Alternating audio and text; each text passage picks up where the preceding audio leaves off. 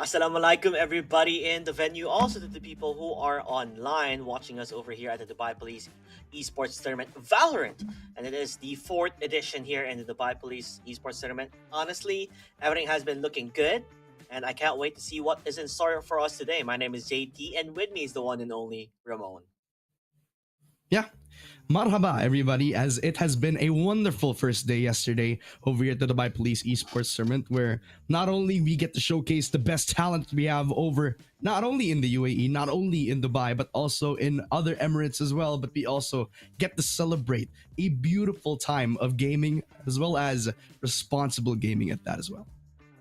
Yeah, never forget everybody to maintain awareness to achieve greatness. At the same time, make sure that you think before you click. There has been an ongoing, I think, still a lot of scams happening with people asking you to vote for them or like, can you join this Discord servers? And then somehow, some way, when you click on those pesky links, you somehow get information and take control of your account. So you got to be very, very careful.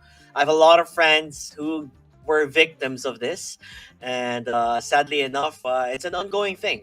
So everyone has to be careful and make sure that be smart about it. So as we are going to continue on today, Ramon, what are you expecting to happen for this day number 2?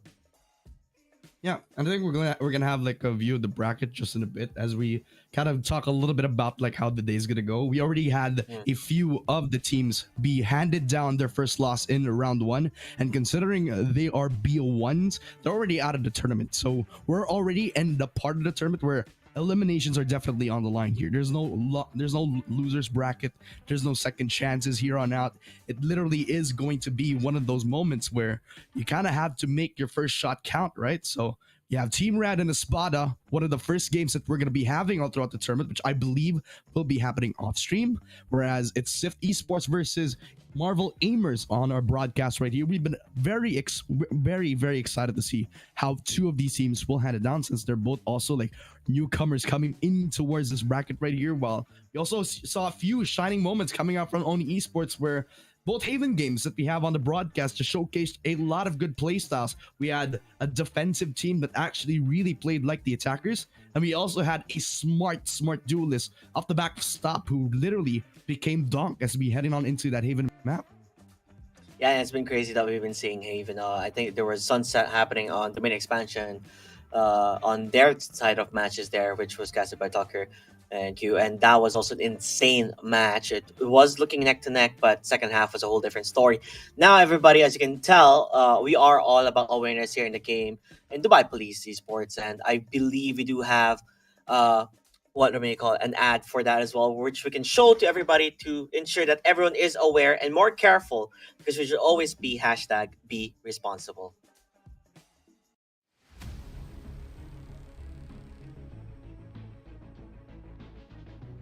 في عالم الألعاب الإلكترونية التواصل ممتع، لكن ليس كل من يظهر صديقاً هو كذلك بالفعل.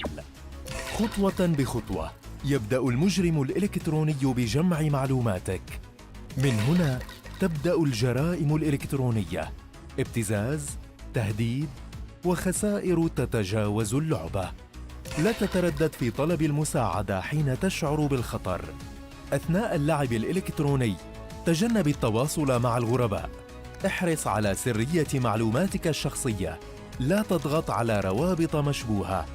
بلغ عبر منصة البلاغات الإلكترونية كرايم التابعة لشرطة دبي. سلامتك الرقمية تبدأ بخطوة بسيطة. كن واعياً. And there you have it, ladies and gentlemen. If you want to know more and to be aware, you can see our QR code on the bottom right. I believe Ramon is on top of it. Yep, over there. Yes.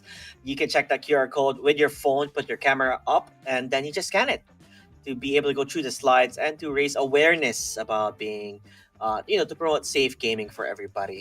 Now, with that said, Ramon, when I checked the brackets, when I saw even names that we know in the heart of UAE or Dubai, who has been joining quite a lot, the nation actually lost a cup up against Sift Esports. Which, by the way, today's game we are going to be talking about Sift Esports versus Marvel Aimers, and Yeah, It went 7-13 into the side of Safety Sports.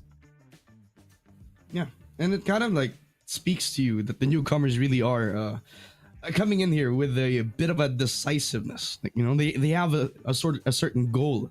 Like literally, our 50,000 AED literally is the one thing that they're trying to fight up for. Plus, thing that we have to also talked about is that experience doesn't really mean anything, considering that these newcomers or the players that are already have been eliminated from this tournament, they already know the environment of the Dubai Police Esports Tournament, but it just keeps getting bigger and bigger. The scene becomes a little bit more evolved, exposing it to different teams, more cultures, just giving a lot more room for newcomers to actually shine, which became the opportunity for them to take over in that day one experience. Like, if you look at the whole bracket, everybody stomped everybody else out of the competition. So it just speaks to you that these newcomers really are not to be messed with. Yeah, new faces, new names, and just like you said it, man, it's super cool to see that every Dubai Police Esports Tournament has always been a different experience. And seeing this edition of Dubai Police Esports, there are so many new names and new teams that we have yet to really uncover, and to see that household names are falling off the tournament in the first round, that's insane. So I can't wait to see on who will prevail in this tournament and who will continue forward until the grand finals, because this is finally going to be a best of three. No more danger in one map. You have to take two if you want to continue on towards the bracket. Yeah, and I think at this point you can't really go back to defaulting on the maps that you're very comfortable in, because now map vetoes are gonna be a thing here. You the other team might actually have done homework on you. They might actually be more prepared than you once we head on into this first map of Sunset. I believe this was played yesterday on one of the broadcasted games, or Tucker and Q actually uh, highlighted the strengths and weaknesses of this map. It's one of those maps that can be defaulty. It's one of those maps where you can put more pressure on the 1-3-1 setup, which a lot of teams actually like to do. And I kind of want to put my emphasis on whoever plays the Sentinel here, because let's be real, the duelists, although they make space, sometimes they have to play up against very pivotal Sentinels, and how they position themselves will be a key factor in how the defense will play out the Sunset map. Yeah, Sunset map has always been a one of kind of a map. I don't know, in personal experience, I'm not really a fan of Sunset, but they have had different changes, right? Towards the map itself. Other than that, judging on it, it's gonna be a best of three. There is a big pool of maps. We have currently Abyss, Ascent, Bind, Haven, Pearl, Split, and Sunset. For you personally, Ramon, is there any map that you would love to see be played here at the Dubai Police Esports Tournament? Now, I'm gonna tell you first what I don't want to see played. I don't want to see Bind being played at all, since considering that's one of the maps that has been the most picked in one of the past Dubai Police Esports tournaments. I think I want to see that map out of the rotation. I kind of want to see a little bit more Pearl, considering this is one of Mm. the fresher maps that has been rotated back into the map pool. A lot of teams would actually have their own ideas. Sometimes they would put a straight default into the first round, but also a fast pivotal B main push is also one of the options that a lot of teams like to point out, which kind of becomes interesting considering that it becomes an aim duel every single time they do that. So Pearl, possibly another Haven, which becomes a bit of a favorite for me, since you kind of see a bit of the clash of play Mm. styles on both teams who want to approach that map. But other than that, I think Sunset makes sense as a first map for me. Well, for me though, although I'm not really a fan of the map alone, but Abyss would be a interesting pull out of the rabbit hat, right? If you're our team, you are a team that is well versed with Abyss. There's not a lot of teams do practice that map because you don't like that map at all. So if you're able to bring it out as your first pick of a map, it could definitely work out in your favor, because honestly, we have never seen Abyss in the history of the Dubai Police Esports Tournament, and hopefully we get to see it happen here if possible. And of course, right in front of you guys, ladies and gentlemen, that is Sift Esports, the monsters who won up against the Nation 13-7. We're not entirely sure which map they played on, but they are a formidable team to be able to continue on towards the second round.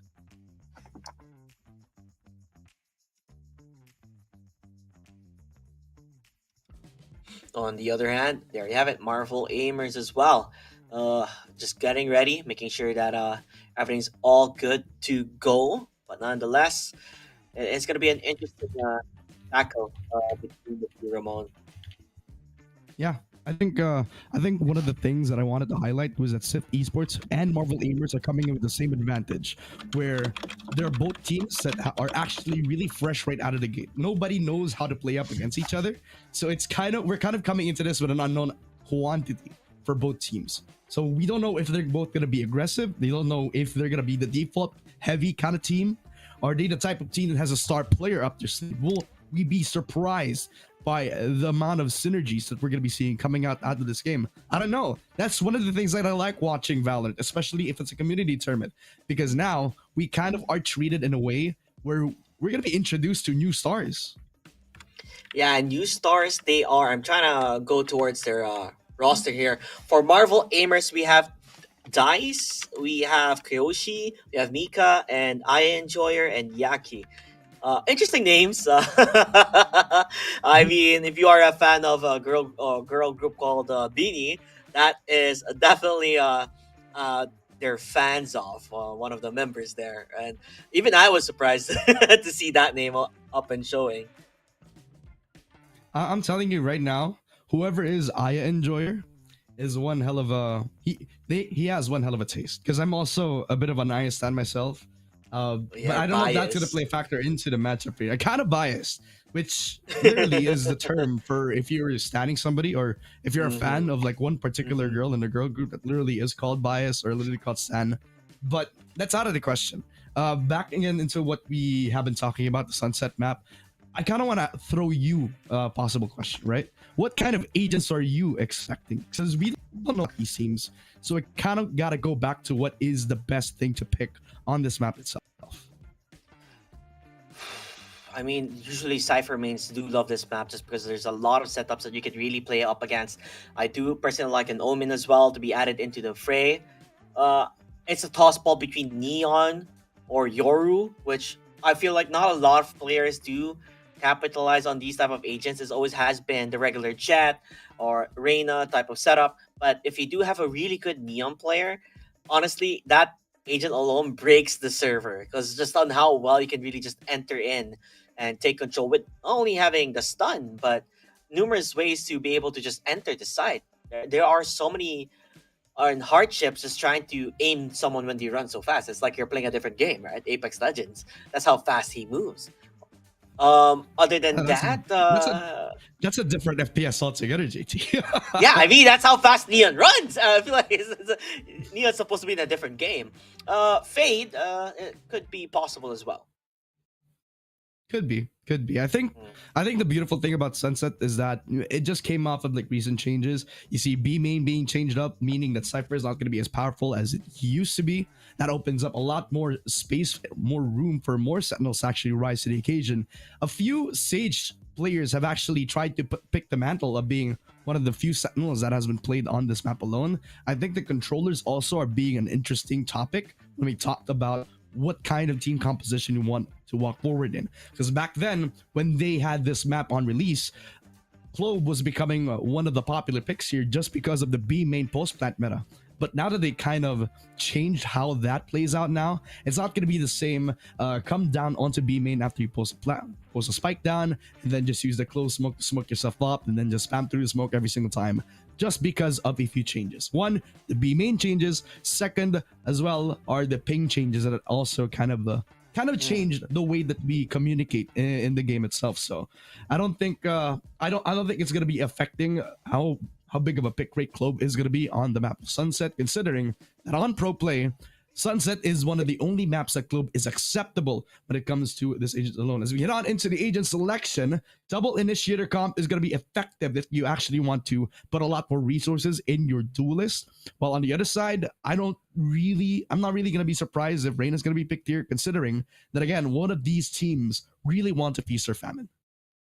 Yeah, Reina is such a player where or agent that you can really dominate even in the 1v5 just because of how well Empress mode really works out in their favor. And finally, we do see the Neon. I do want to know on how they're going to be able to handle it. It's difficult to really counteract the Neon, and surprisingly, there is no going to be Cyphers, probably just because the nerfs that did hit Cypher, because he was indeed broken before the patch, but now things have changed quite a bit. Double duelist setup, Ramon. Double duelist, double initiator, and one smoke. That is an interesting pick, I would say so myself. Meanwhile, the other side of things, it's always going to be the double initiators. They do have this almost same type of lineup, but just a different agent composition. Yeah, I think the idea here is that the defending the site itself is going to be based on proactiveness. It's not going to be where you're going to be playing around your own setup. Literally, there's no hard sentinel. And meaning by that is that there's no traps, there's no things that you have to take care of, no invisible traps that you also have to clear whenever you're trying to go on into the site. The only thing that you have to watch out for are those Sage utilities, right? You got the wall that you can use to try to delay a few amount of seconds, and plus the Sage orbs that kind of slow you down actually also got buffed in a recent patch. So that means when you dash on in, whether you're using a satchel, whether you're using a jet dash or a neon slide, they're both gonna get cut down with their movement. So it will not go too far compared to how it was in the previous patches. So I think the Sage is gonna play a big role into how they're gonna be resetting a lot of their fights. And the fact that they also got the Sky means every time they're gonna try to play for retake. Now, with that said, ladies and gentlemen, we are going to be jumping on towards the game. Oh, different map. It's split. Oh, he got bamboozled. All that tear casting about Sunset. We're not even there, buddy. We're at split. But your give space to. Makes a bit more sense. Around. DJ composition, right? They're gonna be playing faster mode. They're trying to enter towards the side. Oh, the side! He couldn't do a thing! Sift Esports, they're going with a bang. They're able to get the kills already done. The duels are already low as they have the numbers in the site waiting for them to go. They are having the information that they need. Aya Enjoyer gets a double though. Brings it back for the team. 2v3. The sky is low. Azir is just around the corner. Kayoshi as well. Maybe they're gonna set things a bit slow on towards the basing, but around the corner he gets a dig, he gets a kill, he's able to find it. Kayoshi won't even be the one planting the spike as he is the hunter. Instead, from above, Yuji, he's gonna be pretty okay. He is playing with his teammate on contact, going to go for a double swing if possible. And through the box, he knows, he understands, and he gets the kill and as well the defuse. And you can kind of give a lot of effort to the attack because Marvel Aimers, with a nice reset, just taking control of B main, a lot of the situation has dealt onto them where it was a 2v4 and kind of isolated the angles as well, taking care of the Heaven player plus the only anchor on site. But after the post plant, they kind of got separated since it was only planted on that default box. So you can see that there's efforts on trying to take control of that double box. Plus, there was an effort to try to go for the rotate. But in that reality, he kind of got X-Score and Itadori in a position where they could just double peek on. Even though X-Score was kind of late to the fight, the fact that he's alive and well, it was going to be an equal 2v2. And once they killed off one of them, then it was just going to be an easy 2v1 where X-Score, it was a miracle shot over to the double box where I think he just guessed it. Mika and Joy are gonna. I love the movement. You gotta love to see that, but really need to capitalize though. I mean, you do have the movement, but you're not able to find the opening as Sift Esports has a complete hold just because they did win that pistol round. You do have the bonus X score, getting the kill towards Kiyoshi, so that is a Sage done and dusted. You're still trying to test the waters, maybe go towards the B side, and it does look possible because there's nobody really watching from heaven. As Mika Enjoyer taking his sweet time here, Ramon. And I think they're just going to entry on into the site. It's an easy one tap from Dice, though. And the only anchor on in, just making a bit of a cautious attempt out to B site. Mika Enjoyer also peeks on through. That's now going to be the defense trying to fumble on in. But it's a good thing that Karma still has the judge. He's able to deal damage and again with a He's going to jump in. Yeah, he jumps in, but the judge, it's not going to work out. He is already rather low because of that shot. Mika Enjoyer with the triple. This guy got no chill. He's looking for another. X-Score, though, he might be the savior for the team. Do they have what it takes to get the kill? He fought. He's going to hurt himself quite a bit as they are going to stay inside the smoke. This is smart, Ramon, but are they going to look at the right side at the right time? It doesn't seem so. He's clearing the side, getting the information, jumps in. Oh, the overheal. It's going to be okay. But the shot from Dice as he picks up a gun. Thrifty round for Marvel Aimers. with Mika Enjoyer really setting up the pace for the team alone. And if I'm not mistaken, Mika Enjoyer and Dice being the only two callers for the team, getting the triple kill again with the entry. Both sheriffs on the team making noise inside that B main extremity, just surprising them yet again. And that was after Sift Esports doing their best work, just huddling up on their own default positions. Long range chaps from the garden would have been enough to actually neutralize that A main extremity. But after the fact, once they got the reset, that B main control from Marvel Aimers was the big win con that really did set the pace for this game. And the pacing is really good now for the side of Marvel Aimers, just because of how well they're able to get those frags as they did get that bonus. Woyan, Mika Enjoyer just around the corner, gets a shot, and there you have it, done and dusted. Triple kills for Mika Enjoyer. This guy, he's on the breeze. Just how well he has been playing, Ramon. This guy, I don't know, someone with like really good aim and movement, it's so hard to play up against. Yeah, I gotta agree, man. And it's the final cherry on top for them. Mika Enjoyer is taking care of business. 3 kills for him back to back. Already on the eco, he's feeling himself, and on the buy round, he is definitely on one. In a 2-1, you really want to supply a lot more confidence in his Neon, because he's the one who is not only supporting the team with him taking the space, but he's also the one trying to take the frags for the squad as well. Dash on in yet again from Mika Enjoyer, as he is going to be an easy entry on towards the B-Heaven position. Man, even I got lost with what on earth was happening. Still though, I Enjoyer and Koyaki being to get killed towards 2-Fun. As they are taking control of mid, this is what they've always been up to. Being able to take that mid control has been a thorn in the side of Sift Esports, and they can't even really get out of vents as much as possible as they want to. But the wraparound, Remo, there is a wraparound happening on the side of Sift Esports, but they're gonna dodge a bullet. They're gonna dodge a bullet because the moment they go for the push, they're already moving. But guess who's around the corner? If they go towards this way, X-Core is there with Empress mode. This could be massive. This could be big if they line up. They do! Triple kill on the side of X-Core. And oh boy, the man, the myth, the legend, they all fall down in a row. That is one hell of a decision to make right here, because they did not decide to actually go in towards that B side after they got Heaven control. And it would have been a perfect time for them to actually take control of that B side, since Yuji decided to wrap around towards the mid side. But because they had no info, because they had no certainty around what could happen towards that B side itself, the fact that they took CT without that much info utility at all was a ballsy attempt. Marvel Aimers to be able to lose out on the gunfight itself. Mika Enjoyer, that's the entry on into the site yet again. A beautiful spray towards the smoke yet again, and the breach not going to be able to contribute anything. It's an early 4v5 just because of that. Yeah, they got that wall towards A Heaven, which makes it a bit much harder for them to really just enter towards the side. This will lessen the worries on which angles that they're going to be coming from. The Prowler already being there. Oh, they do have a showstopper. Will it land? Will it hit? Yes, it will. But right there at the corner, they're able to trade things off. X-Core and 2-Fun as well. Answer is back. Omen with the TP. Didn't work on his favorite. Kiyoshi will fall down as well. Sift Esports taking control back again. And it's been a constant tug of war, a struggle between each other. It's a push and a pull, and we still have no really clear winners so far, as it's been neck to neck here, Ramon. Yeah, and this is kind of what I expected as we delve ourselves back into the bracket, right? Like, we're done with round 1. We're back into a scenario where all of the teams are now kind of evenly matched. Now we kind of see the strength coming in from the double duelist comp, where they're not afraid to take fights. Even though it was a quick spray down from Mika Enjoyer that started it all, the fact that X-Core was able to get themselves back on Heaven without that much contestment at all, it's giving 2 easy fights to actually take control of the fight itself.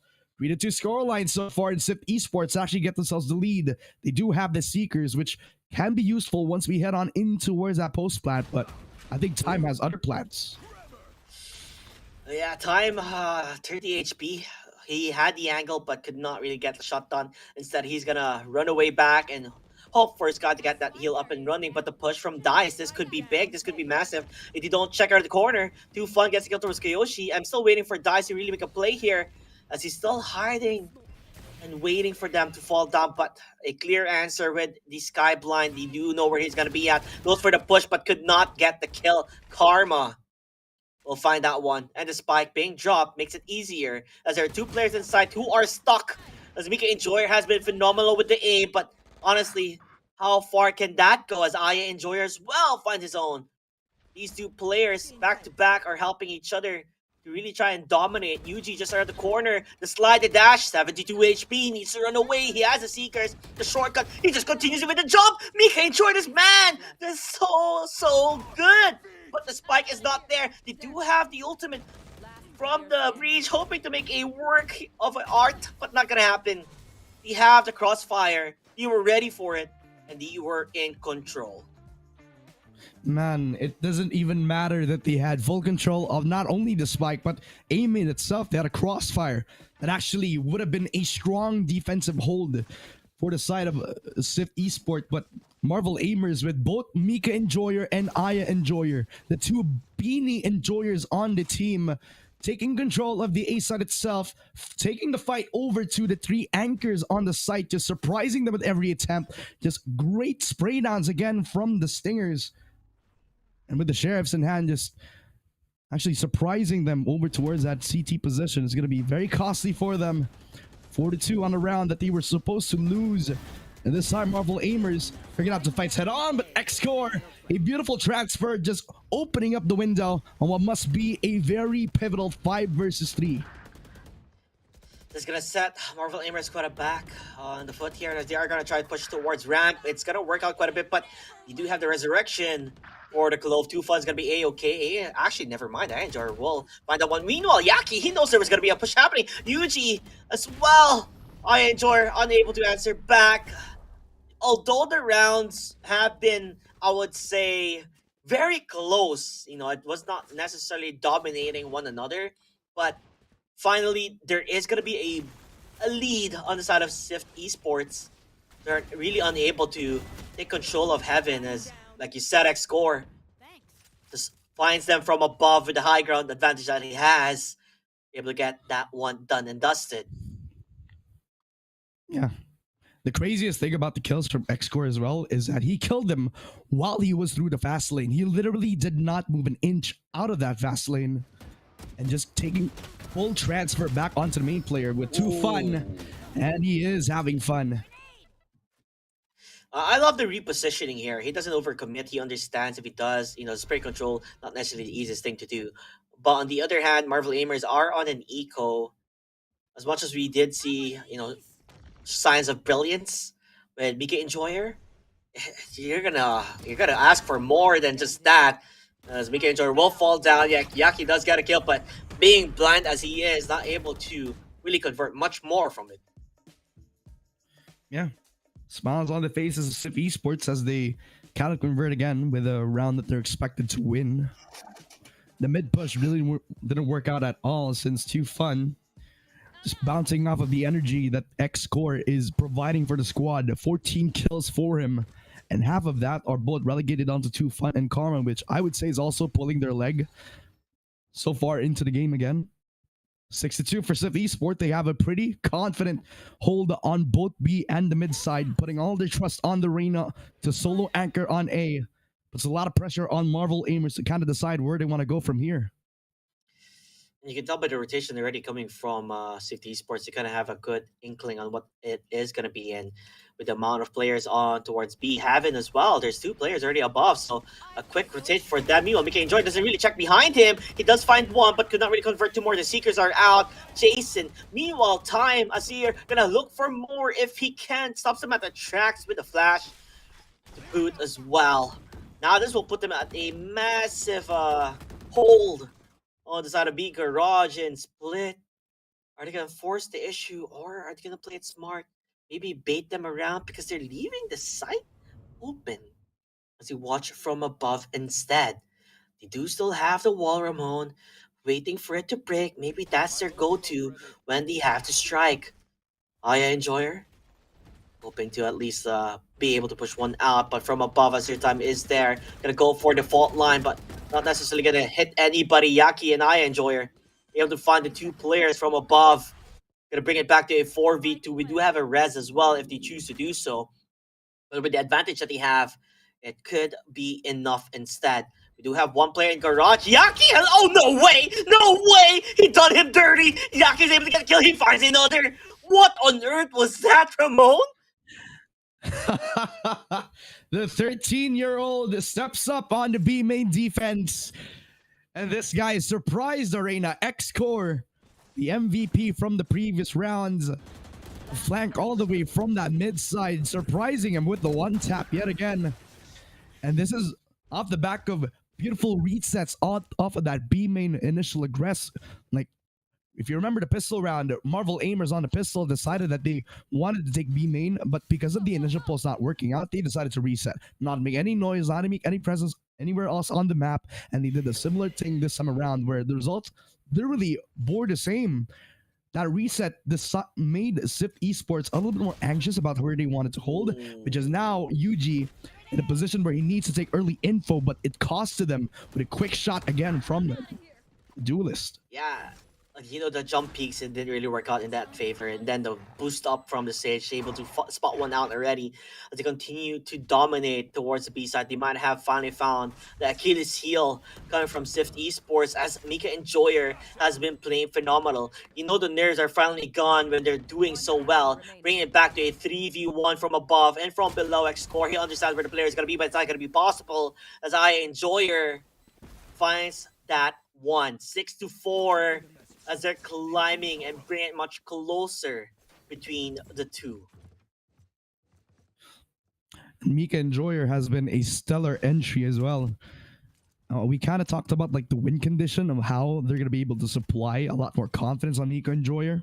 It's from these two initiators that they had. And I think the communication has been on point still, since Aya has been putting the breach stun on a really good position where Mika can actually dodge away from that, takes his face head on, take the anchor over to the B site, and has gotten a pretty seamless attempt at taking the entry. And Karma is going to get surprised by Aya Enjoyer. Now that's a beautiful frag from the breach. That was pretty big as well. He wanted to play a bit cheeky, but didn't really work out in his favor. Meek Enjoy knows where the following player is going to be. That's Dufan, who's going to try and hide towards the corner, but the decay will stop them instead at their tracks. They do lose their smoke, Ramon. Yaki will fall down, the youngling. He did want to go for a majestic play, but this time around, not going to happen. Dice gets a lot of information too, as he's able to check where in heaven, if there is going to be a player. Yuji has to step back, go towards vents if he can. Goes for a pop flash, but I don't think it's going to be enough. They are in control. X-Core, though, goes for the heal just around the corner. That's where Dice and Co is going to be. They're not necessarily in the site yet, as they are stuck from above. What? They went for the play, but no one was there, Ramon. Nonetheless, though, the shots have been fired. Dice as well. Oh, could have been massive. But not going to happen today. That is really unfortunate, because then that would have been a beautiful rolling thunder off of the heaven push. But the fact is that Marvel aimers had a pretty nice post plan, although it didn't matter since they were split up where they weren't going to be affected by the rolling thunder. They weren't going to be affected by the breach ult itself, where Sith Esports, they would have been in an awkward position since they were caught in the crossfire. But once Too Fun had dropped in from heaven, he was able to actually read the situation. It was just one player over at the A main side plus two players on screens. Once the transfer did work out, it was going to be falling down on the side of Marvel aimers. 7-4 scoreline so far. They do have 4 ultis. And with 4 people on the A side, Yuji is going to be in a lot of trouble. This is the moment for them to strike with the ultimates currently up and running. We do still have the res as well, so Mika Enjoy can continue to play as aggressive as he wants to be. But they're playing a bit more slower, and a good read, by the way, coming from the side of Sift Esports, having as much players as possible.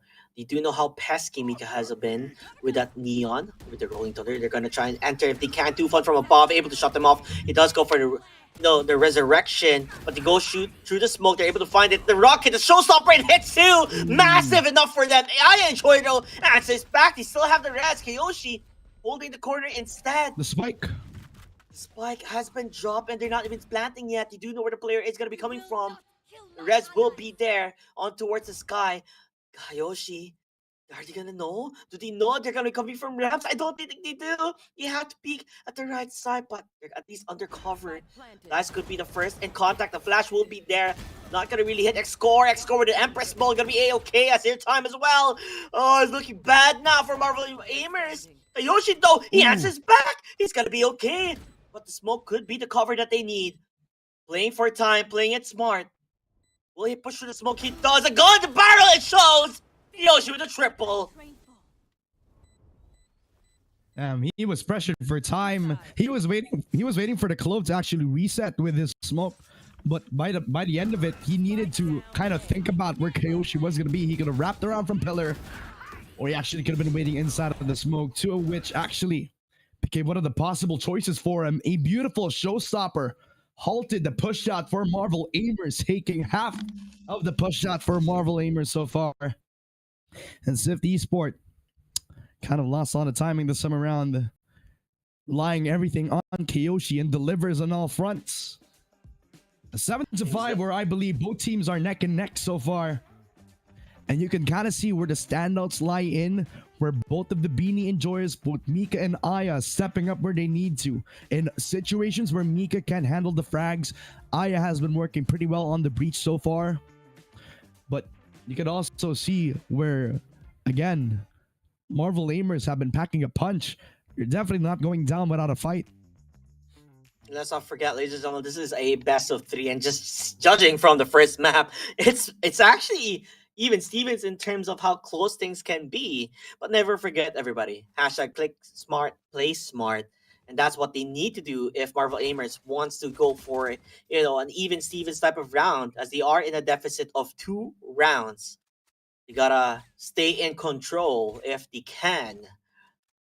So it's now as a matter of time. In terms of defense, Ramon, what can you say in the side of Marvel Aimers? I guess the stage does bring quite a lot compared to the side of Swift Esports, don't they? They do, especially if they put the early wall down, then it can kind of get some info on how many people are going to be shooting that wall. That's 1 ghost, that's 2. And because of that jump peak, the stage confirms at least 2 players on A main, which kind of puts the defense on a proactive position. Ooh. They played aggressive. Yuji did get tagged down quite a bit. Actually, 22 HP. Mika Enjoyer, though, lining up, hoping to get a headshot quickly. The stun, it will be there, but it doesn't land. He goes for the push instead. He does have the dash. He answers in, but right into the crossover of Karma. Maybe just too aggressive there, buddy. And from above, that's where X-Score is going to be at. Yaki able to at least get 1, but will be found out. Could not really run away from it. Going to be a 3-on-2 here. Swift Esports are on the driving edge of this. Kyoshi just around the corner. With that classic. Oh, he does spot 1 player down, but he's gonna get found out. He dinks 1.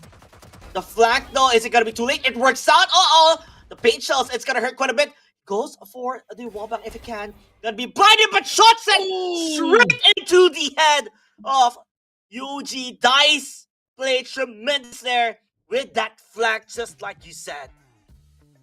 Oh man, and we've been so focused on the side itself that the demon comes in from B main.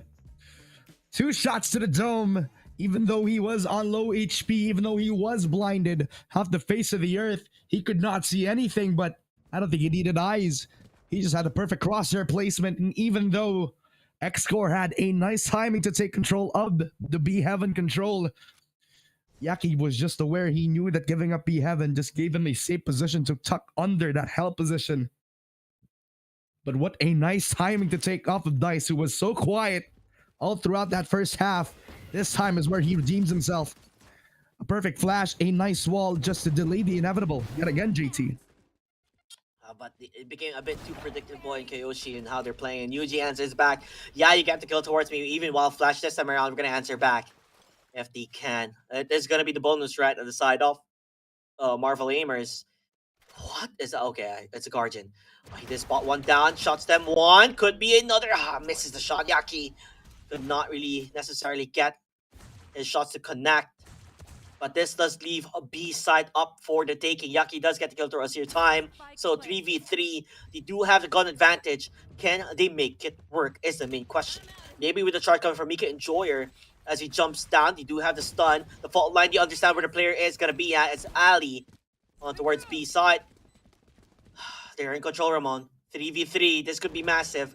Goes for the fake, defuse, Yaki gets one, X score falls down. And there's only one player remaining, and Mika Enjoyer takes that one then. Yep. And this is kind of the problem for Marvel Enjoyers, even though they kind of win the round entirely just because of those frags, is that you kind of can see a bit of tendencies for the over-rotation to actually happen for them. Which kind of became also the weakness for SIP Esport when they were on the CT side. Nice shots again from Yuji. And this kind of tells you that the talent is there. The potential is still present on the attacking side of SIP Esport. But now they kind of have to play off of their buy round this time around. X-Score on 21 kills. He's going to have to become the star of the show if he wants to put more resources on the attack itself. As we come into this third round of the second half, they put all their trust on Kyoshi. And because of this wall, they can just full force focus on either the mid side or B, where they have a 4-man flank coming in towards the B main expansion. This is so interesting. This is some next leg of play if they're going to be able to spot one out there. It's going to be a first player will be found. Around the corner, Yuji, he's able to spot it. Yeah, they do. They have the number advantage there. As the answer back, Sefcore will also fall down. That could be massive. Oh, they're going to try and run away. Yaki with two. Yaki with two. Looking for more. 3v2. And just look around the corner. From behind, from above. That is where Sage is going to be at. Dufon gets one. Hides in the smoke. But yeah, Kyoshi, he gets the kill. Looks for their corner. Dufon will get tagged quite a bit. No overheal anymore. 36. He has to make it work. He plays the ring around the Rosie, but gets found out by Kyoshi. Will not take the bait, and will probably have the defuse, right? Yep, I believe so. And I believe that was also their bonus round as well. So, converted 3 rounds in a row, which was the win con for Marvel Aimers. Would have been a beautiful smoke for Yaki. Too fun. A little too aggressive to take control of the double kill. Peeks out of the smoke, just surprises the last 2 players. But again, it becomes a question for Marvel Aimers if they're going to keep this consistency back up. It looks like they have 4 rounds in a row, starting where they need to go on from their last win on the first half so far. And momentum definitely on their side. And if you look at SIP Esports, they don't have the best economy moving forward. And again, Kyoshi able to spot one down. Mika and Jor. Oh, what? X-Core? He does not need a teammate on that one. He's able to at least get those kills and get those frags. So that's going to be a freebie. Meanwhile, on the other side of things, they are going to go rotate towards the ace side instead.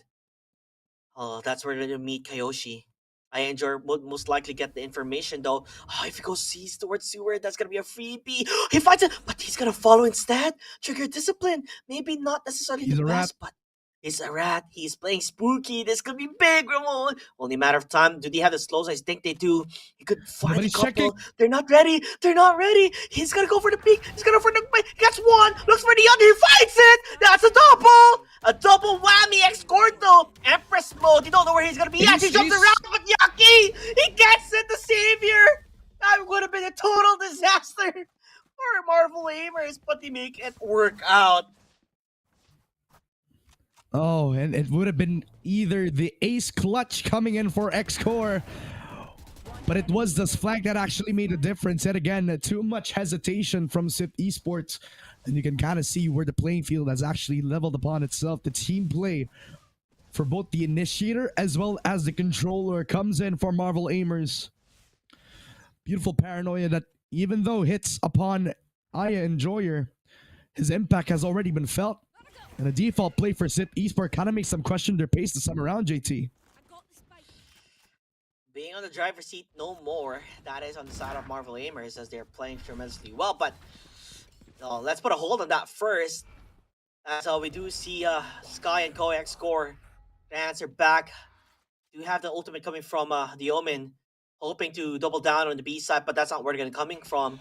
Kyoshi will be the first in contact towards the A side. Gonna hide towards the pillars as much as he can. The slow, like you talked about, Ramon, it does wonders for them. Oh no, he went for the paint shells. Kyoshi will fall down, but at least gets one before he does die. Let's see how well can Marvel Aimers actually answers back with Mika Enjoyer on the charge, able to get one down. The prowls are out. X-Score will be blinded. But Two Fun answers back, gets a kill towards Yaki, so that Smoker is gonna be gone. Mika Enjoyer just around the corner. He do have a good placement. Mika Enjoyer, what? The 180? He finds it and he's looking for more. The guy is crazy, but he's the only one remaining. What can he do when he's up against two? Gonna go for the swing, goes for the dash, not able to find it, gonna go for the double peek, and could have been massive, but only able to find one more. Yuji will be getting the shot down on towards that. As it's currently 9-8. Economy-wise, it's not as good as you want it to be in the side of Marvel Aimers. And a nice dash for Mika Enjoyer as well. The thing about this, though, is that Yuji was playing tucked into a corner. He's not going to get peeked on by the neon itself. It was as close as that, ladies and gentlemen. 8-9. In a position where Marvel Aimers could have actually gotten double digits. Now they're going to huddle up together. Play on the 4-1 split. It's an this is big defense on the ace side, but it's a showstopper. Oh, they wanted to go for a crazy play there because they've known their positioning has always been towards the ace side. Now a quick rotation, a lot of footsteps towards sewer, so that's giving them a good indication on where they're going to be pushing on, and the eyes get towards the B side. And there's nobody there. It's a freebie. Omen could be the first in contact though. It's just around the corner. Yaki, he goes for another play instead. We'll push towards the alleyway as too fun. Goes for the smoke, hides inside, which could be big. Oh wait a second. They passed around each other. Kayoshi, he finds the kill, but he will be resurrected. Yuji finds where Yaki is as well, and there I think that's gonna be it, Ramon. There's no way I Enjoy is gonna take this one out. Yep. And the reason why they also huddle up together on that aim in extremity was just because of the fact that they do not have the weaponry to actually fight them off in the default positions, right? So, no surprise there. Plus, the rotation up for SIP Esports was as decisive as ever. The thing that you're looking out for in the split map, a map where the pace doesn't really dictate how this game's going to go, but it's all on how timing's going to work out for them. And timing for them, because Marvel Aimers had an open B site, and I don't think SIP Esports even realized that. It's almost like they lost their footing in this match right now, as SIP Esports have finally cracked the code. They understand on where they're going to be placed at. They understand where they have been going for. This time around, though, they are going to play slow. Going to push towards a B side instead, but Dice answers back. He gets two massive kills, and as well as Yaki getting the kill towards Karma. Numbers are gone, and there's only two players in a span of a few seconds, Ramon. In a span of a few seconds, two players remain, and this could be massive. Yuji, hello! He misses the shot. Not necessarily what he wanted to happen, but still, Spike will drop in towards Mail. So they do understand where the players are going to be going for as they double down on this. They have the flash, they have the rolling thunder if they choose to do so. They have the shots, and I Enjoy finds a kill towards Too Fun. Now from below, that is where the attack is going to be yet, but Mika Enjoy just pushes in. As another one does bite the dust. 10-9, Ramon, and boy, has this match been super, super close. Absolutely right. And you kind of see the step up come in for Dice, who literally is taking it towards that B male extremity, right? Two quick kills from the sky. You also got a bit of some control over events just because the spike dropped on that same vicinity, which became a big detriment to the SIP Esports squad. Even though X-Core has been carrying through the fights, if he cannot be carried through with utility, then the male position is going to be a huge choke point. Whoever pushes onto them, they have a 9-10.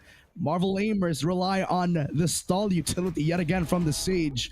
And B-Male with Dice holding it as the Guardian, taking control of X-Core, knocking it down as the first blood yet again. This guy has been unstoppable on defending that, side alone. Meanwhile, as your time is able to at least get Mika Enjoyer, he has been a thorn at their backs whenever he gets to play the way he has been playing. This time around, there's going to be a lot of information. They're running towards sewer, so they understand it could be an A hit. The smokes will be there. Kyoshi will be the first in contact. He misses the shot. That could be it, but he finds 2 instead. Could be 3. Yaki gets karma, and that might be it. 3v1. What can you do as your time? He does have his ultimate, but will it really matter? Fault line will be used, but you have an understanding, an inkling on where he's gonna be, and Yaki will answer back. The defenders, they've been doing good, as Marvel aimers are all smiles around. He had a shaky start, but not this time around. And they're not even over rotating this time around. They're just holding their own default positions. You see Dice having a stronghold over towards B male just from his presence alone, while you also have Kiyoshi, or Kaoshi rather, who's been having a pretty good field day over at that A main, whether he's around A main or over at that ramp side. Bit of hesitancy coming up from Sip Esports, getting punished every single time. Karma gonna go for a jump, but he's gonna get slowed down. I mean, you talked about it, right? When you get slowed, even with your satchels, it's not really gonna work out in your favor. Kiyoshi answers back again, finds Yuji, and the spike has been dropped. This is looking very bad for them. Even through the smoke, they understand where we're gonna be at, and they're looking for more. Yaki gets 2, and that could be the danger time in the side of esports, because we are at match point, ladies and gentlemen.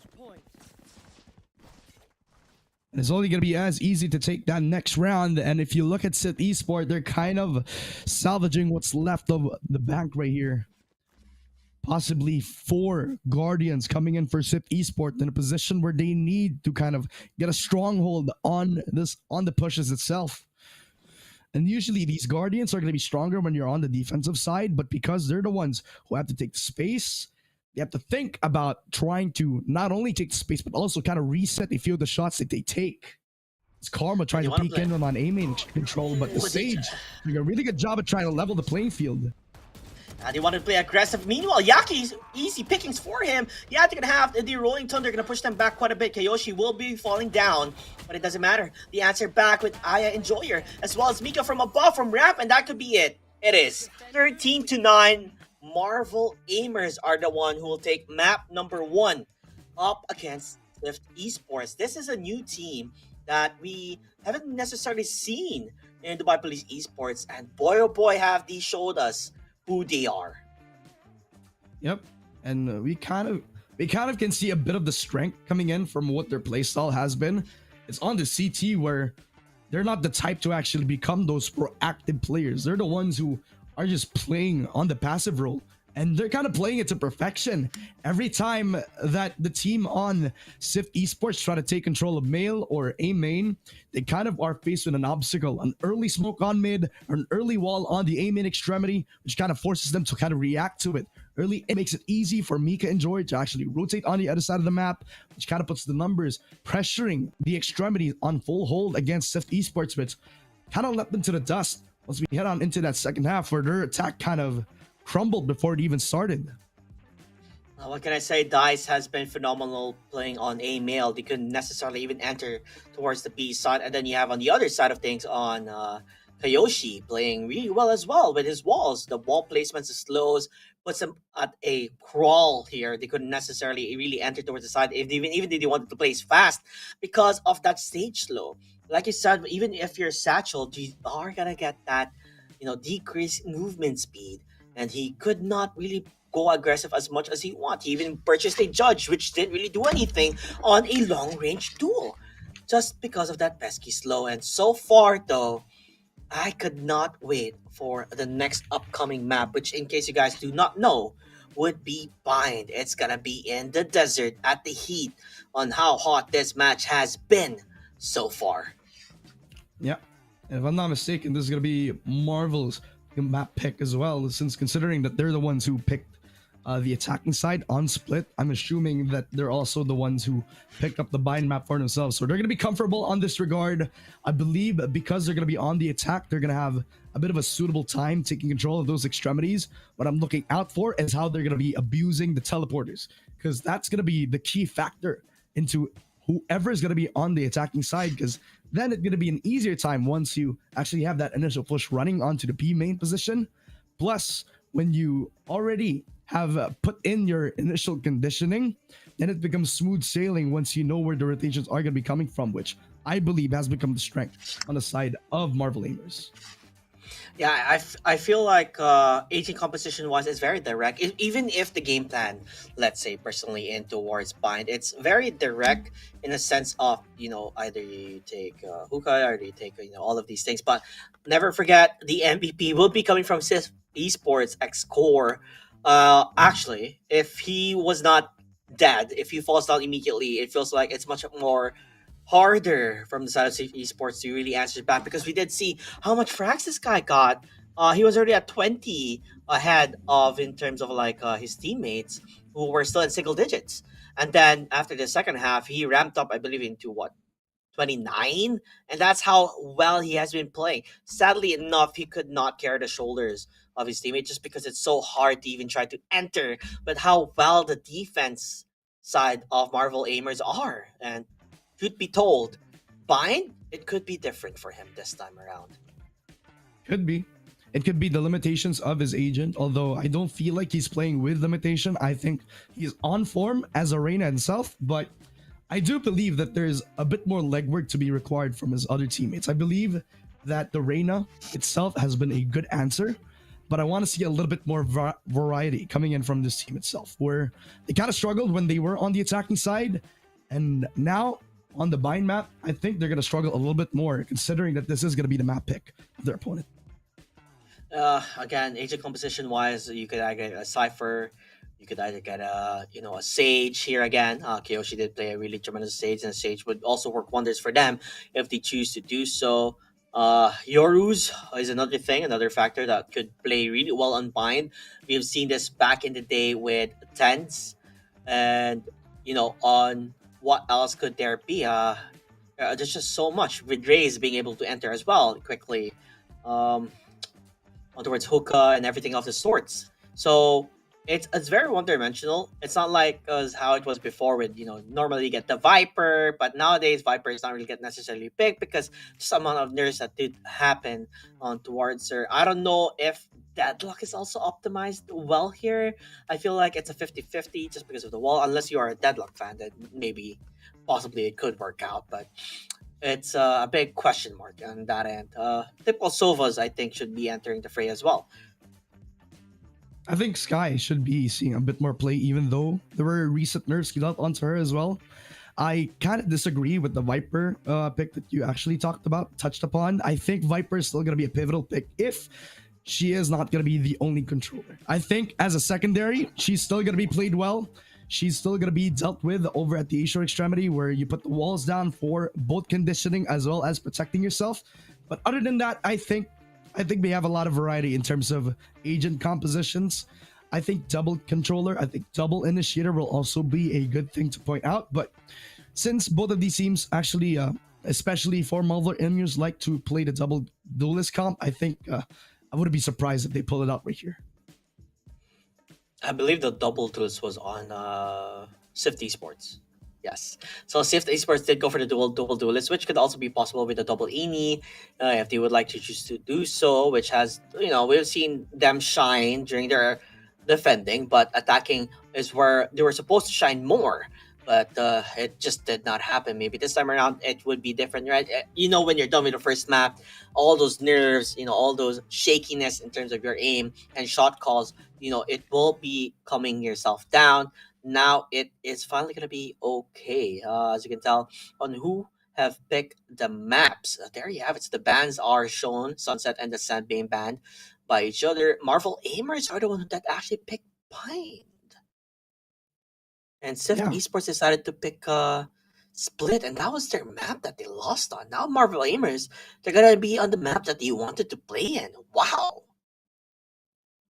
Yeah, no, I mean, considering that they're also coming up pretty hot from how well they're able to defend the site on that split map, I think it's going to be a huge contrast to how they're going to be performing or how they're going to be positioning themselves now. Since if you look at it, since they are going to be starting as the attacking side on Bind, which is also how they did start on that first map, I think they're going to be comfortable. I think a huge question mark for them is what kind of team composition they're going to be coming into this next map. Because I think Bind, again, has a lot of variety. And if they're going to pick up that Deadlock as their only sentinel, it's either going to be vulnerable for him, or I think it's also going to be a strong pick considering if the rush comes in again for the SIP esports squad. I think that's going to be a big counter to them. But I think Biden's going to be an interesting map nonetheless. 100%, it's gonna be interesting. I could not wait for the players to get ready to be able to join in the fun. In case you guys don't know, this is the Dubai Police Esports Tournament. It is currently happening at the Dubai Officers Club at Al Jadaf with a 50,000 dirham prize pool. That is massive here for the gaming community, especially since we have a lack of big Valorant tournaments here in Dubai. So kudos to Dubai Police Esports Tournament to continuing bringing the gaming community together, not only just in Dubai but also in the other Emirates, because there's a lot of Emirates uh, who are coming just to join in this tournament. Not even that, even a different country, they did fly in just to just play in this tournament as well. So that's just how massive the reach has been, and they have always been a, how do I say this, a forefront, on leading game safety, and that's what I love to see as they do raise awareness. And never forget, everybody, you know, you should always, always, always maintain awareness and to achieve greatness. Hashtag be responsible and ensure that you guys check out the awareness program underneath Mr. Ramon. Yep, that's where you can put up your camera, scan it on, and go through the slides so that, we can raise awareness to one another to make it possible that we don't get scammed, and also to understand that there should be a proper balance between gaming and other responsibilities. You can't necessarily just be gaming all the time. You have to eat, you have to talk to, to socialize with your family, or just typical work other than that. Yeah, and I think a good story for me to tell personally is that I've been gaming for long hours. Usually play around 12 to 14 hours, which kind of is a bad form as I grow older, as it actually also affects my own personal health. So I think it's a good campaign to actually just keep talking about this, that we should game in moderation. We should also put limits on how long we should also be focusing on gaming. So I think it's a good campaign that we are moving forward. Sihan, into that bind map, moderation is not going to be the name of the game this time around. I think all out aggress and plan Bs where teleporters are present on this map will be upheld this time around, ladies and gentlemen, as I do believe that Marvel Aimers have an opportunity to claim 2-0 into this if they still retain that strong defense that we saw from them in the split map.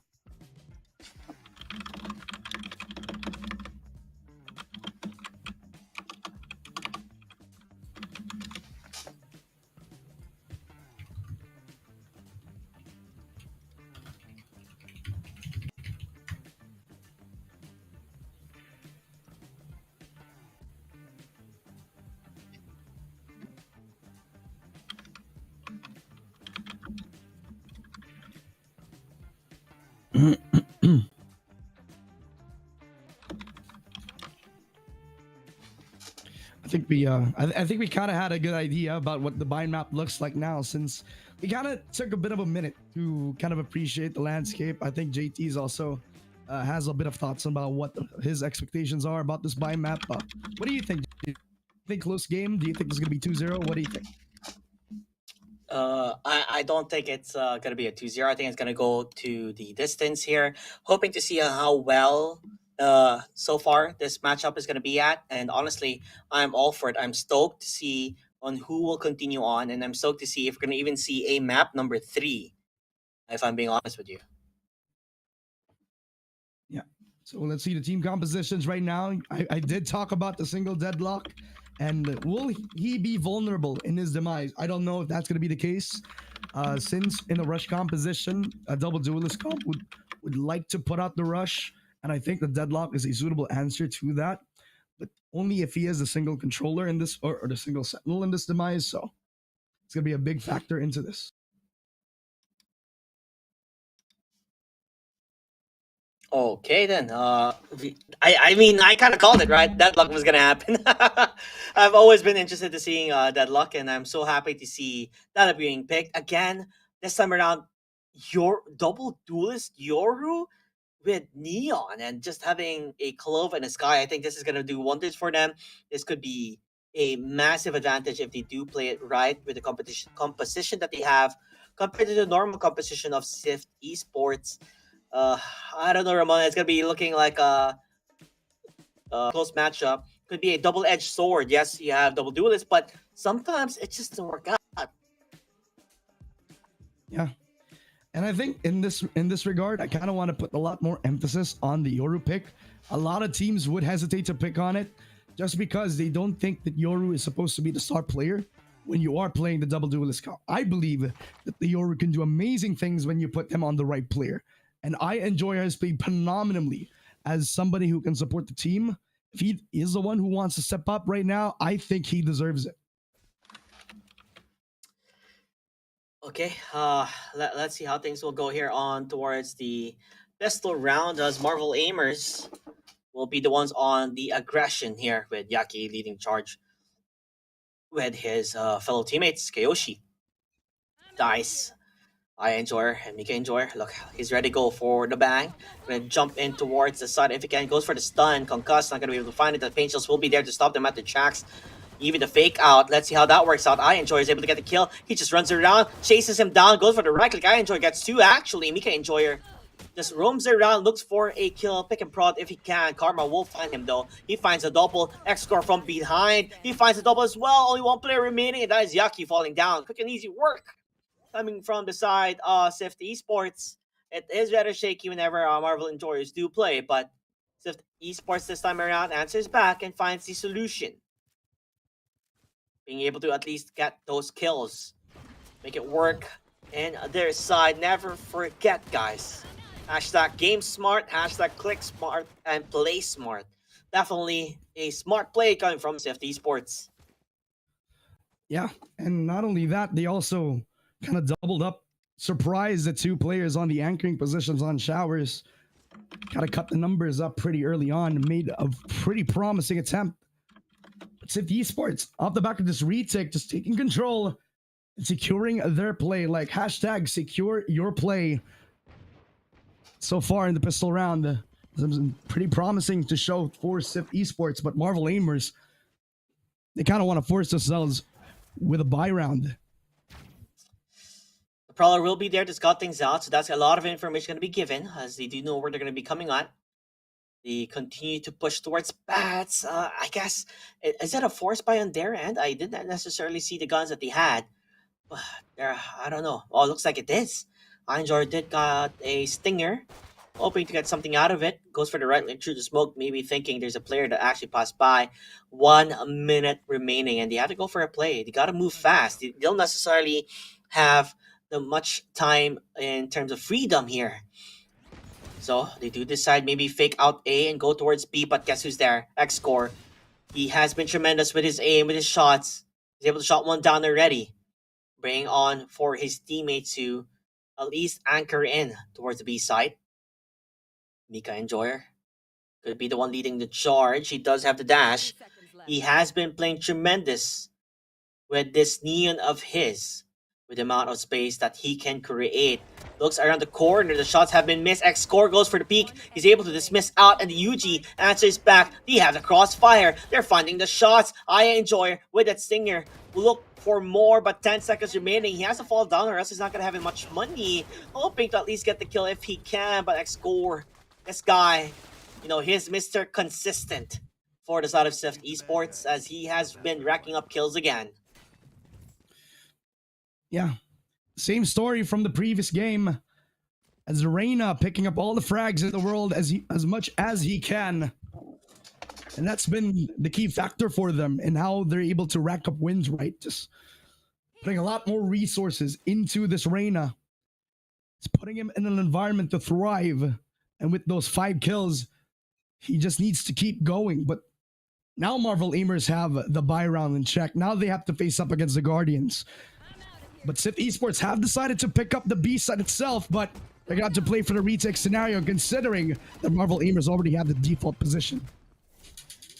Okay, this time around, did you know there's a play from above? Too fun. Let's be a bit more careful. A pixel perfect shot could be the difference if they go for the peak, but Neon, making sure it's going to be much more harder for them to spot them out. They're just hiding around the corner. Tufan will be able to at least get one with a Guardian shot. Kyoshi answers back with the smoke player, getting the kill towards Karma. Next score. You know, that pesky wall has been a big trouble for them. Mika Enjoyer getting the kill towards this here time. Even goes for the stun, hoping to find next score as they all fall down with tremendous placements, positioning for Marvel Aimers. And that's the risk of a gamble stack, right? Two sites 50-50, but they put most of their resources on the wrong side of the map, and honestly, I don't fault them for it, considering that it was only a round where they only had the lower guns. It could have gone either way. If they put the same players on the A site, it would have been a different story. But since they gave the space up, it was only a matter of time before the post plant came through. An early plant on the default position, plus a stronghold on A short. They're looking to try to reset B Long in full control of Marvel Aimers. I just love the fact Yaki was just lurking around. He already knew if he goes for the TP, he's going to be found. He's just going to be hiding towards the smoke. Mika Enjoyer just making havoc here. And towards the server. And what? He shot through the smoke. He gets the kill. Okay, Mika Enjoyer will finally fall down though. But still, I don't know if it's luck or RNG, but this has been happening from time to time. He goes for the pop flash. Gets one and only one player remaining on the 1v2. Yes, Kyoshi will be the first one in contact. And he's going to be A-okay as he finds a shot towards Dufun. They're just doing well here for Marvel Aimers as they bring the score back to an even Steven 2-for-2. Now putting their pace as a weapon. Early B long control, and just because X-Core was in a very bad spot, kind of forced him to TP. But that was where Yaki was holding within the realms, just playing within the shadows of that showers position as well. Early 2-2, and that forces SIP Esports to play down in towards their economy yet again.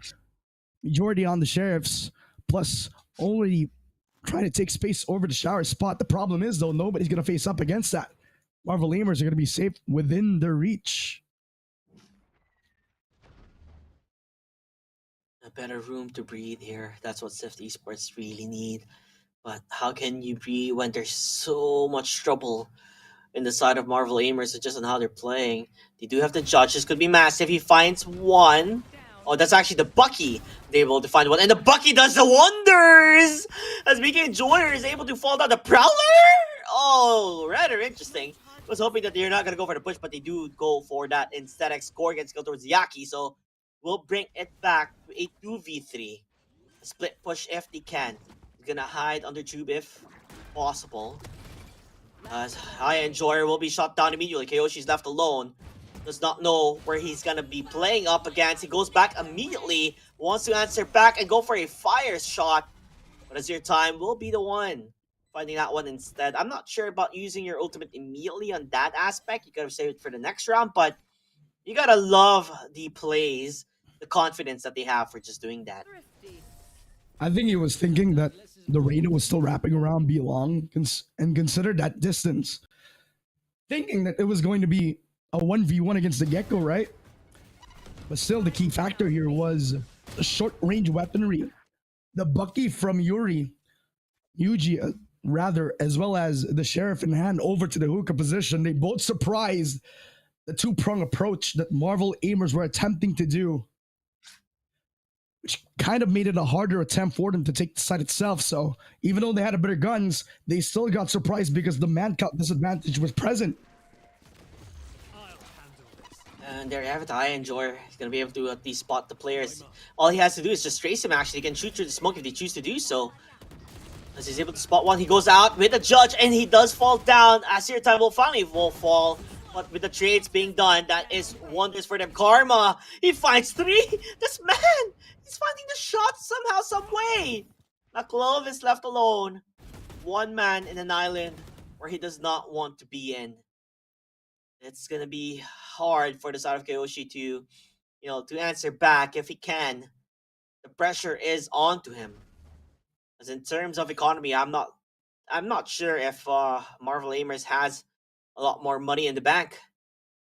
He's gonna try his best to see what he can do, but Karma, look at that man. He has eyes on the prize. waiting for the shots, understanding he's gonna go for a push, gonna go try and get a spike, but he's not biting the bullet yet. That's Kiyoshi. If he finds a kill though, he gets the heal.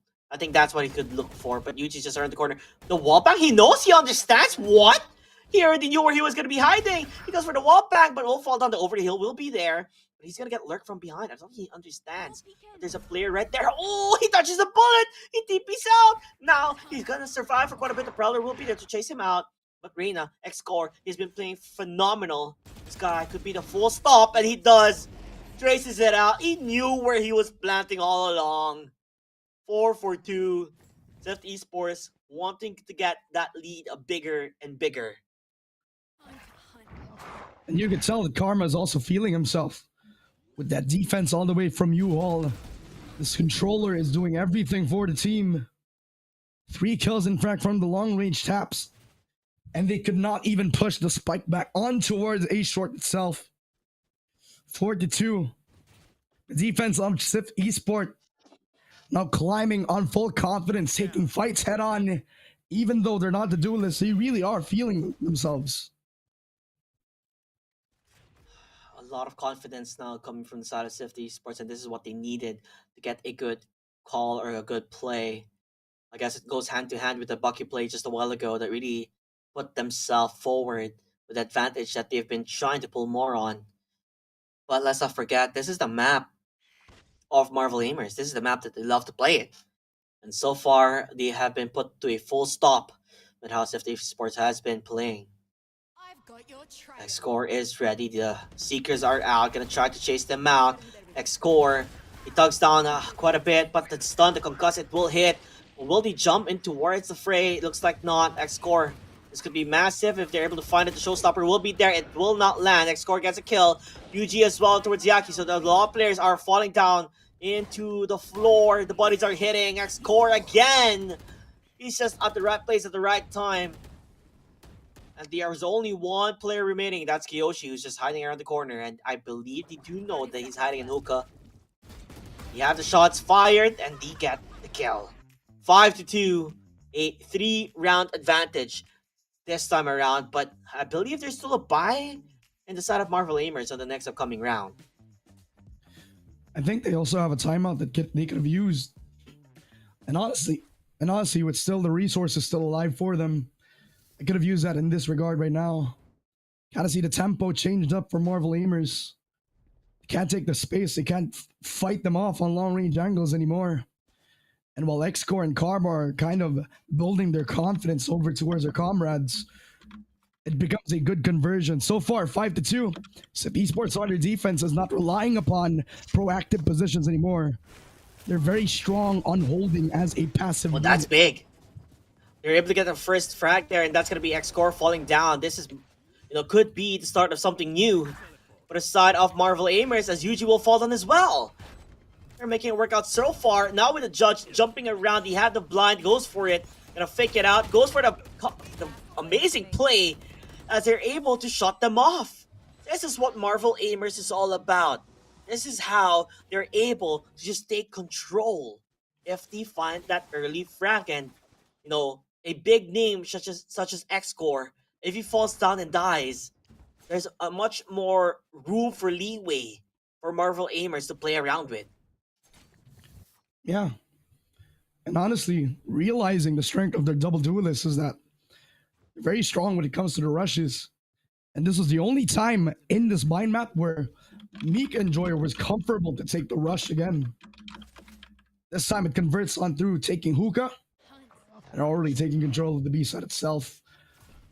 Now it becomes a question of if Marvel Aimers are going to keep going. The confidence, the timing for I Enjoyer, almost like he expects it. They do have a net out towards the backside. Kiyoshi and Yaki are the ones really finding the frags that they need. At least they're able to trade things out. Oh, that was very close for 2 Fun. If the wallbag did hit, and they have the deadlock ultimate, gonna reel one in as they're able to find a lot more players. 2 Fun is left alone in a corner. They're gonna play it smart, or are they gonna play aggressive? They're just picking prodding. 3 ammo though, only remaining. Swaps the gun, and guess what? There's only 3 as well on the barrel of that gun, and he will get killed. Kiyoshi with a wall bang. Unlucky for him. He was looking for a moment to strike, but each gun he was carrying had only 3 bullets left in the barrel as he had to go for a reload. Oh, how unlucky was that one. Well, at the end of the day, Swift Esports, they still have a lead.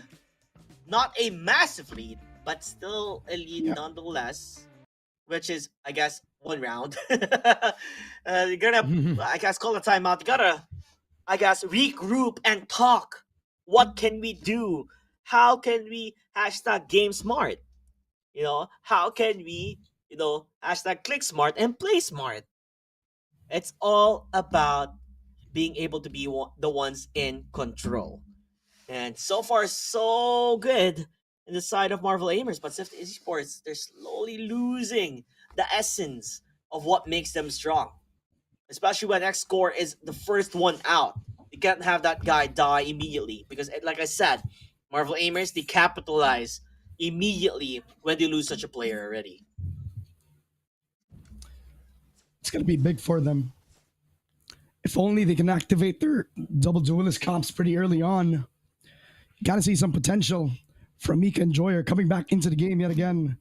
And Kaoshi light upon him to take very, very impactful frags this time around.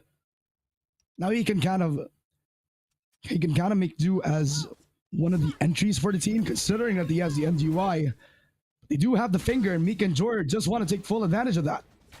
Yeah, I love the electricity coming from those hands. Able to find one, could find two. Mika and Chori is unstoppable. Finds a triple. Oh no, this is a disaster for the side of CV Esports because they're not gonna go towards B side. It's a fake. As the Yoro team is out, he took the bait and they reeled them in. As Marvel Aimers, they are in a site. Unfreaking believable. Swift Esports, what can you do but fall into the master plan coming from Marvel Aimers? That timeout, we hoped that it would work out, but it didn't. But still, Karma and Code are still alive. They could make the magic work, but from behind, that's where Aya is. He pushed over. Oh no, guys as well. The positioning, the plan, the gameplay, they're all up there as they are back to a 5-5. And that's thanks to a timeout too. Remember, I talked about this. They have to use every available resource still available to them. And just of one timeout, Mika and Joyer just comes unglued. Literally 3 kills coming up from the overdrive. And again, this guy has become quite an anchor for the squad. 5-5 again, and Swift Esports, they need to go back and claim a reset for the team. I do want to see a different type of playstyle here, and that is a different playstyle that they're doing with X-Core pushing, but he knew it was coming. Mika and Joy are all smashed around. He understands that they have maybe this on the bag in the first half if they're able to find more. As the entirety of the group of Marvel Aimers, they are on towards the ace side. They're getting ready. Seer time. He finds a shot, but he will fall down immediately. Kayoshi has that ultimate. He comes back. He resurrects. He's alive. He's going for the push. He understands he needs to get the kill, but Karma has the pinpoint precision aim. Finding the shots done. An orbital strike as well to boot. Stop them at the tracks. Push them from afar. And Yuji is on towards the flank. He found it, the pixel, but not enough to convert to a kill. Again, Yaki gonna reel him in. Do you know where he's at from behind? No, he doesn't look! But the reel, it hits! It hits nonetheless! Marvel Aimers! You find it! 6-5. Swift Esports, they are in trouble. And this guy used to be the Omen from the previous game. Showing up big with the deadlock.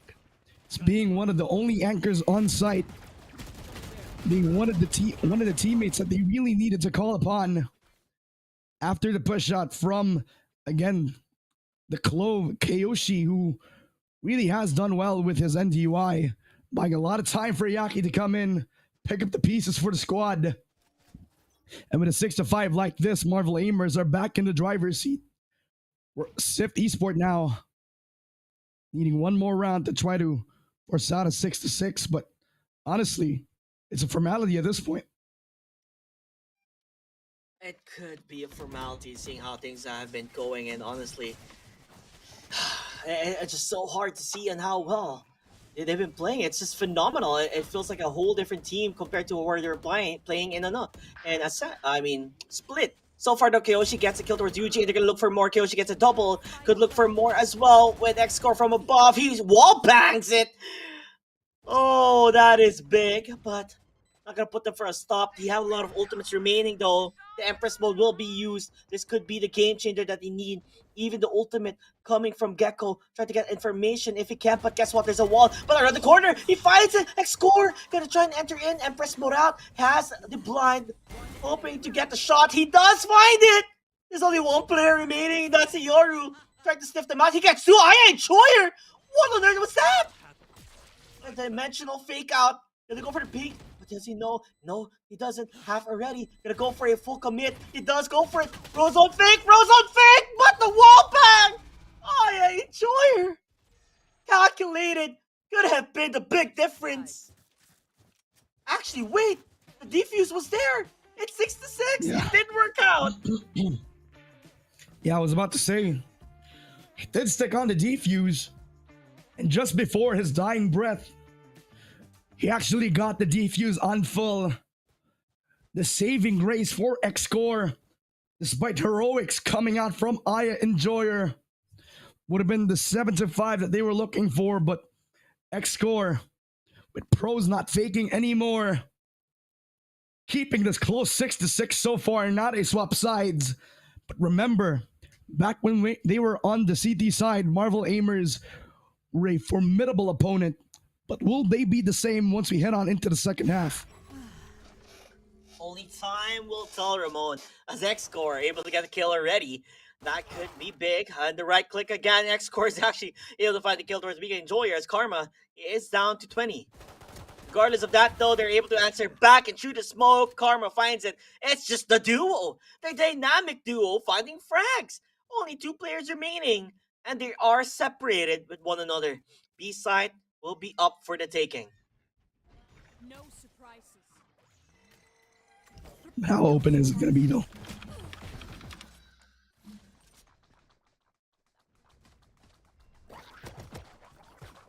And we are back. Safety Esports. Well, on the lead here. And trying to get in control of the things that he can do. The only 2 players remaining are having a difficult time. And seeing what they can do. I do love the way that they are positioned right now. All together. As much as possible. Won't go out. The blind will be there. Maybe push this time around as they all lined up. And the crosshair of 2-1. And a beautiful start for SIP Esports too. Just neutralizing the threat on a short where you can kind of see the attempt from Mika Enjoyer, who really wanted to take space over that Cubby side. But after the reset, they had full decisiveness to take B right after that, leaving Yaki all alone. But unfortunately, the deadlock was not enough.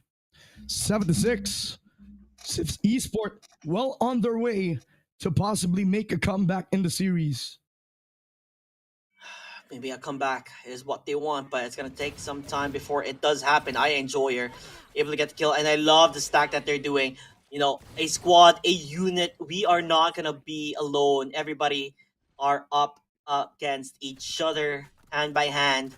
You do know where they're gonna be pushing to, so the molly will be there from Karma. Stop them at the tracks. Even a smoke, I believe, that they would love to put down on. Makes it much more harder for them to even go for the push. So they're just shooting through the smoke, hoping for RNG to work out. And around the corner, they're able to get the kill. I enjoy as well. So things are turning around in their favor. It's going to be a 1 player remaining. And I enjoy your answers back with a triple. Somehow, some way, the bonus round coming from SIFT Esports are just gone. That was their bonus. It's the same problems from the split map, JT. It's the same team that also converted the bonus round. Even on their ecos, they feel deadly. And sometimes the bind map, because of how short range all the weaponry is, the sheriffs could be more than enough. Especially when I Enjoyer and Yaki pulling out heroics like this. A 2K for Yaki, a triple for I Enjoyer as well. And while they also kind of stubbornly take that shower's control, they don't realize that the short-range weaponry from that position is definitely going to benefit the defensive side of Marvel Aimers. Oh, I love the play that they're doing. They're just having some fun pick and prodding on towards Karma. And look at that. That's just it. That's how fast it was, Ramon. It's just a matter of seconds. The game was over. You know, the round was over. Unbelievable how well Marvel Aimers has been playing. But this time around, it is going to be a full-on buy. Okay, coming from Swift Esports. And if this doesn't work out, Ramon, it's going to be detrimental. Not only detrimental, JT, but it's also going to put into question if we are going to force game number 3 on our hands later on. Swift Esports really trying their best to actually put their foot forward. But by Marvel Aimers, really their aim has been the biggest thing so far. And Yaki coming up online, especially with him having the Annihilation. First blood is imminent, but Swift Esports are playing this patiently, at least. I love the fact that Mika Enjoyer has the op. You know, the duelist is holding the angle with an operator already at hand, waiting for them to go for the push. Even repositions and re-looks at a certain angle. Maybe this could be the opening that they need. Too fun. Just around the corner, able to get the kill towards Dice. Understands that the push will be there. But like I said, Mika Enjoyer already at an angle, understood where they're going to be pushing at. And what? Enjoyer finds 2 through the smoke at that.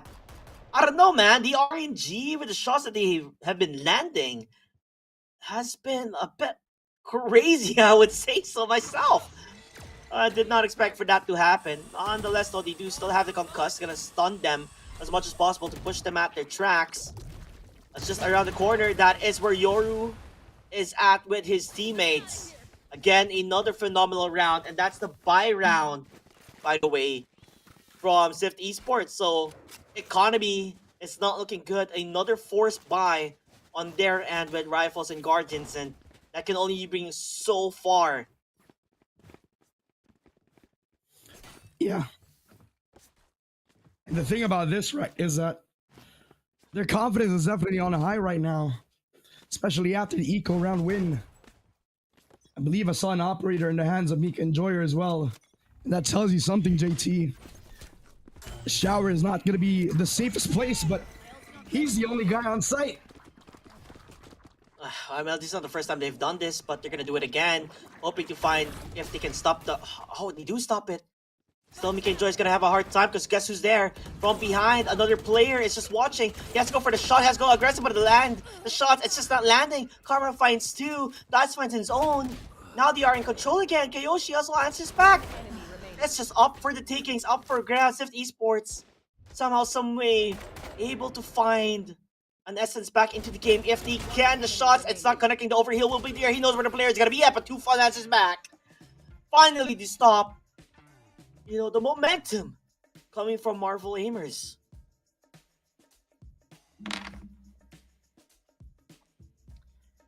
And now you can kind of see the evolution come back from Swift Esports as the momentum kind of shifts back to the attacking side. It was pretty important for them to take the space early on. And even though there was heroics from Kiyoshi, 2 fun, still here to play, still hitting shots where they need to. An 8-9 so far. Even though the double duelists still have their ultis. Still trying to go back towards the default positions. See if they can catch Mika Enjoyer off guard. Yet again, Mika Enjoyer has been the pass in their backs. And the shot, oh, the op, it does not hit. That could have been big. Meanwhile, though, Kiyoshi, his shots don't miss as he's able to land things up. And again, the dimensional drift, gonna look around, try to find out where the players are gonna be at. A lot of players are towards bad. Kiyoshi again answers back, gets 2, goes for the resurrection. Will be up again. You do know where the players are going to be at. I enjoy and Yaki as well. The answer back. Only 1 remaining. That's Karma. Left by himself, but he does get 1, but could not convert to more. He had to play perfectly there. 8-10, 2-round difference, and a bit more closer to match point for the side of Marvel Aimers. Economy-wise, Ramon, it's just in shambles. It does not exist. Where is the money in the bank? Nowhere to be found. if you are inside of Swift Esports, you have to play again on Econ. Not a good thing, especially after they have signs of life from the previous round itself. And if you think about how the landscape itself as well, that NDY could have kind of set the tempo for I Enjoyer, and a quick annihilation as well, kind of denying a bit more space to be taken from the post plat of Swift Esports. So that operator from I Enjoyer picked up because Mika couldn't take the reins. Would have gone different, especially with Karma pick up 3 kills in the round. It wasn't enough though.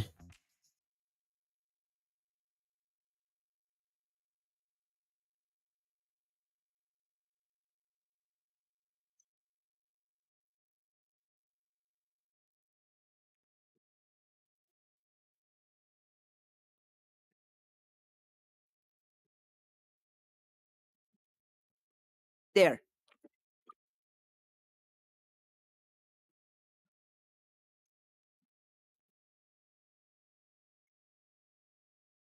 Barrier deployed.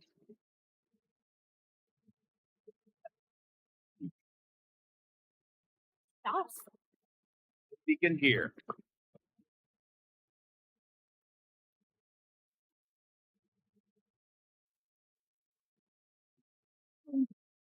As the B side, that's where they're gonna be going on. Oh, Tufan could not see a thing just because of the stun, the concuss from Yaki. Puts him at a crawl and could not even necessarily enter towards the side. They do have more trouble as he does survive for quite some time. Kiyoshi could not land. I mean, it's a very tiny pixel that he has to connect into. Meanwhile, on the other side, Brimstone, Karma trying to bait them out and make them think it's gonna be the A hit, but it's not. Will he fall down? Yes, he does. He will die. Dice gets him out. Again, 4v2.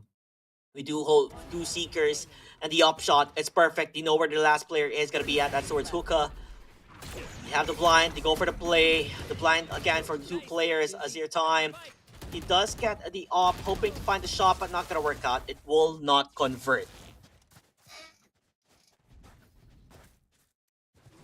Bit of a hard reset coming in yet again. Even though they had a stellar performance all throughout that first half, does not bear fruit this time around, considering I Enjoyer has been picking up so many frags from that op. I'm out of here. Now with this 8-11, you can kind of see I Enjoyer in his prime, heading op shots where he needs to. And normally you kind of expect this on Mika Enjoyer, right? But considering that they have the double duelist comp, both of these, either one of these duelists can actually do the same thing. Now, Mika Enjoyer is going to go for the long flank, and I think this is going to be crucial. I love it. The aggressive play that they're doing. It's gonna catch them off guard as Mika Enjoyer is able to get one. Kiyoshi also answers back as he has been the anchor of this side, making it work with Yaki, and there you have it, Dice. Flawless round, and I think in the side of Marvel aimers, they have the eyes of, set their eyes on the prize, and it's looking like it's getting closer and closer. As Swift Esports, they're running out of fuel in the tank. I'm out of here. A force buy with the Guardians. Not gonna have necessarily all the utilities at hand. And they have not yet to play the game that I would love them to see, is to be able to just rush in towards the side, just because of how well, the positioning from Deadlock has been, and understanding on, to counteract the aggression that they've been doing. And look at this push. They're gonna go for a fight in duel towards mid, but this could be the opener instead for the side of Swift Esports, as they're able to at least get a couple of frags on their name, and maybe look for more, since they are on an advantage on a 5v3. Clove is rather low. I believe that's Kiyoshi. So he's gonna just hide instead and wait for an opportunity to go for the peek and play. Still, nonetheless, though, he is the only player on towards the B side. On, I believe that was Pentagon, that he's hiding in. The entirety, though, of Swift Esports, they're getting ready. As the story will unfold on how well Kiyoshi is going to be on the first line of contact. He finds it! The whiffs! They're massive! He looks for more! They all line up with the reload! Oh, a massive disadvantage. A captured target, that's what they needed to continue on as much as possible. They're currently netted, trying to get it out, and that could be it. Yaki, he finds Doppel, and there you have it. Marvel Aimers are the ones getting this one out in this best of 3. Zift Esports, they played their hearts out, but did not convert it to a deciding map. And you can kind of tell how much this meant to Zift Esports as well, right? One of them already crunched up to the table because he knew it was this close. He knew that it was possible for him to win out that BO3, but in the end, Marvel Aimers, off of momentum and off of pure confidence, just displaying their talent and their hard work. Congratulations. They move on to the semifinals, and just because of that, we are already finding out who we believe is one of the strongest teams right here in this bracket. And I can't wait to see more of Marvel Aimers. Zift Esports, they are a team that look formidable. I guess there's a lot of going back to the drawing board and understanding what went wrong and what they can fix on maybe agent composition wise, or the play styles, or the communication, or the shot calls. There's so many things to learn from this, and this is something they can look back on and help them continue to grow and to get themselves ready for the up and coming, future Dubai Police Esports Tournament, because I'm sure this is not going to be the last. There's going to be more editions and more chances for them to play and join in. And never forget, everybody, hashtag play responsibly, because, gaming is not always, the entirety of our lives here. There's other things to do, school, project, work, or just, talking to our family, our friends. So always remember, there's more to just games in life.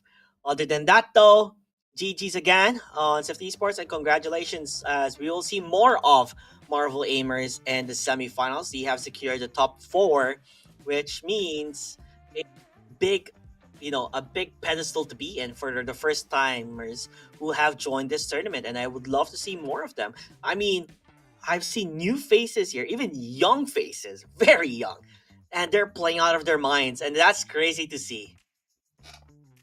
I think the chat also highlighted that they're pretty surprised that X-Core actually got out-fragged right here.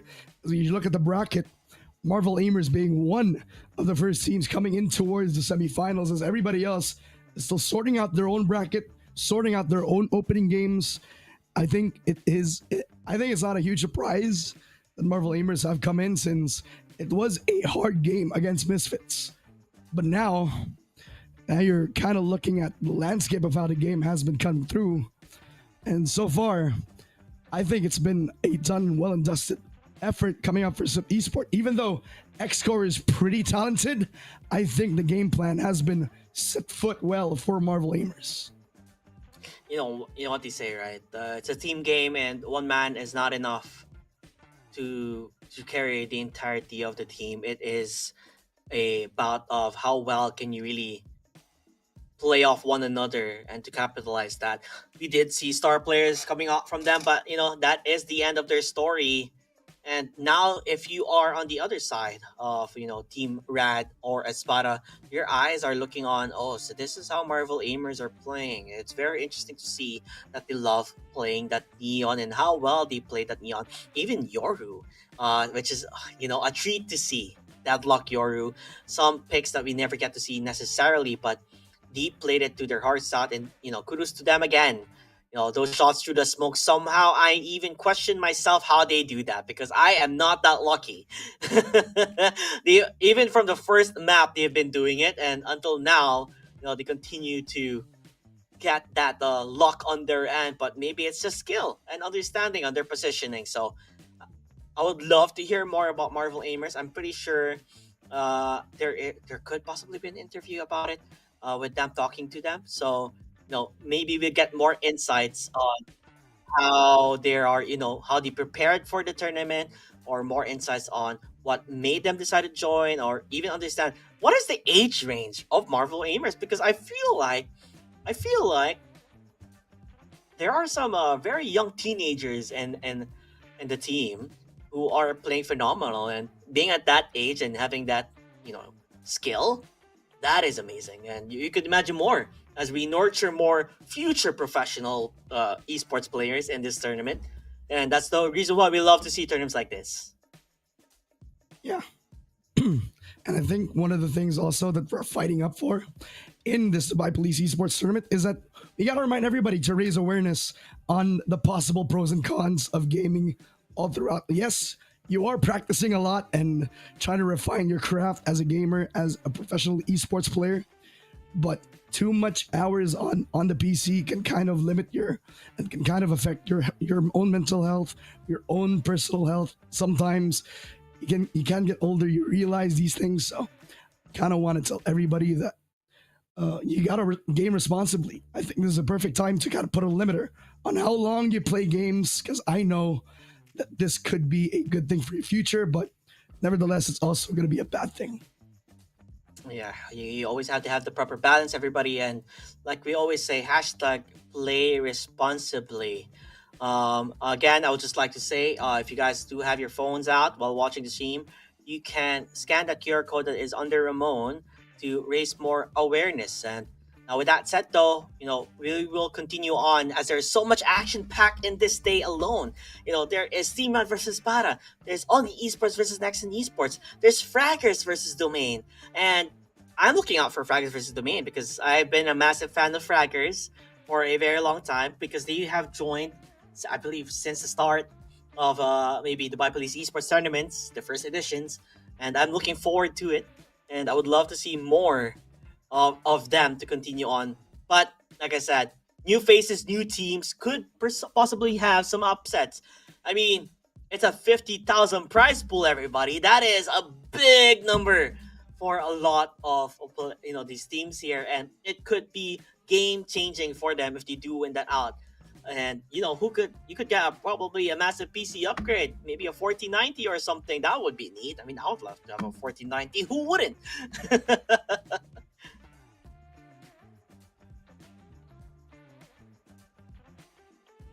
I can't hear you. Are you there, Ramon? Yeah, I forgot to unmute. I said I would have loved a 4090 honestly. I mean, who doesn't? And well, the show will continue on as we're still getting ready on, of course, the interview and the next game. And that's something that we all look forward to. So everybody in chat or who are watching, maybe you guys want to chill out with fellow gamers because I've heard the venue looks really cool. I wish I could go there, but I'm here with you guys and I just want to chill and enjoy. I'm also with the guys on the venue, actually, Ramon. Our faces are plastered on that screen so everyone can hear us. Hello, everybody. Hello, hello, hello. I hope you're all having a good time. There's a lot of tournaments happening. There's the CS2, the Tekken 8, the Fortnite, and FIFA, I believe. So it's an action-packed day full of fun, responsible gaming. And I can't wait for more of you guys to just go to the venue, honestly. It's a Dubai Officers Club at Al Jadaf. You just Google that one out. You'll find the location, the map on how to get there, and you can just enjoy time to meet fellow gamers. I mean, I would like to have more friends locally in Dubai because I don't really have that much of a big friend group in terms of gamers in Dubai. So I would love to go there just to meet new people and to make relationships and to also maybe play video games with them. I mean, I love playing Valorant, so maybe I can play Valorant with them. But if we do play Valorant, maybe you have to carry me off. I will be the bottom fragger. But with that said, the interview is now ready for Marvel Aimers, and I can't wait to see. We'll throw it to you guys in the host. You'll see there. Thank you so much, Ramon and JT. I don't know about you guys, but we are freezing in here. And I was telling the two winners right here from Marvel Aimers. We have Kayoshi and we have Dice. They just won their second game here at the Dubai Police Esports Tournament. How do you guys play when it's so cold? I can barely type on my phone. Our hands were shaking. I think everybody, even the enemy team, they were feeling the weather and it just wasn't even playing field. Yeah, it was so cold. Every time I was just like... Yeah, I was putting my hands under my thighs, everything. Yeah, we definitely need to get you guys those pouches that be the warmers, the hand warmers. Yeah, we I need need some gloves. You heard it here. Come on, Dubai Police. Make sure that happens for us because our phenomenal players right here, they did the best that they could and they won their game, landing their spot in the semi-finals tomorrow. So how does it feel getting this far? Did you expect it to go the way that it did? I think we're like probably going to the grand finals and we're gonna inshallah win it. I believe in my team. I believe like I believe in his cause. He believes in mine. That's how it works. yeah. Okay, I love the synergy, but you know what? Let's clarify the positions here. You are El Capitan, Yeah. and you said you were. I'm the minion. I'm the You're the minion. You know what? Self-proclaimed minion. As long as you're okay with it, that's what we're gonna call you. And so, who is the better shot caller? I mean, like that's why I'm the IGL because I have like a lot of experience in this game. I was like multiple. I played like multiple tournaments, of course, and I got a lot of experience by IGLing and the stuff. So it was easy for them, and they were easy with me, and we did the good calls. And To clarify, it was easy for them because you were in the team. yeah, basically, yeah. Oh, I do you think- agree with that? Yeah, of course. I think it's all about trust. If I trust his cause and he He trusts how was trusting me. He was listening to me, and he did a great job. That's how simple it is. I might have been the MVP, but it's all because of his cause. That is Thank you so much. amazing. You know, we usually see this kind of synergy, this kind of, niceness among players. Usually there's banter, usually there's a little bit of animosity, but you guys, you do well. You sync well together. And I think that's one of the things that led you to win the game. Is there any particular team that you are worried about facing? Is mean- only still in? No, it's not only. It's obviously Fraggers is in the grand final. I believe they're gonna be in the final, and it's gonna be a difficult game, but inshallah we got it. Inshallah, I believe in me. I believe in him. It's gonna be easy. Fantastic. Oh, it's grossing me out this much niceness in this team, but hopefully that will take them a long way and we will be seeing them tomorrow, inshallah, for the semi-finals and hopefully the grand finals, potentially against Team Fraggers. So if you're rooting for them, make sure you chat up, send them some words of support, and we'll be seeing them very soon. But for now, we're going to give it back to our phenomenal casters. So take it away again, Ramon and JT. Now that was hello to everybody. Thank you so much, Archie. And we are back, guys. It has been phenomenal on their side of things, even to see the bromance. That I guess to have a good team, you need to have a good relationship with your members and to trust your IGL when he makes a call. Rather, even if it's a good call or a bad call, you just have to trust your IGL. And when you have that trust, you can really shine out. You saw their performance so far. It did look shaky in the beginning of the first half in the first map, but it continued to die down as they continued to play phenomenally well. And that is the beauty of it. When you trust your leader, when you trust your team, when you trust your fellow members, you can do anything. And you have the eyes on the prize, which is going to be the grand finals. I mean, you talked about Fraggers, and we did too. That Fraggers is indeed a strong team, but we never know. There's always going to be a dark horse in this tournament. Now, with that said, everybody, never get to be the change in every game because we are going to be going on a short break.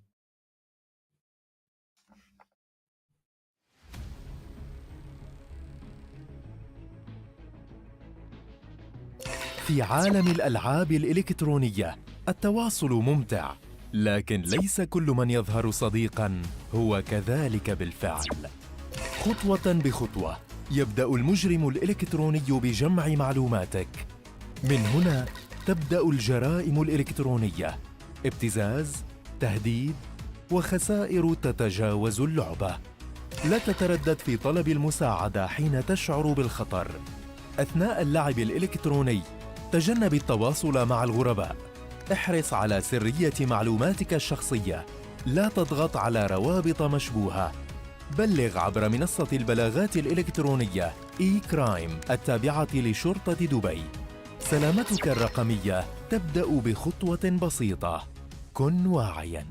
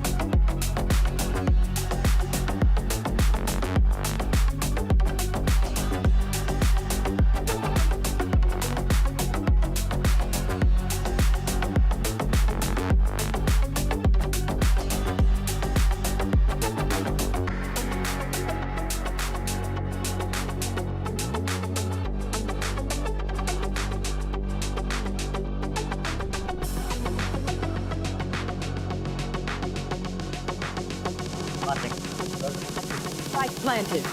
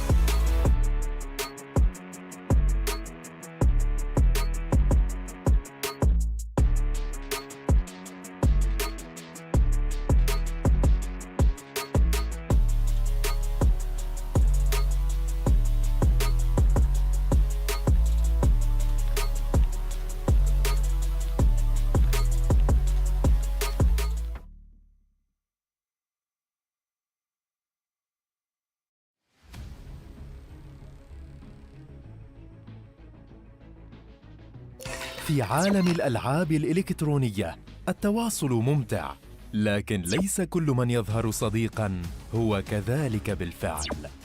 خطوة بخطوة يبدأ المجرم الإلكتروني بجمع معلوماتك. من هنا تبدأ الجرائم الإلكترونية، ابتزاز، تهديد، وخسائر تتجاوز اللعبة.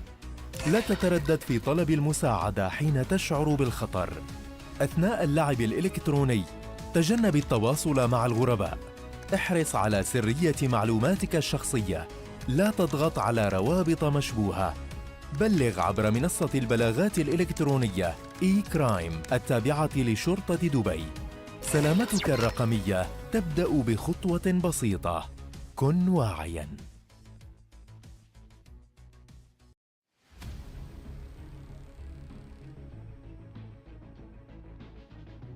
في عالم Hello, everybody. Good afternoon for the people in Dubai, and I don't know what time it is with your boy Q on what time it is there. I think early morning. how early morning is it? 3:30 right now. That is crazy. Okay, a way to start your day, right? It's a bit crazy. We're gonna go on with Dubai Police Esports Tournament 4th edition. Everybody, never forget to #play responsibly and to always maintain awareness to achieve greatness. Now, with that said, all and done, I don't know if you were able to catch the series before the upcoming series that we're going to be casting.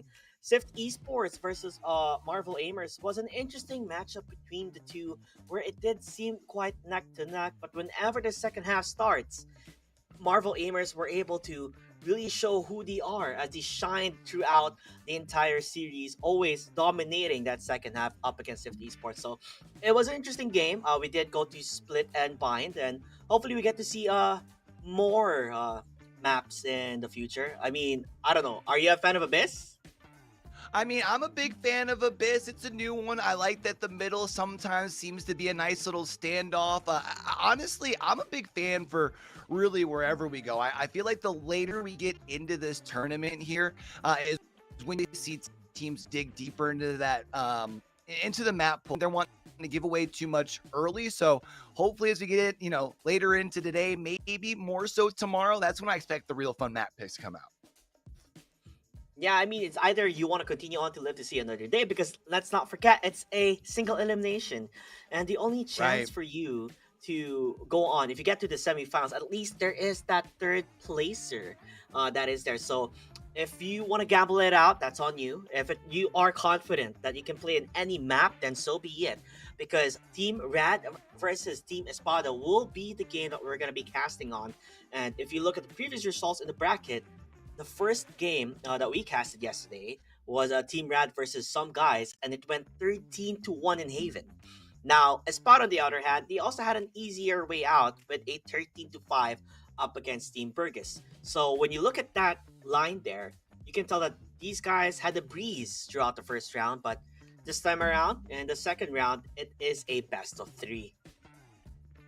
Best of 3 gives teams more time to be able to dissect the opposition, right? Kind of see the strengths, maybe even be able to put together a game plan, whether it's in a back half of the map like we did see in that earlier series, JT, or later on in the series, whether it be a map 2, map 3. I feel like when you look at teams, though, that had already met a little bit of adversity, looking at teams like Espada, I think at least you know that they've at least gotten used to being able to drop a couple of more rounds. If they find a way to put Team Rad on their back foot, we have not seen how they overcome adversity yet. So I think that'd be something really fun to see in map 1 here.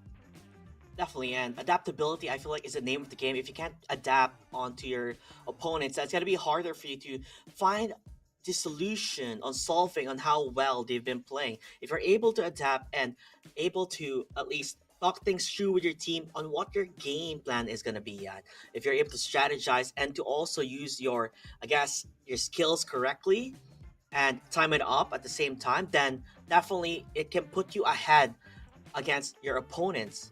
But it's a new team. This is a new team that we have never seen in the history of Dubai Police Esports Tournament, because I've been here for quite some time already, and this is new faces, and we don't know what to predict and to expect, but for sure they have some trick in their sleeves that they're hiding, and yet to show it out to everybody. I'm gonna be curious which one of these two teams is gonna be able to come out and really assert themselves early. I feel like that's gonna be like the really big thing here. Whenever we talk about esports, whether it's Valorant or really any title, right? Momentum becomes such a big thing here. So if we have one of these teams that's able to play mindfully and live purposefully, right? And be able to kind of take round after round, put that other team on their back foot, then all of a sudden you get things going, you feel confident. And once people start playing confident, that's when they get to play free and loose and they're not thinking about making mistakes and they're just clicking heads, right? And I feel like that's when people really get to show their true skills. 100%.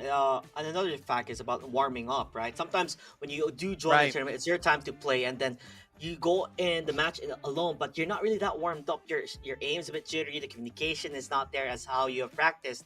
But when you come up against veterans, these are something that they're so used to doing that there will be a clear indicator between the two difference of this team. Now it's about how they're gonna recover as we see the map veto, and it looks like we are going to be going to an ascent and as well as a haven and pearl. Interesting enough, I love to see pearl. I'm not sure which exactly is going to be the first map, could possibly ascent.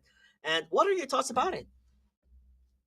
I mean, I feel like Ascent's a really good warm-up map because Ascent's one of those maps that it's just been a staple for a while, right? I mean, it's one of those that you can probably anticipate both sides are going to be rather comfortable, have a couple of strats, even if they are teams that we haven't gotten to see yet, as far as at the Dubai Police Esports Tournament, right? But I feel like for Ascent, the big thing is being able to find out who's comfortable being able to hold down a particular site, right? I feel like normally you're relying on whatever sentinel it is that you do pick to kind of be able to, especially on that B site, be able to kind of be your anchor by itself. If you have a sentinel that's really popping off on the defensive end, forcing those plays over towards A, that's a good way to really be able to essentially just play wide as somebody with so much utility, which kind of puts you back into that almost, even if it's like a 5v4, because obviously the 4 being you on defense, you've got more gunnies. You might be able to find that first pick and instantly put that fight in your favor. 100%. And I feel like this map alone, it's such one of the OG maps that everyone has, like you said, everyone Right. has played on it. Everybody knows what the the whole kit is gonna be at, on what strat it is. It's a game of matter of execution, on how well can you execute your play. At the same time, though, yes, execution does matter, but if your aim is not as good as it is, then there's gonna be a lot of whiffs. And as much as possible, you do want to win your aim duels, especially if you're the duelist, because entering towards this side could be proven to be a difficulty depending on which sentinel you're gonna be up against. I mean, there's the Cypher, there's the Killjoy, and there's the Sage, the walls, the traps, and all that entirety. So figuring out how to open a way towards the side will be the #1 game factor if you are on the side of the attacking. Meanwhile, for the defenders, it's kind of like you pick and prod. You either push them to the limit and see which you can get a pick off out of and then play around, but sometimes maybe being too aggressive could really harm them, since the map alone is not that big. It's easy to rotate between one to another. Yeah, and that's not like you have the long rotates either. So if you are going to exec onto a site, it has to be quick. Otherwise, you can anticipate those rotates over. I feel like we're starting to see more where teams are feeling a little bit more comfortable taking around more that middle route to try and be able to get even like that flank on the backside as well. If you're pushing on to B or A. But there's one thing that I always love whenever we go to Ascent. I like to keep a little personal counter to see how many Odin wall bangs we're going to get over on that B site, because that's just something for me. If you're able to pull up a couple picks, it's just like, what happened? And all of a sudden things turn on its head. So that's the thing that I think I look forward to the most. It's something silly, but for me, I like to, make sure you're having fun while you're out here trying to pick up some dubs as well, Yeah, I guess that's what people need to factor in as well. If you're not having fun, then you're not going to have a good game. You're not going to have a good day. It's all about having fun and just enjoying the moment that you are part of the Dubai Police Esports Tournament. And that leads quite a lot. It leads with having a good vibe with your team, how relaxed you are going to be, without being jittery with your aim, because you're just having a good time. You're having fun with just playing on with your friends. And I think that plays an important factor as well with having the proper mental. You do need to have a good mental attitude when you come towards the game. Yes, sometimes you do lose some rounds, but if you keep persevering, then maybe, just maybe, there is a chance for you to get a chance to win it out. Nonetheless, we can tearcraft as much as we want, but I cannot wait for this game to start because Spada versus Team Rad, I don't know if we'll even reach the map number 3 because so far, right now in Dubai Police, I've only seen a best of 3 last that long in the grand finals. Sometimes it's always one dimensional where one team will overwhelm each other, or it could be a clash between the two on being even Stevens between one another. I feel like that's been a vibe kind of just across Valorant as a whole. We even see it like the highest of levels, right? Like sometimes those series, even in VCT, where you think like, oh, this should go the distance. It's one team that's really able to seize the control and be able to push that momentum. And kind of like we were talking about earlier, even though over at the Dubai Police Esports Tournament, we might be telling people to think before you click. For these players out here, they don't want to think before they click. They just want to get up into that flow state. And so when you talk about for a team to be able to come out, especially be able to put that momentum here early on a map like Ascent, woo, I can't wait to get down into it here. Yeah, I mean, this is one of my favorite maps. Yeah, well, it's like one of it is the OG map, and it's very simple as it goes. As a jet main, you can get the updraft, dash in towards the side, and then you just can take control of it as an attacker. But nonetheless, there's a lot of things to talk about this game. But let's also talk about real life, everybody. Gaming is not the entirety of life. Gaming is a hobby that you could really enjoy or could make a career out of, but having a proper balance in gaming is very important. I mean, I'll be honest, I'm not gonna lie, I used to game way too much, and it does, factor in your health and your energy and other things. If you game too much, you don't have time enough for family, you don't have enough time for friends, you don't have enough time for school. So always make sure that you're able to balance your gaming life with other responsibilities that you have. And this is something that I feel like the younger generation needs to also understand, since back in my day, I mean, all I had is a PS1, and all of that, right? But nowadays gaming is such a bigger scale now, and it's been part of everyone's lifestyle for the younger people. So gaming in moderation would be very important, so keep that in mind, everyone. And also be careful, as you can see on the awareness program that we do have on the bottom right on towards Q. You can scan that one out and just to at least indulge yourself in information that will help you ensure yourself that you don't give your account, or you get scammed, or you lose important things, especially your gaming accounts, to some random person. So always be informed and also be responsible. I think it's really important too when we talk about it in a tournament environment like this. I think anybody who has competed, been involved with esports, not even just like kind of just like the simple gaming, but try to take it to that next level, you still have to find a way to find that balance, right? Because still gaming too much can lead to like insomnia, depression, stuff like that. And that's the last thing that you want while you are trying to reach your goals. As someone who is almost chronically online as a caster all the time, I still make sure I find myself time to be able to, get to the gym, be able to get outside with the family. It's just really important. I can say, as someone who was really trying to push as like a content creator back during like the COVID era, I was gaming way too much. We're talking like 10 14 hours a day, thinking, oh, I'm trying to I gotta stream, I gotta be live, you know what I mean? And it's funny looking back now, like all these years later, at like just how much like that really did take a toll on the mental. So it's definitely important, even if you are trying to make you talk about being able to make a career in this industry, you still got to be able to find that balance. Otherwise it's going to be really hard to keep that momentum going. Yeah, massive burnouts, definitely massive burnouts, especially if you continue with that type of grind. Now, that said, if you guys are watching and the people who are wondering, hey, maybe I want to go to the venue, maybe I want to check things out. Yes, you can. It looks if so you nice. Go to, I haven't seen it. I've only seen the front stage. I'm going to ask one of the studio guys there. Can you guys send me a video? Production, please send me a video of the place.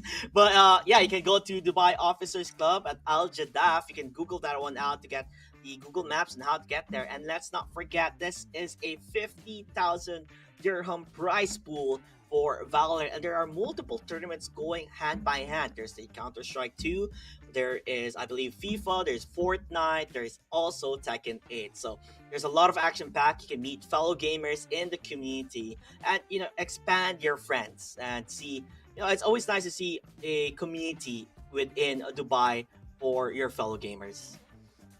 It's always about community. I feel like we're starting to see more and more kind of across the globe. I feel like as someone who kind of watches, you know, a lot of friends across a couple of different continents and stuff, I really love seeing when the gamers get together. You get to be able to celebrate having a similar passion, right? You get to have fun and you just get to be free and loose and be you, which is pretty awesome. But you know what? I feel like JT, you and me, we're professional yappers, right? But I think it's about time to get down to what we want to do here, which is our next series, Team Rad versus Espada. I cannot wait. Yeah, I mean, I'm already looking double possible duelist. Is that really what the Team Rats would like to do? I mean, it does play a certain factor, but it could also be a double-edged sword when you go to defending because you're not necessarily having the most out of it. And that's where you're gonna be starting. Actually, you're gonna be starting as defenders. I feel like it's either you're really good at doing this or you're gonna fall off just because of how hard it is to maintain a side compared to the other side of things here and the side of Espada. More of a kind of traditional comp over there, right? A little bit more utility. When I look at this team composition for me, Team Rad just screams confidence. You've got, you know, both the Reina as well as the Jet saying, hey, you know, we're gonna be in your face. We're ready to play. We're ready to be able to click some heads and stack some bread. So it's gonna be up to Espada here to try and find some way, especially on the offensive side, to be able to put up a nice little run early because it does look like Team Rad's composition is more set up for that second half on the offensive side. So if you can at least make it where they have to have a really strong second half, put them on their back foot a little bit. Yeah, I mean, you can't just give them a lot of advantages in terms of rounds. So if they're able to at least lessen that one, I guess 4-8 would be ideal. But of course, 6-6 is where you want to go. Unless somehow, some way, Team Rats go like, we may look like a weak defending team, but they could take one against you. If they're able to find those, you know, pickoffs or those stopping them from their entryways, then 100% they can definitely take this one off you. You can't necessarily count them out because this is the team that we all saw first in stream yesterday went, you know, 13-1, and that is a statement to be said. They are confident, like you said, with a double duelist. There is a confidence in this team, and there's a reason why that they do want to play this way. Let's go ahead and get on down to it. Ain't no more time to talk about it. It's time to be about it. It's the pistol round, and does look like, as far as on that offensive side here, Espada is going to opt to go towards this A side. I feel like pretty common in the pistol round. They are going to have the man advantage since we've got two players on the defensive side over on that B site. So let's see if they can make a play early. Yeah, I like his name. It's literally, he's able to get the kill already. Me and the Devil as well. Gonna stop them with a one-way smoke. It does work out quite a bit. Even the Paranoia currently being used. Luba will fall down. So that puts a stop on the tracks, and they're also looking for more. They're able to trade things out, and the Spike will fall down. Cypher, Shui, what can he do? He finds one, but it's gonna be a big toll to ask, as he's rather tagged down in terms of HP. He has to play this smart. He has to play it perfectly, but honestly, Q, I think it's a bit difficult as long as, I guess, Team Rad plays together. Especially because Team Rad has this location of the spike as well. So you can see Bankai is expecting a push up over here as far as on the catwalk. Going to be able to land one shot and be able to turn the corner, find the other. And it's going to be round number 1 on the board for Team Rad. And that pistol round, often so important. Let's see if they can turn that 1 into 2 as they're going to have their gunny advantage in this next round.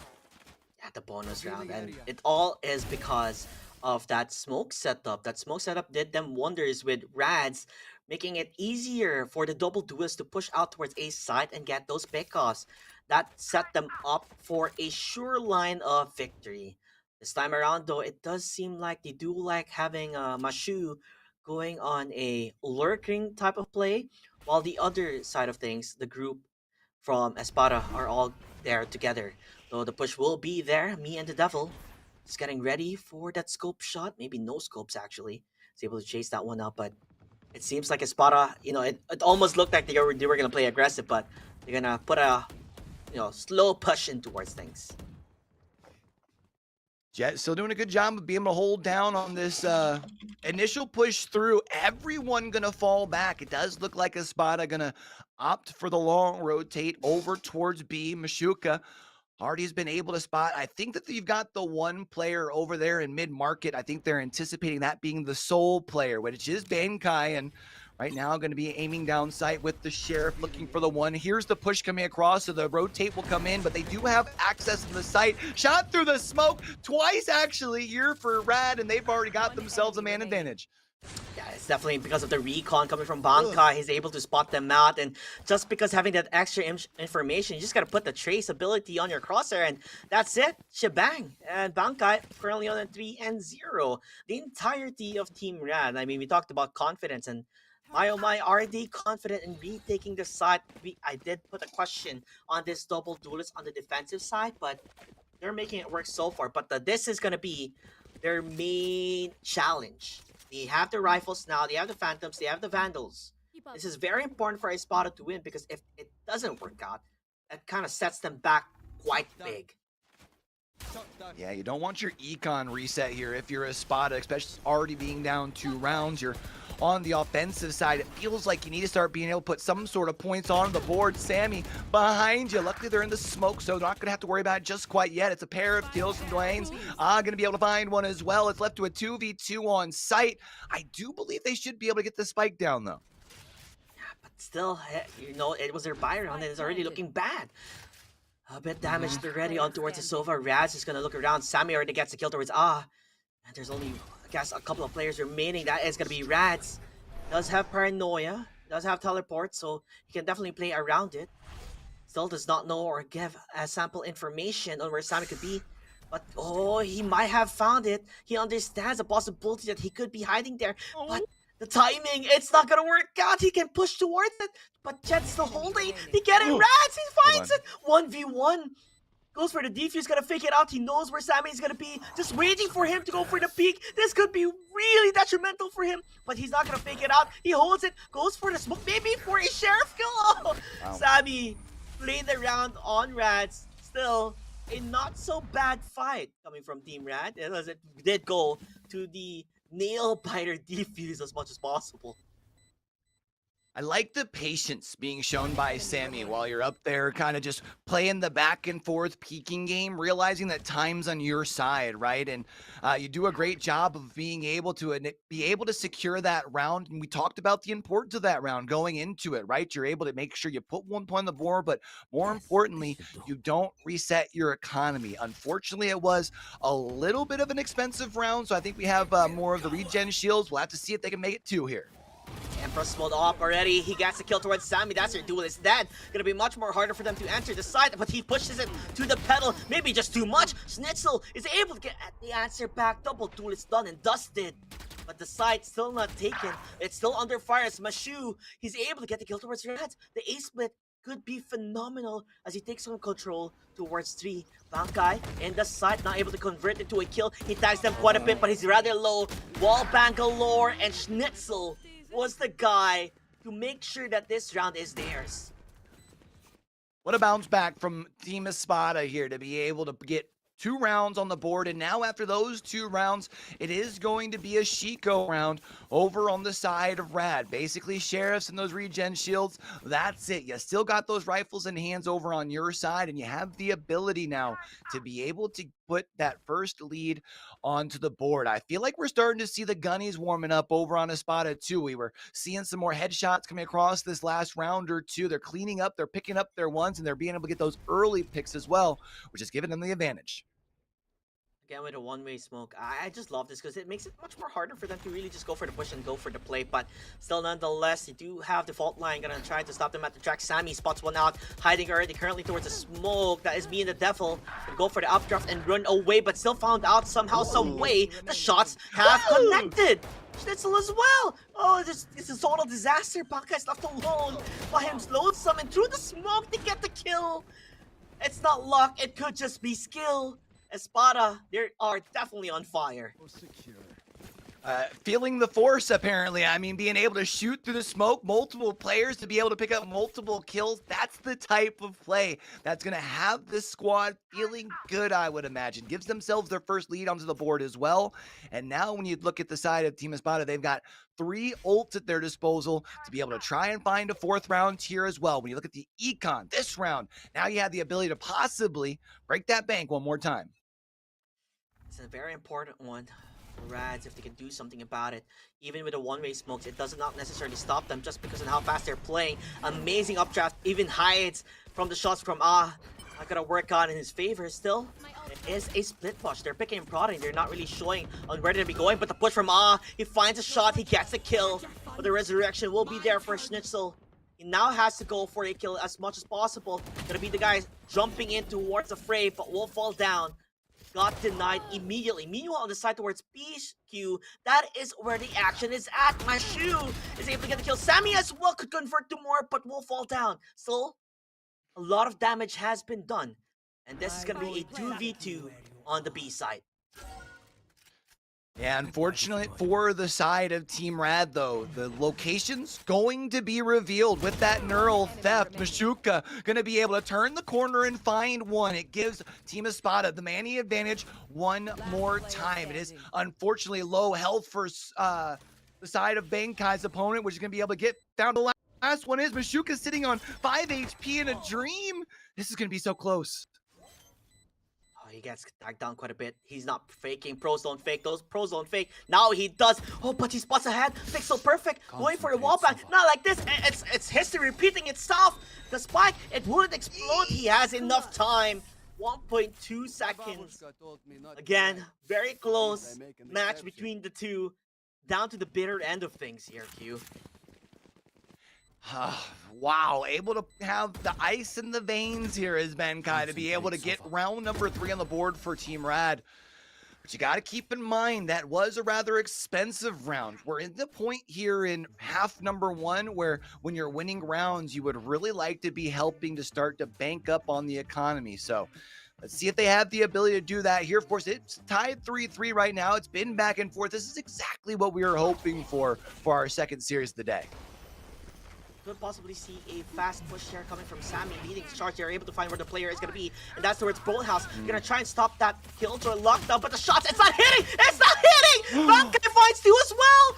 The Hunter's Fury, they are in complete control of the B side. They could not even enter. You shall not pass, as they say. Lubo, what can he do but die in the hands of Now there's only one player remaining, it's Mike Shu, and he's stuck. Sandwiched in between the two. Team Rad, the answer back with a bang. 4-3, and this could be the advantage that we have been looking for.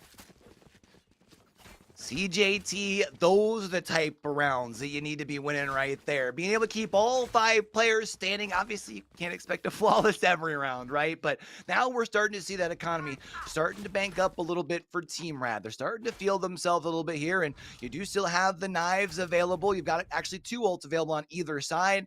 Be interested to see how this thing plays out. Remember, we've been seeing this thing basically within a round since the rifles have come on board. If Team Rad can extend it to 2, that's where they can start to walk away with things.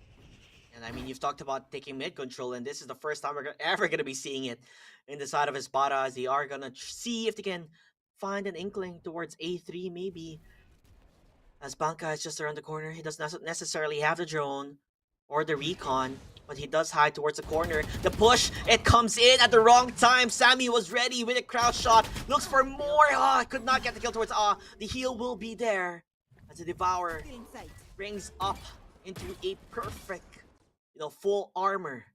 Still, at the end of the day, Team Espada, they're not necessarily sure on what the play is going to be. If they try to go for the B play, still, the Killjoy will be a nuisance for them. I feel like this rotate was a little delayed. I feel like they could have been able to move over a little faster and actually exit on the site. We've seen this a few times though with Mashuka. I mean, being able to turn the corner, looks for at least the drone first, which is going to be able to do that, or the turret there. But now it's about being able to make access onto the site. Rad's going to be able to find one, so at least moves things a little bit better in favor for Team Rad, as they're now at 4-3 advantage. And Dwayne's is just there on stairs. He knows that they are on site already, so he's calling his teammates to come. But just guess what? There's one guy in logs. He's not even looking at the right corner. Mashuka not gonna be able to answer anything. The spike, yes, is gonna get planted most likely, but they're gonna overwhelm them in the force of numbers. Sulpy could not do anything about it. I mean, I guess you get the spike, right? But at the end of the day, you do lose the round, and I feel like Espada, they are a bit crumbling to the pressure on how well Team Raz has been playing. Yeah, I think we even saw that on this kill that's actually on the replay, right? You're so hard stuck on watching the entry up at mid-market that you don't peek back and unfortunately just get shot in your back. Those are the type of kills that you cannot afford to turn over. Those turn fights so easily. We even saw, I think it was the breach afterward, right? Like pushes in and doesn't check that same corner where the frag had came from. So small mental mistakes. They do have time to regain, but you got to do it sooner than later because we talked about as far as Rad's composition looking strong for the defensive side. They're already at 5. Sammy accidentally used his updraft, and that's not really what you want to see happen, but you know, it does happen to the most of us, to the best of us. Still, Dwayne's is in towards the side. Not having clearing it out yet, but he does get tagged down quite a bit. 2 HP. He gets 1 to trade things off. The recon will be there. Hoping to get the wall bang. Unable to find it. Schnitzel has always been tried and tested. The guy who is consistent in finding those frags and finding those kills. So he stopped them as much as possible. Getting the kill towards Lou, but the trade-off will be there with Mashuka. Me and the devil gets killed towards Schnitzel, and the shot Mashuka, he misses it. Oh, a 1v1 though. Bankai, perfect placement off that crosshair as he gets that kill. 6-3 scoreline in Q. It's not looking too shabby for Espada. Nah, I mean, right now they're looking decent, but they gotta find a way to up the pressure just a little bit more. We thought that, you know, we weren't sure if this team was going to be able to stay with the pressure from Team Rad, and thus far we've been seeing why we did indeed think that before things started. It's 4 rounds in a row now as they extend their lead out to 3. They've guaranteed themselves at least a tie at halftime, and we felt that they were going to be a stronger team on the offensive half. So Team Rad in firm control here in map number 1. Do you think it could be the nerves? I mean, there's only just one person who can really stop you, which is gonna be the Killjoy, and we have yet to see them play fast. Like, we never have seen them play fast in entering the site. It's always been a slow push, which I feel like is detrimental because they're able to rotate rather quickly to defending the site alone. Yeah, I feel like, especially at this point, just starting to think a little bit too much. And when you start thinking instead of just simply clicking as a competitor, that's when mistakes are made. And right now, Lubo going to be left over here on the backside of Catwalk. Gets put down by the Reina. And that's now up to 7 for Rad. All smiles on the side of Team Rad. I mean, they are enjoying the moment. They're having good vibes, and they are complete control of this game so far. Espada has been struggling and trying to, you know, crack the cookie here and seeing on how they can necessarily enter the side. Maybe the fear that's being instilled by them, by Team Rad, is making them second or guess themselves or make doubts necessarily, so they don't necessarily push immediately. So hopefully we get to see a new play coming from them as the push will be there towards A side, but the recon, it does connect. They're able to at least get 1. The Trados will be there. Answers back, and from above he gets a shot, but he will fall down. Nonetheless, though, the damage has been done. 2v2 yet again. It always has been the story here, Q, where they always duel up against each other. Mashuka knows where the player is going to be at, but not necessarily placing his crosshair at the right place at all. The spike has been planted. Dwayne jumps into the crosshair of Soapy, and this could be massive. Paranoia is there. Will be blinded, but the player has been found out. Rats know where he's going to be peeking. Goes for the crosshair spray, but he misses the shot. It didn't connect. Soapy clutches it for him. Whew. That's a big deal here to be able to at least get yourself to 4, because if one more round win gets you 7-5, would you have wanted more if your team is spotted? Sure, but I think with how things started, you'll be happy with just the fact that you were able to finish with 5 here. So nice clutch up by Sophie, but we got to be able to move past that because unfortunately we've allowed the econ to stock up on that overside. Team Rads is still going to be able to come into this next round fully racked up here. So see what they can do. They have the Rolling Thunder, going to push them off away from the side. try to enter as fast as they can, but honestly, it's not. I don't think it's really working out as much as possible. Me and the Devil with an op shot, being able to get the kill. He's currently being chased as of the moment. Finding 1-for-1. The Shadows will always be there, but the number advantage is not in this side of Espada. So the shots, it is connecting. Soapy able to get one, could find two in the all-night dog! A triple! Soapy even surprised by what he just did. So, what a first half there. What a collat there at the end to be able to finish out the round. Back-to-back clutches from Soapy to be able to bring things back in this first half. Now it's about seeing what they can do on the defensive side, because they are going to have to defend against that double duelist composition that we figured Team Raz was going to have a strong half on. I was talking about it being a double-edged sword, but actually it did turn out rather well for them in the defenders. Now, being on the opposite side of things, we'll have to see and how well can they really interact or move around the map. I'm guessing a lot of explosive plays should be on the side of Team Rad, as it does look like a possible B-Tech, but fret not. They are going towards mid, test the waters, pick and prod and see on where the weakest link can be. I like the thought of pushing mid here. Schnitzel, though, might be able to find a first. Going to be able to find the first. Teddy now going to turn the corner and is going to be able to at least give the information that they're pushing through market here. Rashuka and Soapy are going to be able to at least find themselves one, I believe it was, but it is going to still be a slower push as far as on the retake. You got a 4v3. You got to wait for the rest of your teammates, but is going to be able to even up the numbers. Is going unstoppable already, triple in his name, looking for a fourth, could be an ace. This could be the first ace ever if he's able to find Schnitzel, and looks like they already know where he is going to be at. There you have it, ladies and gentlemen, the first ace of the Dubai Police Esports Tournament 4th edition will be in the hands of such an amazing player named Able to score high and stay safe for the ace here in our pistol round.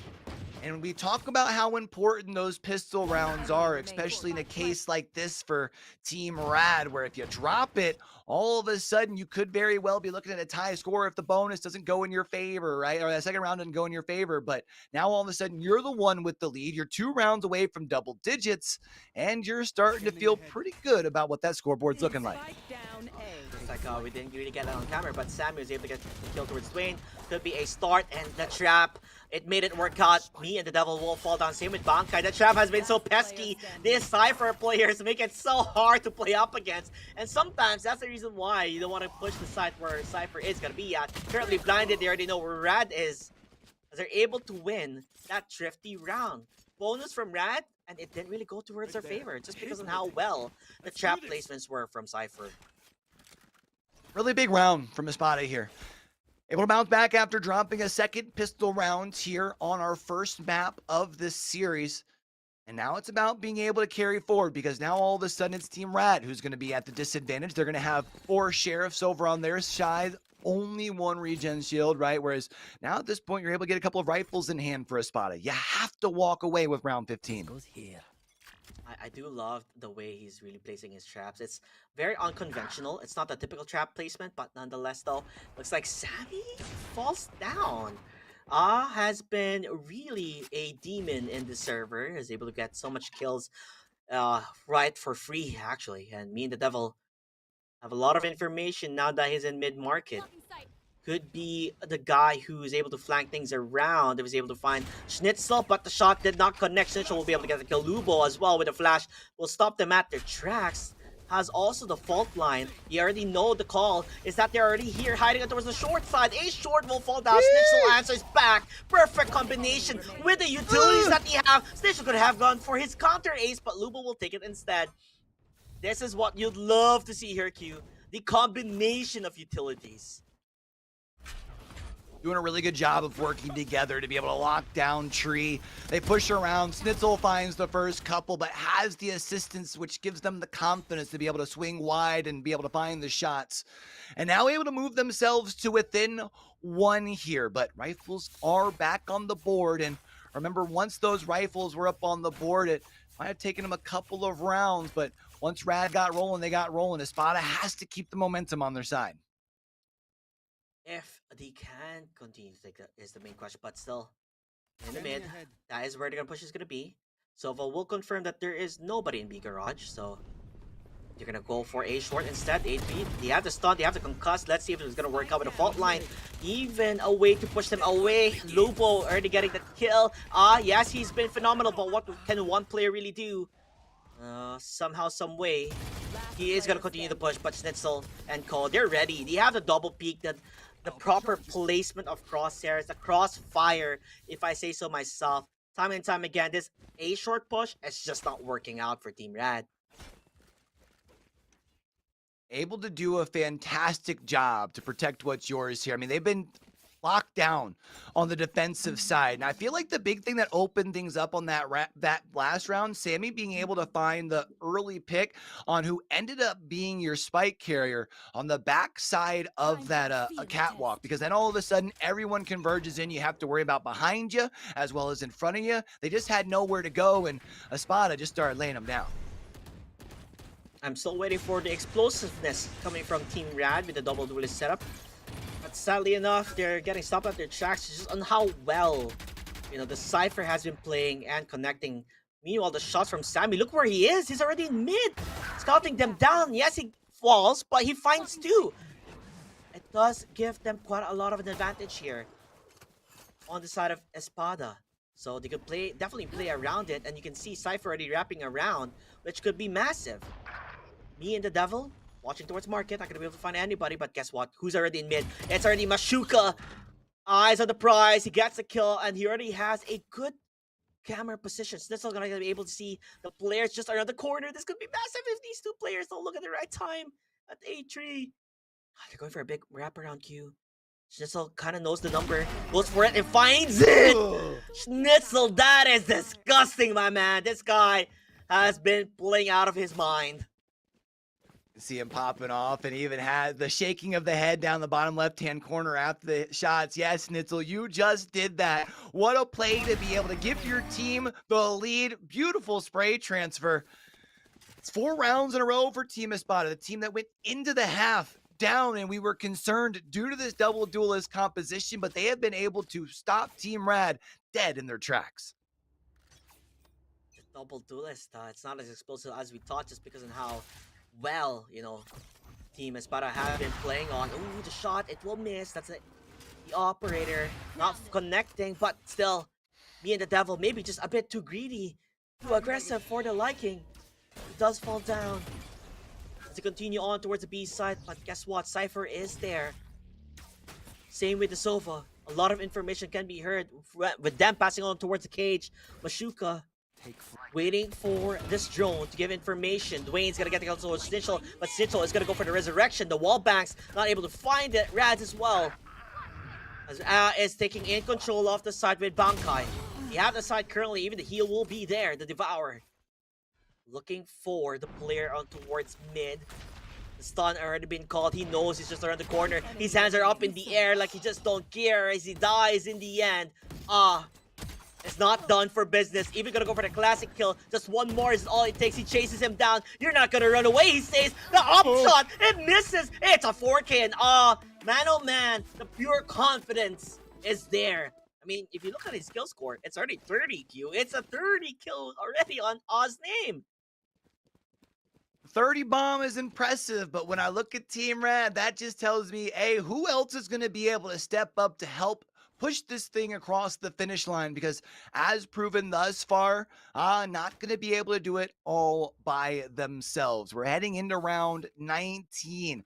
I always call this like 18 through 20 round, the meat and potato rounds. It's where you're able to really put yourself in a good position heading down the home stretch. It feels like Team Rad, remember, they kind of turned the corner at this point in the first half. They're now on the offensive half. Let's see if they can do it here. There's a trade to start things off.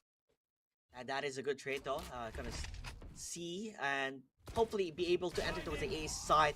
But this ace short has been something that he have been crumbling as the Achilles heel of theirs and the side of, Team Rad. Espada currently in control yet again, stopping them at their tracks. You are gonna push it as much as possible. He gets paranoid by his own teammate Bankai. The shots, it will not connect, and there's only one remaining, and that is Rad's. Up in the air, wants to go for the smoke, wants to run away, but will fall in the hands of Soapy instead.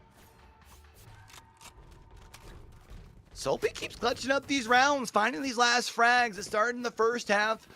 Moved now over to the second half. The 10th round on the board here for Team Espada. I feel like maybe if Benkai finds that one, you have 2 players still left trying to push through tree. Maybe you can make something happen.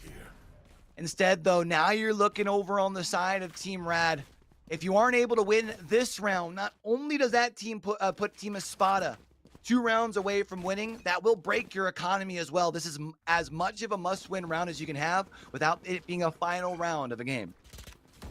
Do have the lockdown. There's a lot of ultimates currently up in place, even the trap. They are going to use the lockdown, hoping to find something out of it. Guess what? Who's there? It's Mashuka, who's able to get one, but will be traded out. Will find that kill. Even sprays and prays through the smoke, hoping to find one. He's going to push aggressively here. This could be big. They don't know. They're not going to expect it. He finds it. Empress mode. There is one true queen, and that is the Reina player. The push towards B-Main. Guys will find it as well. Now they are in complete control, and Lubo, I don't know, do you want to use your ultimate on this? Are you going to sacrifice it, or are you going to hold it to see for another day instead? I feel like you hold the ult, but you do still have the ability to try and make this round expensive. Unable to do so, so it's 3 rifles going to be still left in hand over on the side of Team Rad. Both teams now up to double digits as well. We're heading down the home stretch here, JT. It's too close to call. This is exactly what you love to see when it comes to some tournament Valorant. Yeah, it's basically what I call a tug of war. It's a push and pull between the two, and there's no clear indicator on who is ahead. Maybe if is the first one to fall down, maybe things will be different for the side of Espada, because has been the guy, the go-to in terms of fragging department. Sammy, though, is going to go for the push. He understands that drone is going to be there. Immediately he runs away, but guess what? Hunter's Fury will be there. Going to try and chase him out, but information will not be there anymore. Mina Devil, though, wanted to go for a 1v1, but could not convert into a kill.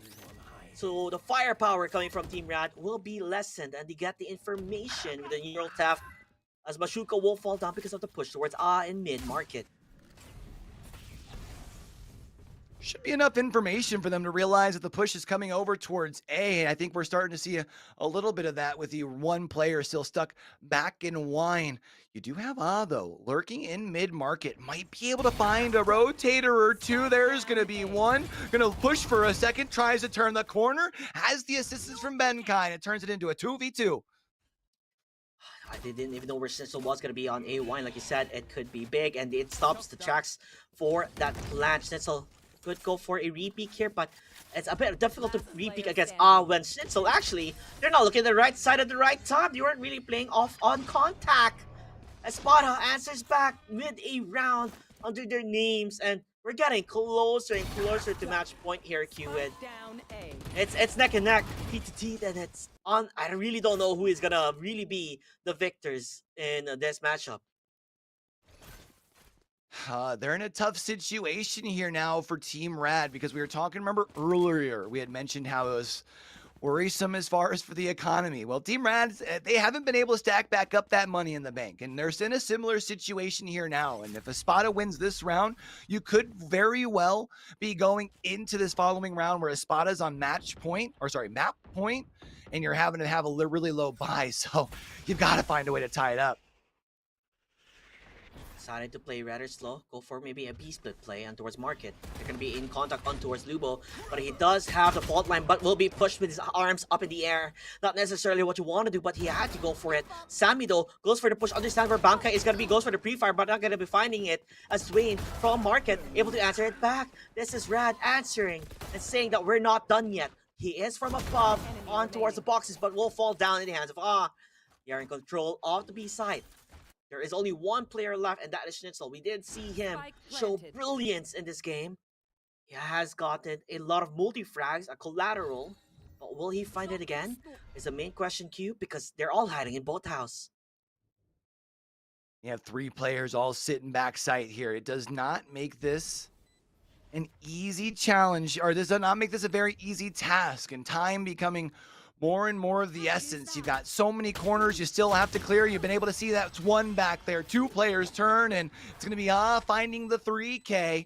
We're all tied up here at 11. And JT, this is a back and forth affair. You love to see doing a great job. I thought this like step down by Solpi off the box there was going to allow for them to be able to find maybe even the two. Unfortunately, only finds the one. I think if Solpi finds two, that round turns on its head. You can never forget, guys, to play hard, play smart, and play safe. And that's the reason why this game has been going crazy, going absolute bonkers, because each of these teams are taking control of things here. And there is a timeout currently being played. This is on the side, I believe, on was it Team Raz that did go for a timeout? No, I don't think so. It's the other team that went for a timeout because it's been going crazy in the side. Yeah, Espada, they decided to go for a timeout because not a lot of things, but I have been going for timeouts. I think there's a big emphasis on why you should have a timeout, just to calm down your nerves, think things through, talk things through with your teammates, communicate, and maybe find out what can definitely work out for you. Because it's already been 22 rounds already been played, and this is the 23rd round, where you might have an inkling on how the opposing team is playing, and maybe just maybe if they're able to shut down who is almost, by the way, hitting a 40 bomb, and that's just insane. I think they're also trying to figure out what their approach was going to be on the defensive side. We're going to see them entering in with a mixed buy this time around. They do have 3 ults at their disposal on the defensive side, so maybe you might be able to find something with it. We'll see. We do see the knives popped as far as on the side of Espada, waiting. Sammy here looking for anybody to turn the corner. Not going to be able to find anything just quite yet. Oh, that was very close, but Mashuka and Schnitzel, they're able to get the kill. You also find where the spike is going to be at. The resurrection will be there coming from Schnitzel. He wants to answer back and maybe find a kill. He has to, or else he's going to fall down immediately. I mean, that's a trade-off with the ultimate coming from Clove. He is running and busting, but Dwayne's will get the kill instead. You have the Rolling Thunder. Finds an opening. Bankai will fall down, though. So it's going to be a 2v3. B-side is already up. Inside is there. We'll go for the switch. Maybe pull the trigger down, the door down. But Dwayne's finding a pickup towards Sammy. That is big. But we still have the ultimate from Lubo. Will he fall down? He's getting pushed up. Oh, he finds it. The pixel, did he not see it? The climb up from Tough mistake to make here. Not only do you have the shot that came across there in the middle from the Killjoy, now it's go Shardy, it's your birthday. Now able to put yourself onto map point. Team Rad seems to be on a roll. That's definitely a party from the side of Team Team Rad are doing okay with him leading the charge. And you can definitely see, yes, is the guy with a 40 bomb already on the server. But everybody can step up on Team Rad's side just because on how confident they are, on how good vibes, very chillax and chill, calm, cool, collected. And you can tell just on the way they're playing. Even if you're looking at the back end of things, they're still able to clutch things out. Now this time around for Espada, it's do or die. Let's see what they can make happen. You see the Hunter's Fury gonna take out that attacker's Killjoy's ultimate there, so it means you don't have the lockdown to be able to push on to site. They're going to full rotate over towards A. Spike's going to go down. Rolling Thunder is going to come in, but I don't know if it's going to be enough to be able to get them access to site here. Yeah, the paranoia is perfect. They're able to blind them out already. Me and the Devil and Cole, they're all looking for the last player, and that's going to be Schnitzel. Schnitzel's very low. He could get killed with a right click from the kitchen knives. Me and the Devil will close this one out with Team Rad taking map number 1. And that was such a close game, a nail-biter until the very end. But Team Rad will prevail in map 1. And want to point out, I do believe it was Team Rad, right, that won both the pistols, if I'm not mistaken. Only reason I want to point that out, I feel like so often in so close series like these, the pistol rounds really do hold so much weight. Literally the difference here, 13 to 11. You get yourself map number 1. We're getting ready to head to map number 2. You're 1 map away from being able to secure yourself a shot on Championship Sunday. I can't remember which one map number 2 is. Was it Haven or was it Split? It's either or. But if you are playing up against such a formidable team, maybe if you go back to the drawing board, right, of course, we're not going to be jumping into map 2 immediately. Maybe in the side of Espada, they kind of realized, maybe is just too unstoppable. what if we're able to get that kill down? That maybe that power force coming from the side of Team Rat will go down much more. There's a lot of question marks on the place, but it's still a possibility to reach even map number 3 just because of how even these two teams are in terms of skill power, team play, and I guess, star power between individuals as well. I feel like for Team Espada, they're in a very dangerous situation here, JT, because I feel like if I'm Team Espada, I feel like I was this close to winning map number 1, right? I feel like 1 or 2 more of those rounds where my squad gets the ones and all of a sudden we're the ones heading into map 2 with the victory. Of course, should be very unsurprisingly our MVP with that 40 bomb that you had pointed out earlier. But I also feel like if I'm Team Espada, I'm sitting here in the break and I'm going, I can't possibly pop off like that in 2 straight maps. Right? Like, it's a dangerous situation to be in because, again, you were so close. You have one player that has such a massive influence.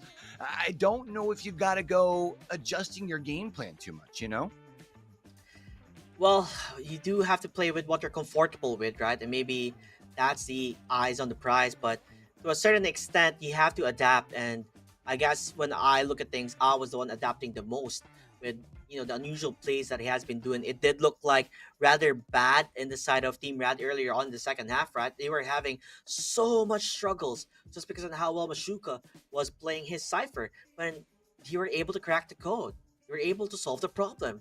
And the pickups were just there and were phenomenal. And that's the reason why the comeback happened from the side of Team Rad. It almost looked like they were out of fuel in the tank, but looks like they had a lot more to show for us.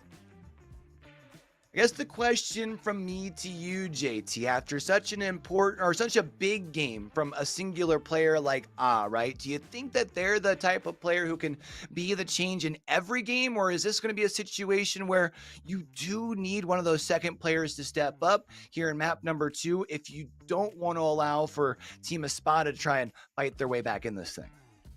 100%. You cannot always rely on one person because it's a team game at the end of the day.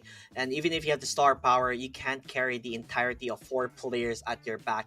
You're gonna crumble to the pressure and towards the weight as well of everybody else. So you do have to step up. You can't just let one player really be the guy to shine because it is a team game. We did see that happen inside of Espada, right? Everybody were getting those frags. Everybody were getting those plays. So maybe, just maybe, this time around, it would be a bit more different. Because if only is the one who's playing out of his mind, then there's going to be a huge target at his back. You get the kill towards and the firepower would be gone from the side of Team Rad. Well, I guess they're going to have to figure out as far as what their game plan is going to be moving forward. They don't have much time here, JT. I mean, it is a longer series than yesterday, obviously, right? You've got the best of 3 as opposed to a best of 1, so you do have one more shot. But it is indeed only one more map if they are unable to come out with the dub. How about this? Before we get set up for map number 2, we're going to go ahead and get things sent over for a very quick break. Maybe grab yourself a quick drink of water, maybe a quick snack, and we'll be back with map number 2.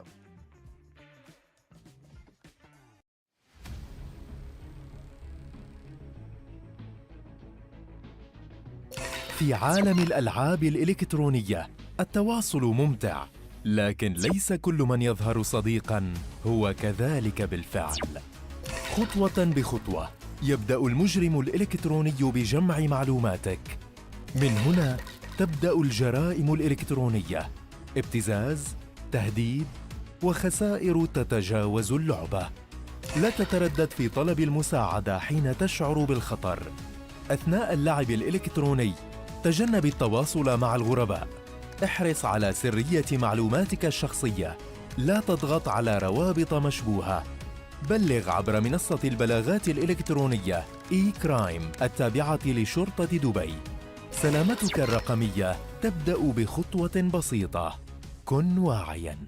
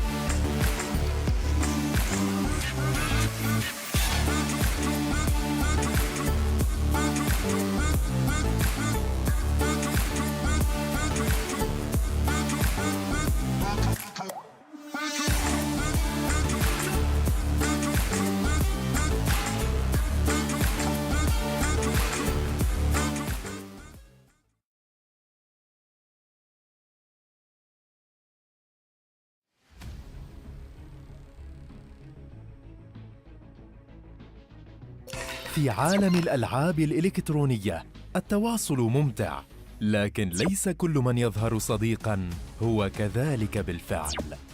خطوة بخطوة يبدأ المجرم الإلكتروني بجمع معلوماتك. من هنا تبدأ الجرائم الإلكترونية، ابتزاز، تهديد، وخسائر تتجاوز اللعبة. لا تتردد في طلب المساعدة حين تشعر بالخطر. أثناء اللعب الإلكتروني تجنب التواصل مع الغرباء. احرص على سرية معلوماتك الشخصية. لا تضغط على روابط مشبوهة. بلغ عبر منصة البلاغات الإلكترونية إي-كرايم التابعة لشرطة دبي. سلامتك الرقمية تبدأ بخطوة بسيطة. كن واعياً.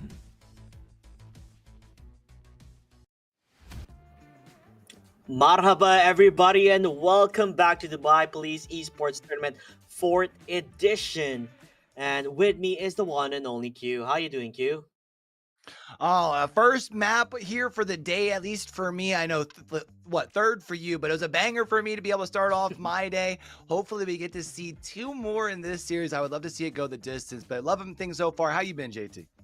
Yeah, I'm doing good. And everybody watching right now, hello. I've been seeing all you guys in chat are enjoying the moment of Dubai Police Esports. There are people who are hoping for the team Espada to win, there are people who are hoping for Team Rad to win. It's a mix between the two, and it's so nice to see that there are people there supporting these two teams compete against one another. Now, with that said, everybody, if you do want to go towards, this is a LAN event, so if you do want to go towards a venue, you can go to Dubai Officers Club at Al Jiraf, and you can Google that one out to go for Google Maps, and you'll be able to find it. There's a multiple tournaments currently happening. You have Tekken 8, CS2, Fortnite, I believe FIFA as well.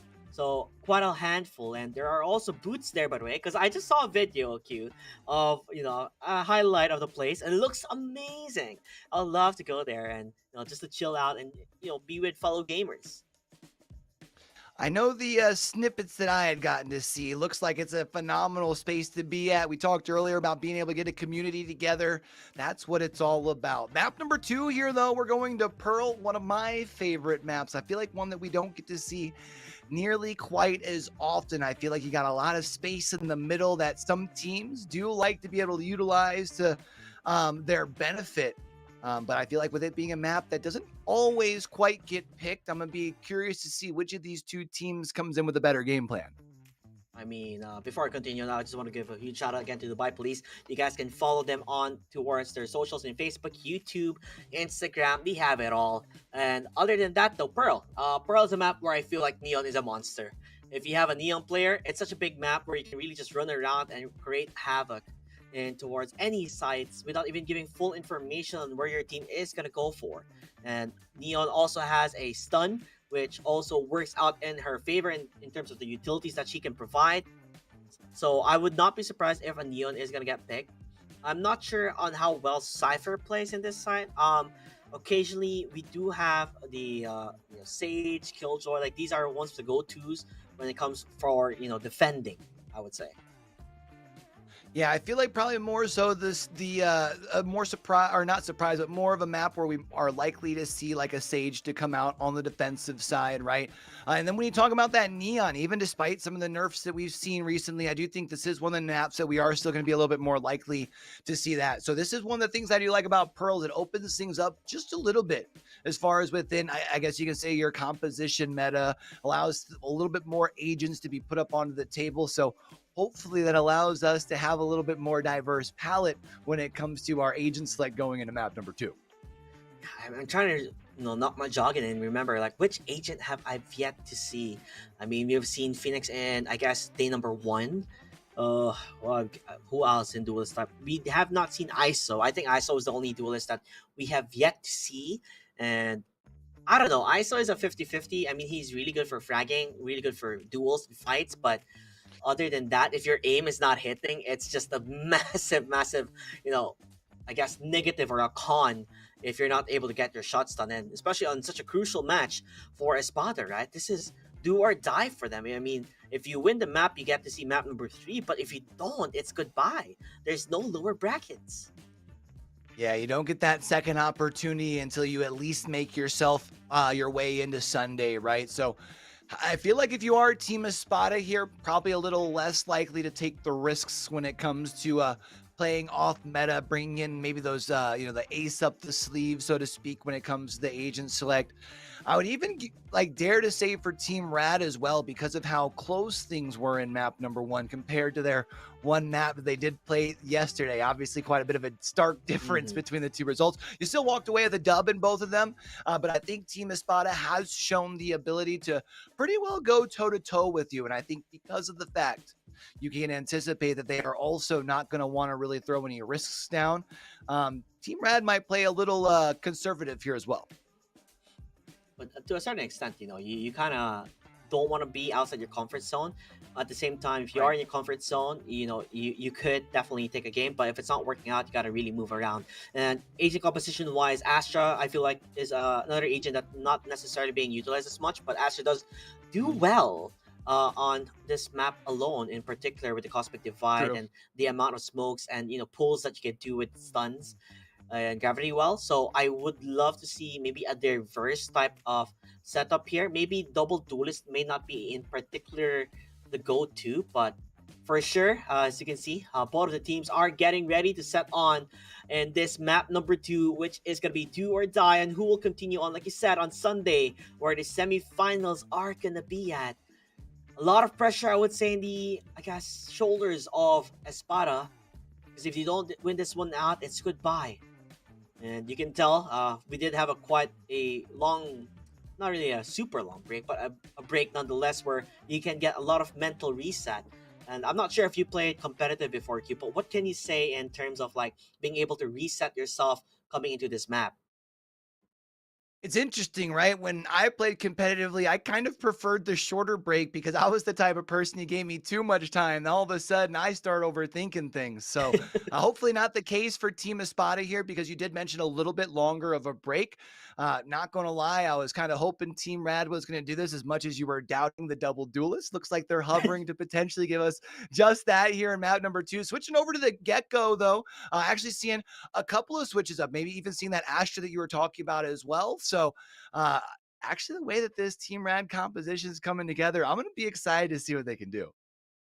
The double duelist, I mean, has been playing phenomenal, but this time around, is not going to be playing the chat. It is a switcheroo between me and the devil, as they're both duelists. They do have the firepower, so a big difference between the two. There is not going to be any sort of recons in either. I guess on the other team, Shinchel is going to be the one who's going to be able to get the information, but judging on how the composition is, it almost looks like Team Raz are more about the firepower, being able to bust through the door and open up things for themselves, while on the other side of things, it's the typical having one duelist and play around that and see what you can do. But I'm a bit afraid with that sort of aspect, because you're kind of aiming on this entry player, and he's not able to enter and gets killed immediately in the earlier side of things. Then it kind of stops you in the start on how do you push in the side.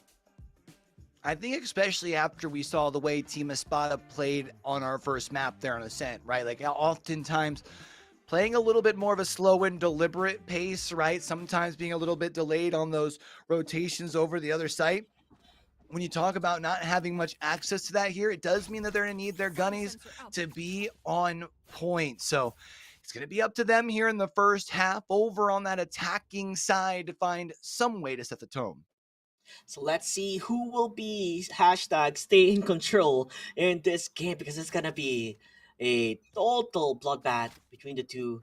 Wondering if they're going to be just rushing towards the side, and it does seem so cute. They are rushing on towards the B side. You can already hear the footsteps as Mashuka's actually the duelist here, and he finds a kill. This is kind of different. He was playing a different role last time around, but this time they decide he goes to duelist as he's able to open things up. Gets 2 kills. Sammy as well answers back. And a 2-on-4, and it's looking not too shabby for the side of Team Espada. Looking good here early, and now going to set up for the post plant. You've got both players here on this B link looking to make the turn. It's me and the devil looking to make the wide swing. Gets found by Schnitzel. Schnitzel looks to turn the corner, finds the second, but instead it's Sammy. 4 players left standing. That's the way to start if you're Espada. I think the big switcheroo is it brings me a big question mark. I was like, oh really? This time Mashuka who played Cypher in the first map, will be their duelist, and Sammy, who was the duelist, is now playing as the Smoke. We can see, I guess this is the readjustments that they needed coming in towards this map. Maybe they were just not that comfortable, and they felt like, okay, listen, me playing duelist, it's not working out. I think Mashuka has been on point, you play duelist, and that quick switcheroo of roles is proving to be quite a treat as of the moment, as Espada are rushing in towards the B side. It's interesting. You're talking about the change over to Duelist. I was almost wondering if it was because of the Astra play and wanting to play an Astra on this map, but either way, it's working in their favor. Espada going to be able to find the first. It's Sammy finding actually the first two. They've got access onto site. It's Sammy now looking to make the third as well and doing a great job of being able to stand the test. The first 3K over in favor of Sammy as they've got the spike down, going down, I should say now. Sammy has been phenomenal. Mashuka as well on this duelist role. It's just been either Sammy gets the kill or Mashuka gets the kill. Because if you check the kill feed, I believe it's been Mashuka and the Sammy show who are finding those frags. I mean, it's in the lower screen on the right, but this is the play that we have seen on Sammy. He plays aggressive as he pushed forward. 5 kills on Sammy, 4 in Mashuka, and only Schnitzel was able to find that single kill, or else it would have been just these two players, you know, being able to get those shots done. Well, you get the first 2 points on the board. Now it's the rifles that come out to play, and I do feel like this is where we did see Team Rad start to be able to put some big points and some big rounds on the board. It looks like Espada, however, going to go with that same strategy. If it ain't broke, don't fix it, I guess. And me and the Devil going to be able to find the first 2, but Schnitzel finds 2 1-taps to be able to even out this playing field. He only needed 2 bullets, Q. Only 2 bullets was enough to put a full stop and be able to at least get an inkling of this game. Me and the Devil, though, he is on the lyric 65 already, going for the shots, but not going to land. 5 ammo remaining, has to go for the reload. This is what I call getting sandwiched, as they are stuck on towards the B side, hoping to try to go for a push, but less than a minute and the shot clock. You need to make a play. You have to communicate what is the call here for the team. It's going to be towards B, where they have a perfect crossfire if they go for the push. Oh, I think they're second guessing themselves, Q. This could be bad. Man, this is the risk when you push over towards B, right? Because if you get stuck on B long here, you either have to full send or consider that backtrack, which is so far of a run. The net's going to be able to find the last, and it's going to be a nice clean round for Team Rad. First point onto the board, and now it's time to see if they can go on a run. You can tell they were unsure on what they wanted to do. Yes, we saw Schnitzel really, getting those 2 taps with only 2 bullets enough to get a kill, but other than that, the decision making, it just was not there. I mean, we did talk about once your jet is down and dusted, it makes it much more harder for them to be able to push the side. But nonetheless, they're not going to give up towards the B side. I mean, a wise man once said, rush B. And it does look like that is the play here. That is the call with are they getting the kill to Solpi? And also getting the kill towards Mashuka. This is bad. Although they are going to get the trade, and Sammy finds a pick-off because he knows Bankay has been playing a bit too aggressive. Still, the B side is up on their sights here. It turns this into a 3v3, but they are still pushing down this B main, B long, whatever you want to call it. Looks like they're fully invested at this point. Schnitzel rounds the corner, going to be able to find the heady. Actually call it 2. One last player left standing for Team Rad. The Cosmic Divide going to at least allow this spike to go down a little bit easier, but 1v3 here. Dwayne's finds the first. The flash is there. Is he going to go for the rebake? No, he doesn't. He doesn't. Does he know where the player is going to be? He doesn't know where Astra is currently hiding, hoping to get the pull there, but not going to be able to find it to no avail. He does have a lot of stars placed, by the way, already. But wait, that's not his. It's actually the opponent, so no stars placed. Waiting for the defuse, goes for the peek, misses the shot. Oh no, this is crucial! He can't do it like this. He has to play quite a bit. Play tag, figure it out. I love it. Basing on the time, he has to run away. It's gonna explode. He played it perfectly there, Sammy. Smiling it all out because he knew if he did not do that, it would have been a massive disaster. If I'm not mistaken, we saw Sammy have a similar sort of play relatively early over on Ascent as well, having a little play of peekaboo around the wall while a opponent tries to find a way to stick a defuse. And a very early timeout coming in here. You know, we talked about how these teams have the ability for that timeout, but round number 4 from Team Rad. What are you seeing here, JC?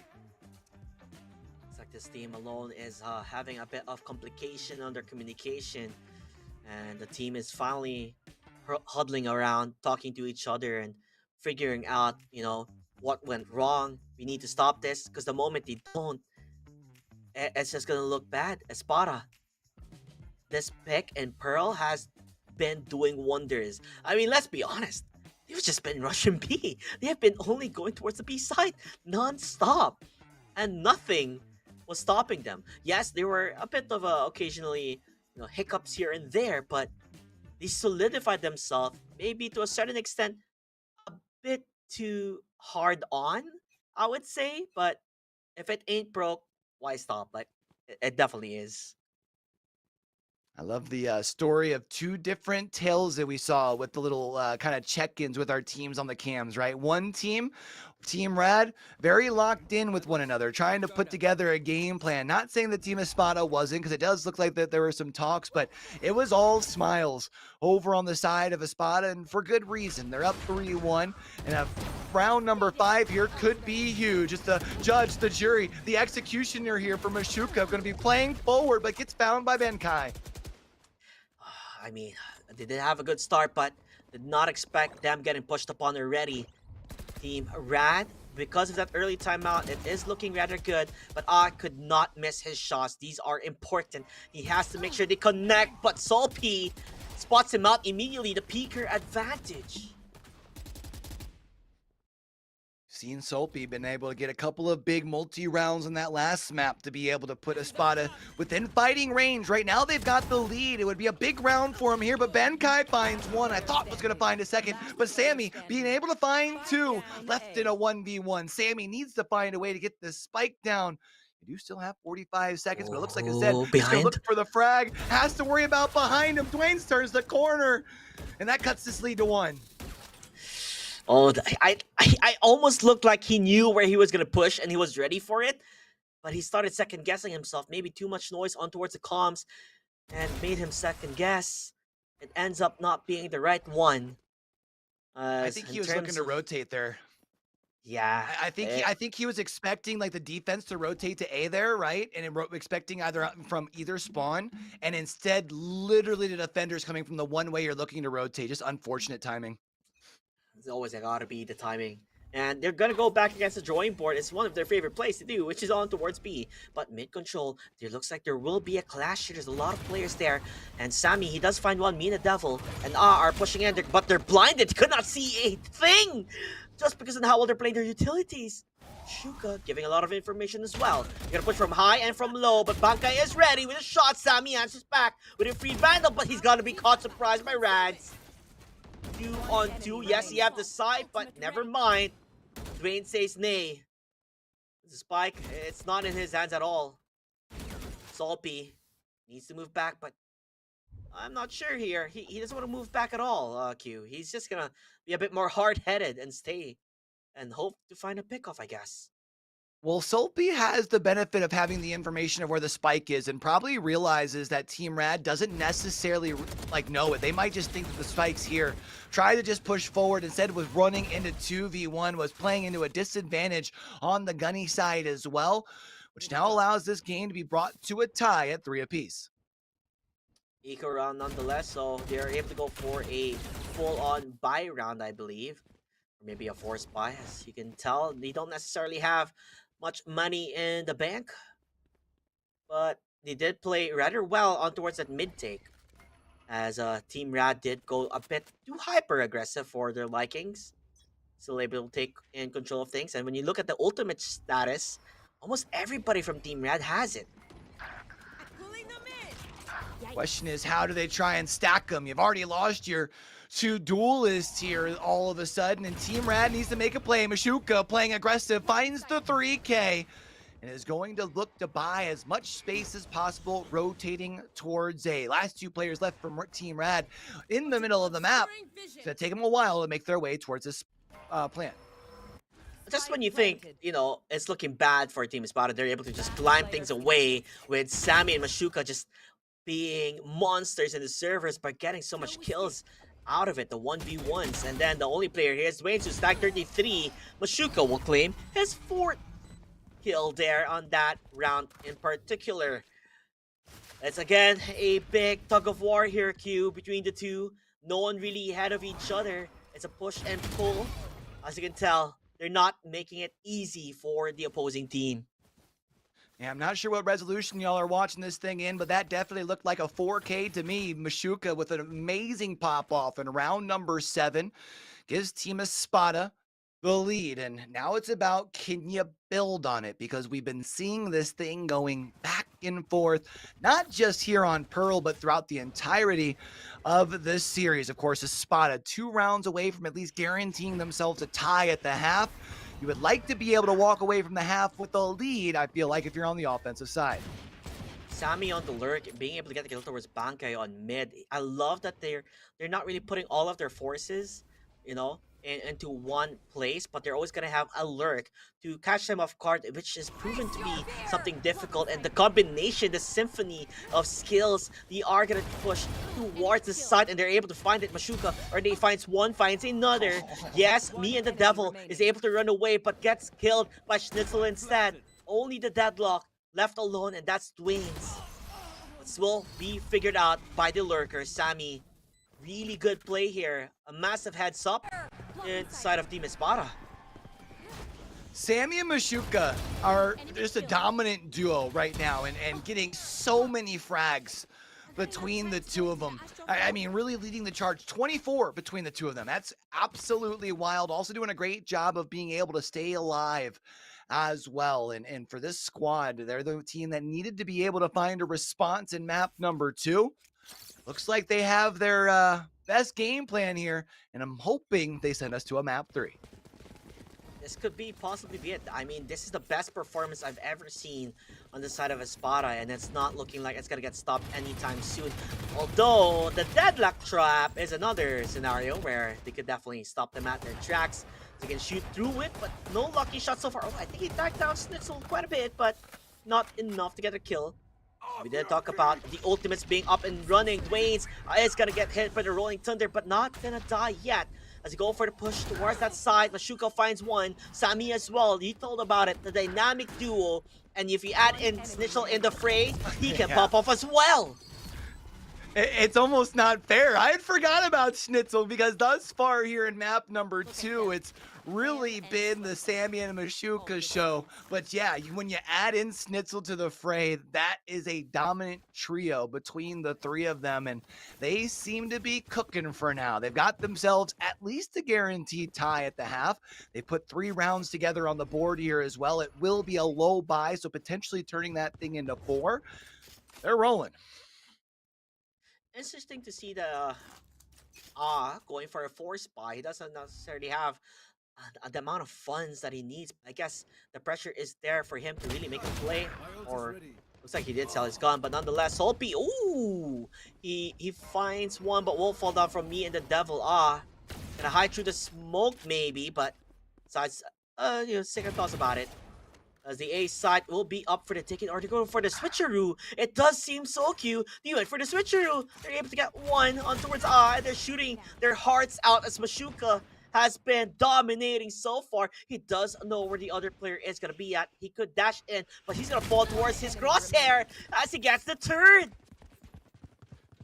I like this play here. You find the pick and then you decide to rotate towards B. Mashuka still going to be on the lurk trying to secure things as the spike is going to go down. Is there discipline rounding this corner from me and the devil is the question. No, instead it's another 4K. Secure your game. Protect your name. Another dominant round. And I don't know if you guys saw, but Mashuka, everybody is popping off inside of Espada. Mashuka, in particular, his face cam, he was going beast mode. This guy is feeling it in this map number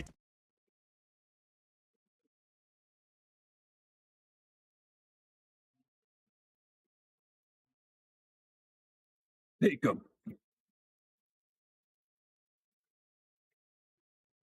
You want to play? Let's play. Might be able to take the momentum forward over on their side.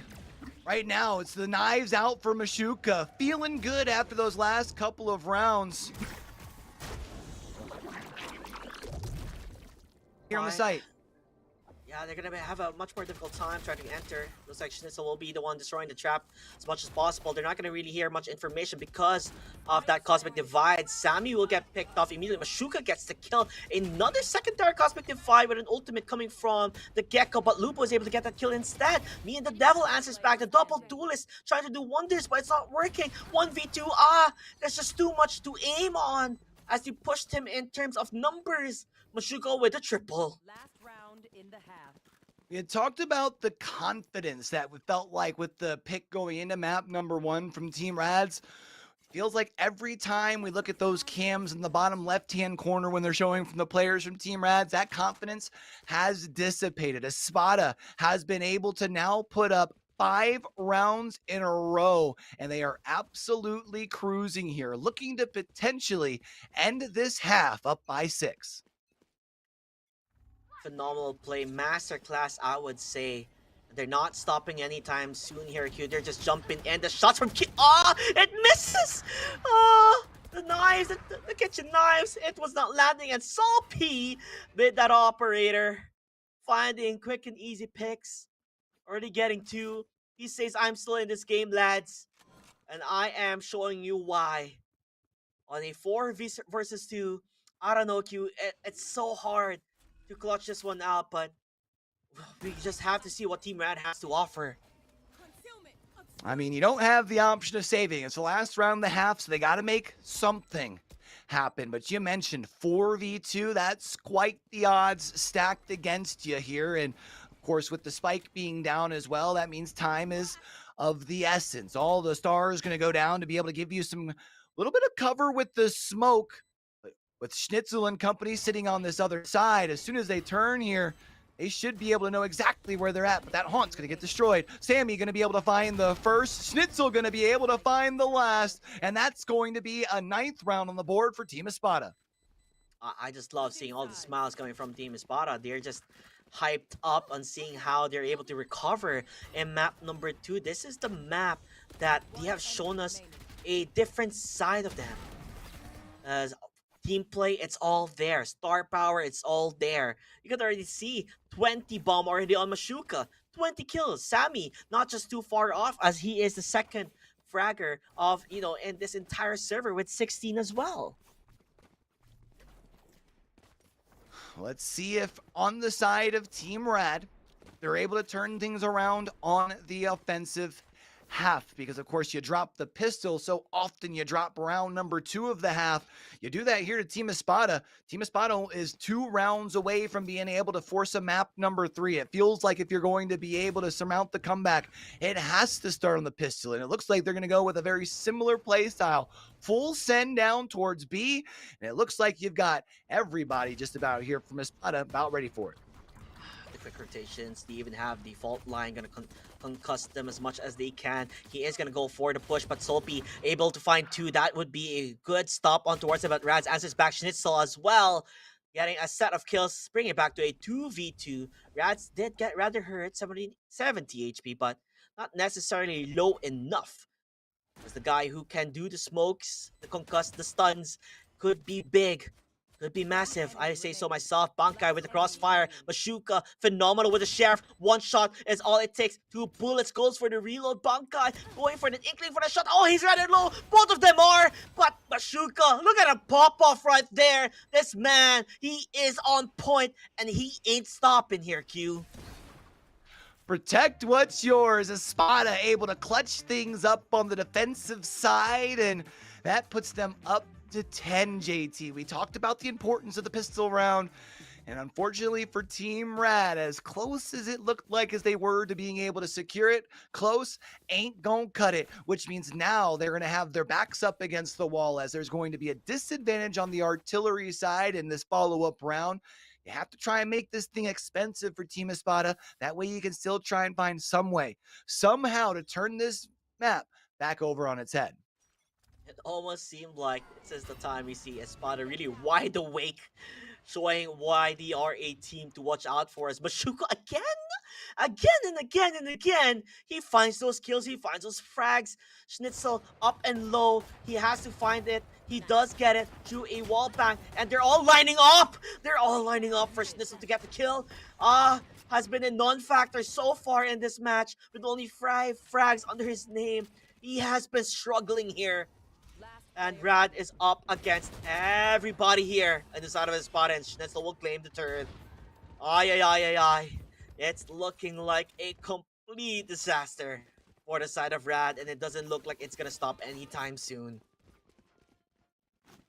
It's interesting. We talked about the change at that duelist position heading into map number 2 for Team Rad, right? We saw me and the Devil and Ah switch, wondering if maybe it was about trying to put me and the Devil on a more comfortable character, right? Or maybe it was the opposite for Ah here, but neither of them popping off, and now all of a sudden you got to find some way to turn things around quick, fast, and in a hurry because you've got rifles in hand.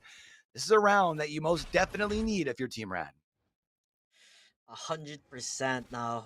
Seeing me and the Devil being as the lurker, as they go for maybe a particular A-split play, but I feel like they have an inkling of what they've been doing. The shots have been fired. 60 HP on me and the Devil. Gonna go for, a way to flash them out, but not really gonna work out in their favor. Pushes on. This is what he wants to do. Wreak havoc in the side if he can, as they are on complete control. Now the entirety of his spotter are gonna go for the rotate, but I think he's pushing way too much. And what? They already have an operator in Mashuka? Maybe a bit too risky here. They don't really necessarily have a full buy, but let's see how this operator can really do something out of nothing. Try and put something together because you're at the disadvantage. It's 3v4. Let's make it 2v4 on the retake. Lubo's going to be able to find one. But Mashuka with the op in hand can't move very fast. All left here, Lubo is just going to, I think, get out of dodge if they can. Try and make this as expensive as possible because you can hear that bomb. Not enough time. Just simply going to fall down to it. That's another round 1 for Team Rad, and it's an important one as they look to turn things around. That was an expensive buy coming from Mashuka. It was. I mean, not necessarily the best on that one, but nonetheless, he does have his ultimate, the Blade Storms. He can still continue doing what he has been doing. But at the end of the day, I guess you can make mistakes like that, especially when you have set up your team with a huge, gap between, rounds 4 to 11. The deficit is just way too much if you're on the side of Rad. And Mashuka is able to get the kill queue. Honestly, this guy, first contact, you're dead. No matter what. Has been getting their ones, but Rads is going to be able to find one in exchange, and with Benkai being able to find one as well, Rads now has the man advantage. They had to figure out which way they want to take this spike, however. It looks like they've decided to go towards B, and with being able to find Lubo, makes it an easy decision here now, as they've got not only the site under control, they've got themselves the 2-person advantage as well. Looks like they might be able to start piecing things together here, JT.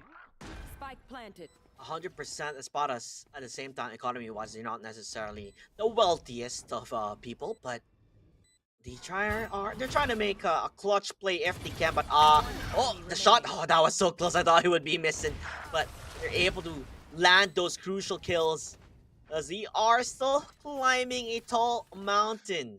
It's a slippery slope, but slow and easy takes the cake. Piece by piece, that is what they're going to aim for. Round by round is all that matters. Now we are going to be seeing a timeout on the defensive side here from Team Espada.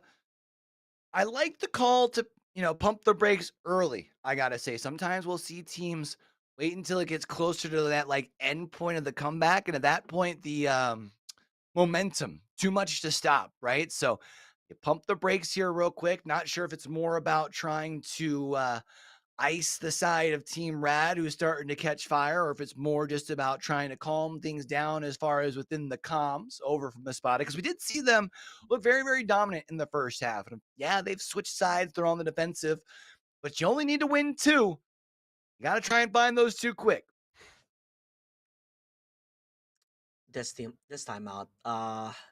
I was not expecting for them to go for a timeout. Actually, I was expecting maybe the enemy team is gonna go for a timeout, but nonetheless, this timeout will definitely help them out. Talk about things, maybe stop them off. The momentum that they've been at. Whenever there's a short break, that momentum that Team Rad has been going on can be put into a halt, which can prove to be a bit more of a pain if that does happen. And they have a good reading here. They're going for ASAP, but you're gonna get blinded immediately. Still goes for the push, the shots. Oh, he does not land, but Sammy at least gets hit. He gets one. Even, hurts a bit on towards Ah's rather low. Gonna be able to survive quite a bit, but he has to go for the pistols. Wait a minute! He survived that one? Honestly, that was crazy. As it looked, he was already dead. 2 rights.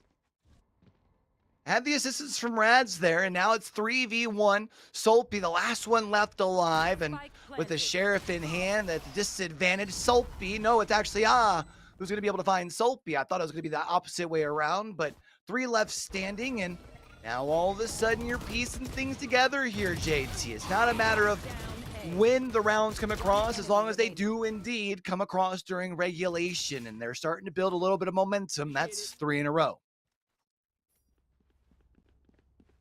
I do love the fact that Team Rad, they're just taking it, don't worry about the big advantage that is currently set on Espada.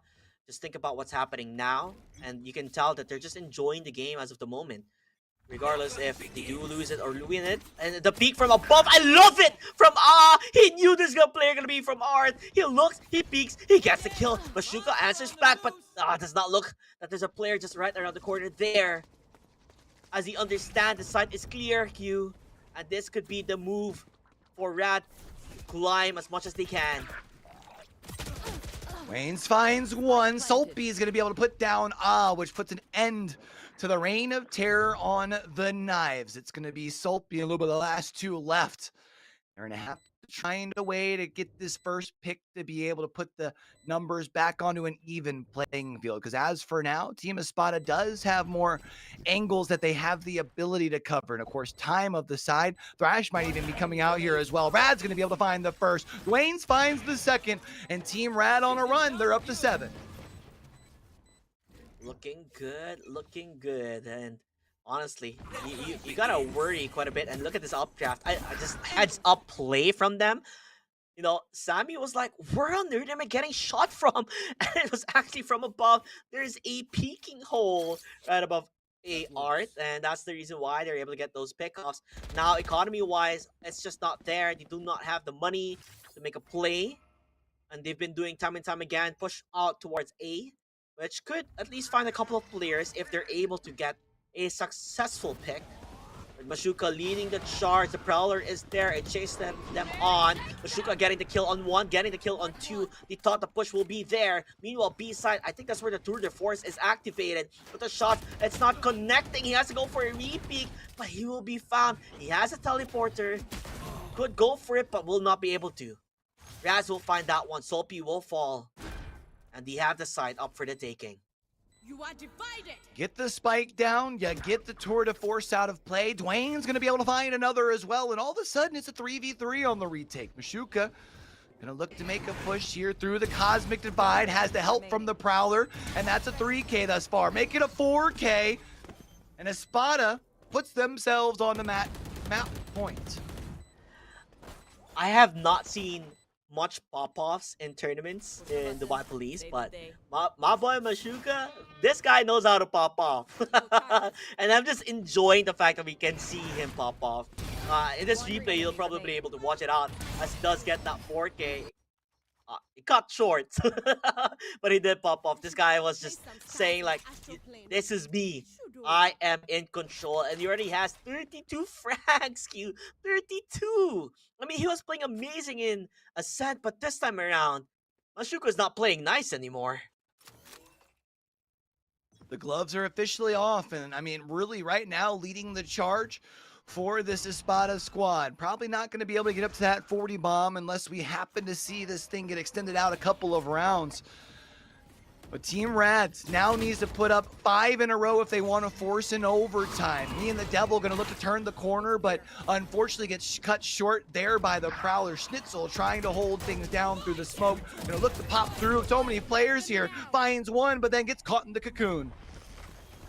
Unlucky for him, as he did tag them down quite a bit. Lupo gonna go for the flash play. He finds it. Schnitzel won't finally fall down because he got stuck with the ultimate coming from them. But from above and from below, I love this. One from above, one from below. Go for the peaks, and they get the kill. Asha is left alone. That is Sammy, but you're not gonna check the corner. He finds two. Could be more, but no.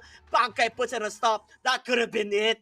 Oh, that was so close. You can tell by Sammy. He almost had it. It could have been saying hello to map number 3, but not today. Raz, you want to get this to a clean 2-0 if they can. Yeah, I'm pretty sure Sammy saw the same thing I did, which is an easy spray transfer, as that last player coming out happens to be so much further away from you that it's kind of naturally the direction that your reticle is kind of pulling anyway with the shots, right? Just unfortunately not anticipating it. We're still, though, you are so close here. You only need a round. It's got to be sooner than later, though, because momentum's starting to build up for Team Rad. Do have the Rolling Thunder as well on towards Breach, which could be massive if they do decide to push on towards what side. No one was really watching that side there, as they're able to get 2 kills already. Schnitzel and Sammy falling off. Down and dusted, they're dead. Under waterfall, Bankai, will he be able to get it? Yes, he will. Gonna go for the flash play, and the shot with the Ares at least gets 1. Could swap the gun if he chooses to do so. Maybe get the Vandal at hand. Still on a 2v4. Number is not in their hands. But they get the kill. Shuka is able to always be Mr. Consistent. But what can Mr. Consistency do when you're up against 3? Had to put the op away. Ops for the Vandal in for good reason. It's a 1v3. The net not quite going to be able to grab Mashuka. Turns the corner and is able to find a heady. You still need to be able to make a play. There's 2 left alive.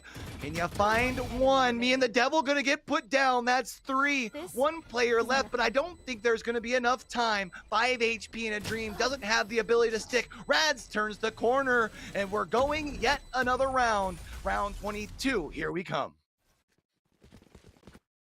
I'm just trying to remember, when did we end? 10-3? 10 to... Yeah, it was 10-3. Was it? One. And then they came 11 back. 11-3. Oh, that is crazy.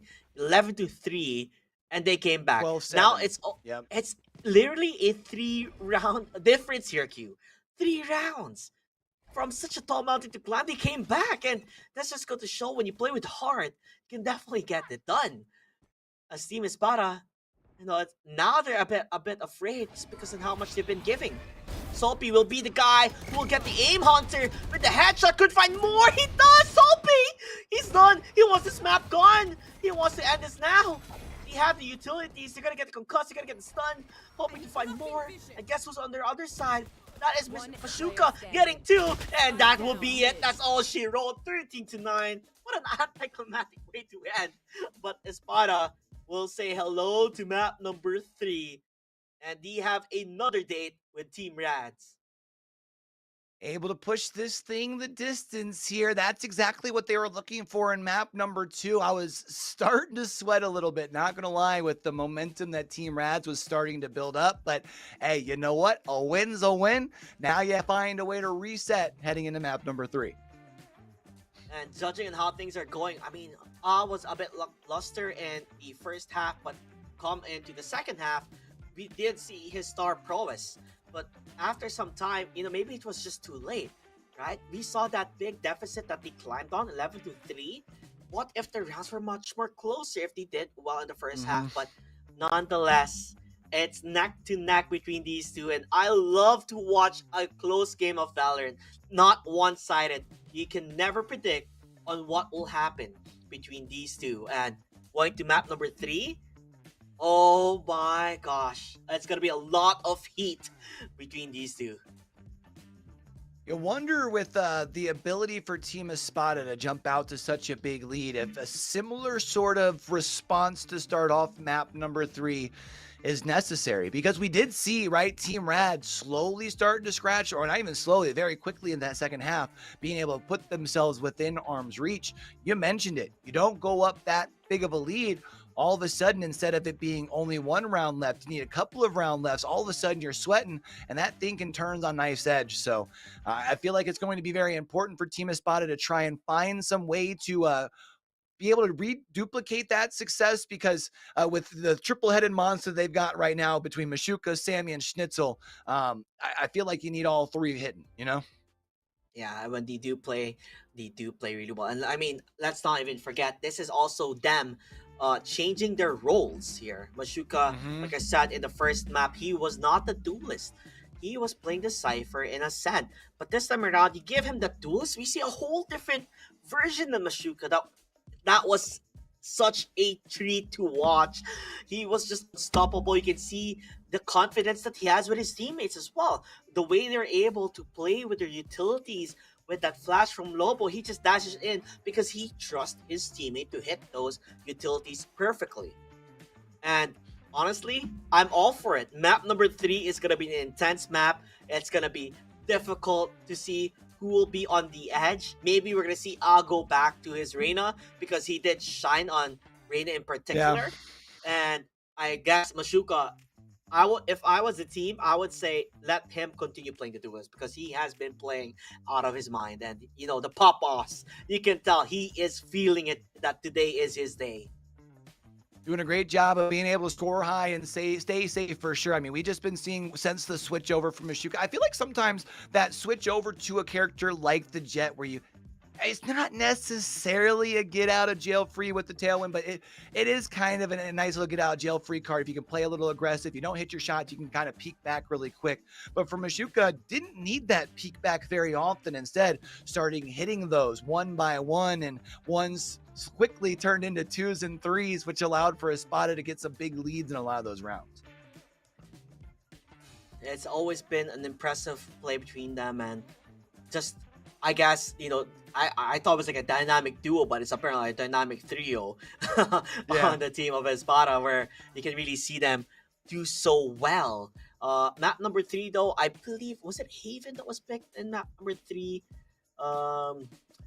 I think so. And this is the map that Team Rad went 13-1 in their first best of 1 yesterday. So this is a map they're not afraid of. This is a map that they are confident in. This is a map that they have dominated, because the number one takeaway that I had yesterday with Team Rad is that when they play on this map in particular, they play aggressive even as defenders, right? It's a 3-site map. It's big, but they take advantage by, you know, spreading out and pushing on. So we'll see what happens there in map number 3, honestly, Q.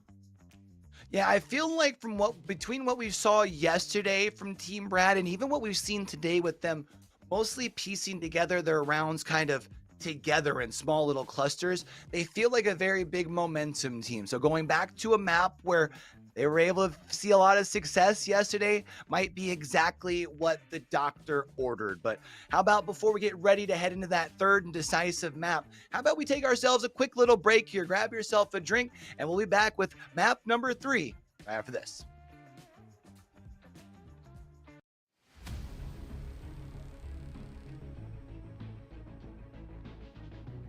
في عالم الألعاب الإلكترونية التواصل ممتع، لكن ليس كل من يظهر صديقاً هو كذلك بالفعل. خطوة بخطوة يبدأ المجرم الإلكتروني بجمع معلوماتك.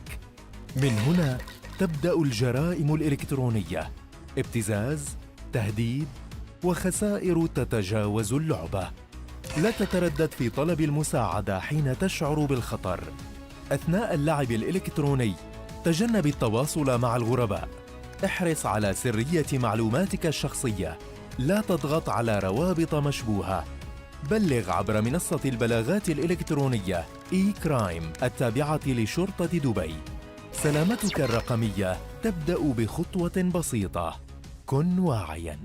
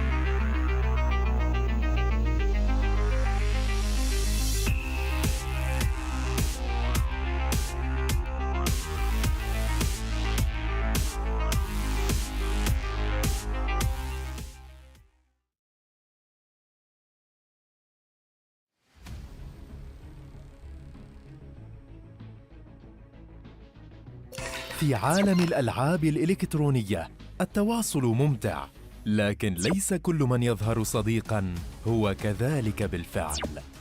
خطوة بخطوة يبدأ المجرم الإلكتروني بجمع معلوماتك. من هنا تبدأ الجرائم الإلكترونية، ابتزاز، تهديد، وخسائر تتجاوز اللعبة. لا تتردد في طلب المساعدة حين تشعر بالخطر. أثناء اللعب الإلكتروني تجنب التواصل مع الغرباء. احرص على سرية معلوماتك الشخصية. لا تضغط على روابط مشبوهة. بلغ عبر منصة البلاغات الإلكترونية إي-كرايم التابعة لشرطة دبي. سلامتك الرقمية تبدأ بخطوة بسيطة. كن واعياً.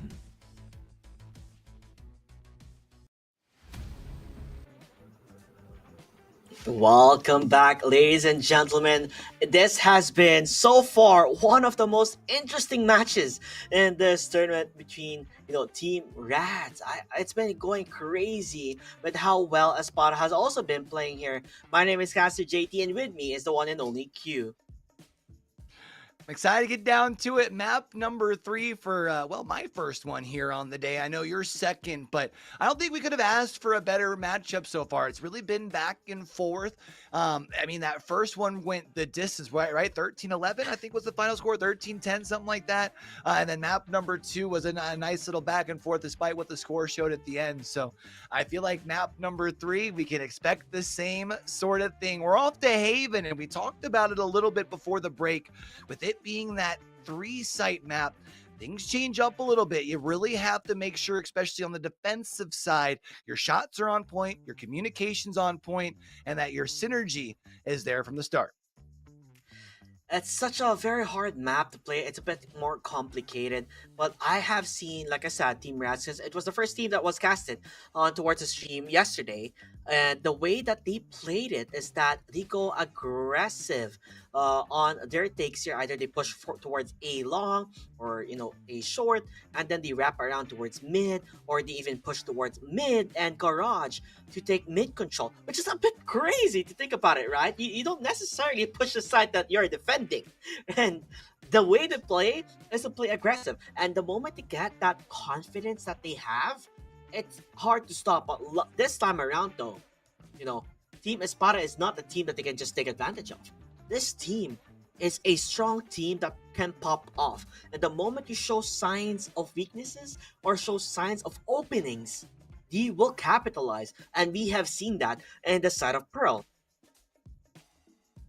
It's interesting, right? Because remember when we entered into map number 1, when we started on Ascent, we talked about how the team composition for Team Rads kind of just screamed confidence to us, right? And when you're starting from an even playing field, that neither team has played yet for the day, neither team has seen the other side, I think when you start with that confidence, a good thing. Now maybe a little bit of a different sort of approach as we head into map number 3, though, because you said Team Espada, they've done phenomenal of being able to push back against Team Rad here. And I don't know if Team Rad's going to be able to enter into map number 3 with that same level of confidence. And if they do end up playing with that sort of extra sort of big ego that sometimes you get when you are playing good, you overextend, you overpeak. All of a sudden, those early rounds, you're playing from behind, you start falling behind on the scoreboard, and you think, is this where my tournament ends? So I feel like the first 4 to 6 rounds should give us a really good indicator as far as where the mental sits for Team Rat. And as well as the strategy they're going to be playing towards Haven. I would love just a lot of questions up in the air with Espada if, again, they are going to stick with the roles that they have made in map number 2 with Mashuka being the duelist and Sammy being the smoker. Astra does really well still in this map, but normally you would like to get an Omen instead just because you have the TP plays, the paranoia, the smokes, etc, etc. So it's a matter of how well the dynamic duo. Of course, if you add in the other player, it will be a dynamic trio, judging on how things will go. Snitchel has always been Mr. Consistency as well on their end, as the guy who plays the information given as much as possible. And as you can tell, so far, cute. Am I seeing things? Dwayne's switching over to the to the duelists here. You talked about that Omen play. It's going to be me and the Devil coming out there as far as for Team Rad. We're seeing some, this is an interesting comp. I'm excited. Yeah, definitely 100%. Cypher plays really well here, but if you're able to destroy the, if you're able to destroy the traps, that does wonders. But I don't see any agents from Espada that can destroy traps currently, and they even might go for a double duelist, which is gonna be a whole different spectrum. They're just hovering around ages. I mean, I'm gonna be surprised if they even go for an ISO, because Triple ISO duelist? really, I mean, that's gonna be interesting to see. But with everything up in the air, with a lot of question marks, it does seem like Team Rad has the plan with going for a double duelist. I mean, it's nothing different, right? Every map they've been doing double duelist. This time around, Espada goes for Sammy duelist rather than Meshuka, which, I mean, if they're comfortable with that, that's cool and all. But I wanted Meshuka to go for duelist as well, and he did. He just did. I am going to be curious to see how things play over on that Team Rad side. It feels like we keep kind of having the change of the duelist, whether it's just flip-flopping who's playing who, or this time around it's Dwayne's actually switching the roles. It just feels like me and the Devil just hasn't quite been able to get things cooking. So maybe with that switch, maybe it is indeed just exactly what the doctor ordered. If there's one thing that we do know for sure here, JT, is at the end of this next map, one of these two teams is going to secure their ticket for Championship Sunday. So let's see if the change of pace, the change of approach, the change of composition is just what Team Brad needed. I'm just a bit more worried here, Q. With too much changes can definitely lead to a different type of team, and you don't necessarily see that much in pro teams as well, right? Where they do switch roles. Usually, this guy is designated to be this player, and this player, and if you're tossing up a lot of things up in the air, it kind of destroys the chemistry or the flow, the systematic plays that you have. But there's a lot of doubts here, but Team Rad, let's see if it will work out in their favor. As Espada, they're getting ready for the attack. Team Rad starting off on that defensive side, and it's Meshuka gonna be able to find an opening pick. Sammy finding one as well, which has Team Rad retreating back. You can even see it's actually Rad themselves trying to fall back through the garage. Gonna be able to stay safe, but it's gonna be a full 5-person push for Team Espada on to B. It's just me and the Devil here to try and find one. I love the paranoia. He goes into the cage, he pushes it, he goes for the fight. Yes, they are rather low, but he does have the overheal if he chooses to do so, but decides not to. And from behind, that's where the players are going to be at. It's a flankeroo towards the B side, but now that they know where they're going to be at, they just have to play it smart. And towards garage, that is where one player is going to be at the right click. It's not going to work out for Snitchnal. Rads has the camera. Trying to get information, but the smokes will be there, and that's the beauty of Clove. So I'll be up in the air. Oh no, the timing did not work out as a 1v2. As the ISO, what can he do? But nothing. As Bankai answers back, this was looking good for the side of Espada, but they somehow lose it all. It's a tough opening round here, and I mean, Rad's being able to find two, pushing over from garage, especially pushing through there and being able to give them the 2v1 while also being able to sit on the plant, knowing that Bankai was watching their 6. And it's now going to be Team Rad with the lead. We talked about the importance of those pistol rounds. They've at least got themselves a first. So I don't think Espada is going to stop at their tracks, because we saw the first blood. It went out with a bang with Meshuka really showing what he has got. They're getting ready on towards sewer. They do see one player. They see actually a couple of players. Oh, not yet. The smoke is actually there to stop them at the track. So the moment that the smoke is gone, as it dissipates, this could be where the action is going to be at. And that's Dwayne's, who did swap towards the duelist role. He does tug down them quite a bit and immediately runs out. The shield will be there for Sammy, but the thing is, this map is so darn big that sometimes it's just a very, very slow play before they decide where they're going to be going to. As Dwayne's says hello to my little friend. Gets a freebie on towards Sammy.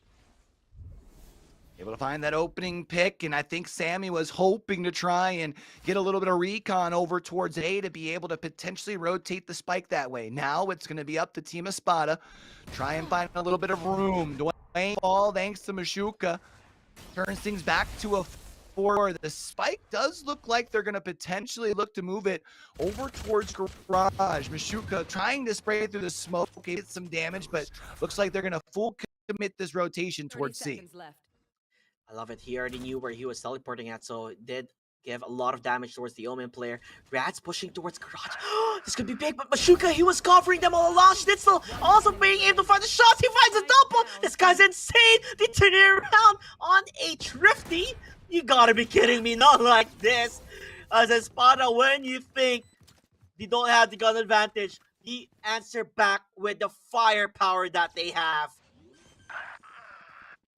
I'm just sitting here questioning everything I know about Valorant. You know what I mean? 2 rounds that I felt like at midway through the round, we're going to go the opposite way around. And meanwhile, somehow both teams have been able to take one, turn that thing around. And now it's going to be up to the side of a Spada with a very slight advantage as far as in the gunnies to try and piece the cup together, because we do have pretty much shares across the board. Brad, see what they're able to do and see if they can continue to string things together. And Sammy is the one leading the charge. He does have the shield, so he's gonna be okay if he gets found out. He'll through the cage. He's already hiding. That's Rat done and dusted. Me and the Devil answers back, but they will all fall down in the hands of the entirety of Espada. Wow. Team Espada right now on fire, hitting theirs. And now starting to string things together. Rifle's going to start coming out on either side, of course, with plenty of people left standing on that last round for Espada. They're trying to see what they can do as far as on a little bit of a lower buy. They're not going to want to invest too much into this. You have the ability round off of Team Rad, however, you do have the ability to reset economy. And if Team Rad falls behind early at a big lead, I have concerns about them being able to regain. Team Rad, we have been pushed through the court, through the feet, and we do see Rad currently readying up. He does spot the one down, but immediately falls down instead. He saw the feed, but could not even convert it to a kill. Espada, we have found the weakest link, and they're taking control of it. Me and the Devil stuck at window. Understands there's a player there. Is at least able to get one. That is Sammy done. Mashuka answers back, and he's just pushing to the limits with a 4K. Couldn't even go for the ace. They know where the last player is gonna be. He shots it down, and that's gonna be an ace. Mashuka, the beast of Team Espada. He is the mightiest of all the swords. Able to score high and stay safe with the ace. What a big play from Mashuka to be able to now put 3 rounds in a row on the board for Espada. And not just that, that's going to break the econ for Team Rads. And it's starting to feel a little more similar to what on map 2, where Team Rad did start falling behind. We saw that they were able to regain, but it was after that got just a little too far out of control. They have to find a way to pump the brakes, and they have to pump the brakes soon. That they do, and Sammy yet again, he's just not afraid. He just charged. They already know where the player is gonna be at. The 180, but Dwayne's, they're able to run away. Schnitzel will be able to at least chase him down. Able to answer back. This actually eco round is working out. What on earth is happening? Espada! Oh, the pressure, it is on. You know where Dwayne is gonna be. Soapy, he's pushing on. Lumo as well. They find the shots. They make it work here, Q. And the flank. That's what you want to do. But do they have the number? He's pushing towards sewer, and this could be big here, Q. Rads, though, only got the sheriff in hand, and it's rifles in both of the hands of Espada. Both Soapy and Bubo, and they're going to be able to clear things up. It's a little bit of a costly round. You usually prefer to be able to keep 3 standing, but hey, you know what? A win's a win. That's 4 in a row. Tires keep turning. And this time around, there is something different. We do see the operator in the hands of Dwayne. I mean, this entire switcheroo with the roles, it not has been successful so far, but this buy round, it will mean a lot. And if not able to find it, then I don't know how they're going to come back. Giving an advantage on Espada, we have seen that happen. ISO, He gets a kidnap. He gets up actually, the Cypher player. They're going for a 1v1 and Sammy will find it. There's no traps anymore, and that means Seaside is up for the taking. Mashuka answers and gets the kill to me and the Devil. He's looking for more, but Dwayne answers back. Finds one and looks for another. And Dwayne, the dynamic duo, the answer back as they hold the fort on towards Seaside. Look at the pop off from Dwayne's too. Says, hey, we still here. Able to put themselves around on the board. Doing a great job controlling the site with the op. Hitting the shots. That was the type of bounce back that you need if you're Team Rad. I know we were already seeing people in chat thinking that maybe this thing was already over. I hate to be the bearer of bad news, but this thing's far from it. What can you expect? Team Rad and Espada has always been a push and pull like we've been talking since the very start, and it's not going to end there. Maybe nerves needed to handle down, but now the entire force are pushing towards the side. Will be answering back. He's online and he's ready to kill them all. He finds 3, but it doesn't matter. He has done the damage.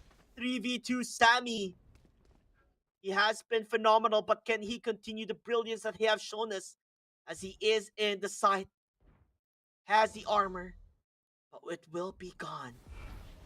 Just right around the corner, the timing could be magnificent. Bankai gonna use a shock dart, hoping to get the kill. He does get it through the smoke. 1v3 though. What can Sammy do? He understands where the player is, but the recon could spot him out. No, it doesn't. He evades it. The shots have been fired. He knew where he was gonna be at, and there you have it. 3-4, only a 1-round difference. Able to bounce back here. It's a couple of rounds they've strung together. Cuts this lead down to 1. And for Team Rads, just when it felt like maybe they were on the verge of seeing things turn, have put themselves right back into the mix. And I mean, great opening 3K there from to put themselves ahead in that fight. And from there, Team Rads should just coast it. We didn't see much of in the second map. He did show up only during the second half. But this time around, he's showing us from the get-go. Listen, guys, I am here. My name is and I am gonna show you what I'm made of. And boy, oh boy, was that a treat to see. But then, it looks like they're going back to their comfort zone, and that's the Seaside. They're going for a full-on push. Gotta push here quick. Dwayne's has the op in hand, but Mashuka gonna be able to put him down before the trigger's pulled. It's been back and forth. It's a 3v3 as Bankai then finds a second. Has the information from the neural theft here to try and make the play. Turns the corner, not even needed here, as it's the help from and me and the Devil as Team Rad gets another. It goes to show me and the Devil with his paranoia. They all lined up. It made it easier for them to go for the peaks and Espada. You can tell it's not looking good. Not a lot of smiles here and there because we started this in a 4-1, and they climbed back here that is what Team Rads understood. You can't give them too much leeway. The moment you do, it will look really bad. So the answer back. I would love to see a different play here coming side of Espada though. It's more of a one-dimensional push, hasn't it been? Where they only go rush towards the C from C long. I would like to see them go for a C split, but I don't think that's gonna happen. I think we're gonna rush towards the side. Gonna go for the trap to get the shot. Unbelievable! Sammy survives Q. I think part of their push here on his C is they keep being successful on at least being able to get access to the site and being able to get the spike down, right? Hey, yo, don't take all damage from with the Hunter's Fury. Not like this. Turns the corner, though, gonna be able to find one. Put down by Sammy. To be all left to Bankai. Now going to be in the 1v1 thanks to the ult. Can they make the play? Yes. But now, is Bankai going to have anyone around him? It looks like that indeed is the case. Schnitzel puts him down, and Team Espada take the lead once more. Just when you think the momentum has been shifting towards the side of Team Rad, the answer back with a full-on rush push. And they were not afraid. You're like, JT, what do you mean by C split? No, just rush the site. And that's how easy it is for them to take. Unbelievable plays coming from the side of Espada, as they are, again, showing why they are a team to watch out for. But Yet again, Team Rad, they're not just gonna give it away. I do like the repositioning, by the way, of Cypher. He understands that, you know what, let's not go C. Let's turn things differently as he goes A instead. But D think is where I think it's gonna be at here, Q.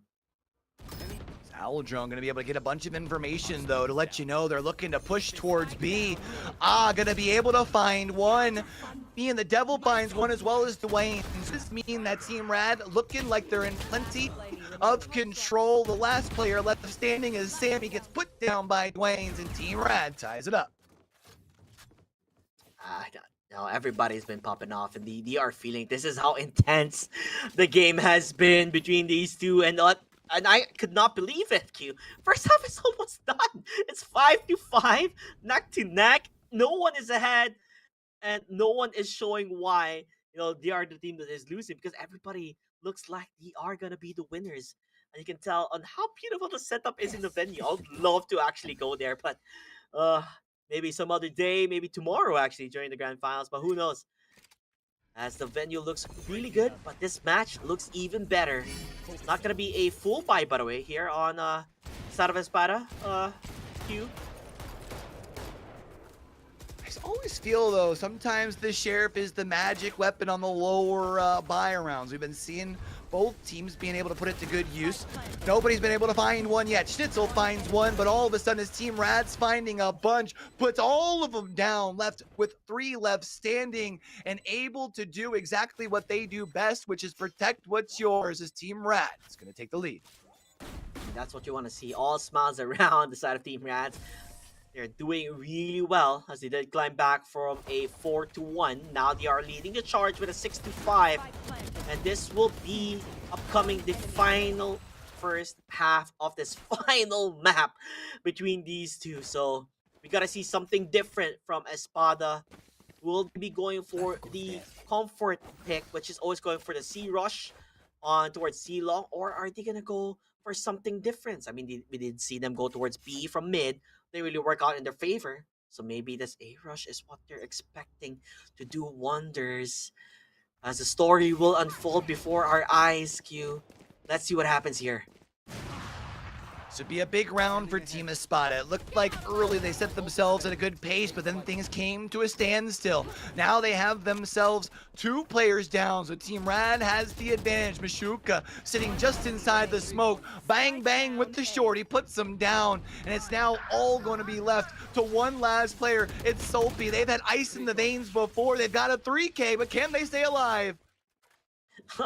I love the confidence. He wanted to go for a knife play. He wanted to get the kill. Insult to injury if possible. Solpito, 10 HP. What can he do? 1 shot, 1 bullet, 1 spray is all it takes. And that shorty, eyes on the prize. They are going to go for the push. Now they know where he's going to be at. He sprayed through it, and that's going to be a 4K for Bankai. That is our first half, 75Q. And that is an closest match that I would say between the two. Loving what we're seeing so far. We're in for a banger of an end to map number 3. It does indeed look like. Talk about a run in the back half of the first half, being able to win 6 of the last 7 for Team Rad. Of course, they need to be able to carry that thing over into the pistol round. You do that, you're able to at least avoid from Team Espada to be able to turn the tides to start things off. So let's see how this pistol round goes. This could be the setup of everything. I mean, there's a big importance why pistol round being won can set you up for more rounds to even close it up, to make it much more closer between the two. They understand where the players are going to be at. Even the quick rotation currently coming from the ISO and the side of Espada, and they got the kill already towards Dwayne's. That is massive. 4 HP for Mashuka, and Sammy falling down. Soapy will die as well. Mashuka still alive, but finally will bite the dust, as it's gonna be a 3v2, not even looking that fancy, because the Clove player from Espada is so low, and they know where Schnitzel is gonna be at. Which probably gives you an idea that you're also going to be seeing a player towards tunnel. That's exactly where Oz trying to look here. Ben Kai is going to be able to find Schnitzel, which means the last one left alive back here at Link is going to be able to chase him down. It's a pistol round one. That's both of them things on the board for Team Rad. Let's see if they can very quickly turn 8 into 9. And if it does happen, I mean, we've seen Espada win rounds when they're up against bonuses, and somehow they do. Do you see what I'm seeing, Q? Confident plays. Do we see a Vandal and a Phantom already in the bonus round? Normally, you would rather get the Guardian, but pure confidence, I guess. This is what makes a big difference between the two. There is no playing safe in map number 3. I think that goes to show you the importance of this round, because Team Rad, they did drop that second round after the pistol in the first half. You don't want to afford that same thing here. Dwayne's going to be able to use the Spectre to be able to find the first here in this middle lane.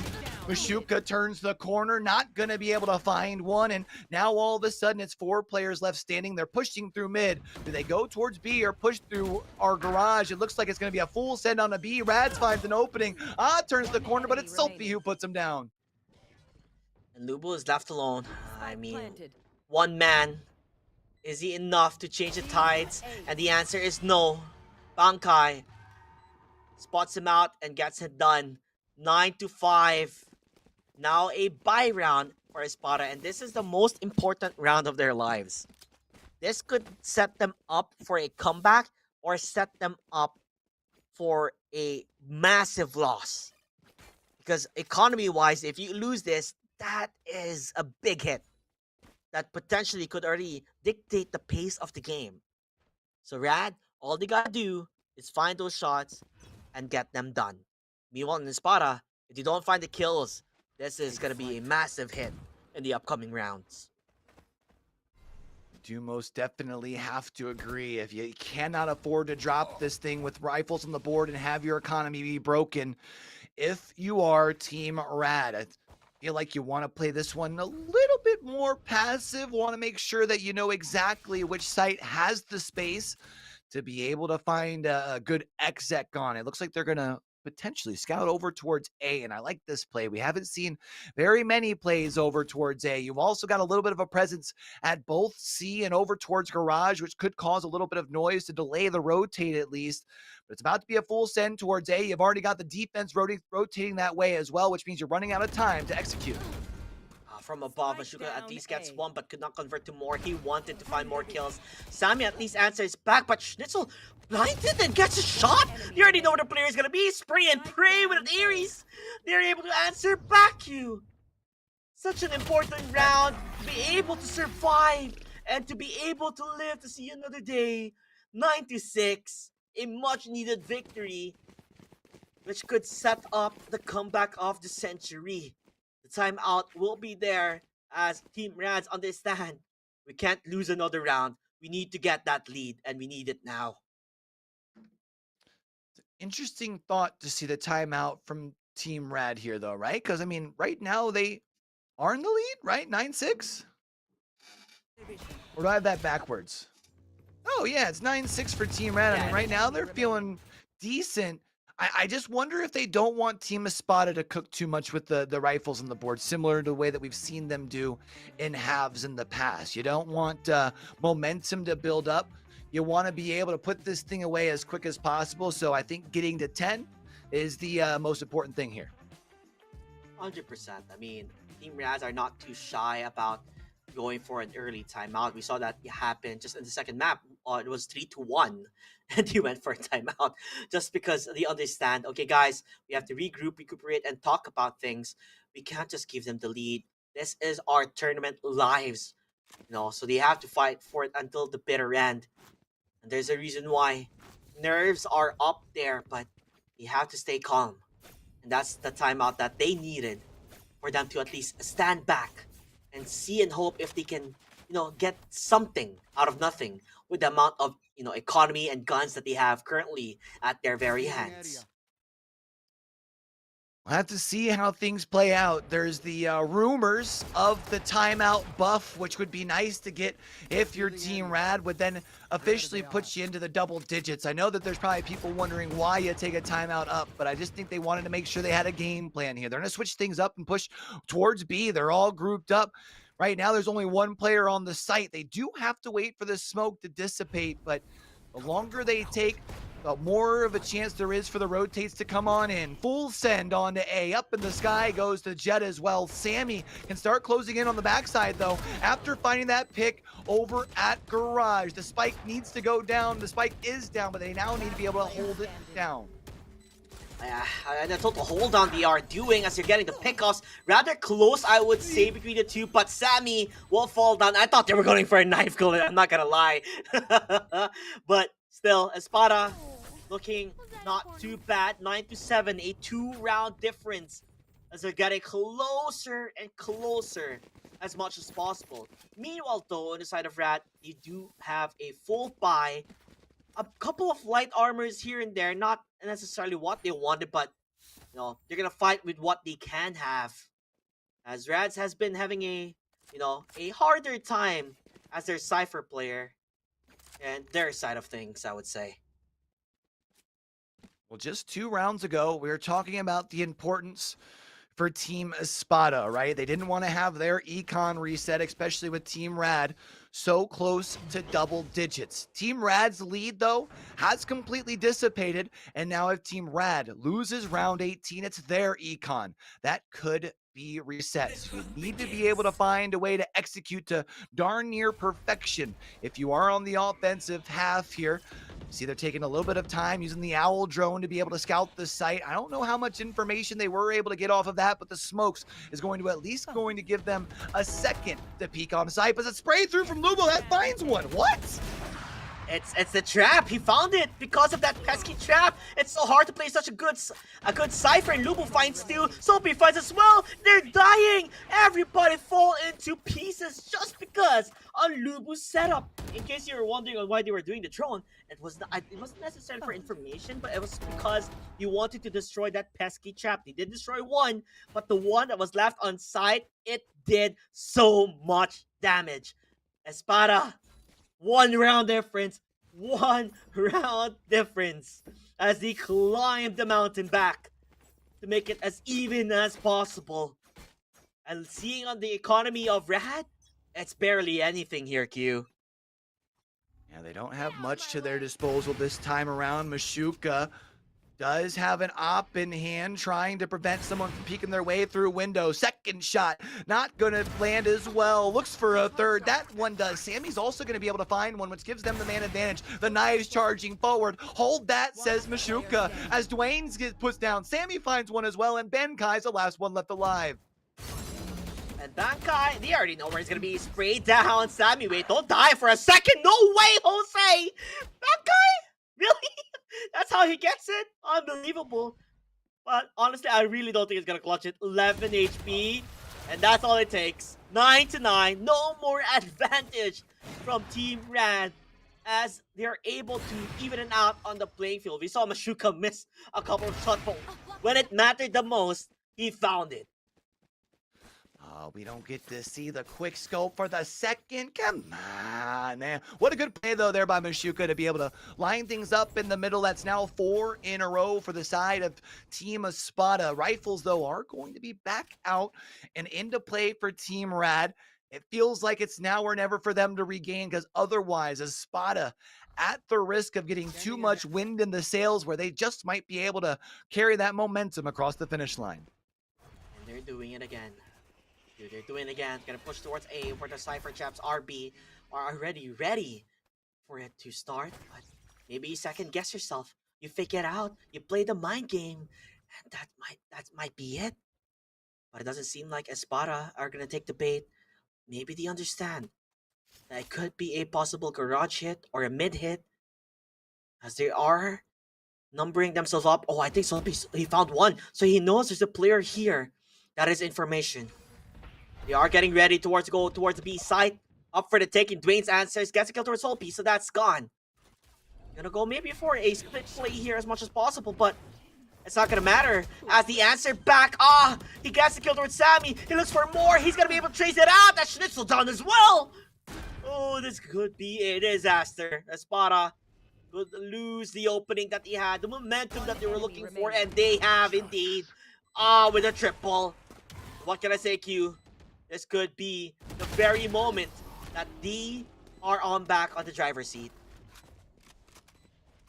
Especially when one of your last players left has the op, it's hard to be able to land the shots when you're at the man advantage in the way that they were there towards the end for Mishuka. So yeah, the 4-round sort of run comes to a screeching halt as Team Rad is going to be the first team up to double digit. But now things get interesting when you look at the math here, because if Team Rad is able to go on a little bit of a run, yeah, Spada is going to have enough for a bye in the next round. But if they drop 2, then when you have Team Rad on map and series point, Team Espada would be hurting in the economy departments. They need to get a couple of rounds here. Doing it again. Maybe fake it out. Go to B. That could be the play. As they are going back quite a bit. The Hunter's Fury actually going to get used already from Bankai to get information. He lands a shot! Sammy's dead! Schnitzel at least gets something. Being able to find the kill. Looks for more. They headshot! Nope! You gotta be kidding me! The triple? Schnitzel? Stopping them at their tracks. The guy who's holding the door, the fort towards B. He answers, but from behind, that's where Rats is. They're trapping towards corners. Lupo, though, will be able to punish him out. That is going to be a 10 for 10 at the back of the play of Schnitzel. How important were those shots? A big double, and we had talked about the 3-headed monster between Mishuka, Sammy, and Schnitzel. A big triple kill there from Schnitzel to be able to bring things down to a tie. Also, when you look at Espada, you've got just about all of the ults at your disposal moving forward in this very crucial round, because as much as we were talking about how much the economy could have switched for Team Espada, now all of a sudden Team Rad's in a tough spot too. I mean, this thing, because it's been so back and forth late in these rounds, neither team can really afford a loss. And a loss indeed, because A will fall down. Mashuka is able to find that one out, and look at this, Sammy.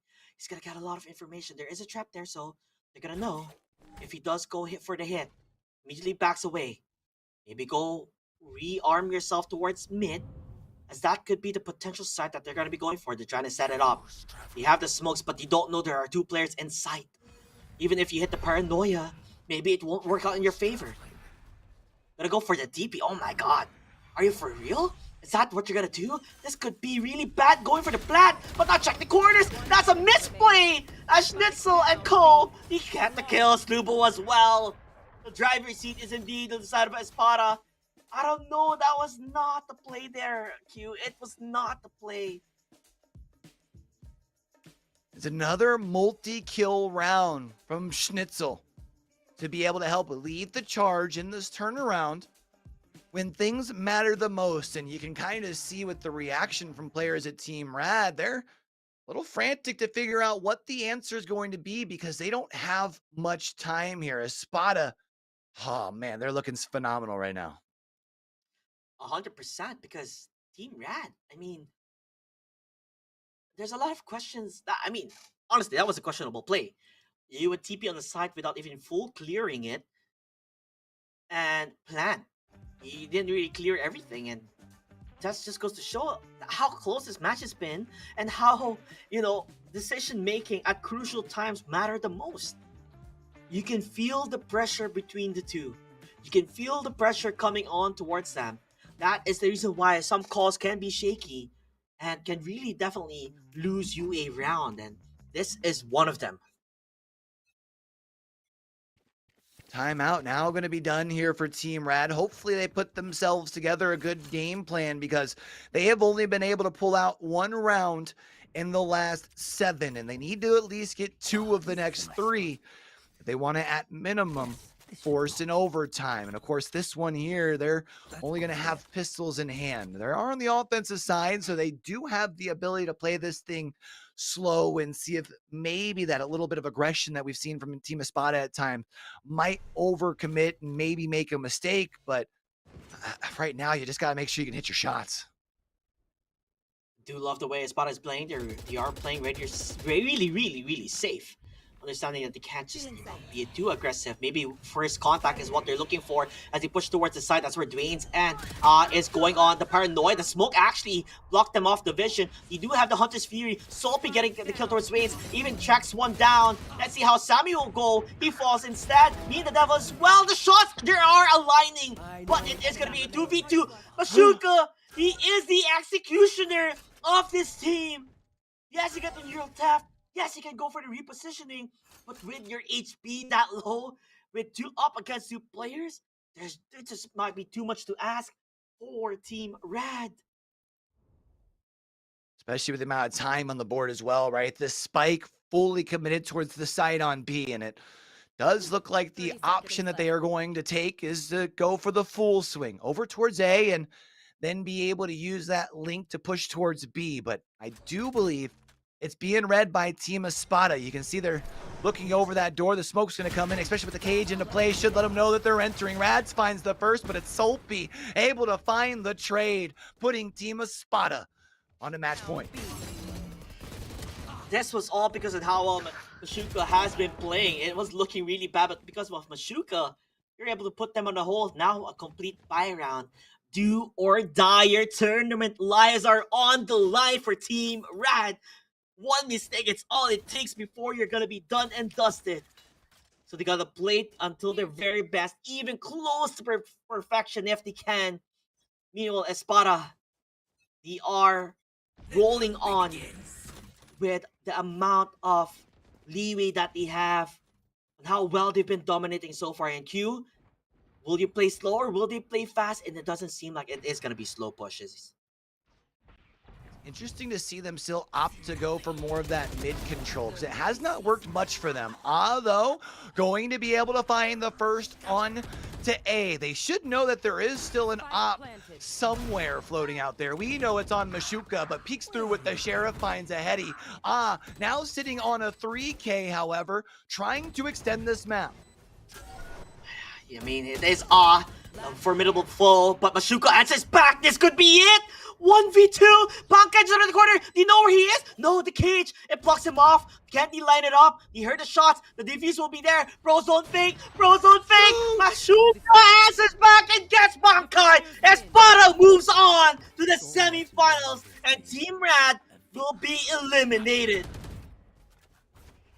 Wow, we had talked about how dominant Team Rad looked on this map yesterday and wondered if that would allow them to enter into this sort of decider with confidence. And while they did look good early, Team Espada turns things around there in that second half, puts themselves at a pretty big lead, and it just ends up being too much for Team Rad.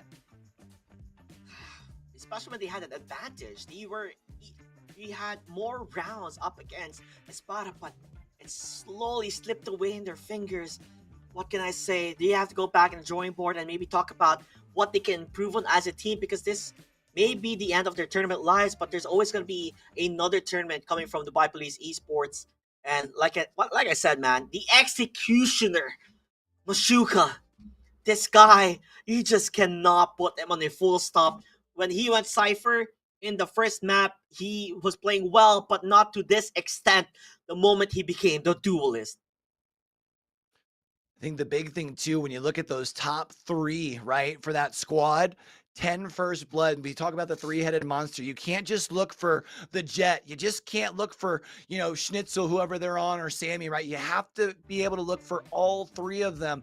And yeah, Mashuka's going to walk away as the MVP, and rightfully so with that big performance there in map number 3. But Espada is so much more than a one-man army. I mean, this is going to be a dangerous team moving forward, especially after taking down a team like Team Rad. That's just going to allow them to come into tomorrow with so much confidence. What can I say? They were definitely #stay in control because they did score high and stay safe. Huh? They are phenomenal. I cannot wait to see them more in the coming days. The semifinals, they're going to be up against Marvel Aimers, which is a very strong team that made quick work up against Sift Esports. They have, and I don't know if you saw their player cams, Q, but very young players who are insane in Valorant. They have young players who are fragging out of their minds, and maybe this is the next upcoming generations where maybe we're nourishing professional players in esports in Dubai Police Esports, and I could not wait to see what is there to come between Espada versus Marvel Aimers. It's going to be a really good matchup tomorrow. Should be a lot of fun. You had mentioned as far as for Marvel Aimers, though, they didn't see too much resistance. Yeah, during the maps, the scores at times got close, but we know at least for the side of Team Espada, we've seen it here over the course of this series. They have no problem with getting pushed back against. They have no problem having to surmount the comebacks as well. So I think just from the little bit that we've seen, I think just way too early predictions, because obviously we're not through Saturday yet, but I feel like I got to give myself a little bit of got to give Team Espada a little bit of an advantage there, but I hope that one, just like this one, goes all 3 maps.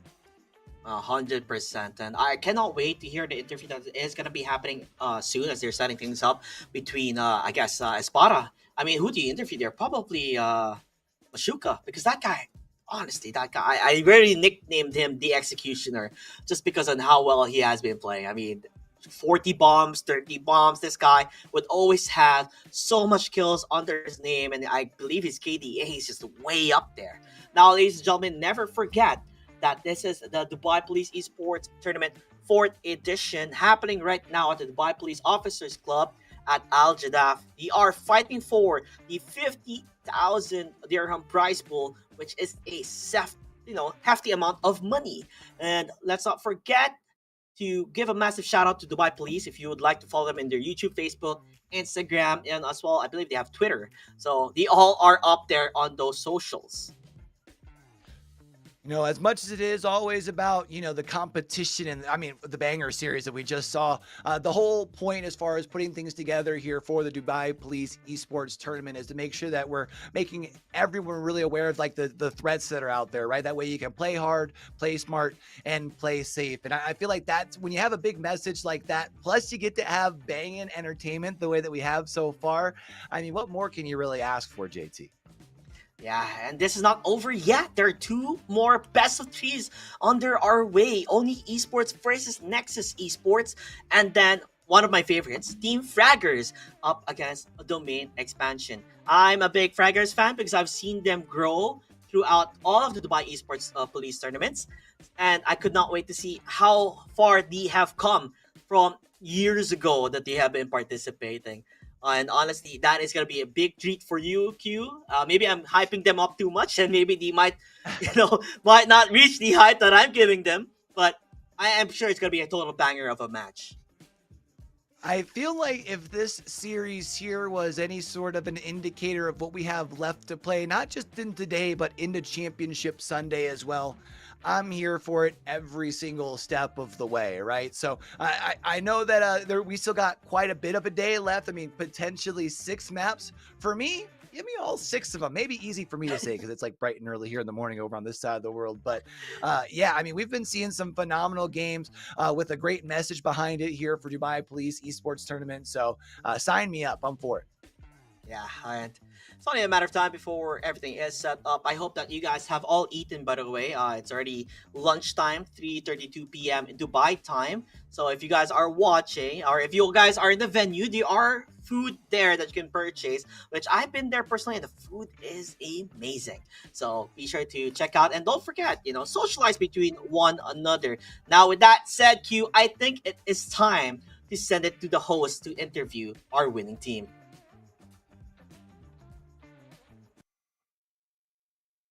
Thank you so much, JT and your boy Q. We are with Mashuka from Team Espada. And let me tell you, I've been practicing that name for a while now before I attempted to get it right.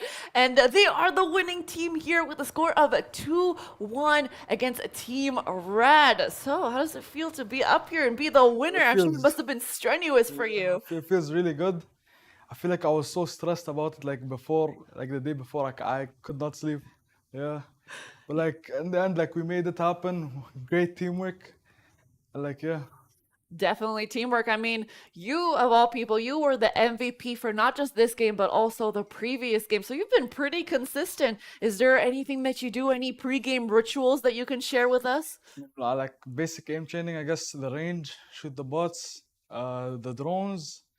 I barely play aim labs, so aim labs I think it's a joke.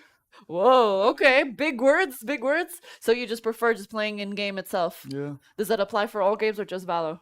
just Valo. Just Valo, fair enough. Staying true to his game. Let's talk a little bit about the Dubai Police Esports Tournament itself. Is this your first time here? Yep, And how does it compare to the other events that you've been in the region? it's the first event I've been in. Yeah, and It's really nice. yeah, Really good stuff, technicians. Yeah. fantastic to hear. What about your team itself? Is there any kind of synergy that you guys practice on? Is there any kind of, do you guys scrim? Can you tell us a little bit about your practice? Okay, our team is kind of like a normal, like competitive team. Like we never scrimmed, only like normal Wow. few stacks, yeah. And but me and my friend Sami, we have like really good like teamwork. And like I feel like it helped us like win the games. Okay, do you think like IRL synergy is important to in-game synergy? Yeah, and we actually like we came here not to like really win because it's our first tournament. We just came here to like for fun. Well, Yeah, that's great. we're just all having fun, and inshallah we win.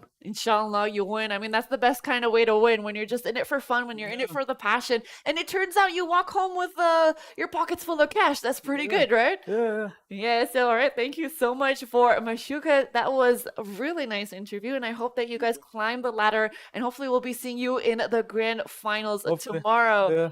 All right, we're gonna give it back to our multi-talented casters. So take it back to JT and your boy Q. Thank you very much, Archie Mashuka. You know, he just said, like, I don't need aim labs. I just need to play the game. And man, this guy is born to shoot. I mean, he's a skilled player regardless. I mean, he was born to play Valorant and get those skills and be a magnificent duelist. And I think the biggest takeaway here, Q, is that not only should you have chemistry in game, but you also need to have chemistry outside the game. And I think this is the perfect point to put out to have a proper balance in terms of playing video games. Because if you only continue to play games, how can you build that connection outside of the games when you're too busy and preoccupied? So having that, communication, that relationship outside the game can excel yourself to be a better player as well.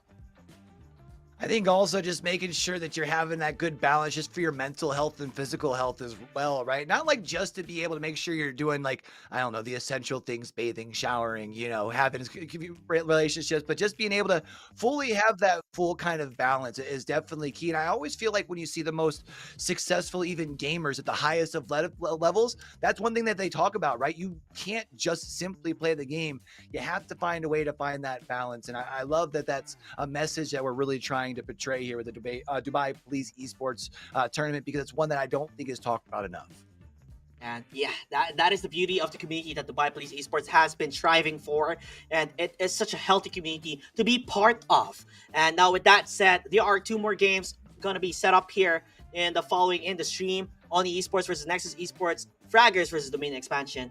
And that will be casted by Tucker and your boy Q. Now with that said, Caster JT will be signing off, and we're going to be hitting the breaks, everybody. So I'll see you guys there.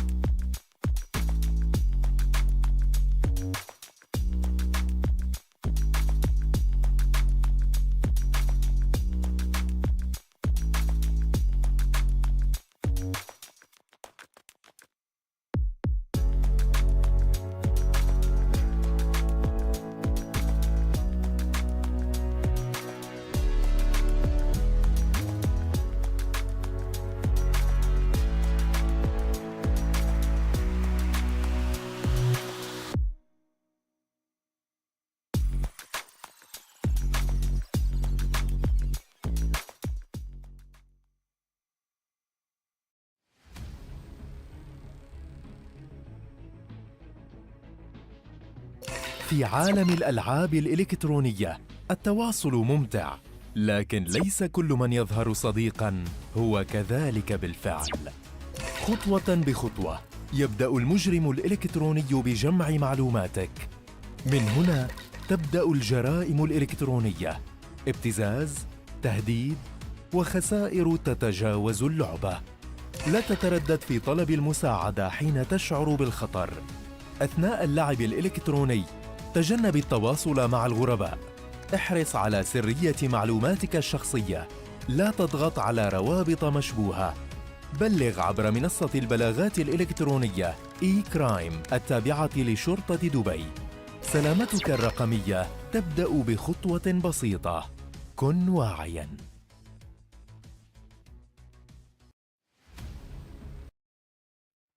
What it do? What it do? It's your boy Q, and welcome back to our Dubai Police Esports Tournament. I know my guest over here has changed. Got the homie Tucker over here with me for our last two best of threes on the day. Not sure how much of our previous action you were able to catch, Tucker. Our last series, though, a banger of a best of three. Hoping we're going to be able to see the same as we continue moving forward today. Well, absolutely. The top half of the bracket definitely did not disappoint, and I'm hoping that the bottom half gives us just the same amount, if not more, of those nail-biting moments. I mean, we've got a couple of great games for this second half of the stream. Of course, me and you, we actually got to call the domain expansion game yesterday against Bruz Before Huz. This time, they've got a match going against Egoists on the bottom half, or against Fraggers, who took down Egoists, rather, in a pretty one-sided affair. That was a pretty one-sided affair, and then also we were going to have Oni Esports versus Nexus Esports, which is also going to be really, really good. So, Tucker, we have two series here that we're going to be moving forward with on the day. For our back half, we have two more tickets to Championship Sunday to be able to punch here for the Dubai Police Esports Tournament. I hope that we get ourselves at least 5, if not all 6. There's the bracket as it sits now as far as for our Sunday. Our first two finalists that we have been able to qualify today, Marvel Aimers, who won in a sweep at the top of the day, and then Espada, who were in that banger of our last series. So we got another half of the bracket to fill. You ready, Tucker? I'm more than ready. I'm as ready as I have ever been. Man, a lot left to be desired from yesterday. We only got to get one game through. It was a pretty good game, the Bruz Before Huz versus Domain Expansion, but this time we've got a full day ahead of us. We've got two best of threes. First matchup for us going to be Domain Expansion versus Fraggers, and this is one team that we did get to see, and we were actually supposed to call the Fraggers versus Egoist match as well. So unfortunately, we didn't get to see what Fraggers brought to the table, but I mean, they obviously brought 14 rounds to the table, and 13 of them ended up going their way. Well, I'm kind of curious here because we saw in our last matchup where we had Team Rad versus Team Espada, right? Team Rad also had won their their quarterfinal matchup 13-1, whereas the team that they were playing against, Team Espada, they had already seen a little bit of resistance, and it seemed like when it comes to that back and forth affair in that last series, it kind of benefited Team Espada. So I'm kind of curious in this case here, if maybe for the side of Domain Expansion, because Bruz did push them around a little bit in that first half, or at least pushed back against them in that first half, maybe they're prepared for a little bit stiffer competition here. Oh, absolutely. I mean, it's practically a carbon copy. Team Rad beat some guys 13-1. Espada beat Burgess 13-5. Same thing for Domain Expansion. They beat their opponent, Bruz Before Huz, 13-5. Meanwhile, their opponents in this quarterfinal match beat Egoists 13-1. And I mean, in the top half, Team Rad ended up losing despite having such a dominant showing there in the round of 16. But now that the field's been cut in half, Espada faced with a little bit of resistance in that first round. Do we expect to see Domain Expansion have the same dynamic with that resistance in the first round, able to take this into the second and get the dub? I feel like yesterday in that series, or I guess I should say the map, because they were best of ones yesterday, right? In that map that we did get to see again for Domain Expansion, they showed me they have the ability to make some adaptations, right? They aren't a team that necessarily needs to have all of the momentum all the time. As far as from what we saw from at least the numbers in that, round of 16 game, we don't necessarily know for Fraggers. So I feel like our first map could really kind of show us some potential indications as far as how this series breaks down, because if Fraggers does indeed come out and puts up some points early and Domain Expansion can't make those adjustments, maybe they do just simply run away. But something tells me we're in for one of those 3 map bangers where we're going to get ourselves, I don't know, 65, 70 rounds. Sign me up. Yeah, we should be able to get quite a few rounds here.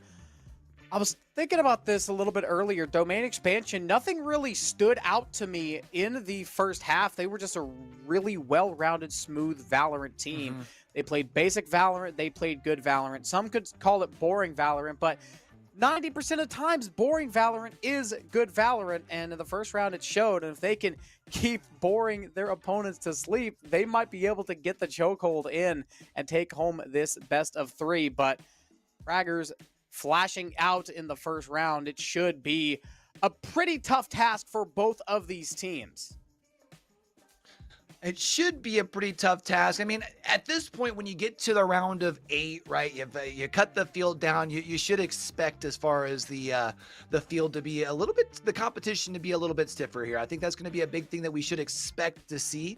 I also am kind of curious as far as for the side of Domain Expansion. You had mentioned a team that maybe not flashy, but does at least show consistency. If that's something that might be big for them if they don't find it early, right? Because we saw them, you mentioned nothing flashy. Everyone was kind of hitting. If you're not getting ahead in those team fights early, what does that look like for them? It's too hard to say. It's really hard to say, considering this is their first game of the day. Of course, yesterday we saw their team fights about 70% of the time. Domain Expansion was winning their team fights, but of course there were a time now and then where Bruz Before Huz was able to get the advantage in those team fights and end up taking a round or 2 or 3, even going on a streak of maybe 2 or 3 and winning the round. They were very good on the pistol rounds as well. Domain Expansion was not able to steal a single one away from them. So when it comes down to just basic team play with the lighter guns, that's where they kind of struggle. But once they got their flow, they've got their economy built up, and they're able to take things a little bit harder and a little bit faster, that's whenever they really start to shine. And that's where the team play really starts to come out as their defining feature. I also get excited now that we are into these like best of 3s. We've seen even in our series, just the last one that we had, where the longer series do allow for more of those adjustments to be made. So I feel like as we get ready to punch teams forward into Championship Sunday, that's going to be what's most important. Showing a very diverse pool as far as not just your agents, but also as far as our maps. For map number 1, we are going to be going off to Ascent, a tried and true map. It's one that we've been seeing quite a bit here. You'd only imagine that both of our squads already got a pretty solid game plan for this first one. Oh, I mean, Ascent's been in the map pool since absolute day one. If you're a team and you don't have a game plan for Ascent, then you're kind of setting yourself up for failure. So I'm assuming we should see a pretty set meta for both of these teams. I'm expecting a controller. I'm expecting one controller, one duelist, maybe double initiator or double sentinel on a very rare instance. Probably just the single KJ, maybe a Cypher, but probably not going to stray too far there from the KJ. I bet we do see double initiator, likely a Fade or possibly a Sova KO lineup, maybe a Sova Fade lineup or a KO Fade lineup. But the meta is pretty solidified. We know what to do on Ascent. We know how to play it. It's been around forever.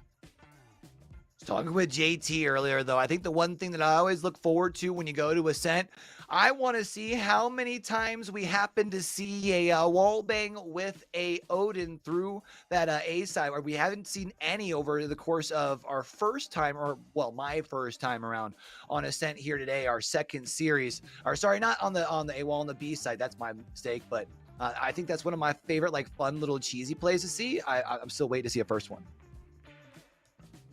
Yeah, for sure, and we'll have to see just which one of these teams is able to bring that out. Unfortunately, this was this was a game that we were not able to see, that I wasn't able to see anyway. This match will be the Oni Esport Nexus match to turn the attention away from the domain expansion versus Fraggers best of 3. That'll be coming up a little bit later.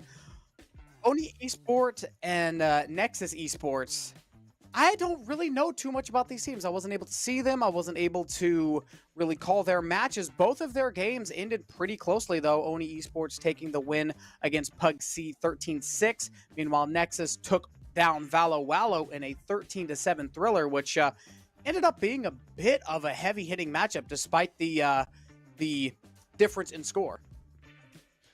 Yeah, I remember seeing the Oni Esport Pugsy, I think was the series just before we jumped on. I got to catch a little bit of that map.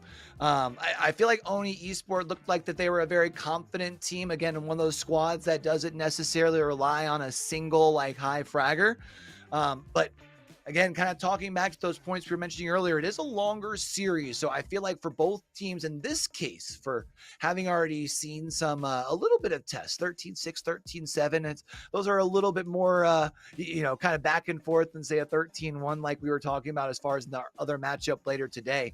I also wanted to make sure we had you guys up to date. We're going to be going to Split for map number 1 as well. So I'm kind of curious on your thoughts when it comes to Split, Tuck.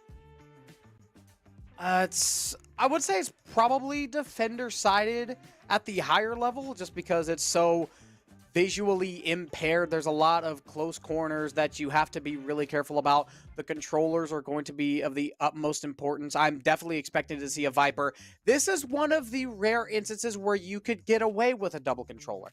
Maybe you could get one. This was back whenever Astra was really good. If you went Viper Astra, you were practically unstoppable. But Viper, I would say, is a lock for at least one of these teams. Wouldn't surprise me if we see one on both teams, just because that Viper wall is just really, really strong here on this team. Or on this map, excuse me. Another one being Clove. That's another little sleeper pick. We saw a little bit of that agent yesterday. However, we didn't really see the Not Dead Yet ult get used to the maximum effect. I feel like the Not Dead Yet could have absolutely gotten to be used a little bit better. This is very niche, considering that Split is such a close quarters, very angular map. But you could use your Not Dead Yet, pop away, and run away, and all of a sudden you have so much cover. It's very niche, but it might come into play here. Split's fun to be because you've got that whole like top mid that you'll see teams kind of vie back and forth for, right? To be either, whether it's being able to work towards an exec onto a site or just be able to simply hold it down.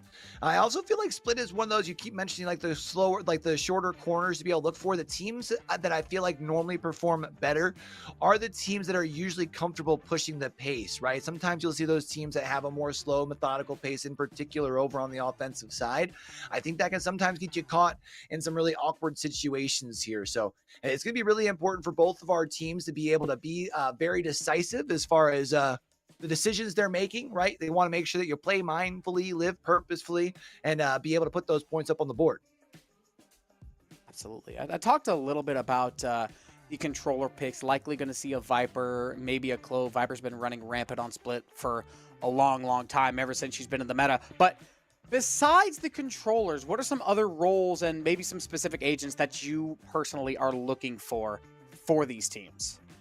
I feel like a big thing that we see popping up is what your option is on the duelist side, because you want somebody who can be able to, in those close corners, be able to kind of pull like a crosshair away from an incoming rest of the squad. So you think about like a Raze with the satchel or a Jet with the updraft to be able to try and pull that aim, essentially the crosshair, away from the corner where they're expecting players. I think that also allows you to play very aggressive as far as pushing onto sites, right? Being able to kind of have that high-low sort of difference to be able to put those defenders in very awkward situations. Yeah, for sure. I was definitely thinking a Jet. Raze has been a pretty popular pick here on Split as well. Taking it to over the initiator side, I think we could definitely expect to see a KO from at least one of these teams, considering that 0-point knife is just so useful on a map like Split. I don't mean to continuously hit this nail on the head, but it's so compact and it's so close in with those close angles. You can throw a knife into a corner and not even meaning to shut down 3 access points. I mean, I love it. I love it so much. One of those where the difference between, in those cases, only shutting down 1 versus 3 can really turn around completely on its head, right? So definitely a pick that I would not be surprised to see here. I do feel like, though, on Split, just because of the shorter corners, I don't think you necessarily need to always stick to the same meta, I guess, just in the sense of what are you comfortable with as far as on the smokes side of things, as far as access points. I would love to see some kind of change away from that. I'm always a big fan of kind of seeing some players pull out the comfort picks, especially because I still think we're early enough into the tournament where maybe you don't have to worry about those being as punishing. But it does look like we are getting ready to head into map number 1. We're starting with the agent select.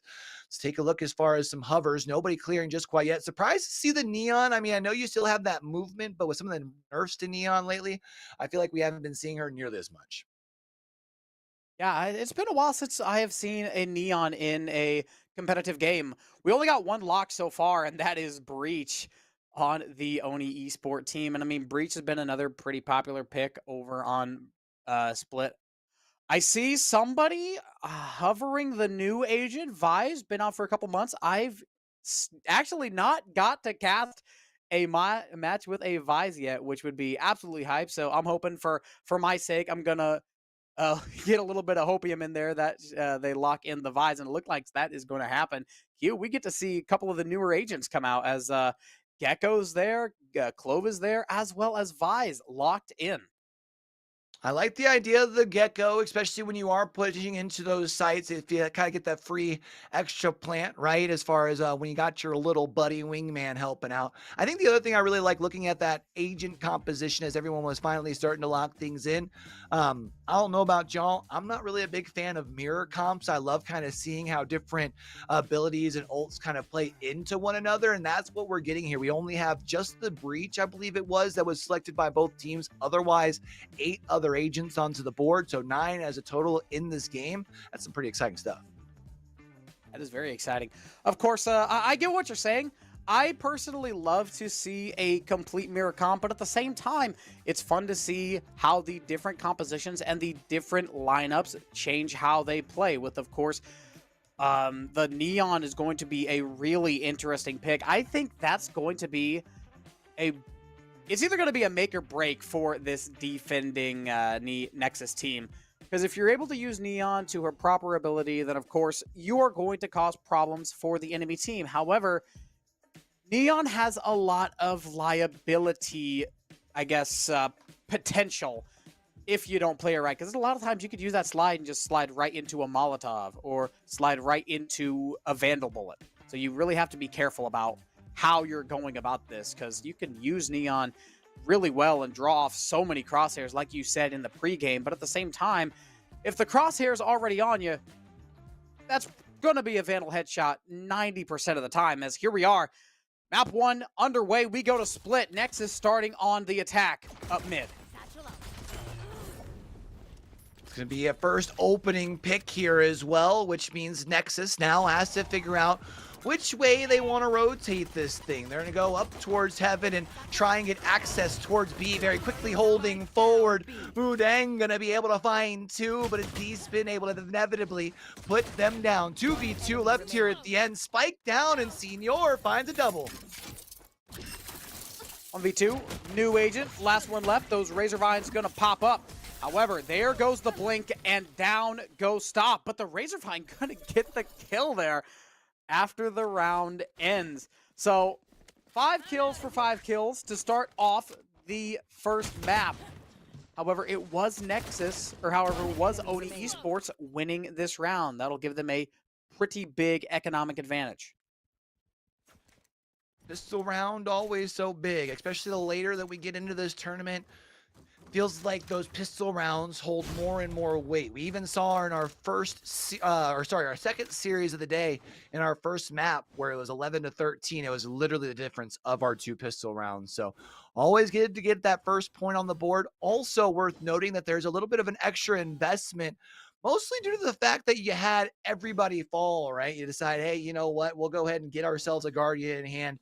Got ourselves a couple of SMGs as well. So let's see if they can indeed make one turn into two. Point that I wanted to bring up since we got a little bit of time due to the pause. With the close angles on split, that's going to make the eco rounds just a little bit easier. Of course, whenever you're this eco, it's not gonna be much easier because you have the pistols and you have the point and click weapons instead of just the spray weapons such as the stingers and the specters. But you can do a lot of damage with a specter holding at a close corner, and you would be surprised with just how many eco rounds you can get to flip the other way with a cheeky double stinger kill or maybe even a specter double or triple. You really got to be careful on those ecos, because if you run into somewhere you're not supposed to and you do it a little quick, there might be a little rat chilling in that sewer or in that corner with a Bucky or a Judge or a Spectre or a Stinger. So many possibilities for the eco round on split. Let's get to it. Round number 2. Sleeping going to be able to find the first with the Guardian, trying to push through with the shotty. Not going to be able to find anything more than a shot to the body. It's 4v4 here, and now it's going to be up to Oni Esports to figure out which way they want to go. Looking to rotate towards B, but a D-spin able to put down Havermill. There it is, the Stinger, close range and vent. Puts Oni Esports up by 1 player. Mudang, though, close range, and Gandalf has a Bucky. Bucky's not built for that length. Bulldog can bark, show its bite as well. Should be an even 3 versus 3. However, both of these teams taking things a little bit slower. Oni Esports not wanting to push, considering they do have the weapons disadvantage. They are up by 1 player, but that's not going to be enough. They're going to have to find a kill here. Pulling back, playing safe, and it's interesting to see that you haven't had any sort of rotation over towards B with all the sound that has been made. It is going to be Nexus that decides to start closing in over towards this position, but Spike's going to at least go down. Of course, Nexus does have the advantage on the gunnies. Resurrected, though, falls to Mudang. Or sorry, Resurrected puts down Mudang. Sleeping looks to push up. The Guardian hopping away. And comes the push, and there it is. Close range Stinger, but D-Spin gets put down. 1 shot to the head by the Guardian is good enough, but both of these Nexus players are down really, really low. Lower than 30 HP. Got to find a way to clutch this up, and Resurrected. First shot, second shot with the classic. And a triple kill for the Yeoman will deny the force. Yet another time where we see just because you've got the gunnies advantage in that second round doesn't really seem to mean much, as Oni Esports is able to find the equalizer, and now they're going to have that advantage. And you talked about with the lower, closer corners, how when you are kind of behind in the economy, the way that we're seeing for Nexus here with the 5 sheriffs in hand, they're all going to try and set their way towards B, and it looks like as much as Oni was looking to rotate towards the free and clear site, they're going to play right into it. Nexus, though, look at this. 3 players pushing up through garage. Stop. Puts a stop to Senor. Headshot with the Phantom. Sleeping, pushes up, tries to end the raise, but still, Raze alive. Avermit pushes, takes down the Vise. 1 more shot there from Loki. Headshot onto D-Spin, and Raze is put into an early grave. Nexus, with the 1-man advantage, they should be able to recover some of the guns here as well. Let's wait just a second. Sleeping. Now, tries to find something, but not able to get the timing right, as now Oni Esports looks to turn their sight towards A. Spike should go down. They've got cover at least a little bit. Resurrected with the Guardian, going to be able to find 1. Tries to get away, but it's Milpa finding the last 2. That's now 2 in a row over on the board for Oni Esports. And they've got themselves a first lead. They do, as we go to this pseudo bonus round. After Nexus won the pistol, but Oni was able to deny the 4th round and pick up the 3rd. They lead by 1, and this round, surprisingly pretty even. Oni Esports got 4 of the big rifles, 1 of them being a Guardian. Nexus, same deal, except 3 Vandals, 2 Guardians, and we see a couple of regenerative shields as well, one of the newer additions to the game. Yeah. The only difference, though, is Nexus's economy is not in the same spate, which means Nexus needs this round win. It's sleeping, getting traded out by Resurrected, and now looking to push forward, trying to get the access onto B, which they do indeed have, and the question becomes, how long does it take for the plant? Because there's a pinch coming in from behind, and it puts everybody down. Wonderfully played by the Neon there, drawing the crosshair of the Omen off, forcing D-Spin to clutch up 1 versus 4. Good for 1, but Senior puts the man down. And a 2-2 tie game after the force goes the other way. Nodi Esports economy starting to suffer just a little bit. They've got enough for this round, but they need to get back on into it. You said that the Nexus economy was looking pretty rough. That's not really the case anymore. Things are pretty even. Big round from there, because otherwise you drop that, you're going to have to walk into round 5. Probably with a Shiko, if not a full eco. So it's a big, probably essentially 2-round swing, right? Instead, now you're heading to round number 5. That even sort of buy on either side. It's going to make this one oh so fun. It's more of a passive approach this time around from Oni, as they are going to look to move more towards bottom mid, try to make a decision from there. Gandalf going to be able to find the first. It seems like they love the push on the B. It looks like they're looking for it once more. Love their mid to Bs. Mudang with the first kill before taken down, but however, Mudang putting in a lot of work before finally putting down. 2 versus 2, and Milpa headshot to Loki, and B site is the only defense for Nexus. Oni Esports catches wind of that. They're going to slowly make their way through the sewer over to the east side of the map and get this plant down on A. Interesting though, because the delayed rotation here from Oni Esports is going to mean that Nexus is going to have have more time when it comes to making a play on A. I'm almost wondering if there's starting to be a little bit of doubt creeping into the back of Avermid here, as it takes longer for this plant to come across. I mean, 15 seconds, you have to pretty well commit right here. Avermid's going to turn the corner, going to be able to at least find one, finds the kill onto Milpa. 1v1, Gandalf going to be able to put the spike down, but can they prevent Avermid from the retake? It's up in the sky. Gandalf puts him down, and that's 3 on the board for Oni Esports. 3 on the board and 5 ultimates online for Oni Esports after that round. And Q, look at this. Look at the scenes we have here. We've got 5 ultimates at the ready on offense, 4 at the ready with the shark from Loki only 1 orb away. Could potentially just be seeing ultimates galore here. I feel though, oh, absolutely, when you're at a situation like this, it's about who can get the most value, because instead of trying to group up 3 ults together in order to be able to get a site protected on a retake or to be able to take it in its own, if you can do it just 1, it gives you more for these later rounds. Sleeping, going to be able to find the first frag. Now it's going to be all about for the side of Nexus, the discipline to be able to find these kills. Avermid tries to fall back, but Gandalf puts him down. Where is everyone? Lightstorm did not work out the way they wanted to. Neural Theft will be popped by Gandalf and get a couple of the positions revealed. And now they know that the B site is a little stronger. However, down goes Sleeping. Still alive, though, due to the not dead yet. Sleeping trying to find someone, looking for any bit of damage they can, and it's not going to happen. The not dead yet will falter, and we go back to a 3v3. Or Sleeping, just holding W, trying to catch up enough to be able to find the frag, just can't quite do it. One more potential look to round this corner here for Loki and company from Nexus. Thrash is going to come out. We've got the magic fingers as well. Can you find the value? You've been able to at least lock down and detain 1, but they haven't been able to move in. Here they come. Gandalf, though, still alive. Stun. Senor losing the fight despite having the stun, and stop puts down Loki for a triple with the Outlaw.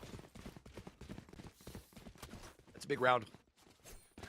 Not only do you, and we'll see it when they pull it back up, they They sent the whole kitchen sink at him. There ain't very many ults left, and all the ults that are left are over on the side of Oni Esports, who just continue to be able to trek away. They've been able to put 2 and 2 together. Let's see if they can get their first 3 round sort of skid here.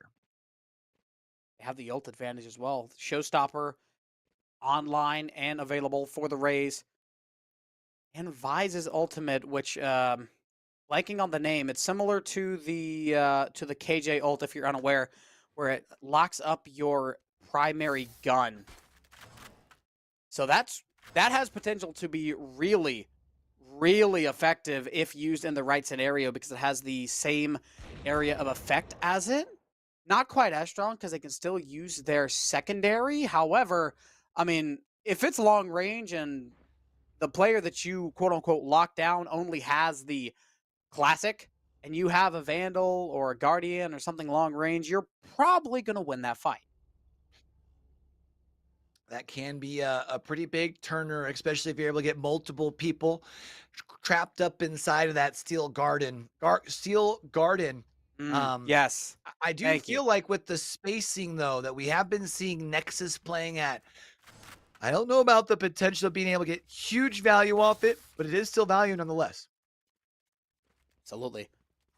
It's good enough to render the primary of a couple of players useless for a little bit. So even if you're not able to get a whole lot of value off it, even just taking away a Vandal or a Guardian, or we haven't seen any operators just yet, but that will be a huge use if they were able to get that one locked up. But I might be daydreaming just a little bit. Showstopper's another one that's going to be really, really high potential, but there could also just backfire considering how much cover Split has. It's a lot of close range scenarios, so you could definitely get like a double kill with it, maybe even a triple kill if you get a little bit of luck. But with how much cover and how easily you can duck into a corner, there's potential for a Rosa ult. Good old Rosa, always able to find, or I shouldn't say always able to find, but always has the potential for some big value. I really feel like, especially when you talk about getting entry and being able to clear out a site if you have a couple of players there. I mean, especially clubbed together, but looks like, oh, I thought we were, nope, yep, there it is. The clock has started back up. We appreciate y'all's patience as we get ready to move into round number 7 here and see if Oni Esports can continue putting these or stringing these rounds together. Be a straight A hit as out comes the utility. Last pack, D-Spin gets brought up. Loki good for one before getting taken down. Senor blind fire right through the Omen smoke, and Nexus takes an early lead. 4 versus 3. Resurrected looks to get this plant down. However, the Omen so low. But they do get the heal though.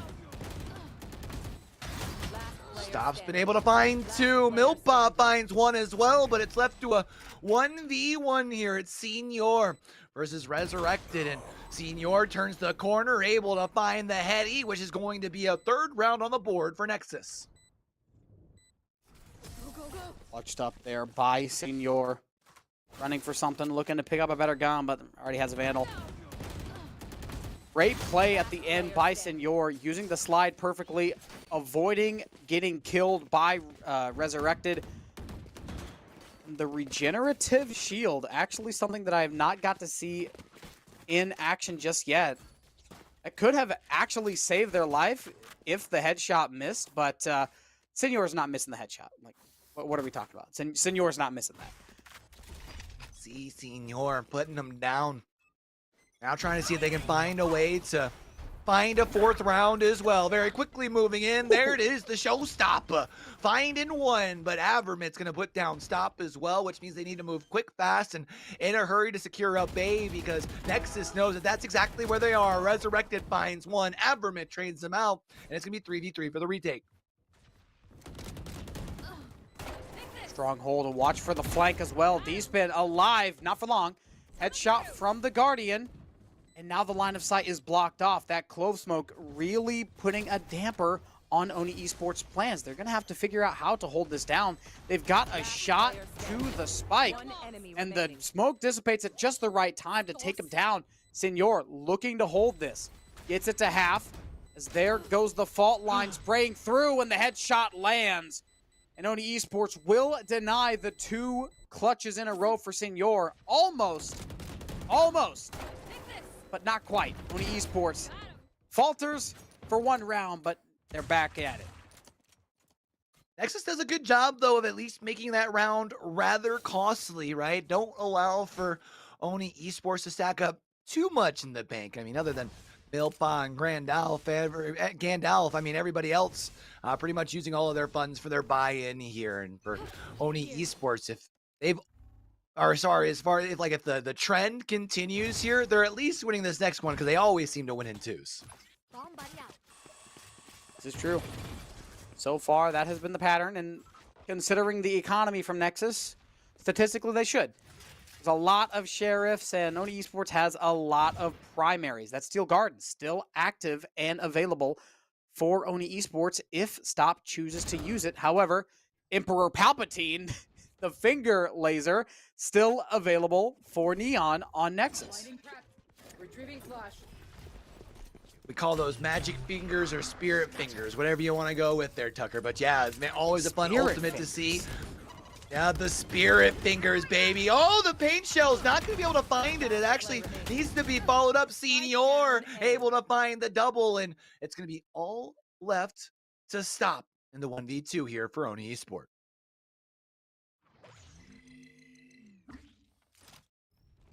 Eyes has the flower. If he chooses to use it. Use that as a flash. Going to place it up there looking at heaven. Spike's going to go down in safe. And the timer will start. Gecko and Jet alive. Notices the flash and shoots it down. There goes the peek. Stop. Can't find the shot. The body's not enough. Loki will defuse, and Nexus will get this thrifty, steal it away from Oni Esports, not letting them continue their pattern. I think the big thing here, too, we had mentioned going into that last round, how the eco wasn't exactly the cleanest, thanks to the fact that round 8 was a rather expensive round for Oni Esports, and we are going to see the consequences of that here and now. Round number 10 going to be just the one lone guardian, otherwise a Shiko sort of round here. Nope, actually putting the guardian away. 5 sheriffs on the board. Now it's going to be up to Oni Esports to try and find a way to make this round super costly.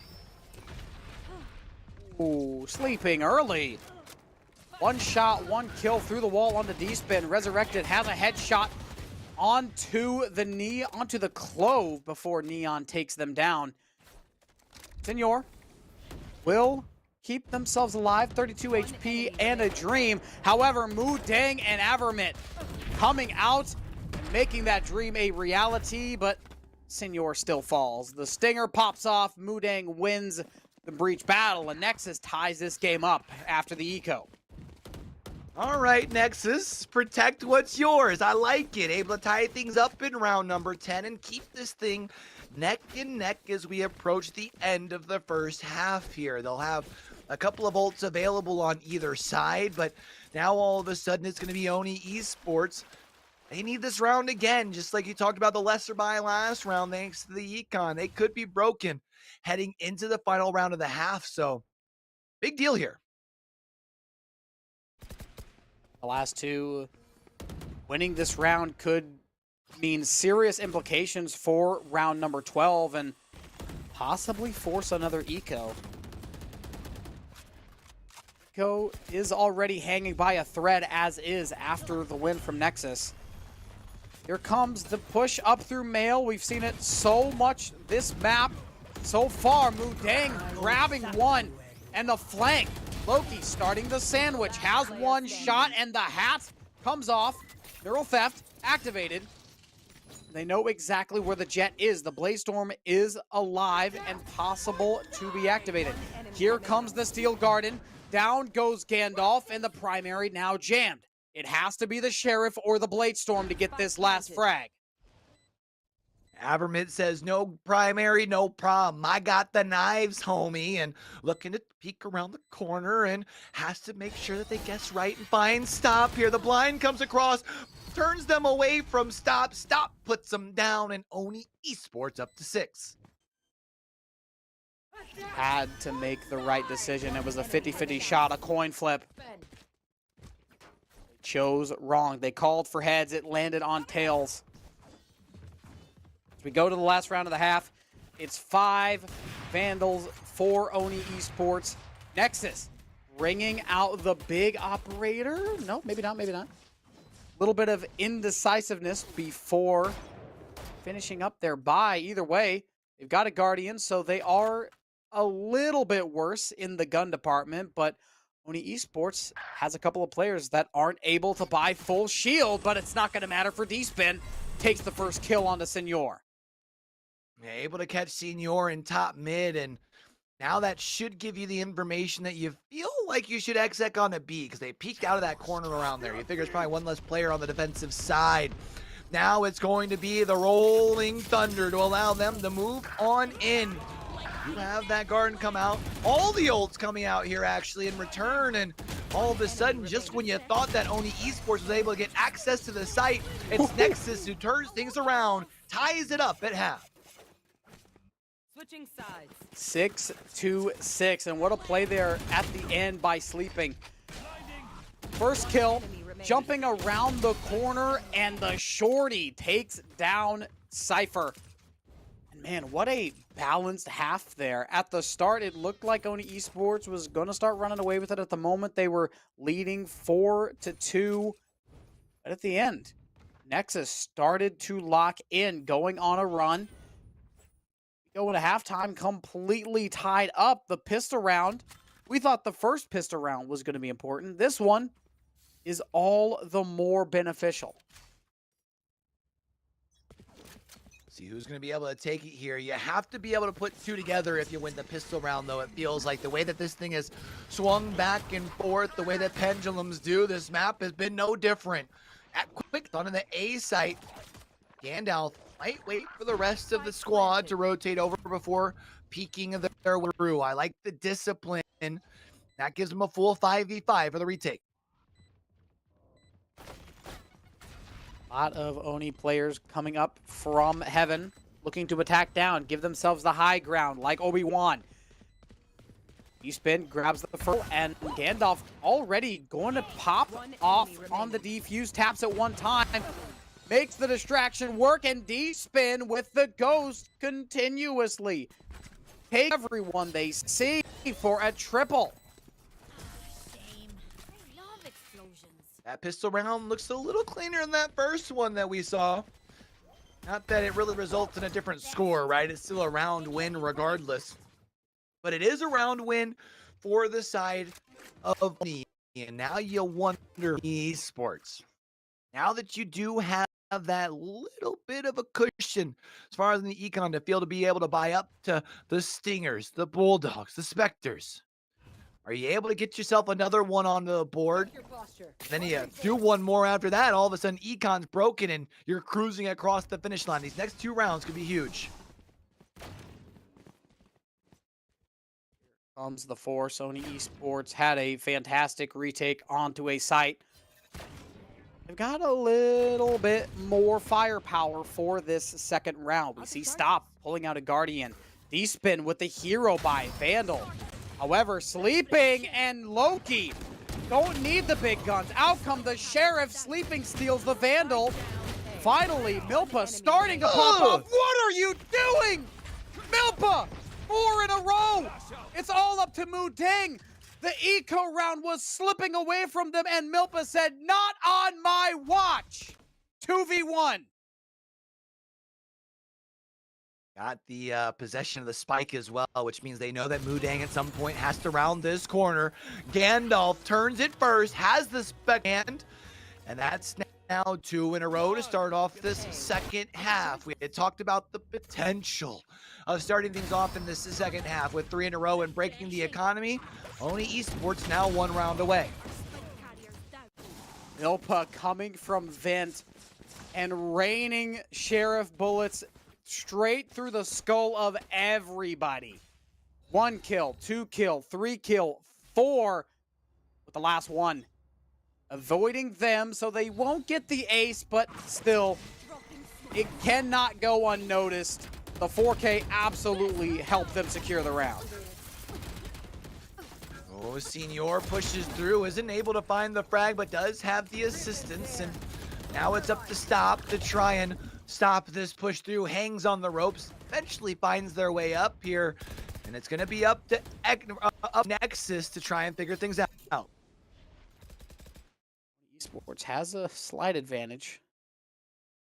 They've got one man up, but the health is also pretty low for a couple of players. Of course, Gecko on Nexus low as well, but Breach isn't exactly full either, and all of a sudden, I was just saying this was close to being even.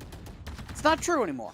Oni Esports leading by 2 players. Avermit taking some damage there, completely blocked off by the Aftershock as well as the Omen Smoke. Mu Ding and Avermit gonna have to go around. But Stop! Stop and Milpa working together to be able to find those last 2. Now going to be up by 3 as well. And we just talked about the potential of the bank getting broken over on the side of Nexus. And with that last round, that is indeed what happens, which means Oni Esports should be able to turn this 9 into 10, putting them just 3 rounds away from this map win. The bonus round is one of those that really needs to go to Nexus, but Oni Esport was able to lock it up and get a streak going to start off the half, and Nexus left with a very low bank, with a very dry bank. They've got some Sheriffs. I mean, the Sheriffs have absolutely saved quite a couple of rounds, but a team full of them is very unlikely to take down a team full of Vandals, and D-Spin starts the round off really hot. Look at this, D-Spin with 1, and Milpa teaming up to get another one, jumping around the corner. Neon goes down, no chance for them. It's the Breach. Mu Dang managing to delay this end. They've got 3 more to go through, and that's just not gonna happen. Milpa with the headshot puts Oni Esports on double digits. The important thing for Oni Esports is these rounds have been relatively clean. You continue to keep 2, 3, 4 players standing, and that econ continues to build up over on their side. I mean, 5 grand in the bank for Milp, 6 in the bank for Gandalf. We even have Resurrected at 4 as well. So, I mean, right now, Oni Esports, big vibing in this second half. And Nexus, it's now or never if you're going to try and turn this thing around. Big vibing, making big money moves, and by big money moves, I just mean winning 3 rounds in a row in a very clean manner. But Nexus still in this fight. The Gecko takes step, neutralizing the only ult that Oni had on the board. So that could actually potentially be a pretty big step. Here comes the overdrive. Looks to push it up through mid. Milpa with a nice headshot there, taking down a second before the overdrive finger gets Milpa, puts him into an early grave. 3 versus 2 as the push comes on to the B site. Resurrected goes down. Cypher is the last one on Oni's side. Gandalf probably expecting a player around the other side of this hallway, and it is indeed. It's Senior jumping around, trying to just be a simple distraction, ends up finding the 3rd frag. And that's the type of turnaround that you needed. Being able to keep 3 standing as well, that's huge. I thought maybe for a second Milpa was going to be able to find a 3 spray through the smoke there, which would have been disgusting. But even the 2, good play. Sports, the streak unfortunately will end there at 4. Nexus still fighting off this Oni team. The defense so far has been absolutely phenomenal. Very few mistakes for Oni. Nexus simply caught off guard by it, but it's not out of the realm of possibility just yet. Of course, 3 rounds away from winning is Oni Esports, but Nexus not out of it, still into it. They've got a couple of kills to start this off. There's Avermint to put themselves up by 1, make it 2, sleeping, going around through CT and leaving it up to D-Spin before Loki takes the raise down. Round and round it goes as we seem to go back and forth, and now all of a sudden it's an important round for Oni Esports as Nexus has started to put things together. There are going to be 3 ults available though on the defensive side. Maybe whether it be the Showstopper or maybe even the Rolling Thunder, something might be able to open things up for him here. I mean, you gotta figure out a way to shut things down because you cannot drop this round. Round number 19 of Split. 3 ults online for Oni Esports, only 1 for Nexus, and that immediately gets popped as Sleeping tries to find anybody, looks for a bit of damage anywhere they can find it. Not gonna help. Gandalf takes the headshot onto Sleeping. Here comes D-Spin. Showstopper in hand, taking down 2. 4 versus 3 as D-Spin is finally taken down, but Milpa doubles up and pushes Oni Esports on to 11.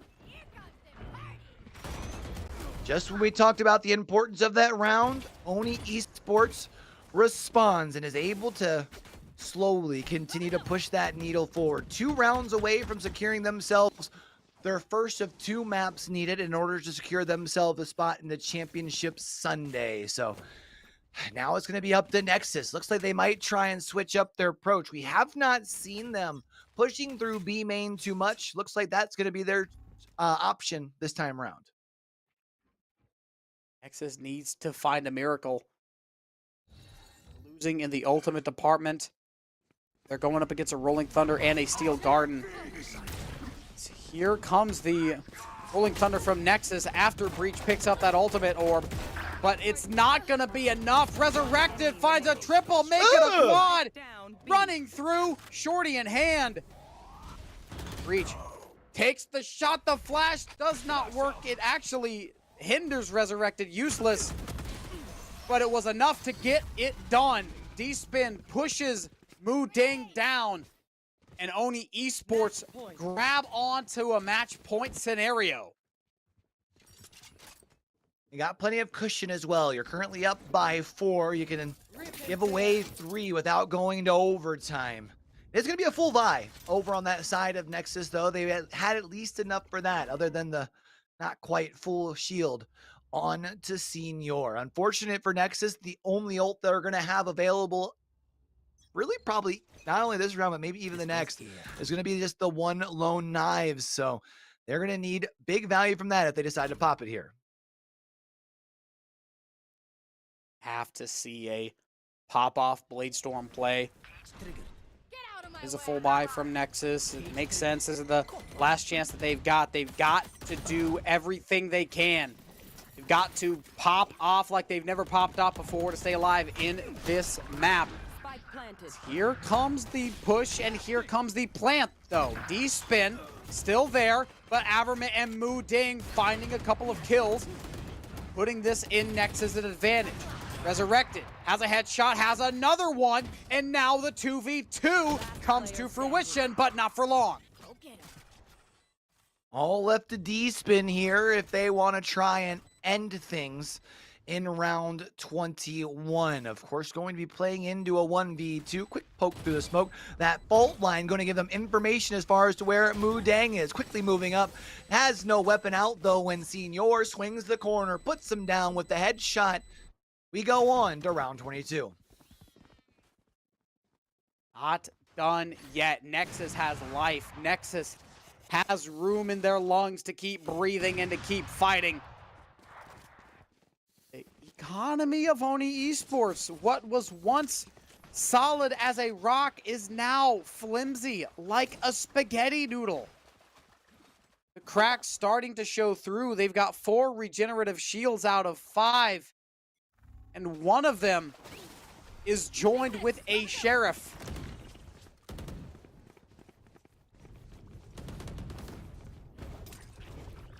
See if they can make a play. I mean, they have to keep the momentum going. Over on the side of Nexus, deciding to live life in the fast lane. They find their way across. Potential push towards A, but it's going to be on towards this back site. Sleeping, pushing all the way towards spawn. Going to be able to find one. Not going to be able to find Resurrected as they try and hold this squad back into that A heaven. And with the location being known, the rotations coming in from Oni Esports, can they hold the line? Shorty rushing. It's a trade. 2 versus 2, Neural Theft reveals the location of Mudang and the Gecko. It's going to be a rotation over to B. Cypher, the location is not known, but this might be a sandwich. No! Gandalf strands the spike at mid! Saying Thrash you active. shall not pass, huh? Look at that. Gandalf going to be able to find a second as well. Hooey! Finds the last 2 frags, and it's going to be Oni Esports taking map number 1. Wow. Couple of really crazy maps there. I mean, Oni Esports with a fantastic one-man play from the Cypher. Like you said, you shall not pass. You stay in mailroom right there. And I mean, from there on out, it was pretty much over. You're going to have to go either through alley or you're going to have to go up the rope, which is going to be an impossibility. Man, great solo play, great game and field recognition to realize that, hey, I hear footsteps over there. There's probably someone coming over there. I should probably get that free kill. And that was the most important free kill of the game. And of course, it didn't really affect the long-term game any huge way, but I mean, that 4-round streak that they had at the start of the second half definitely set them up for success. Once you broke the economy the first time, it just felt like at that point the lead is too much because you've got confidence.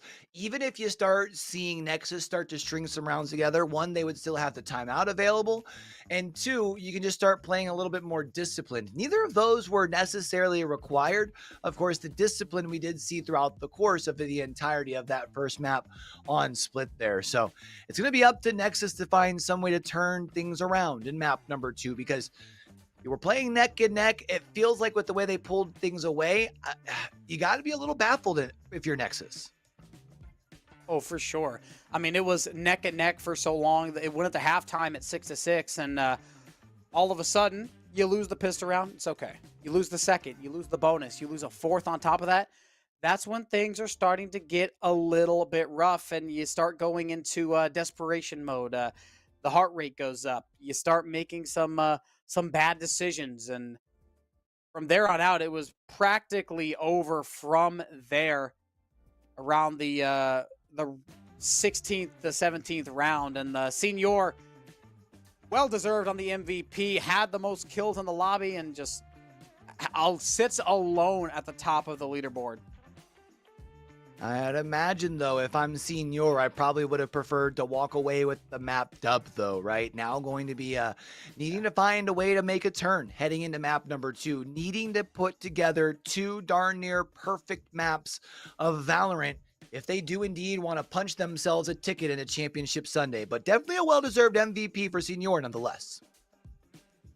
Absolutely. They were a bright spot on the Nexus team, and Nexus was not able to get it done, but I mean, Senior turned a lot of those rounds into what should have been pretty easy rounds for Oni Esports.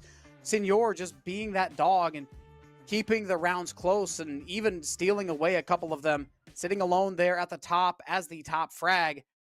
Fortunately, this was a topic we brought up in the pregame, little more team play, and it'll go a long, long way. You can't win a game of Valorant with just one player. Of course, in the lower ranked games, you can probably get away with that. Your rank and your solo queue in bronze, copper, silver. But I mean, this is a competitive tournament. Oni Esports is a very well-rounded team, and one top frag is not going to do enough. I think with the sort of performance that you have from that here, if you're Nexus, maybe you think, hey, you know, a couple more players just hit their ones. Maybe that thing turns around. Maybe you don't have that 4-round skid, but you have officially run out of time. You have these couple of minutes that we're going to have here in between maps.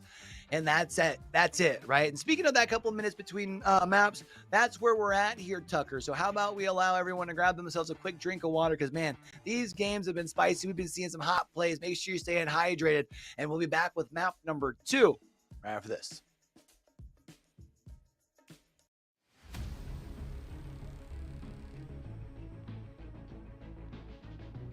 في عالم الألعاب الإلكترونية التواصل ممتع، لكن ليس كل من يظهر صديقاً هو كذلك بالفعل.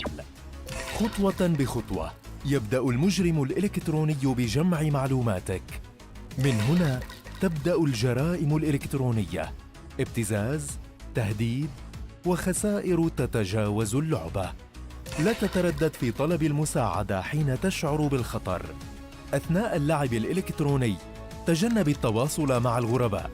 احرص على سرية معلوماتك الشخصية. لا تضغط على روابط مشبوهة. بلغ عبر منصة البلاغات الإلكترونية إي-كرايم التابعة لشرطة دبي. سلامتك الرقمية تبدأ بخطوة بسيطة. كن واعياً.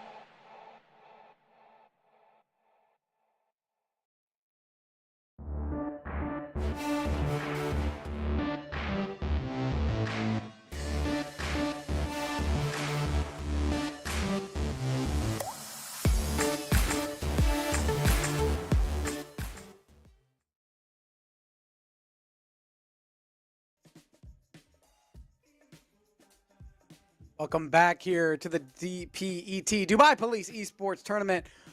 We just got done with map 1 of our first match of the day, Oni Esports versus Nexus Esports, excuse me. We just got done with split. The final score was 13-9, I believe. And we are ready to get underway for our second map.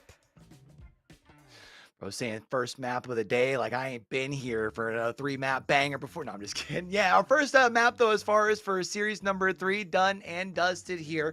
Oni Esports was able to put themselves a nice little string of rounds together there early in round number 2, or sorry, in half number 2, to be able to pull away with things. I feel like if I'm Nexus, I'm probably not pressing the panic button just quite yet. But you don't exactly have any room for error at this point either. So I think it's going to be very important for them to have hopefully used this time between maps 1 and 2 to be able to get a quick reset and be able to head in here and handle business. Yeah, very, very little margin for error here. Exactly 12 rounds. So you got to play really, really good. And you're going to have to win this round, which is going to be a very difficult task considering how good and how clean and how smooth the Oni Esports is. This isn't a one and done deal. You're going to have to win this one. Then you're going to map 3. You're going on to the decider. So you have to stay locked in for the next 24 rounds. And then the next 24 rounds after that, considering, or rather talking about if we go the distance. So here we are about ready to get underway. Our second map of the day. Already, first pick locked in is going to be sleeping on the ISO.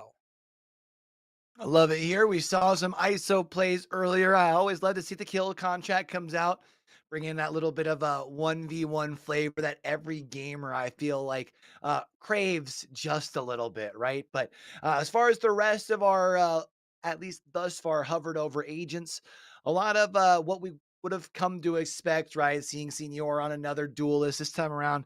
Probably the Neon doesn't quite make sense. Raze does. You're also going to be seeing that KJ. It looks like maybe potentially seeing the seeing Gandalf still going with the Cypher over the KJ, which means we're going back to this point where we're having some differences in our compositions. I'm here for it, Tucker. And I am as well. And we also see a couple of different role numbers. We see a double initiator there for Oni Esports, double duelist for Nexus, which throws a wrench into things a little further more. I think last round we saw only 2 mirror agents, a breach on each side, and this time we're going to be throwing a little bit more of a wrench into there. Let's switch up the roles a little bit. Let's go to duelist. They're going to bring out 2 initiators, so of course you're going to expect Nexus to be a little bit more aggressive. More of the mindless aggression, more of the mindless pushes, of course. That is a recipe that you have to be careful for because it can be a recipe for disaster, whereas Oni deciding to play with the more safe pick, still an aggressive pick with the initiators because, of course, with your Sova, you can still do a lot of damage with that if you're able to pair it up with a Hunter's Fury or even maybe one of the other ultimates from your team. There's a lot of potential to team up with the other players like the Jet, like the Breach, maybe even as the Cypher if you can get a cam set up and grab a kill with the Hunter's Fury. So we're off to Ascent for map number 2. You feel like Nexus has got to have at least some sort of game plan. It's one of the usual maps when it comes to some competitive Valorant. Oni Esports going to be able to find the first, but Loki finds the second. Right now, though, it is going to be Oni Esports trying to figure out which way they want to push this thing. They were looking to potentially go through tree towards A, but looks like it's going to be a full pivot over towards B. 4 versus 4. Here comes the push. Loki trying to land the shots, but look at Resurrected. The classic headshot is what ends the Sova's life, and B site pretty much completely vacant. We've got the ISO coming up there from CT. But Oni Esports has the 1-man advantage, and Nexus doesn't have too much entry that they can use as down goes Clove, pushing up Oni Esports even further.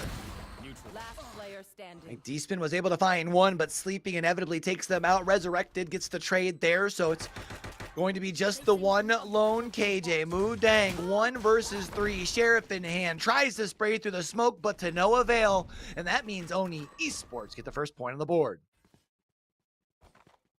A lot of focus by Oni Esports shown. Starting off, trying to feel out where's the weak spot. Taking home 1 kill, but also losing one of your own. Deciding to back off, say, hey, let's slow things down a little bit. Let's not try to force anything that doesn't need it. And that's exactly how they played it. They circled around, went through B main, was able to take the kills one by one and not lose too many players. They only dropped 2. Often talked about the importance of the pistol round. So far today, though, it hasn't quite correlated to that same success in back-to-back rounds. Let's see if Oni Esports can do that. They've at least put themselves into a man advantage. They're going to take their way up catwalk, but the spike is more defaulted back towards this B side. Luckily, Gandalf is going to be able to take down Mu Dang, which gives them the space to be able to rotate back this way, pick up the spike, and they should be able to make a play towards B. Kill, though, as there's the flash through the wall. Senor, though. Beautiful shot with the high ground onto D-Span, and A-Site is wide open. Now, Nexus has got to be careful there about the lurk. The Omen Resurrected was hanging out there for a little bit, but they decide to fall back, get a little closer to that spike, and rather than lurk, just play for a default post plant. Senor is going to be spotted up in heaven. Both players sitting up there. Resurrected finds him in consecutive shots there with the Outlaw. Bang, bang. And Oni Esports up by 2. What an Outlaw play. It may not be as heavy hitting as the Operator, but you cannot deny the bang, bang action that it's got. It can fire off 2 shots so quickly. That situation, the double shot was exactly what the doctor ordered. As we push on into the bonus round, Nexus has a full loadout, but Oni Esports was able to keep a little bit of money after that last round, so this should be a pretty competitive round. Nexus has a slight advantage, but with every kill that comes forth, it's only going to get better for Oni. I saw D-Spin stepping in the smoke, and right before he did, turns away from sleeping. Gandalf, though, is going to be able to find Loki, which means it's now back to the 3v3, but they are a little spread up. Milpa, though, going to be able to pick up a big frag. That's going to be on the opposite side of Catwalk, which is going to leave Nexus guessing. Are they going to push through A? Or are they going to rotate their way over towards B? You can see Abermint going to move back towards that defender side as far as to the gateway. I think they're actually going to play potentially here in market. They're going to have to hold this thing down and wait for the rotation over from their teammate. Oh no. Avermint, timing is not on their side.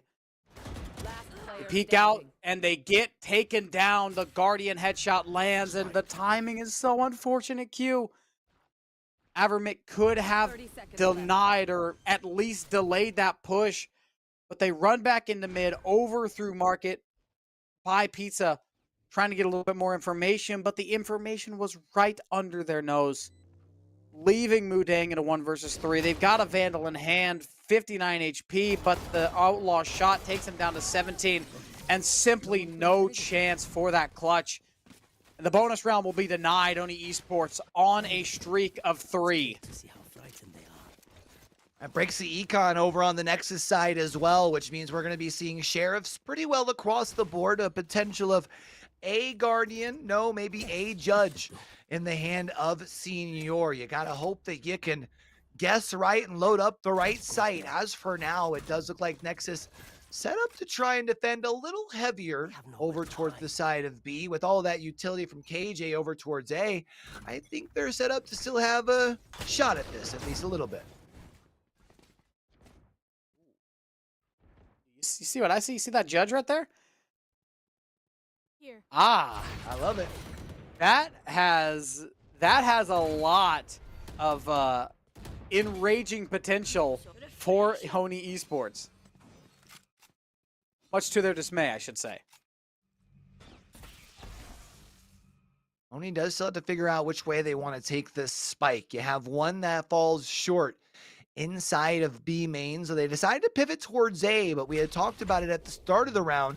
KJ and Utility all set up over there. You've also got 2 additional players as well. I think you're trying to send the fault line in to maybe potentially buy out a little bit of a rotate towards B, but Nexus ain't buying it. Watch out for Mood. They're up at the top behind that box. The shot does not land from the Outlaw, but Stop is able to find one with the Vandal. Door will get closed, and here comes the plant. Sleeping, peeking around, very low. Has to be careful, and only one body shot. All that's needed to take down Sleeping. With a one-man advantage for Oni Esports. Stop. Going to get up there and provide a little bit of a sandwich situation. Senor taken down. Avermit, sorry, taken down there by the headshot. The Outlaw still popping for Resurrected as they start to peek out. Looking for anything and anyone that they've got. 2! Okay. And Senor goes down. Loki falls. And that is another Outlaw crazy play. Another double tap here for Resurrected to be able to find 2. Shoo-wee. What a play. What a play. Of course, you know, sitting with sheriffs in hands, you don't necessarily have the same range, but you do still have the capability of clicking heads. Nexus unable to do so. They will have those rifles back in hand one more time, but just like we saw heading into round number 3 with those rifles in hands here, you need a round win, otherwise the econ gets reset once more. Stop pushing in. Good for 1. Right click with the Blade Storm there, and Resurrected spraying through the wall. Has another one down. It's a 5 versus 3. Plant goes down on the B site. Here comes the Neural Theft, and everybody on Nexus now pretty much completely explodes. Finally, Senor's able to put their team on the board, but still, it's a big advantage for Oni Esports, and Milpa ends the round with a headshot to ISO. And Oni Esports take the first 5. I feel like JT and I talked about it a little more than you have talked about it thus far here, Tucker, but that big scary word of momentum seems to finally be coming into play here in this series. That's 5 rounds to start things out for Oni, and you can't help but wonder over on the side of Nexus if it just feels like you don't have any answers, if they're running out of time here as well. That they are. Ascent is statistically a defender side of map, so they have to get something here. No way. The double tap tanks 1 hit, but still able to get the kill is Gandalf. 4 versus 4, as Avermit has to fall back. It's another B-side hit. And Resurrect uses the From the Shadows ult to flank. Is this going to work out, though? That's the question. Looks like it will. Headshots 1, headshots another. D-Spin will take down Avermit, but not before Avermit makes their mark known on Milpa. Oni Esports, 6 rounds in a row now as the ultimates starting to make their mark shown by Nexus. But Oni Esports, they have had their ultimates. They've used their ultimates, and every single ultimate that has been used so far has been used to perfection.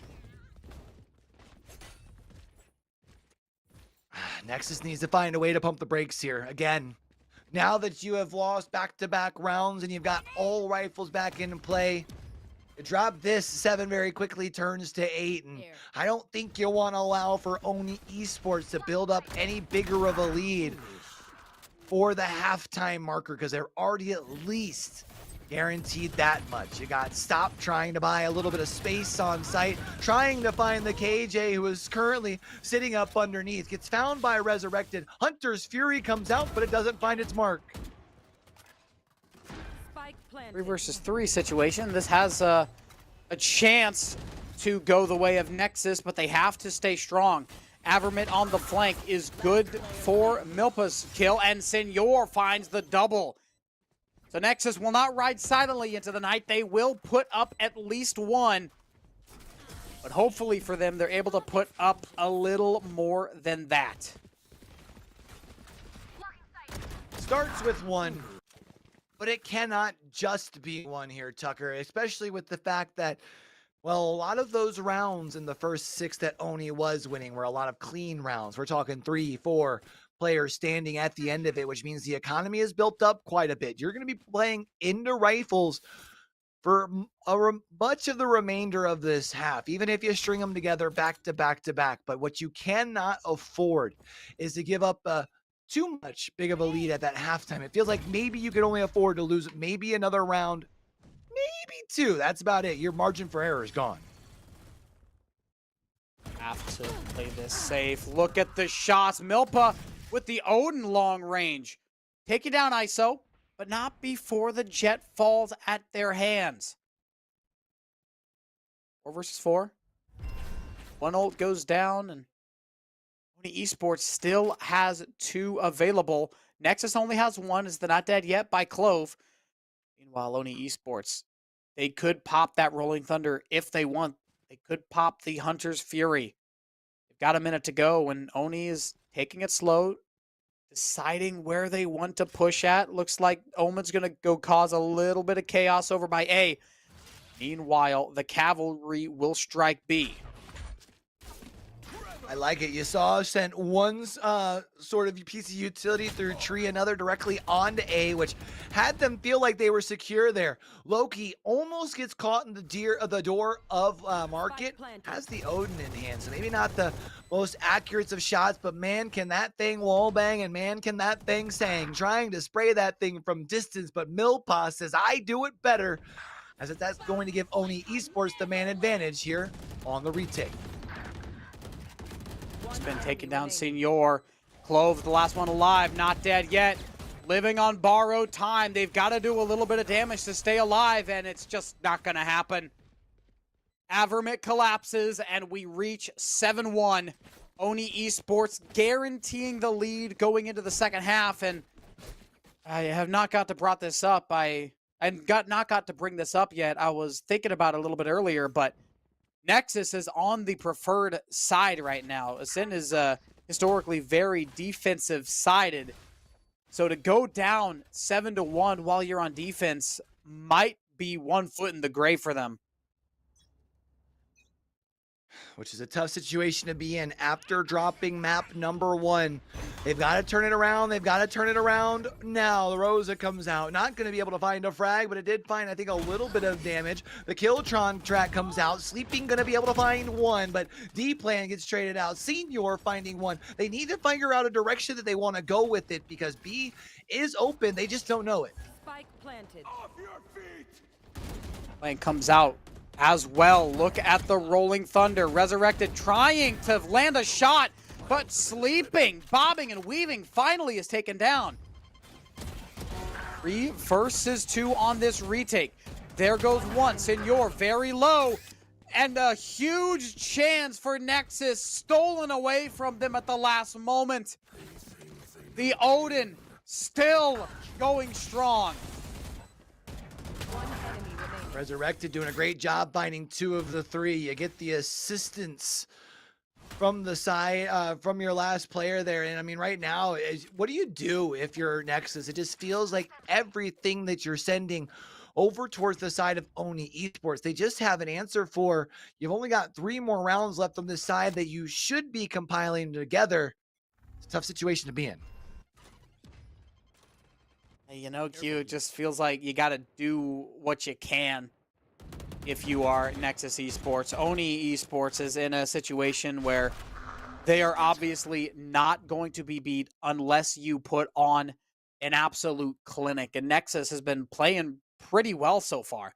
They've been making very few mistakes. They've been playing the right choices. I think the agent composition is pretty strong. We've seen a couple of oddball picks like the ISO here and the Clove, but I mean, Avermit has been putting the Clove to work like right there.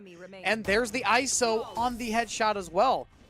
Nexus is going to take back this round with a flawless, and a lot of the work being put forth there by the oddball picks, such as the Clove and the ISO. Well, they've at least been able to get themselves another round. Starts here, right?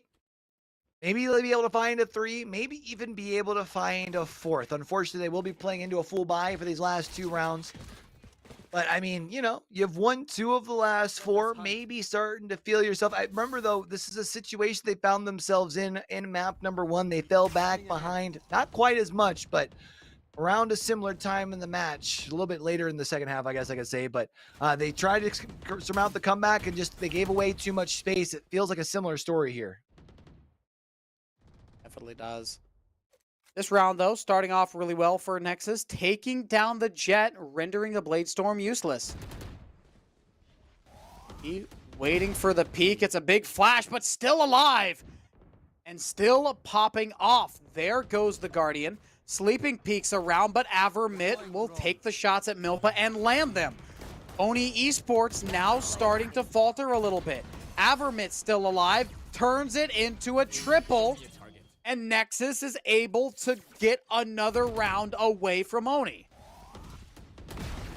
Round by round, that's all you can do if you're Nexus here. You put it at 4, you win the pistol, and all of a sudden the story feels quite a bit different than it did just a few rounds ago. Last round of the half, and well, I was about to say they've got money for weapons. I'm surprised that we're only seeing a pistol. Okay, it's gonna be a judge on the side of stop, so mostly bought in here. Over on the side of Oni, one thing we've been seeing from Nexus, they've been allowing from Oni to almost be get caught overextending in a few spots and turning these early fights around. 3 ultimates on the side of Oni Esports. The Neural Theft, as well as the Hunter's Fury, alongside Blaze Storm that's already been popped. Only the lockdown for Nexus, but the lockdown can do so much. It's kind of difficult to say, oh, we only got 1 ult, but the lockdown is very much worth it. A swarm grenade kill. Hold on a second now. Nexus bringing out the swarm grenades. The breach falls down to it as here comes the plant, and this has very, very much potential for this lockdown to come out. But here comes the Blade Storm. Everybody just starts falling. The lockdown finally being brought out, but Milpa and Mudang left in the 1 versus 1. One shock dart. He's sticking! Oh, I thought he was just sticking. He was just going to be able to take that thing out. Spray through the wall? Wow. Oh my goodness. Q, what did we just witness? Sticking, popping off, and then the spray through the wall to put them up 9-3. I mean, if you're a Nexus fan, maybe you believe in curses, maybe, but oh man, a tough round to drop. You're down by 6 going into the half, which means if you win the pistol and following round, now you're only down by 4 as opposed to down by 2. So a very big round in that last one here. Figure you switch the sides. Maybe if you're Nexus, you can get things going on the attack, but you mentioned how the stats normally favor the opposite. Yeah, you're a lot braver than I am. I'm avoiding the C word. I'm not going to say it. But the score is 9-3, and there is a certain superstition about 9-3. So here comes the pistol round. Oni Esports on defense. Loki is the first to drop. Gandalf as well. Nearly a flawless. Senor denies it, though, taking the headshot off of stop. And Oni Esports, without breaking too much of a sweat, will get to double digits. Big vibe and no sweat needed. Already up to double digits. You feel like 10 could very easily turn to 11 as well. Remember that run, that little tear that they went on at the start of the attacking side. They're now on what a lot of people would consider the more favored side. You've got the advantage as far as the gunnies as well. It is not looking good for Nexus right now. They've got to find some way to pull out some miracles because they have no time left. There they are. Need a major one and a miracle that needed to go the other way. Nexus wished for something and it just kept getting worse and worse and worse. There goes the Bulldog, but hold on a second. The shots don't land. Avermit running around, D-spin, taking down Avermit, and Loki taking one more before being shot down by Gandalf. The force round not quite going as easy as Oni expected. Able to sneak away with it, but that makes the bonus round a lot harder. More rifles on the table for Oni to be playing into here if you're Nexus. Yeah, being able to get that close yet so far away, ironically enough, makes this third round that much more difficult. And in a situation like we've talked about multiple times today, when a team wins the first 2 rounds of a half, if they win the third, you have the ability to reset the econ, which means Nexus could very well be going into what might be a final round, a map and a match point at a very low buy. This is a huge round for Nexus. They have to win this. Not only this huge, I would argue that this is a must win on the bonus. It's a good start there. Pick a couple shots through the wall. They get the one-man advantage. Odin will be picked up as they try to rush through tree, get into that door. But Sleeping taken down from the back. Stop. Good for 1. Good for 2. Gandalf as well. Staying around, being the thorn in their side. Resurrected. Does it again. Avermint. Omen. The Odin in hand. We're going to have to run away, and they are down to 6 HP. 1 versus 2, and Spike is stranded in the middle of A site. That last part being the most important part, right? Because if you have the Spike in hand here with an Odin in hand as well, maybe you walk and try and camp somewhere on the map and catch those players rotating around, right? But you don't have that option if you're Avermich. You've only got the 1 soul weapon. You've got 6 HP in a dream, and yeah, the Odin can sing, but does it have the accuracy? Can't even find a first shot before being put down by Resurrected, which means Oni Esport move up to map and match point. The Odin can sure sing, but I think it's about time for someone else to warm up that vocal. That one lady? It's 12-3. Huh? That one lady? I agree. That one lady, she's doing her warm-ups. She's drinking her water, getting ready to perform. 12-3, map 2, and D-Spin playing things so aggressive. He knows exactly what the situation is, and he is throwing caution to the wind. And it drops him down, though.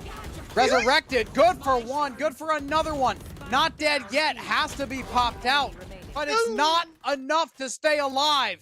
Sleeping in the 1 versus 3. Trying to push through. Sleeping, able to stay awake for 1 more, but with just 4 HP, they've got to find a way through this smoke. Discipline being shown here by Gandalf, sitting on the other side. Saw the Spike get picked up, tries to spray through, but it's Resurrected. Protect what's yours as Oni Esports punch their ticket at Championship Sunday.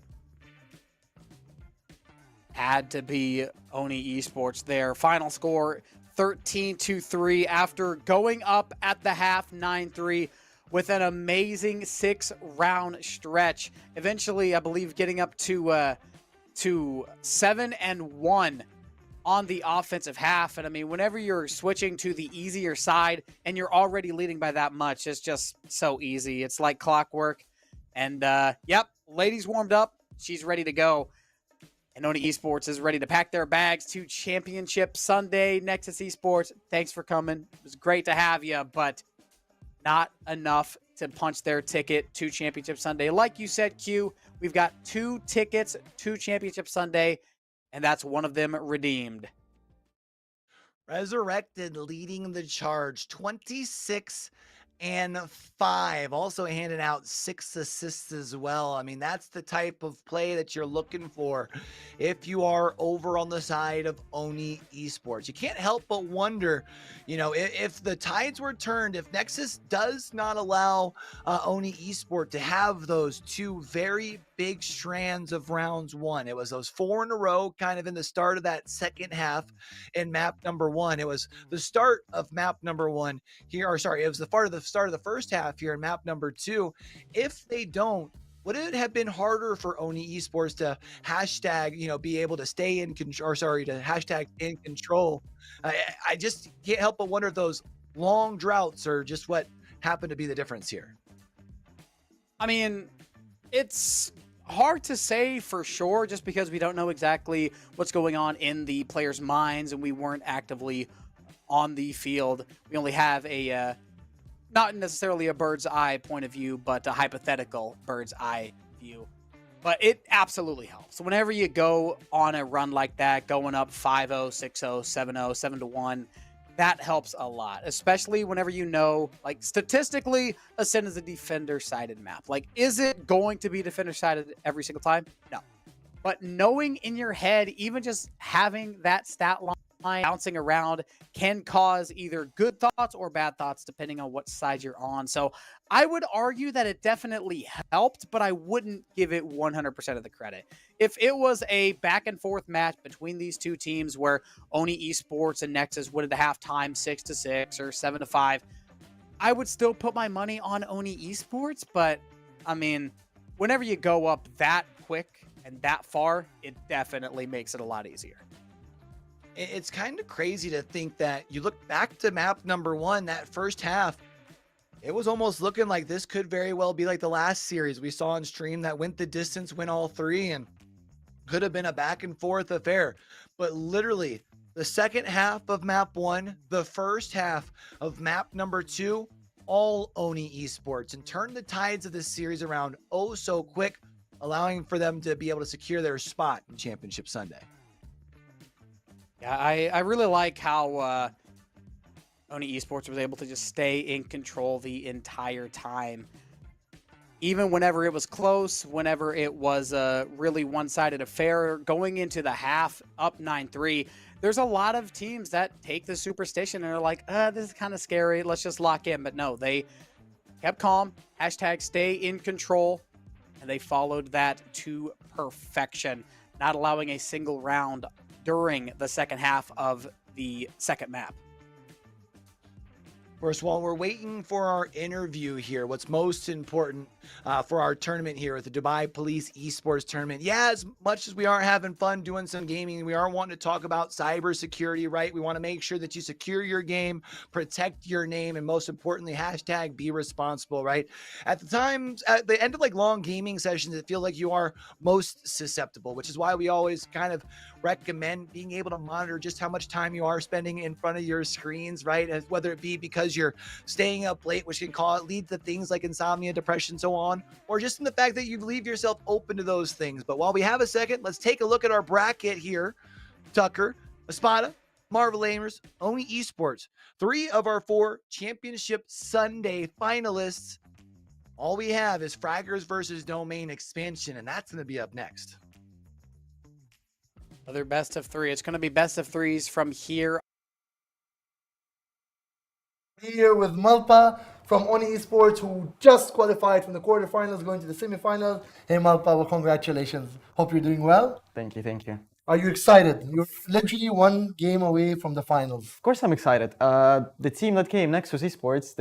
I think they're from Qatar, so a lot of respect to them for making the trip. Unfortunately, we were better today.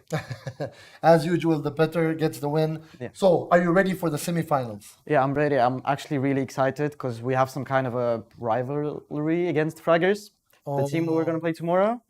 So Fraggers is really good, huh? Yeah. So it's going to be a really hyped up match tomorrow. Are you excited? I'm very excited. Do you feel like there were things that you figured out today in the strategy that you want to fix later on? I think we built a lot of chemistry today, that's for sure. And I genuinely think we're going to beat Fraggers tomorrow too. Inshallah. I hope you do too. At the same time, I want to talk about a little bit more about the way you clutched today. You've done a very good clutch, especially with the Sheriff. Tell us more about that. How does it feel? Do you feel like honestly, this was something casual you've done, or this is something new I've learned it today? I feel like that clutch that I did definitely helped the team to relax a bit, because the game was not as close anymore. Everybody was a bit more loose, talkative, etc. And I just think it was amazing. As you all know, guys, these little small bitty details are so major for professional league. One hit or one kill or one death or even one win could be a major difference between going to the semifinals or going to the finals or even winning a whole championship. Just like the championship here in the Dubai Esports Festival running from Dubai Police with a 50,000 dirhams prize pool. What are you going to do with the money once you get it? Probably relax on a beach somewhere in the Maldives. So wasting it on a holiday. Wasting it on all That's the holiday, spirit. yeah. I mean, you've worked hard, you've played Worked well. hard. It's time to relax, don't you think? What's the future plans for you and Oni? Oni, I think we got some information, some more upcoming tournaments from the same organization. Lovely. And we're going to practice more, and we're even more excited and motivated to play the next tournament. That is amazing. I wish you the extreme best. I'm looking forward to seeing you tomorrow. So Thank you better you so be much. here Thank you at the so same much. place Well, talking about the win tomorrow instead of the Fraggers. But I got to tell you, Fraggers are a good team, so Yeah. best of luck. Thank you so much. All right, good to see you guys. And again, make sure you follow us on the Dubai Police HQ at all the socials. The links are in the description, and we're waiting for you. Make sure you visit us tomorrow, especially to see all the finals of all the games. We're very excited. And yeah, we'll see you soon. Thank you.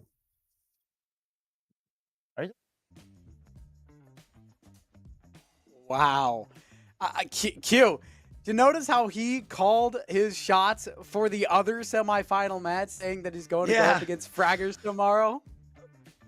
I couldn't help but notice that myself. I feel like that shows, one, I think the confidence that he has as far as in this next matchup for Fraggers. But can you blame him? Fraggers looked really good as far as their scoreline yesterday. Oni also looked really good. It sounds like we're talking about a potential rivalry as well, but can't jump ahead of ourselves yet. There have been surprises today. There absolutely have. And enough talking about the Fraggers domain expansion maps. We're going to cut to a break. And whenever we return, that match will be live right here on the 404 Esports channel here at the Dubai Police Esports Tournament. So don't go anywhere. We'll be right back with our last semifinal, our last quarterfinal of the day.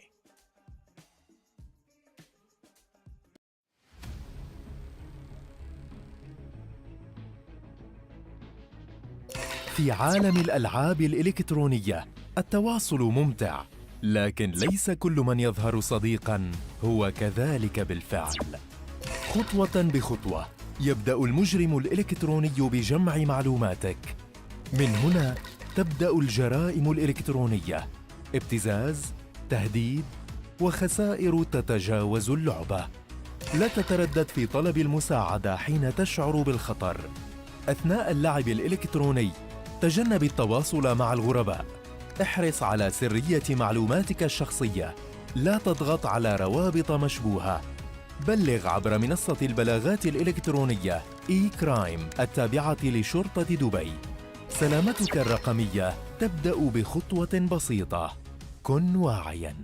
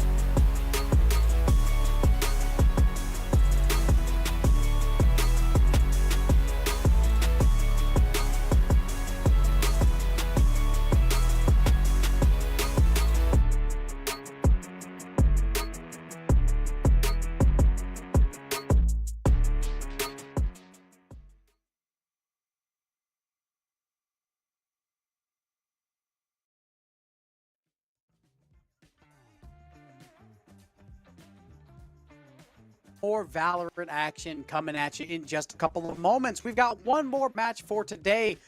We've had a lot of great Valorant action so far. We've had a long stream, and we have almost reached the end of it. But fear not, we're not quite there just yet. But before we get into the Valorant action, we do have a raffle going on at the event center. So we're going to get that going in just a couple of minutes. Q, what do you got? You've been here for pretty much the entire day so far. And is there anything that you want to point out before we get into this raffle and then into the last match of the day? Well, first off, I just got to say that the action has been phenomenal through all of the series thus far. I was watching the first one a little bit before I jumped on for 2 and 3. But also, I just love the sense of community. You know, we've been seeing the chat going pretty crazy. We know, obviously, we got plenty of people on site at the venue. Giveaways are always pretty awesome, in my opinion. If it's free, it's for me. I'm always down to try and win something for free. But more so than that, you always love seeing when you have a sort of an event like this that gets put together. You bring a community together and it's for a good cause, right? So the Dubai Police Esports Tournament's kind of about more than just Valorant. We've got plenty of other games going on for sure, yeah. But it's talking about being safe while playing games and making sure that your hashtag secure your play, right? You want to make sure that you're always being cautious. It's funny, you think back 10, 15 years ago, you might see a scam like here or there. It seems like nowadays in 2024, heading into 2025, I don't know about you, Tucker, I feel like I'm seeing them all the time, whether it's DMs, emails, you name it. And working in the space that we do, whether it's, you know, the casting or the content creation side, over the years, I can't tell you how many people I've seen that at some point end up clicking one of those links. They pay the price for it, and their story's always the same. I've always known to avoid clicking them, but it was a long day, and I just happened to make the mistake once, and one click is all it takes. So raising awareness for situations like that, I think, especially in today's day and age, is really important. And I'm sure everybody watching has either fallen victim to one of these scams or knows somebody who knows somebody who has fallen to these scams.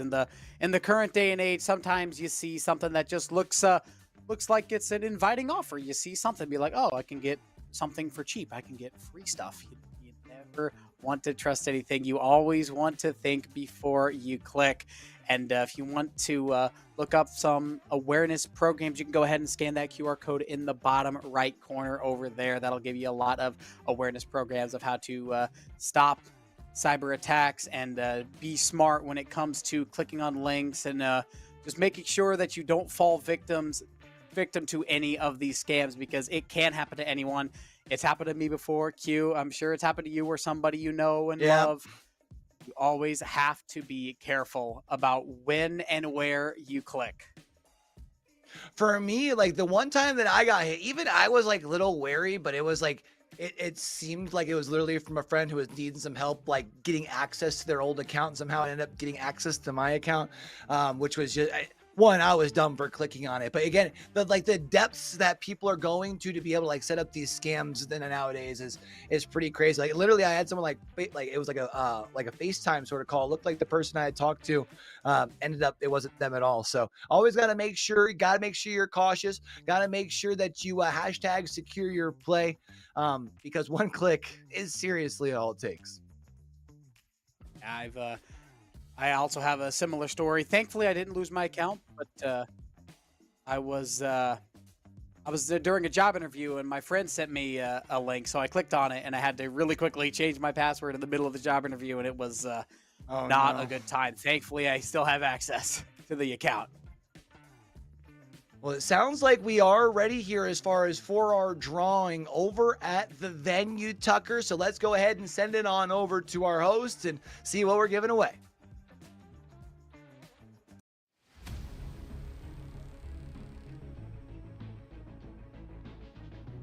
في عالم الألعاب الإلكترونية التواصل ممتع، لكن ليس كل من يظهر صديقاً هو كذلك بالفعل. خطوة بخطوة يبدأ المجرم الإلكتروني بجمع معلوماتك. من هنا تبدأ الجرائم الإلكترونية، ابتزاز، تهديد، وخسائر تتجاوز اللعبة. لا تتردد في طلب المساعدة حين تشعر بالخطر. أثناء اللعب الإلكتروني تجنب التواصل مع الغرباء. احرص على سرية معلوماتك الشخصية. لا تضغط على روابط مشبوهة. بلغ عبر منصة البلاغات الإلكترونية إي-كرايم التابعة لشرطة دبي. سلامتك الرقمية تبدأ بخطوة بسيطة. كن واعياً.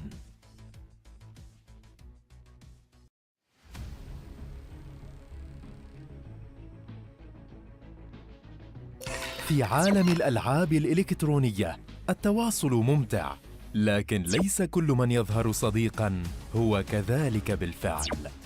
خطوة بخطوة يبدأ المجرم الإلكتروني بجمع معلوماتك. من هنا تبدأ الجرائم الإلكترونية: ابتزاز، تهديد، وخسائر تتجاوز اللعبة. لا تتردد في طلب المساعدة حين تشعر بالخطر. أثناء اللعب الإلكتروني تجنب التواصل مع الغرباء. احرص على سرية معلوماتك الشخصية. لا تضغط على روابط مشبوهة. بلغ عبر منصة البلاغات الإلكترونية إي-كرايم التابعة لشرطة دبي. سلامتك الرقمية تبدأ بخطوة بسيطة. كن واعياً.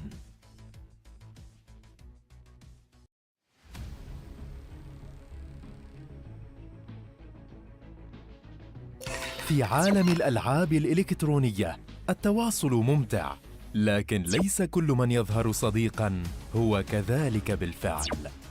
خطوة بخطوة يبدأ المجرم الإلكتروني بجمع معلوماتك. من هنا تبدأ الجرائم الإلكترونية: ابتزاز، تهديد، وخسائر تتجاوز اللعبة. لا تتردد في طلب المساعدة حين تشعر بالخطر. أثناء اللعب الإلكتروني تجنب التواصل مع الغرباء. احرص على سرية معلوماتك الشخصية. لا تضغط على روابط مشبوهة. بلغ عبر منصة البلاغات الإلكترونية إي-كرايم التابعة لشرطة دبي. سلامتك الرقمية تبدأ بخطوة بسيطة. كن واعياً.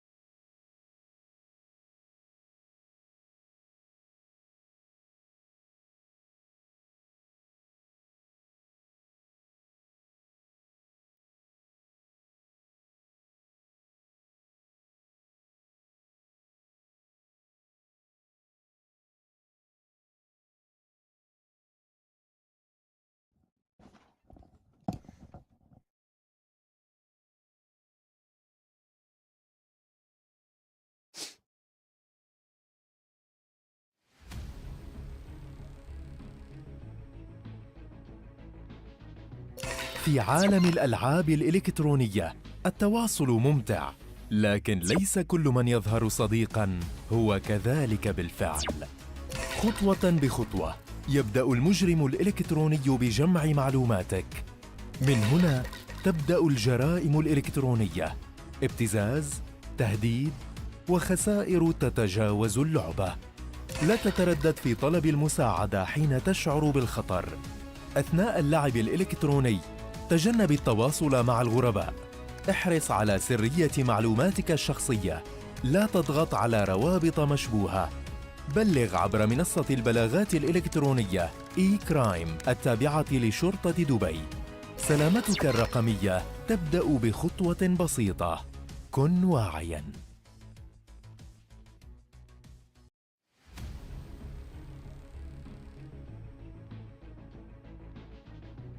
في عالم الألعاب الإلكترونية التواصل ممتع، لكن ليس كل من يظهر صديقاً هو كذلك بالفعل. خطوة بخطوة يبدأ المجرم الإلكتروني بجمع معلوماتك. من هنا تبدأ الجرائم الإلكترونية: ابتزاز، تهديد، وخسائر تتجاوز اللعبة.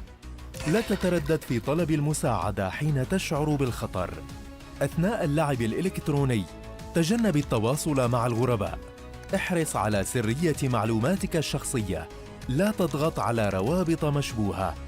بلغ عبر منصة البلاغات الإلكترونية إي-كرايم التابعة لشرطة دبي. سلامتك الرقمية تبدأ بخطوة بسيطة. كن واعياً. All right, ladies and gentlemen. Can you guys hear me? No, I don't think we can hear us.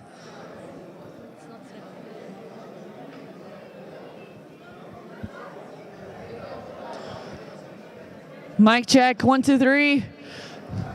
All right, guys, looks like we're gonna start our raffle right now. We have Maryam here who's helping me out.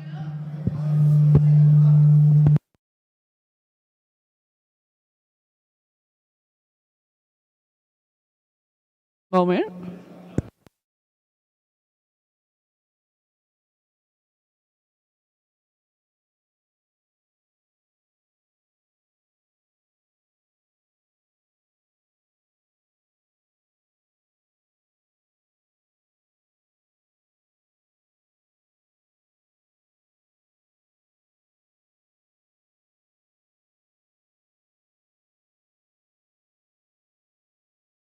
Okay. Mute me on speakers. Mute me on speakers. Mute me on speakers. Someone did that yesterday. Okay, I think we're still trying to figure this out. Can you guys hear me okay? I don't think. Make some noise if you can hear me. Okay, that's much better. Now we're going to be starting the raffle. Finally, we have some amazing prizes over there. We have laptops to give away from Sharaf DG.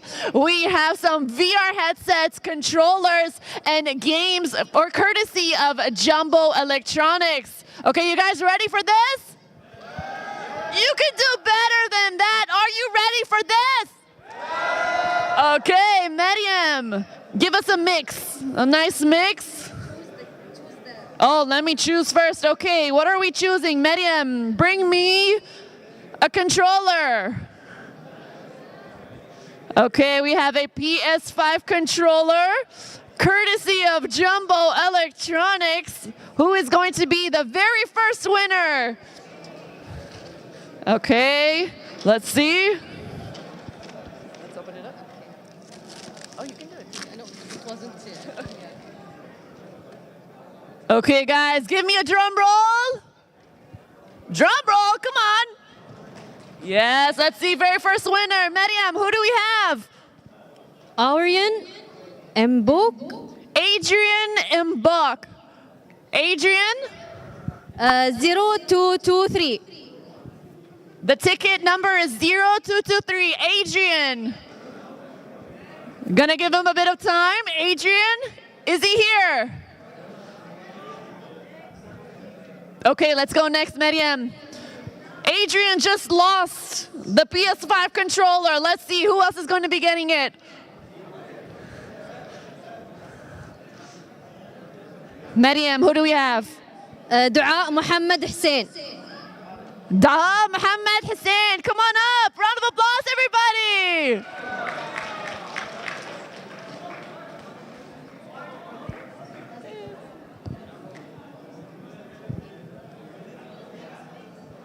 All right, congratulations. Here you go. This is your PlayStation 5 controller.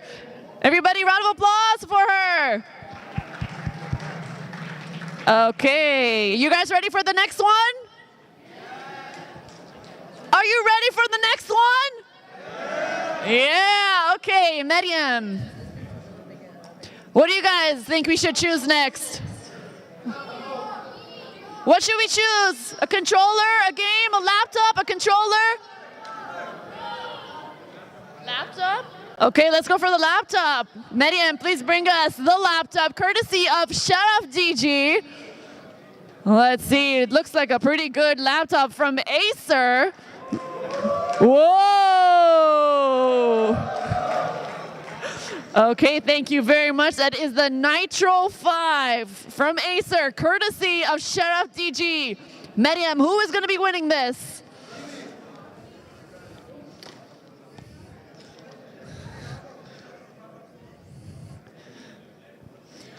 Ahmed Ihab. Ahmed Ihab.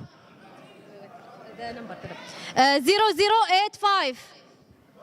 Ticket number 0085, Ahmed. Okay. Next one, I guess, okay.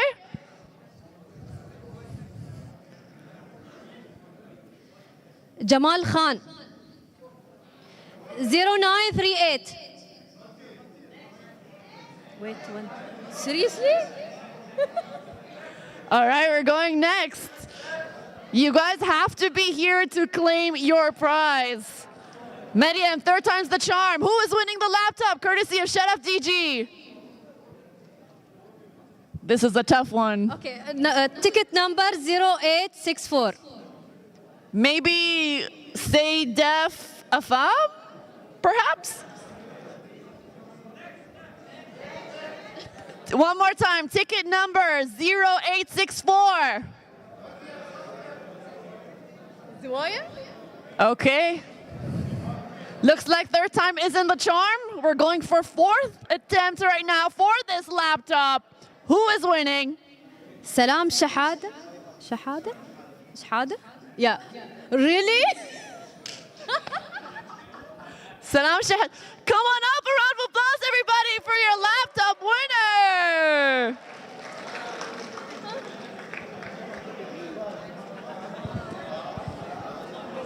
Mabruk, congratulations. Hope you enjoy, courtesy of Sharaf DG. Wow, okay. Right before we started the raffle, her husband said, my wife is gonna win this. It sounds rigged to me, Mariam. It sounds sussy. Okay, let's go for the next raffle. What do we pick? VR? Okay, Mariam, bring me a VR.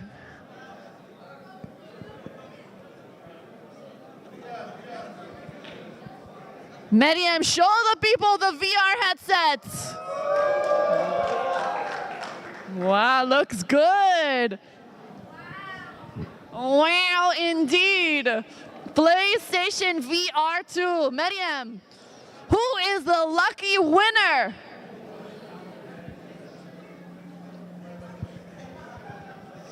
Ahmed Zaki. 0911. Bilingual problems. 0910. Ahmed Zaki. No. Okay, next. Mariam. Name us the winner of the PlayStation VR headset. Fahad Ali Ghanem.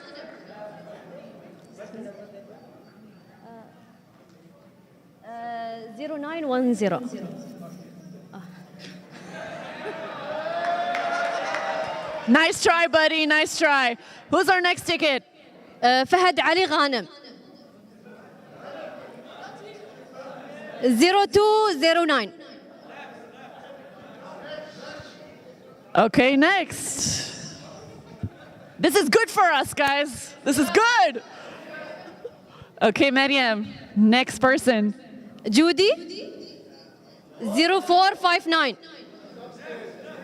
Oh. Upstairs, خلاص. We going next.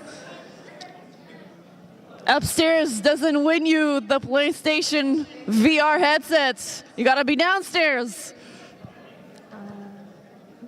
Faris Amr, 0169. Faris Amr. Oh, come on up. Congratulations, coming up on stage. Here you go, your VR headset. This is from Jumbo Electronics. Wait, come back. Let's have a chat with you. Did you know you're going to win today? Did you feel lucky? Yes. So are you going to share this with your mom or dad or your sister or brother? Yes. You're gonna share with them? You're too nice. I wouldn't share with you. I think you should tell them if you get me something else, you'll trade for them. No, I share with my brother. That's very sweet. All right, a round of applause for your winner, everybody. All right. Miriam, we still have a lot of prizes left. What should we pull next? Let's keep laptop for last. Laptop for last. Let's get a game. We haven't had a game. Pick a game. Okay, show us the game. We have the Neo Collection, courtesy of Jumbo Electronics. Very nice. Thank you so much. Mariam, pick the winner for us for this Neo Collection for PlayStation 5. فهد مصطفى عبد الفتاح. فهد مصطفى عبد الفتاح. Ticket 0731.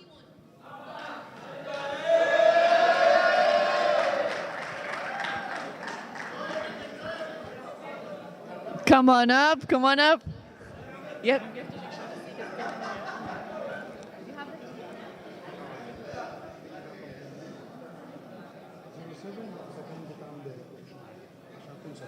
ممكن حد تاني التيكت ده كان معايا بس لا نبغي هو اليوم. موجود في السياره لا لا السياره لا مش معايا يبقى خلي حد تاني اوكي خلاص. Never mind, ladies and gentlemen, we're going again. You have to make sure to present to us your tickets when you come up, if your name is called. Okay, give us another person. Who do we have? هيا أحمد. Haya Ahmed. 0166. Reaper, always the one echoing in the background. Haya Ahmed. Maybe Haya. Haya Ahmed. No, we're going again. 0166. 0166. Okay, she's not here. We're going again.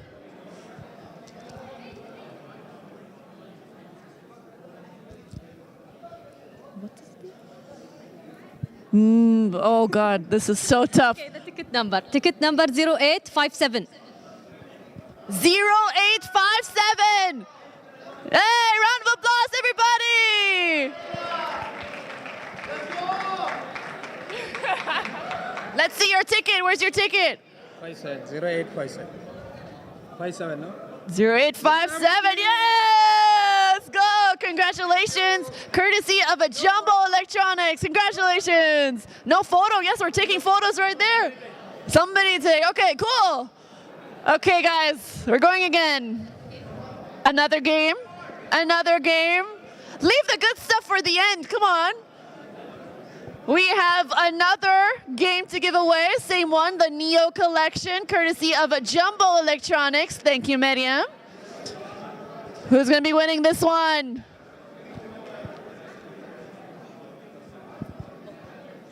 Oh, this is blank. Okay. No, they have to put their... They didn't What? have maybe a pen. Okay. Maybe they didn't have a pen.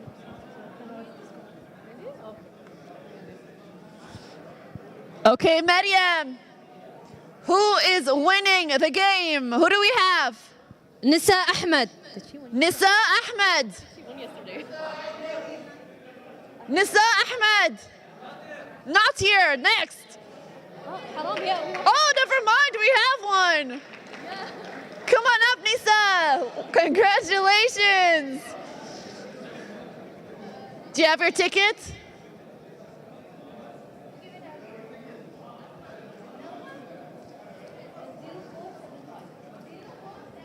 $0475. Do you have it? She has it. Round of applause, everybody. Congratulations. Does the number match? Yes, it does. Here you go. Here's a Neo Collection from PlayStation 5 from Jumbo Electronics. Round of applause, everybody. Good job. Okay, let's go for something bigger this time.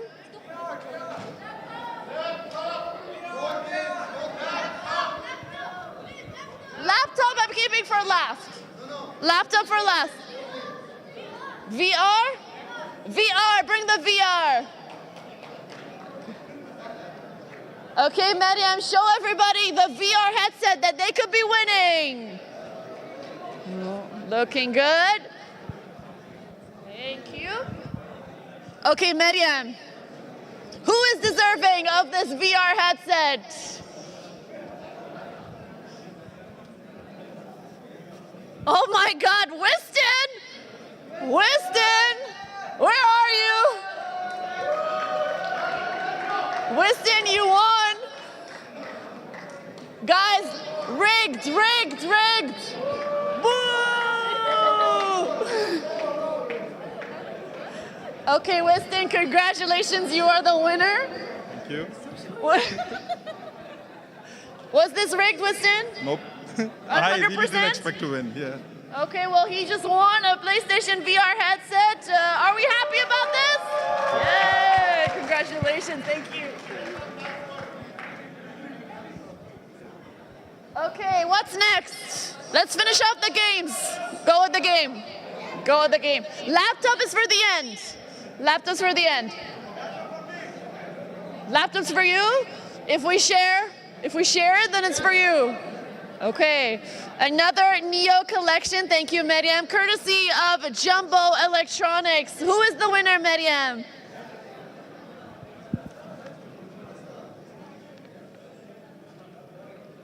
أحمد لا wait 0277 0277 0277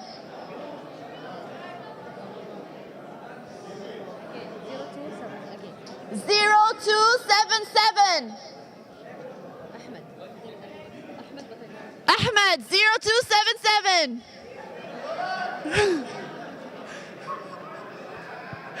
Okay, let's go next.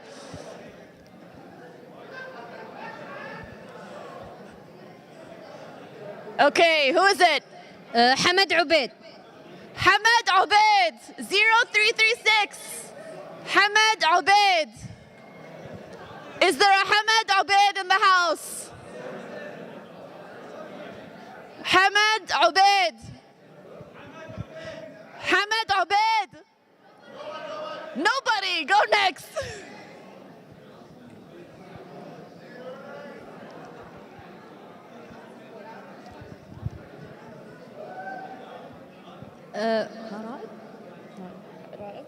حسن رائد 0481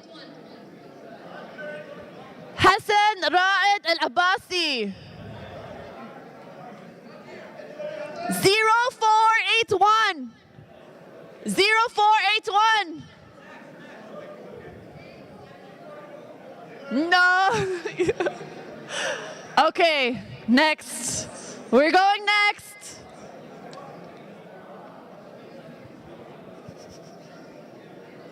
Sebastian.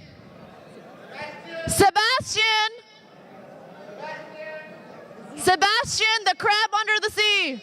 Sebastian. 0441. Sebastian. Okay, next. He's busy with the Little Mermaid. Next. Let's go.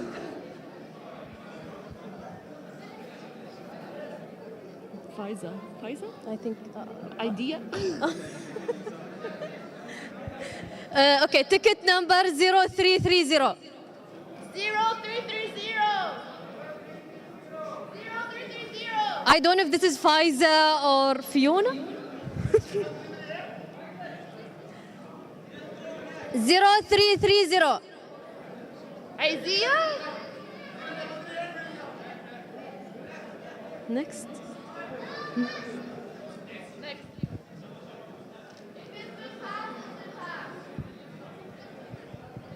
Okay, who's next? Who's this? Okay. Abhishek? 0255. Abhishek! Abhishek, where are you at? Abhishek!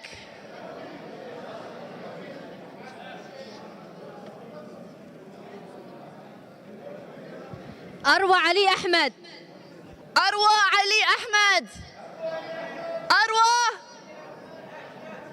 أروى علي أحمد. 0058.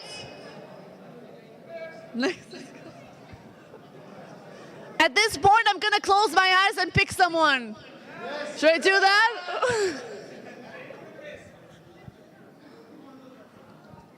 Oh God. Santhosan Shetty?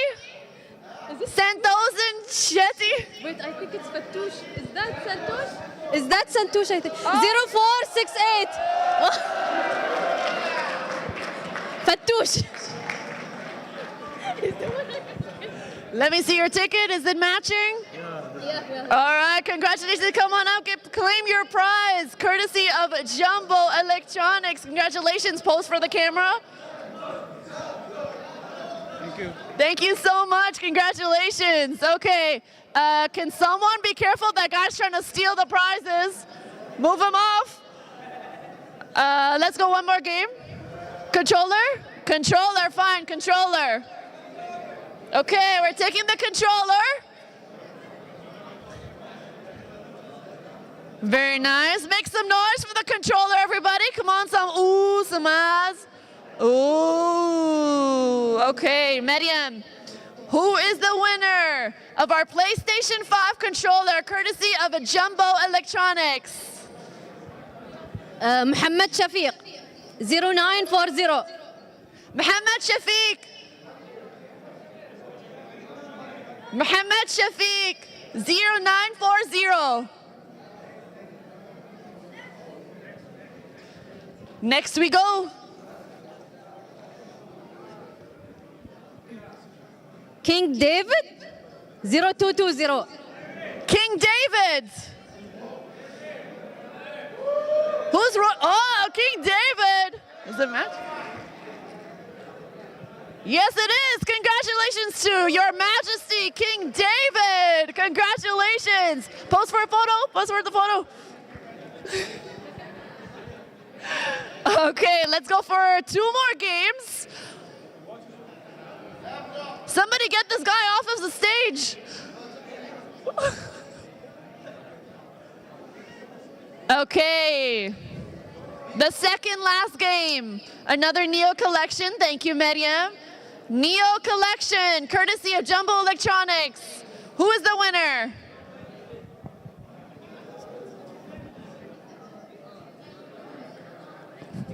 Srikith? Srikith? 0816. 0816. Srikith.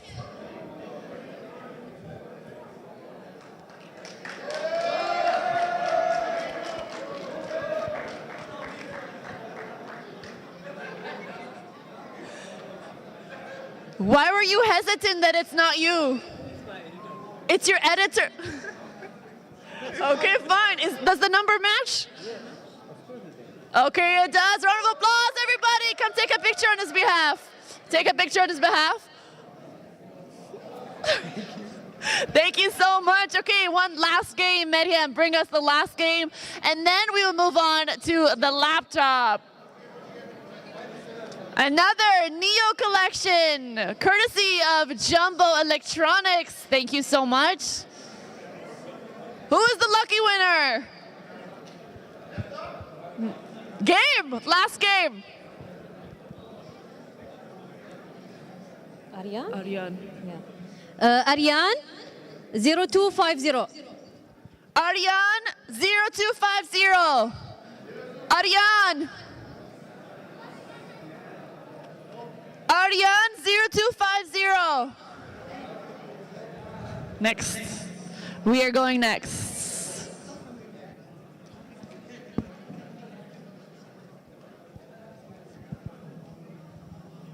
Bibi! Bibi, come on up!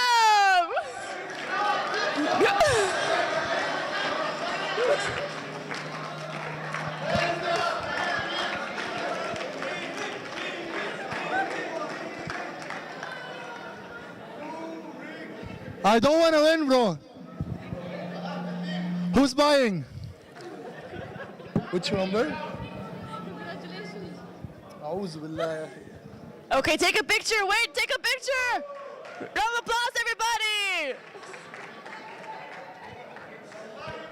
Okay. Now the final prize. Make some noise for the laptop by Chef DG, everybody. I don't think you guys want this. You don't want this.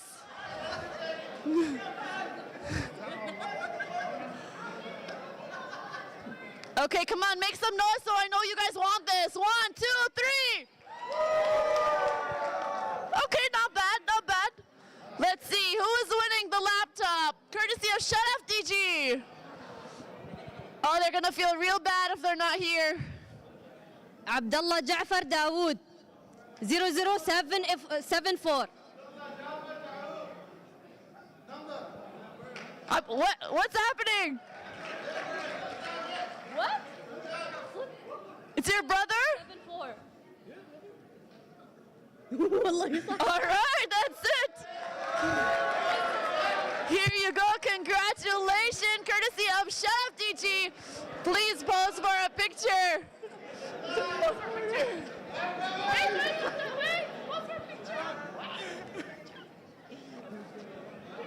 All right. Yeah.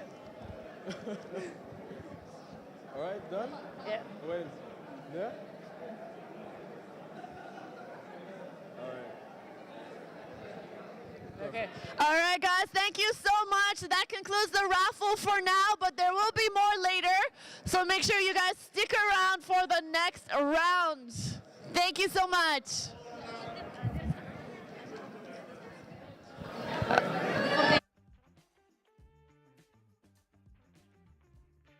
Welcome back. We had some huge giveaways there. We gave away so much there at the event center. We gave away, what did we give away? Controllers, games, VR sets, and gaming laptop to end it off there. And we are back. Of course, thank you, Archie, for hosting the raffle. And Q, we've got one more game to get through, and then we are done. One more quarterfinal, and then it's on to the Final Four at Championship Sunday. Team Espada, Marvel Aimers, Oni Esports, the first 3 squads to be able to secure their spot into Championship Sunday. Now it's up to the 2 teams that are appearing at the bottom of your screen. It's going to be either Fraggers or Domain Expansion. Now, we did hear from the winners last time around from Oni Esports. Sounded like they were expecting Fraggers. Kind of curious what you're thinking here, Tucker.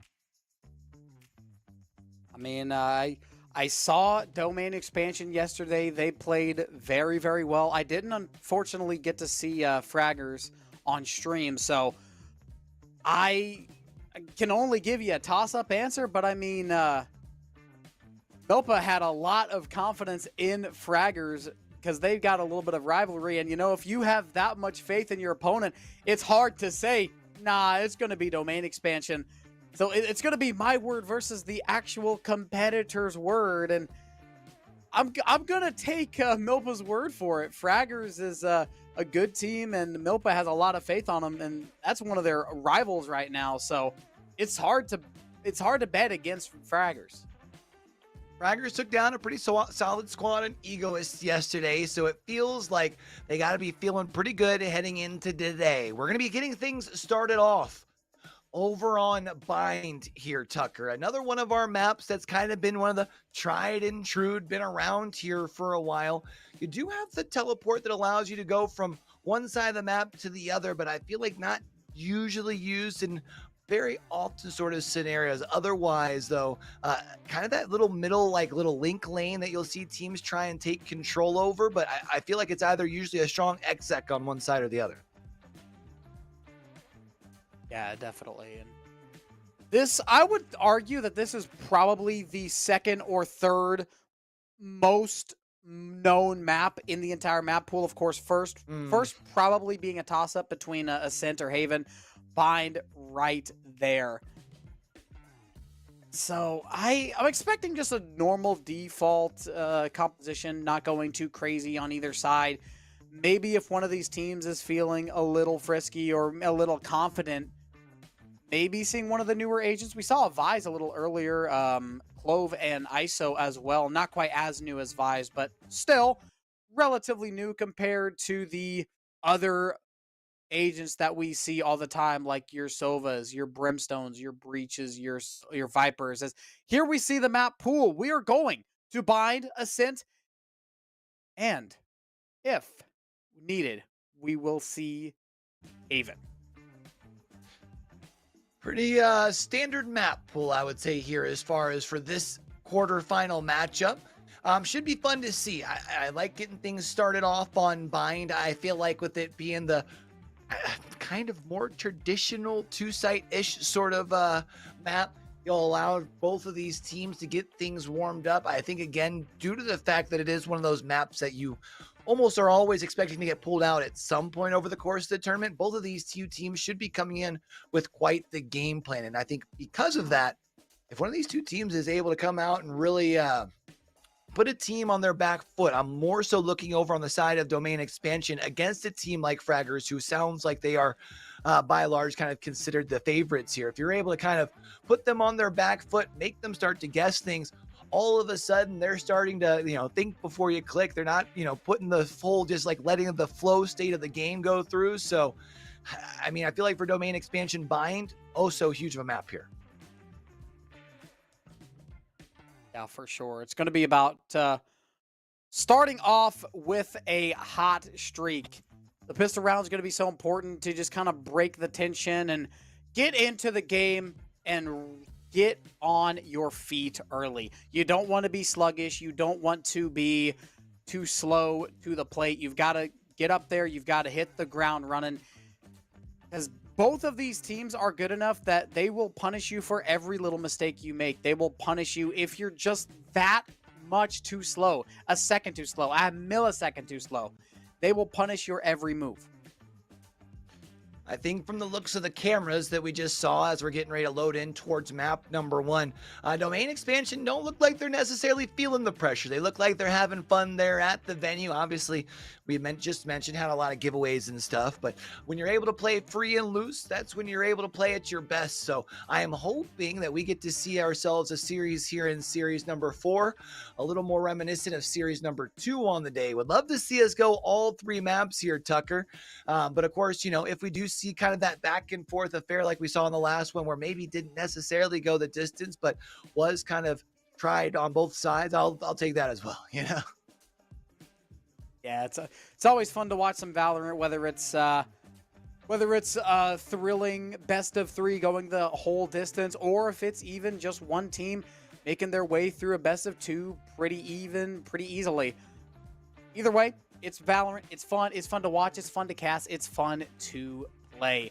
And we're about ready to get into this series. Best of 3 domain expansion. We talked about them at the start of my broadcast, whenever I joined you, how they just pretty much killed their enemies with basic, boring stretch. They didn't bring anything too crazy out.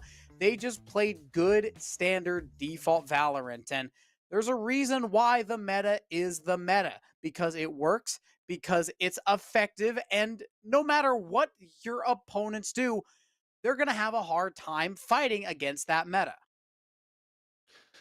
Well, it looks like we are going to be seeing close to a mirror composition here, Tucker. I know we had mentioned earlier that's something more you like to kind of see as the difference between how 2 teams do play that very similar team composition. The only difference here, if we do indeed see Views and Scars locking in the agents that they are hovering over, is just the difference as far as for the Sova, right? So you wonder as far as the trade out for the Initiator, as far as for an additional duelist, what does that difference change here? What's your initial thoughts?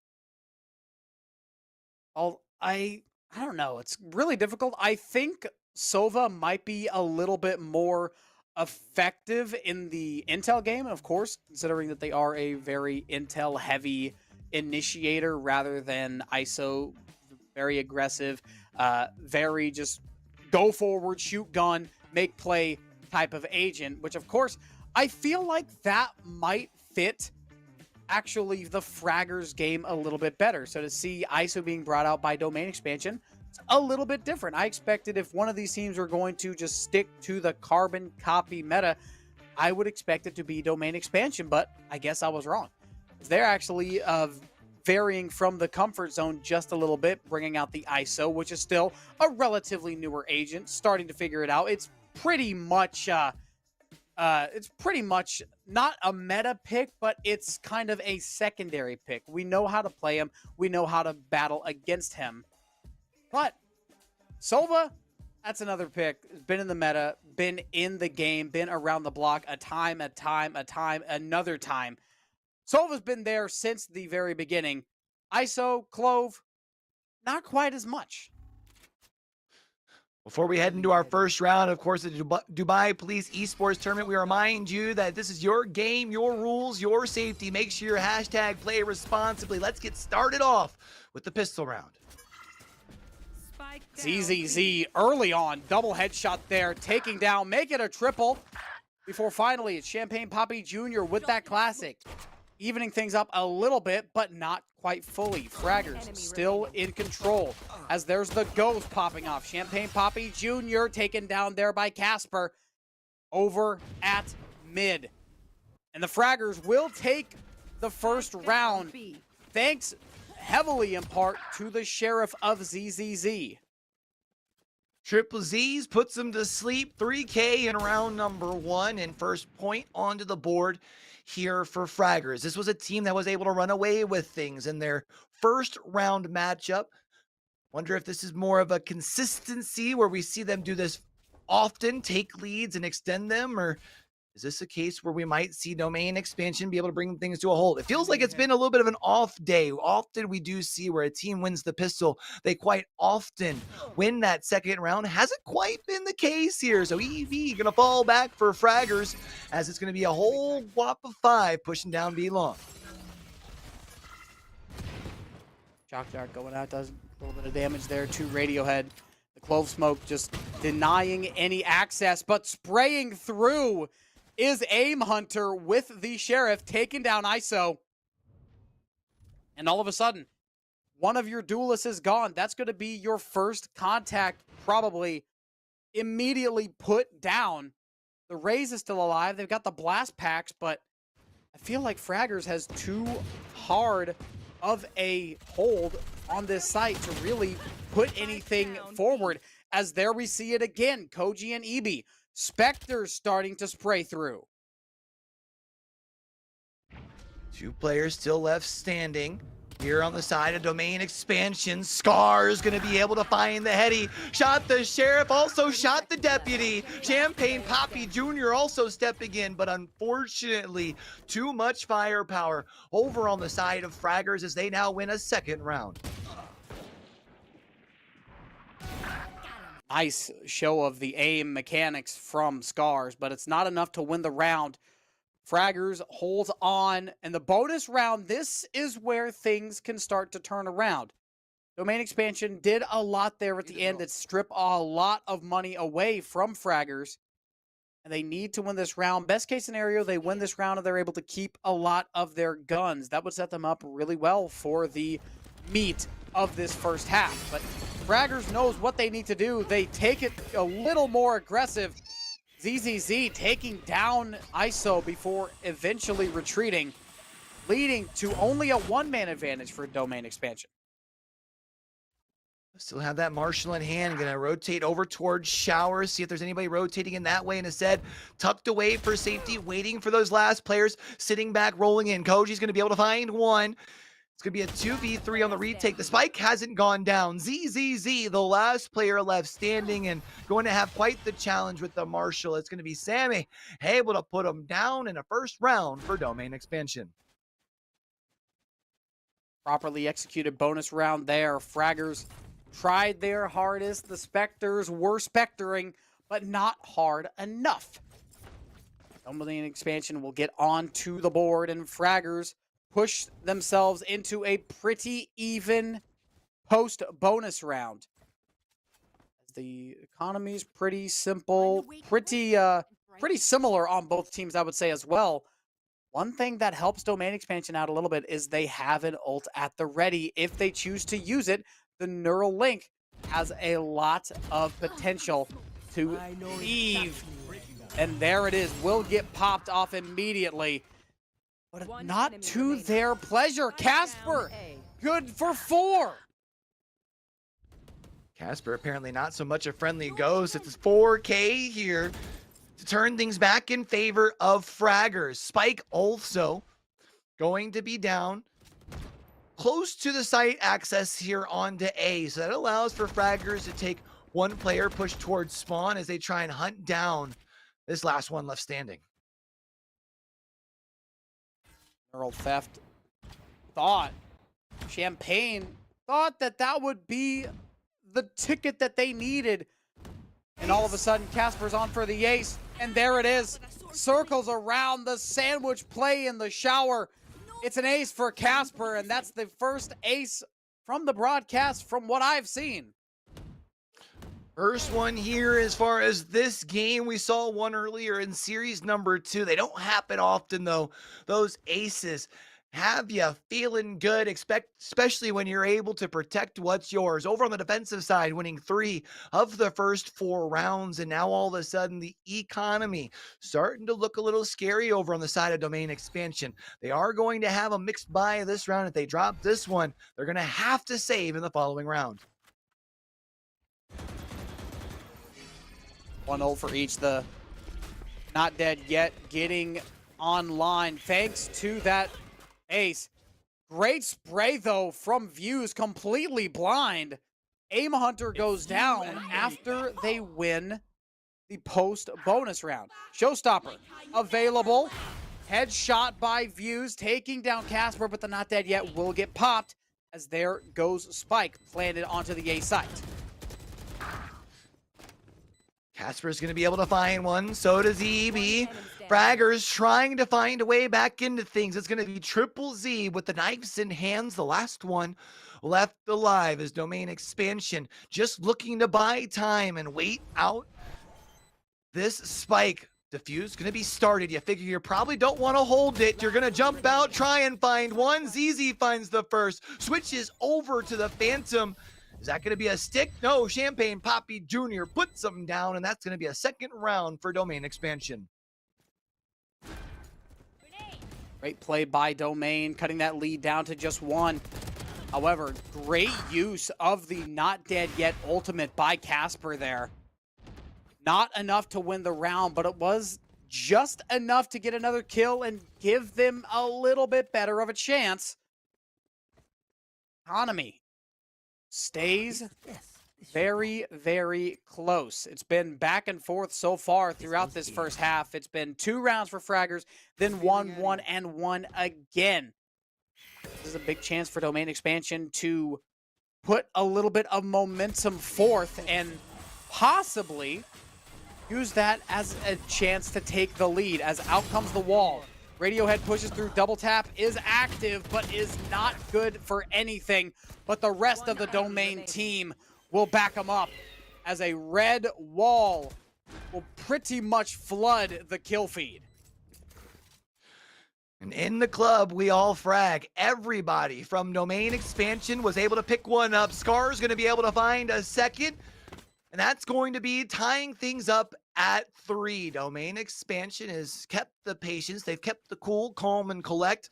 And thanks to that last round win, the economy now in a little bit of a scary spot for Fraggers. They're going to opt to save here more than likely, which means Domain has the chance to give themselves their first lead of the map.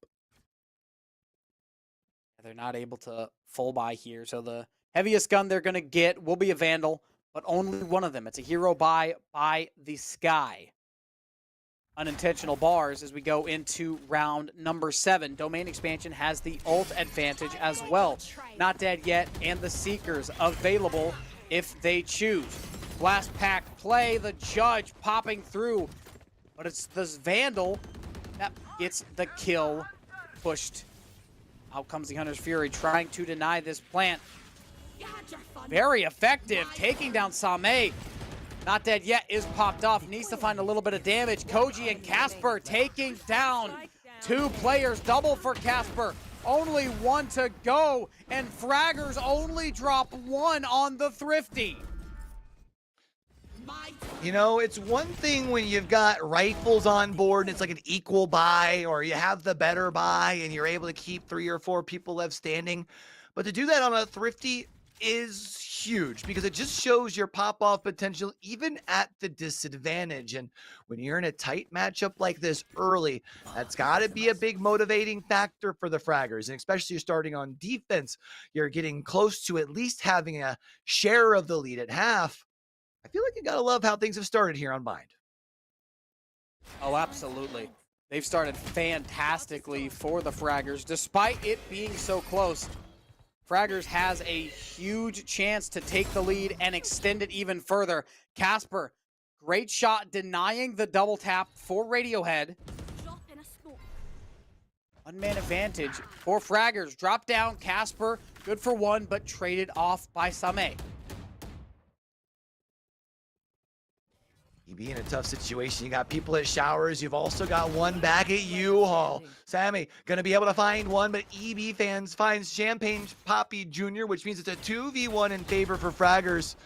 They have the ability to continue to put these rounds together. It's Z, as it's going to be 5-3. Lead extended, and that should push domain expansion onto an eco round, and yes, it will.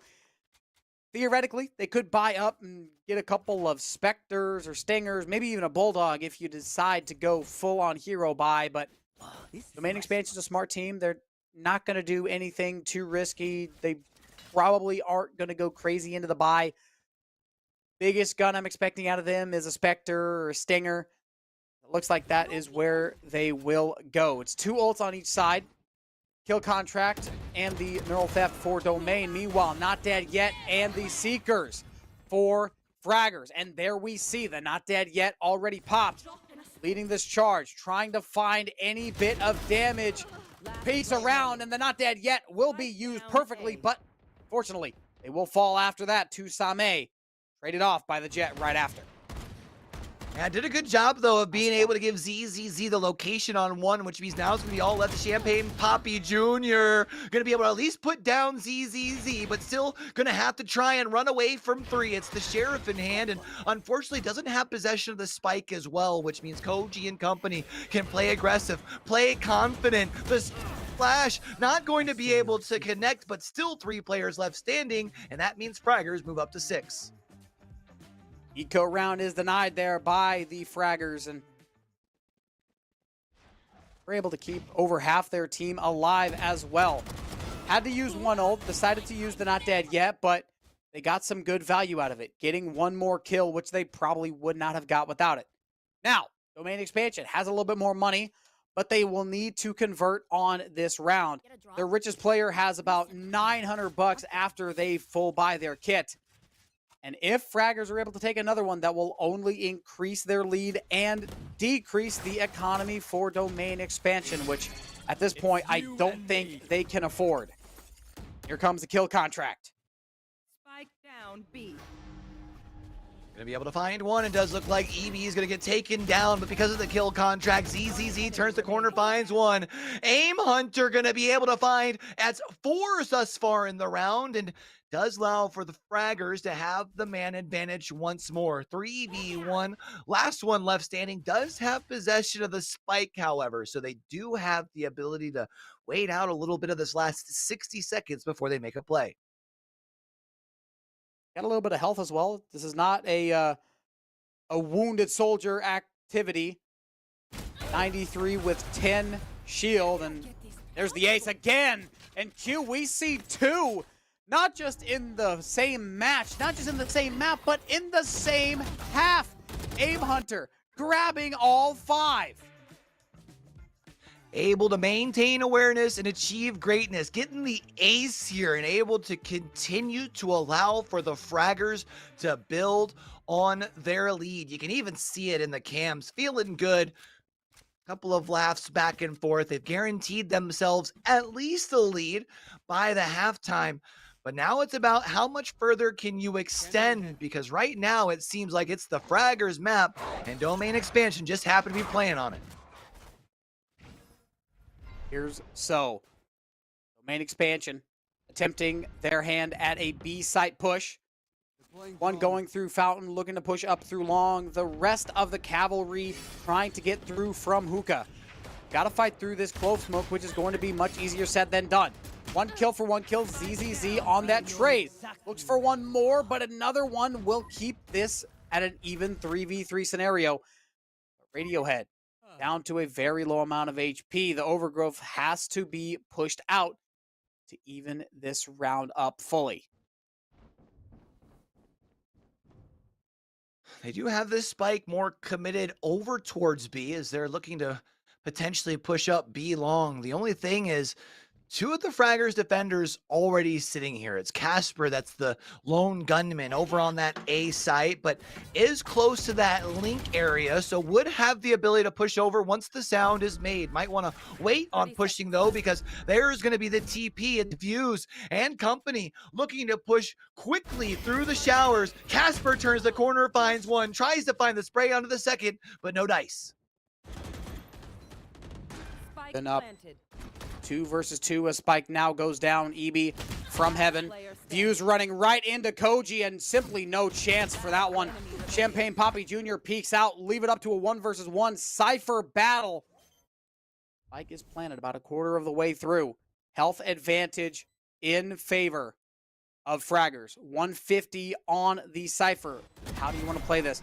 They peek it out, and they find the headshot they need. That's a 3K for Koji, and another round for the defending Fragger team. Run it up, run it up, run it up. They continue to expand upon this lead, and I was going to say ice in the veins. The smiles have gone away. It just seems to be an icy feel over there as they're trying to keep their cool as they're getting ready to secure a nice big lead here in map number 1. Got a nice lead, and they look to make it a little bit bigger. There's a chance to go into the half 9-3, and we saw just the last map on the broadcast of the last map, second map of the Oni Esport game.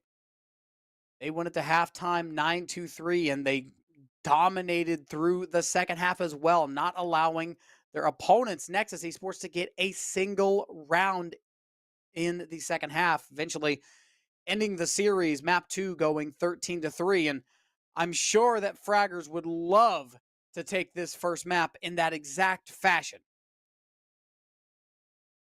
Interesting to see a timeout going into the last round of half number 1. I gotta be honest. I feel like if you were concerned you were losing a grip on things, maybe we should have pulled the trigger on that just a little bit more. I mean, they have the ability to fully buy up here. Maybe they just wanted to make sure that they do indeed win this round, because Copium says you win round 12, right? You're down by 4, you win the pistol in the follow-up round, all of a sudden you're only down by 2. So, and that's not like that's a very far-fetched idea. I just feel like I probably would have preferred to save that timeout for the second half if that ends up being the case, but let's see if it plays out for them and gets them that timeout buff. An ultimate already popped for the Fraggers, the Blade Storm. EB getting really aggressive. Throwing caution to the wind, trying to go for all of the glory as the Sky in a standoff with EB. Looks like Views will fall back, meet up with their team, and try to push over through to Hookah. Champagne Poppy Jr., the running gun. Oh my goodness. Aim Hunter. Headshot onto Champagne Poppy. Early advantage here for Fraggers. The rocket comes out, and Koji just lines them all up. It's a flawless to go into the halftime. And Q, you were talking about how you didn't quite trust the timeout, and you had a good reason to. A timeout does not help them in the slightest.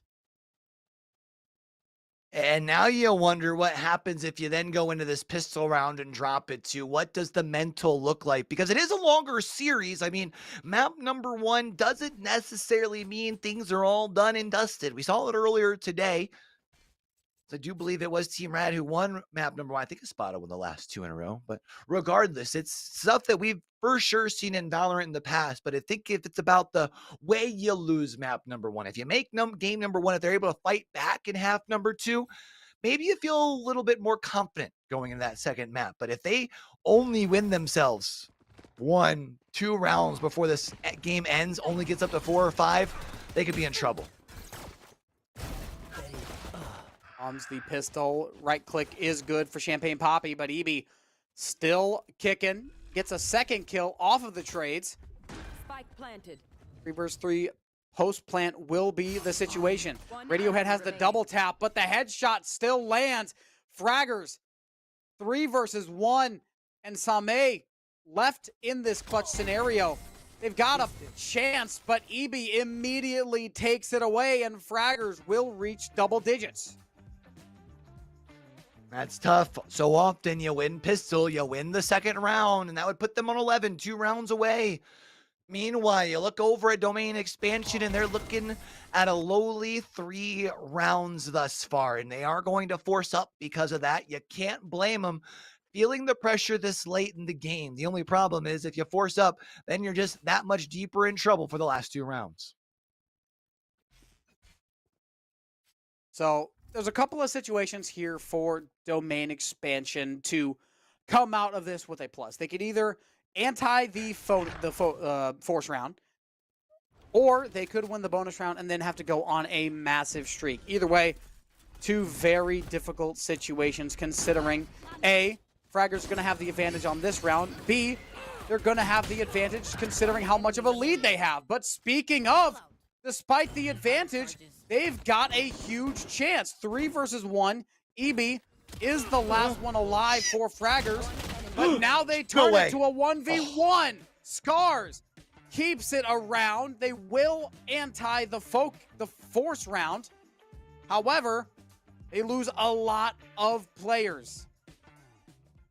Very costly round. I was worried that with the raise on that backsided tube that they're going to take too long to pull around the smokes, and they would have been able to reposition themselves one more time as far as for EB. And if they would have pulled that out, that would have been absolutely disgusting. That's the type of round that if Fraggers pull it out, that just might shut things down as far as for the rest of the map. Domain Expansion, however, do come out on top. They've now got rifles on the board as well. It ain't over till it's over, but you've got to take this thing round by round. Revealing area. You do. They put a lot of their eggs into that last round's basket. Do they have any left over for this one? Fraggers with the Hunter's Fury is going to land the first kill. Same has to manage to stay alive, and it's just not going to happen. A one-man advantage will make this a little bit harder, and even more so after Views and Radiohead fall, leaving it all up to Scars in the 1 vs 4. Good to turn it to the 1 vs 3, but do they have any more in the chamber? Well, they're playing Rays, not no, I'm just kidding. Yeah, they're gonna have to try and figure something out. Scars, hold on though, turns it around. All left to Koji. Koji says, calm things down here. We need to protect what's yours, and they're able to do just that, picking themselves up in 11th round, and they're now just 2 away. Spike planted. Yeah, that was very scary if you are a Fraggers fan or player. But Koji's got it under control. Calm down, guys. We're getting a little ahead of ourselves. We don't have this locked up yet, but we've got a bit of a cushion. No need to get nervous just yet. They deny the clutch. They have enough money to full buy up, and Domain does not. This should be a relatively easy round. Just run it down. Get this map done and dusted. Put themselves on the match point. Onto map point, I should say. Here comes the push one more time onto the B site. Same and the Cypher running up in the truck. It's going to be really difficult to get out of this situation. And Casper running through everybody. Denies the double tap. And the not dead yet is going to pop off. ZZZ with a headshot. Casper as well. And the not dead yet. Good to extend a 3K. Puts the Fraggers onto map point. They are just looking smooth here. Couldn't help but laugh. The 2 players back to back in the little tube there end up both falling. And wow, that's map point here for Fraggers. And they've got a bunch of opportunities at it. I mean, they would essentially have to have a monumental breakdown just for this thing to go to overtime. Yeah, a lot of opportunities, a lot of money as well, as domain expansion has a couple of weaker links. I wouldn't say that they have a completely rough time. I don't think this is a one-sided round by any means, but there's definitely an advantage here. Fraggers has the economy advantage. They've got a couple more guns. Simple as, no matter how you put it. Here comes the plant. Radiohead, though, from the side, going to activate the double tap again, but it's not going to be enough. Radiohead falls, and the Fraggers will push on to map point and win. I need more pop-off from the Fraggers. They just get done. It's like, yeah, another day at the office. We're a map away from securing yourself a spot in Championship Sunday. Maybe it's the Mamba mentality. Is the job finished? I don't think the job's finished. Maybe that's what we're seeing, but wow, what a dominant first map for the Fraggers here, Tucker. Yeah, and I want to point out that this did not seem like a 12-4. I'm trying to figure a way to like word it, still give Domain credit where credit's due, but that felt like a 13-0. Like Fraggers came out and they swung hard, beating down Domain expansion in every which way. Not over till it's over. Like you said, Mamba mentality, but Domain expansion is going to have a huge mountain to climb going into the second map. It's going to be quite the challenge here because now all of a sudden you need to play darn near 2 perfect maps against a team that is really revved up and ready to go. I mean, look at that. The top 3 Fraggers all from the same team, all getting involved in a pretty good way as well. Obviously, Casper sitting amongst the top of those 3, but ZZZ had a couple of big multi-frag rounds. You could even say the same thing for EB. It's just a 3-headed monster right now. Yeah, I mean, Casper felt like they were on the kill feed every second of every round. Yeah, it's like you said, 3-headed monster, Cerberus you could call it. EB, of course, had a lot of big influential frags and big influential rounds as well, considering they had the Hunter's Fury that popped off a kill and was able to reveal the position of another player and still cause a lot of damage. So overall, I would not say there was a weak link by any means on any of those teams, but there were a couple of them that were a lot stronger. Casper and EB definitely stood out. Definitely ones that stood out, and now you wonder as far as over on that side of domain expansion, what the changes have to be, right? Because you definitely are going to have to go into map number 2 and play mindfully, live purposefully, because you do not have the ability to fall behind the way you did in map number 1. Those second chances are now done and dusted. Map number 1 is complete. We're getting ready for map number 2, but before we do, how about we go ahead and take ourselves a quick breather, grab yourself a quick drink of water, and when we're back on the other side, we're back with map 2.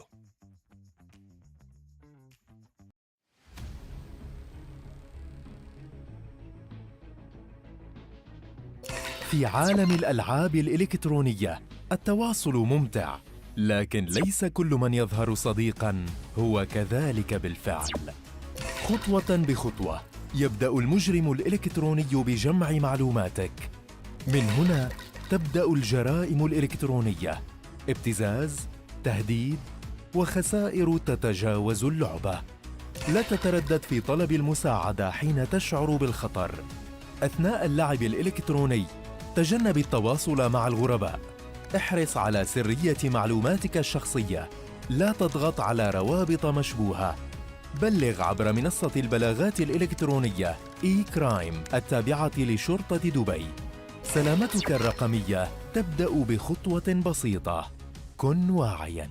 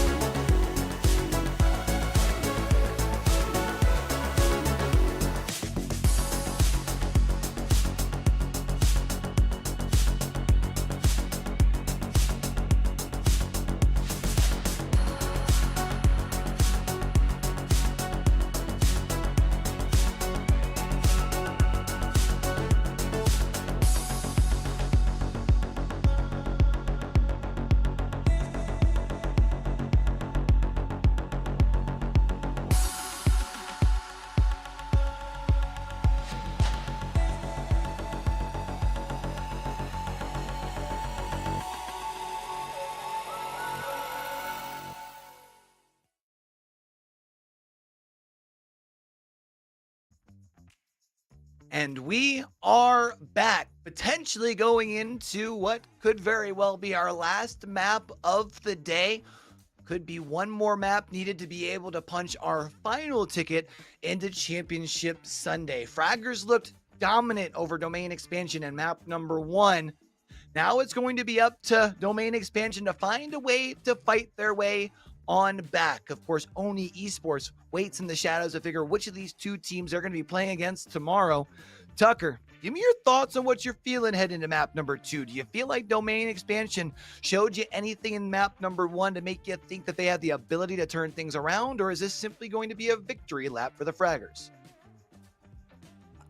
I mean, I went into this game with confidence for Domain Expansion, considering how well they were able to play against Bruz before Huz, how balanced, just how smooth overall they were. And then a couple of rounds into Fraggers, the confidence unfortunately kind of dwindled from there. Of course, I'm not going to say that it's completely over, because there's always a chance. It's never over until it's over. But Fraggers looked fantastic. This was probably the best performance I have seen out of a team so far this entire day. I mean, I know the first game, Oni Esports, or the first match, second map, Oni Esports took down Nexus with the scoreline of 13-3, and the last round was 13-4. But still, I would argue that Fraggers put up a much better performance overall than what Oni Esports did against Nexus in that last map. I think that's a relatively fair statement. Definitely worth debating. Well, maybe we'll have to pick that up later. How about this, though? I got an idea. Let's change things up and go to a map we haven't seen yet so far. And let's... I couldn't even finish the sentence. We're going off to Ascent here for map number 2. Another one of those tried and true maps when it does come to Valorant. And I feel like when you do talk about that dominance that we saw in map number 1 from Fraggers, it's hard for me to think that we'll be seeing anything different here on Ascent.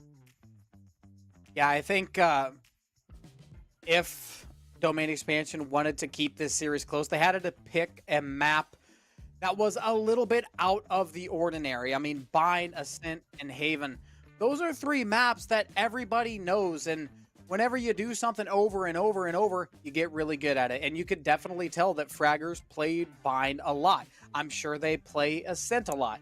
Even if they are not able to take Domain Expansion down in Ascent, I'm sure they will do the same thing that they did on Bind on Haven, because those are 3 maps that are played a lot. They're really good at Bind. It's safe to say that they are probably really good on Ascent. They're probably really good on Haven as well.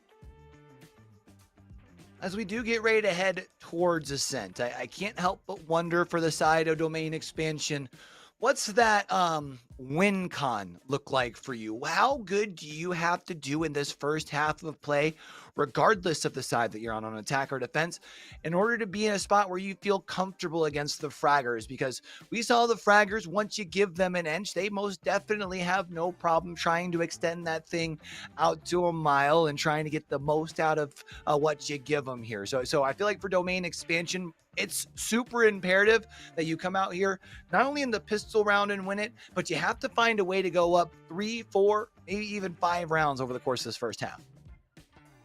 I was going to say around best case scenario, I don't think you're getting better than 7-5 if you are the Domain Expansion. I think flat out, like bottom, like worst case scenario, if you want a chance to win this game, I think absolute minimum you have to put up 4.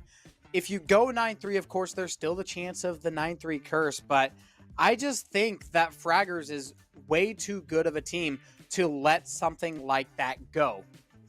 If Domain Expansion is able to put up 4 in the first half, that gives them a solid chance to maybe come back. They're going to have to absolutely lock in like they've never locked in before on the second half, but I still think that it's a chance. Anything less, then I think you could pretty much roll out the red carpet for the Fraggers.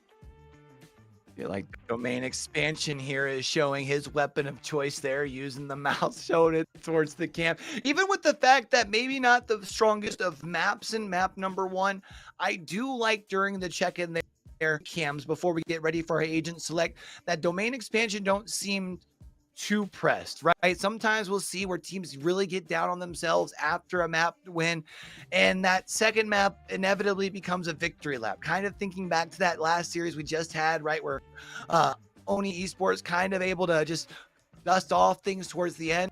I feel like for domain expansion, they don't want to suffer that same fate, so I like to see that they're at least seem to be in good spirits heading into map 2.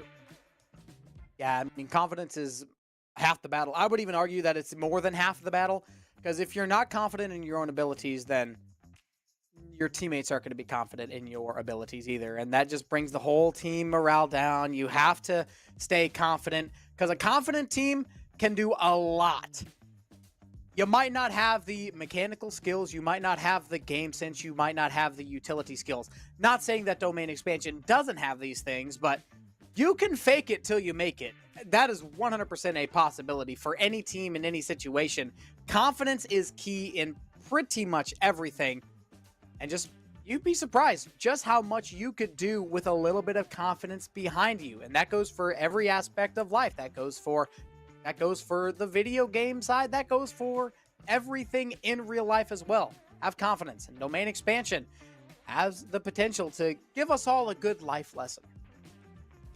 You look good, you play good. In a situation like this, you play good, there's a potential that you can get paid good. It's going to be up to domain expansion here to try and find a way to capture that fire that allowed them to surpass the challenges that we saw them get put up against yesterday. Get back to that play like you talked about. Maybe not necessarily flashy, nothing that makes you go ooh or ah, but it is effective nonetheless. They got to find some way to make one round turn into 2 and 2 turn into 4, because if there's one thing that we know that the fraggers know how to do, it's be able to put up points on the board quick, fast, and in a hurry. Yeah, momentum is a huge part of their game as well. I mean, it feels like they never were losing in the momentum game. Like, even if they were struggling round to round, they always had enough rounds before them or line up after that round to get the momentum secured. And we haven't talked about it a lot. You brought it up a little bit in the first match of the day, but momentum is huge. I feel momentum and confidence go hand in hand, and you can do a lot with confidence. You can do a lot with momentum. Whenever you combine the two, that's whenever the magic starts happening. Let's see if domain expansion can indeed, mix a little bit of the momentum, a little bit of that swag, and be able to put themselves off to a winning foot here. It's time that we head off to Ascend. But before we do that and go to Ascend, we got to look at the agent select. Domain expansion, they are locked in and ready to go. There was knowing it was very much a this is who we're playing. Scars looking to up the pace a little bit with the Neon. We saw a Neon in the last match as well. And the Neon was kind of an awkward pick. I thought that it was going to be either make or break. And I mean, it was the make. It was going to be a very high value pick, but also possibly a liability. The Neon showed out, and they did exactly what you did. What you said they needed to do, draw off those crosshairs and line up some kills for the initiators and help the controllers and sentinels lock down that site afterwards. Very quickly saw the agent select pop up onto the screen. We'll get to see it a little bit more here as it pops up, and seeing a little similarities, just I guess in the sense of what the Sova and the Omen. Other than that, a lot of differences on the table. Curious, when you're looking at these two selections, do you feel like one of the compositions feels advantageous to you over the other?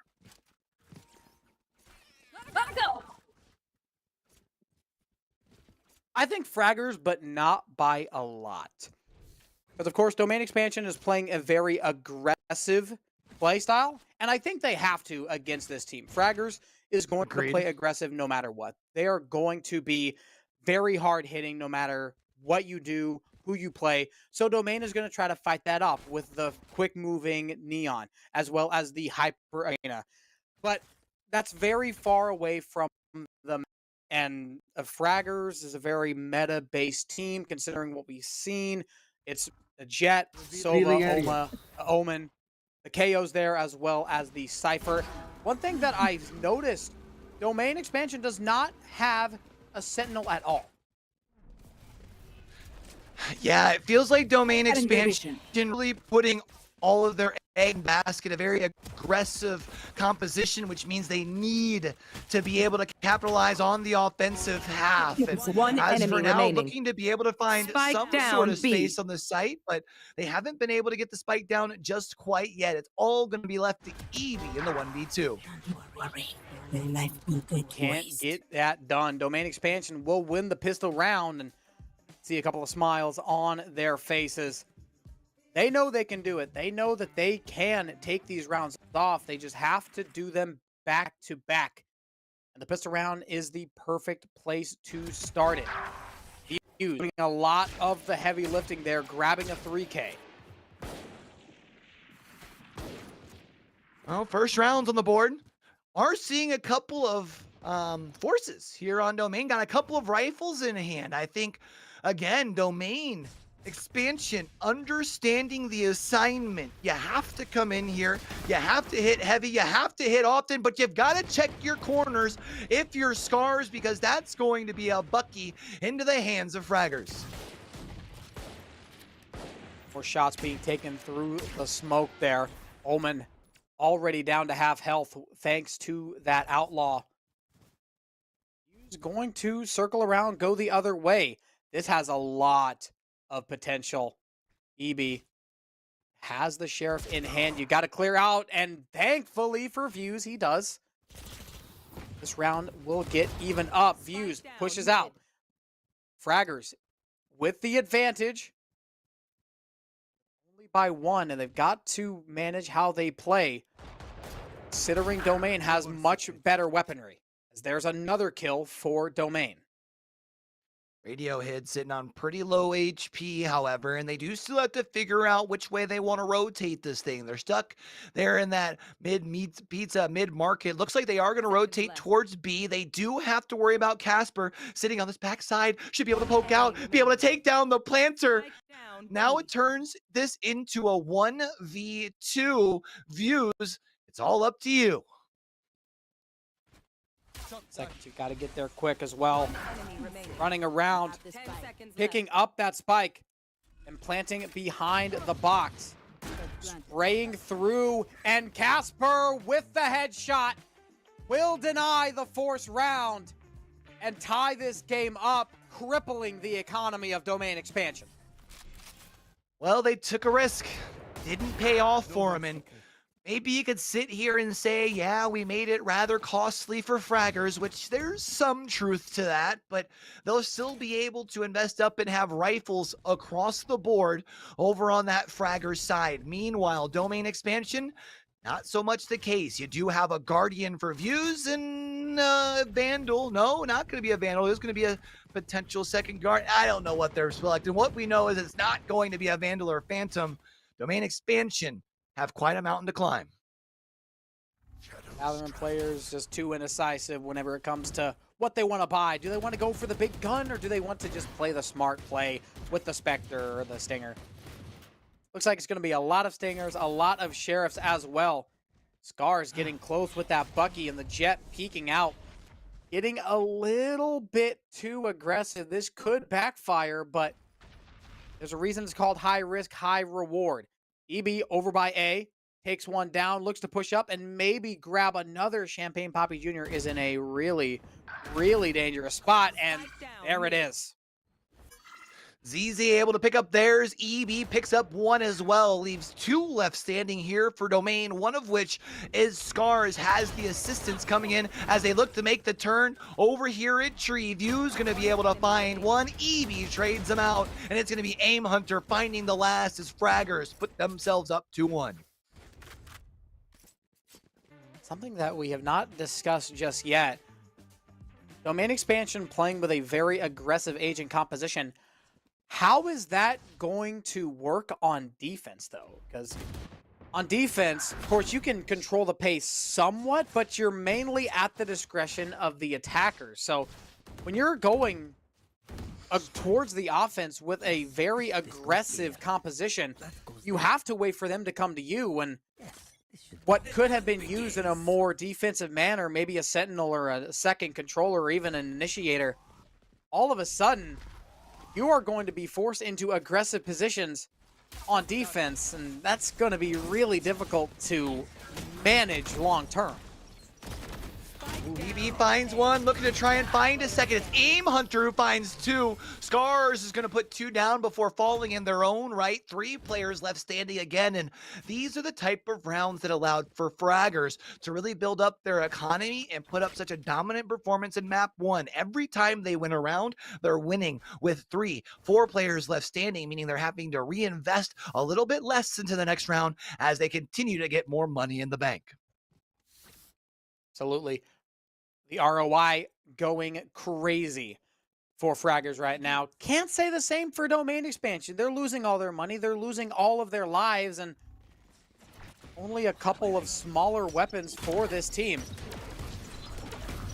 Here comes the push from Domain Expansion, is immediately taken away by the Fragment Grenade, and look at this. Aim Hunter looking for the head of one and finds it. Scars with the judge, close range, spraying through, can't get the kill onto the KO, and the robot rises through and gets away with 5 HP as views. Last one left, and Triple Z gets the triple kill. Name with 3 Z's picks up 3 kills in a big round that allows for them to continue to pile it on against this team that we talked about, really built more for the offensive side.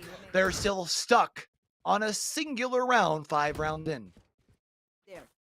4 in a row for Fraggers as well. Domain was able to take the pistol round, and ever since then, they've not been able to get their feet under themselves. The ultimate battle is completely even. It's 3 ults for 3 ults.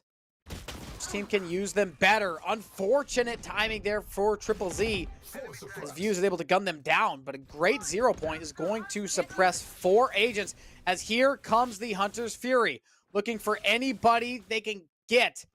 Not going to be enough to find a kill, but a little bit of damage done onto the Reyna. Aim Hunter trying to hold down this A main before the squad looks to turn the corner. They get a little bit of access on a site. Aim Hunter finds 2, but Views and Radiohead find 2. Casper's gonna at least bring things a little bit more in favor for Fraggers as it's a 2v2. Casper finds a second as well. 1v1 on the site while our last player comes over. Casper's going to be able to find 3. Also gets Aim Hunter back up, which means 1 less rifle to invest into in round number 7. That's huge.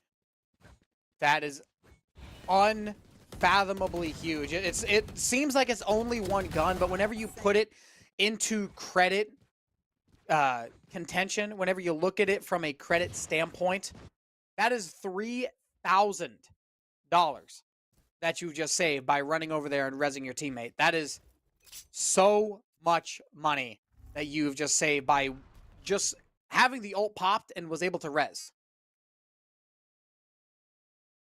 Round number 7 here, and if you're Domain Expansion, you are officially running out of time. It feels like you have to, at minimum, be tied up at the half with this team composition. Preferably have a lead. EB finds 1 before getting put down, and Domain Expansion do have themselves a man advantage. It's 4 versus 3, but they do have to figure out where they're going to take this thing. It's Views who has been able to secure the B site, and now this spike is on rotation. They have to worry about the Sova, though, that's lurking. Casper finds 1, Casper finds 2, and Casper shuts down this rotation.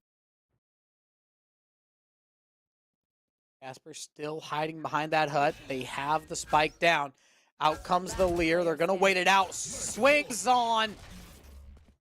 The double swing from Aim Hunter and Casper is all that they need to force a 1v3. Here comes the Omen. Good for 1 kill. Trying to line up the crosshair for the second, but it's not enough. Casper gets 3, and Fraggers push themselves onto a 6-1 lead. They just keep it rolling. 6 rounds in a row despite losing the pistol. In Domain Expansion, you can't help but wonder, what are the thoughts that are starting to creep into the back of the mind? Because you've now been put to an absolute stall. It looked like maybe, just maybe, the more aggressive comp was going to be able to get some wind in the sails heading in the defensive half, but no more does it seem like that. First ult is popped by Domain, giving them a chance. Use not quite enough. Still alive, but a 3 versus 2 is the scenario. Call it 3 versus 1 as there goes the Empress.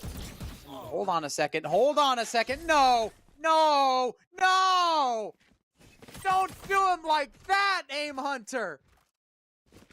That is quite the insult to injury. Falling back, saying, you can't hit me, but my homie, he's got the knife out, getting you.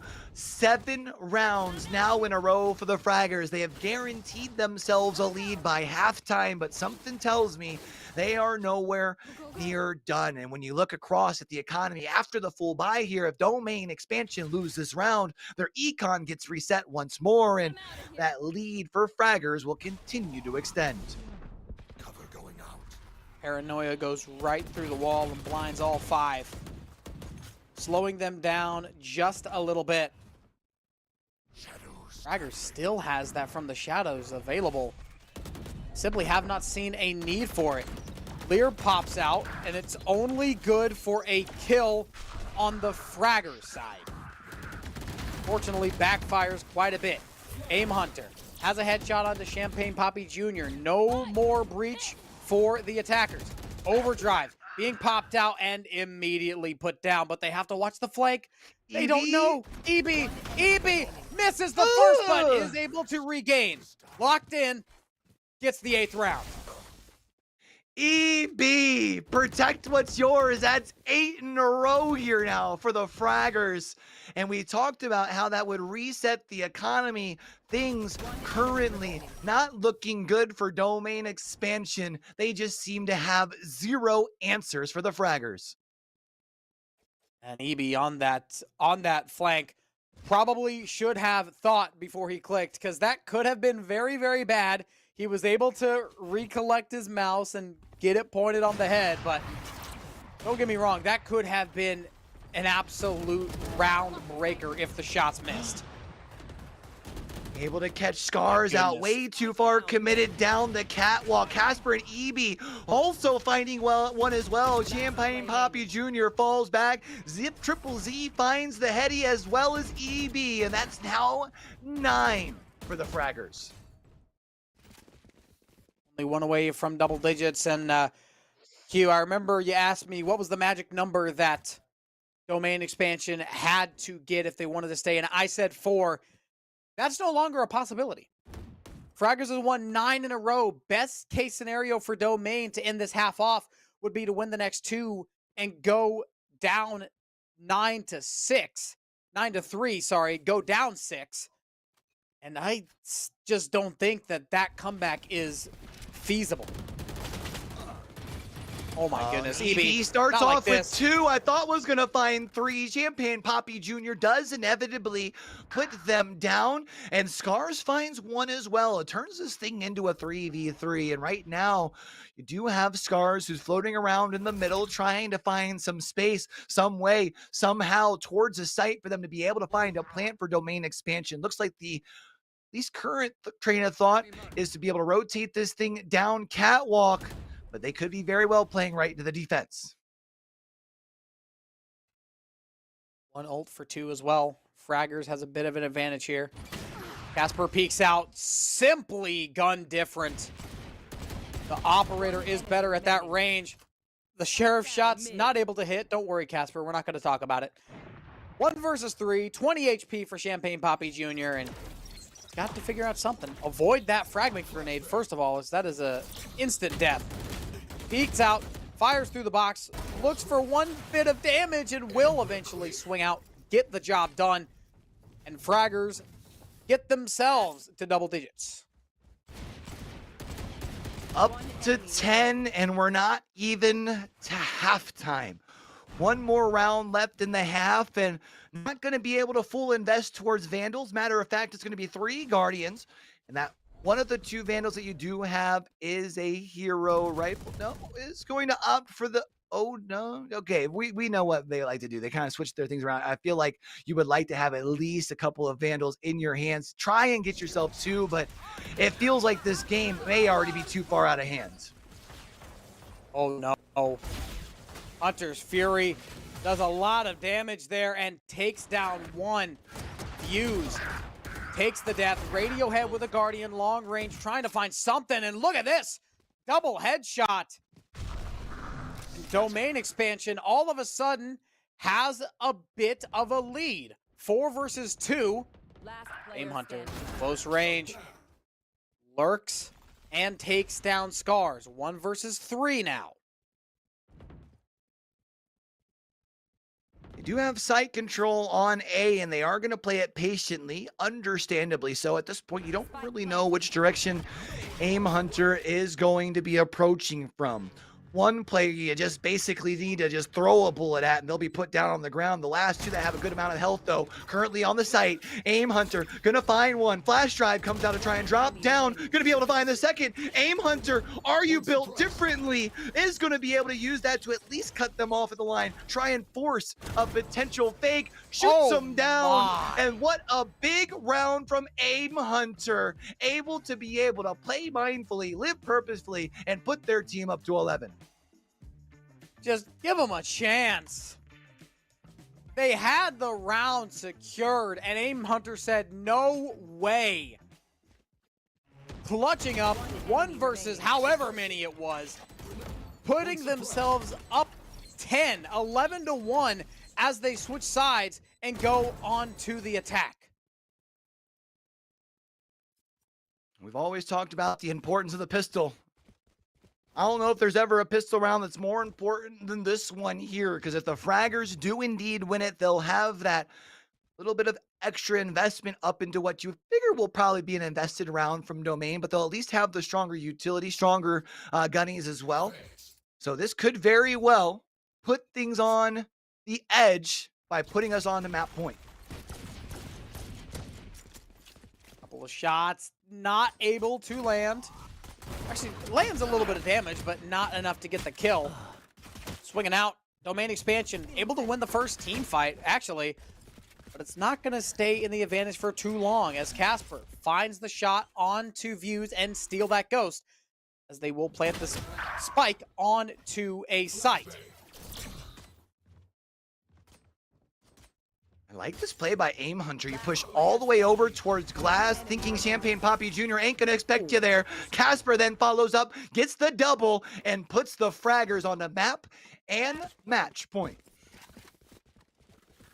I mean, what do you do here if you're Domain expansion? It's the force round.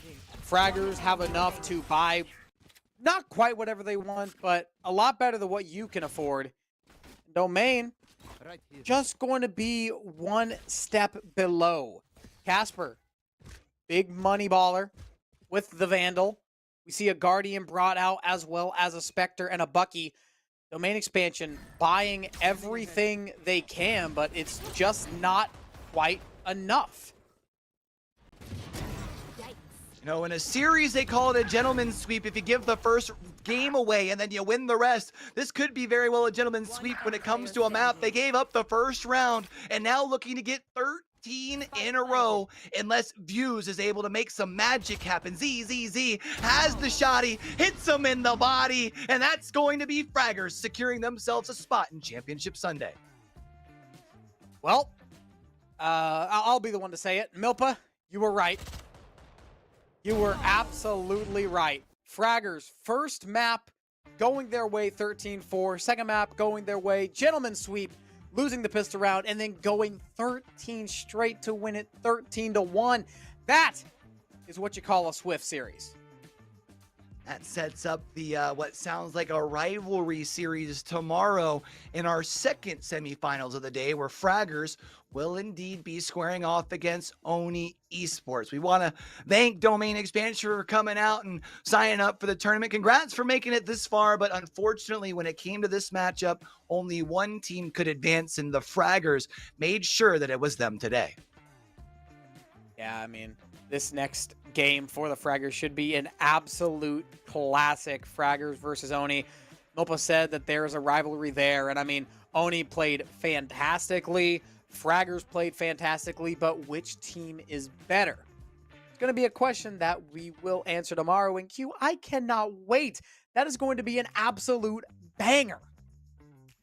I feel like with the last 4 teams that we do have left, Espada versus Marvel Aimers in the first part of the day, second part of the day, Oni Esport versus Fraggers, those 2 semifinals, no matter how they play out, our third place game as well as our grand finals will both be amazing, which means we're in for 4 banger of best of 3s tomorrow. However, we can't get too far ahead of ourselves. Let's look back to this last series. More importantly, this last map. Look at the top there. It's 3 players, all with an average combat score over 320. Whew, they don't call them fraggers for no reason. Really don't. And we see the 3-headed dogs of the fraggers pop out one more time. The Cerberus effect, Aim Hunter, EB, and Casper just absolutely cutting their way through everything that stands in their path. And Aim Hunter, well deserved on that MVP. As here we see an updated bracket. Q, like you said, we're down to the final 4.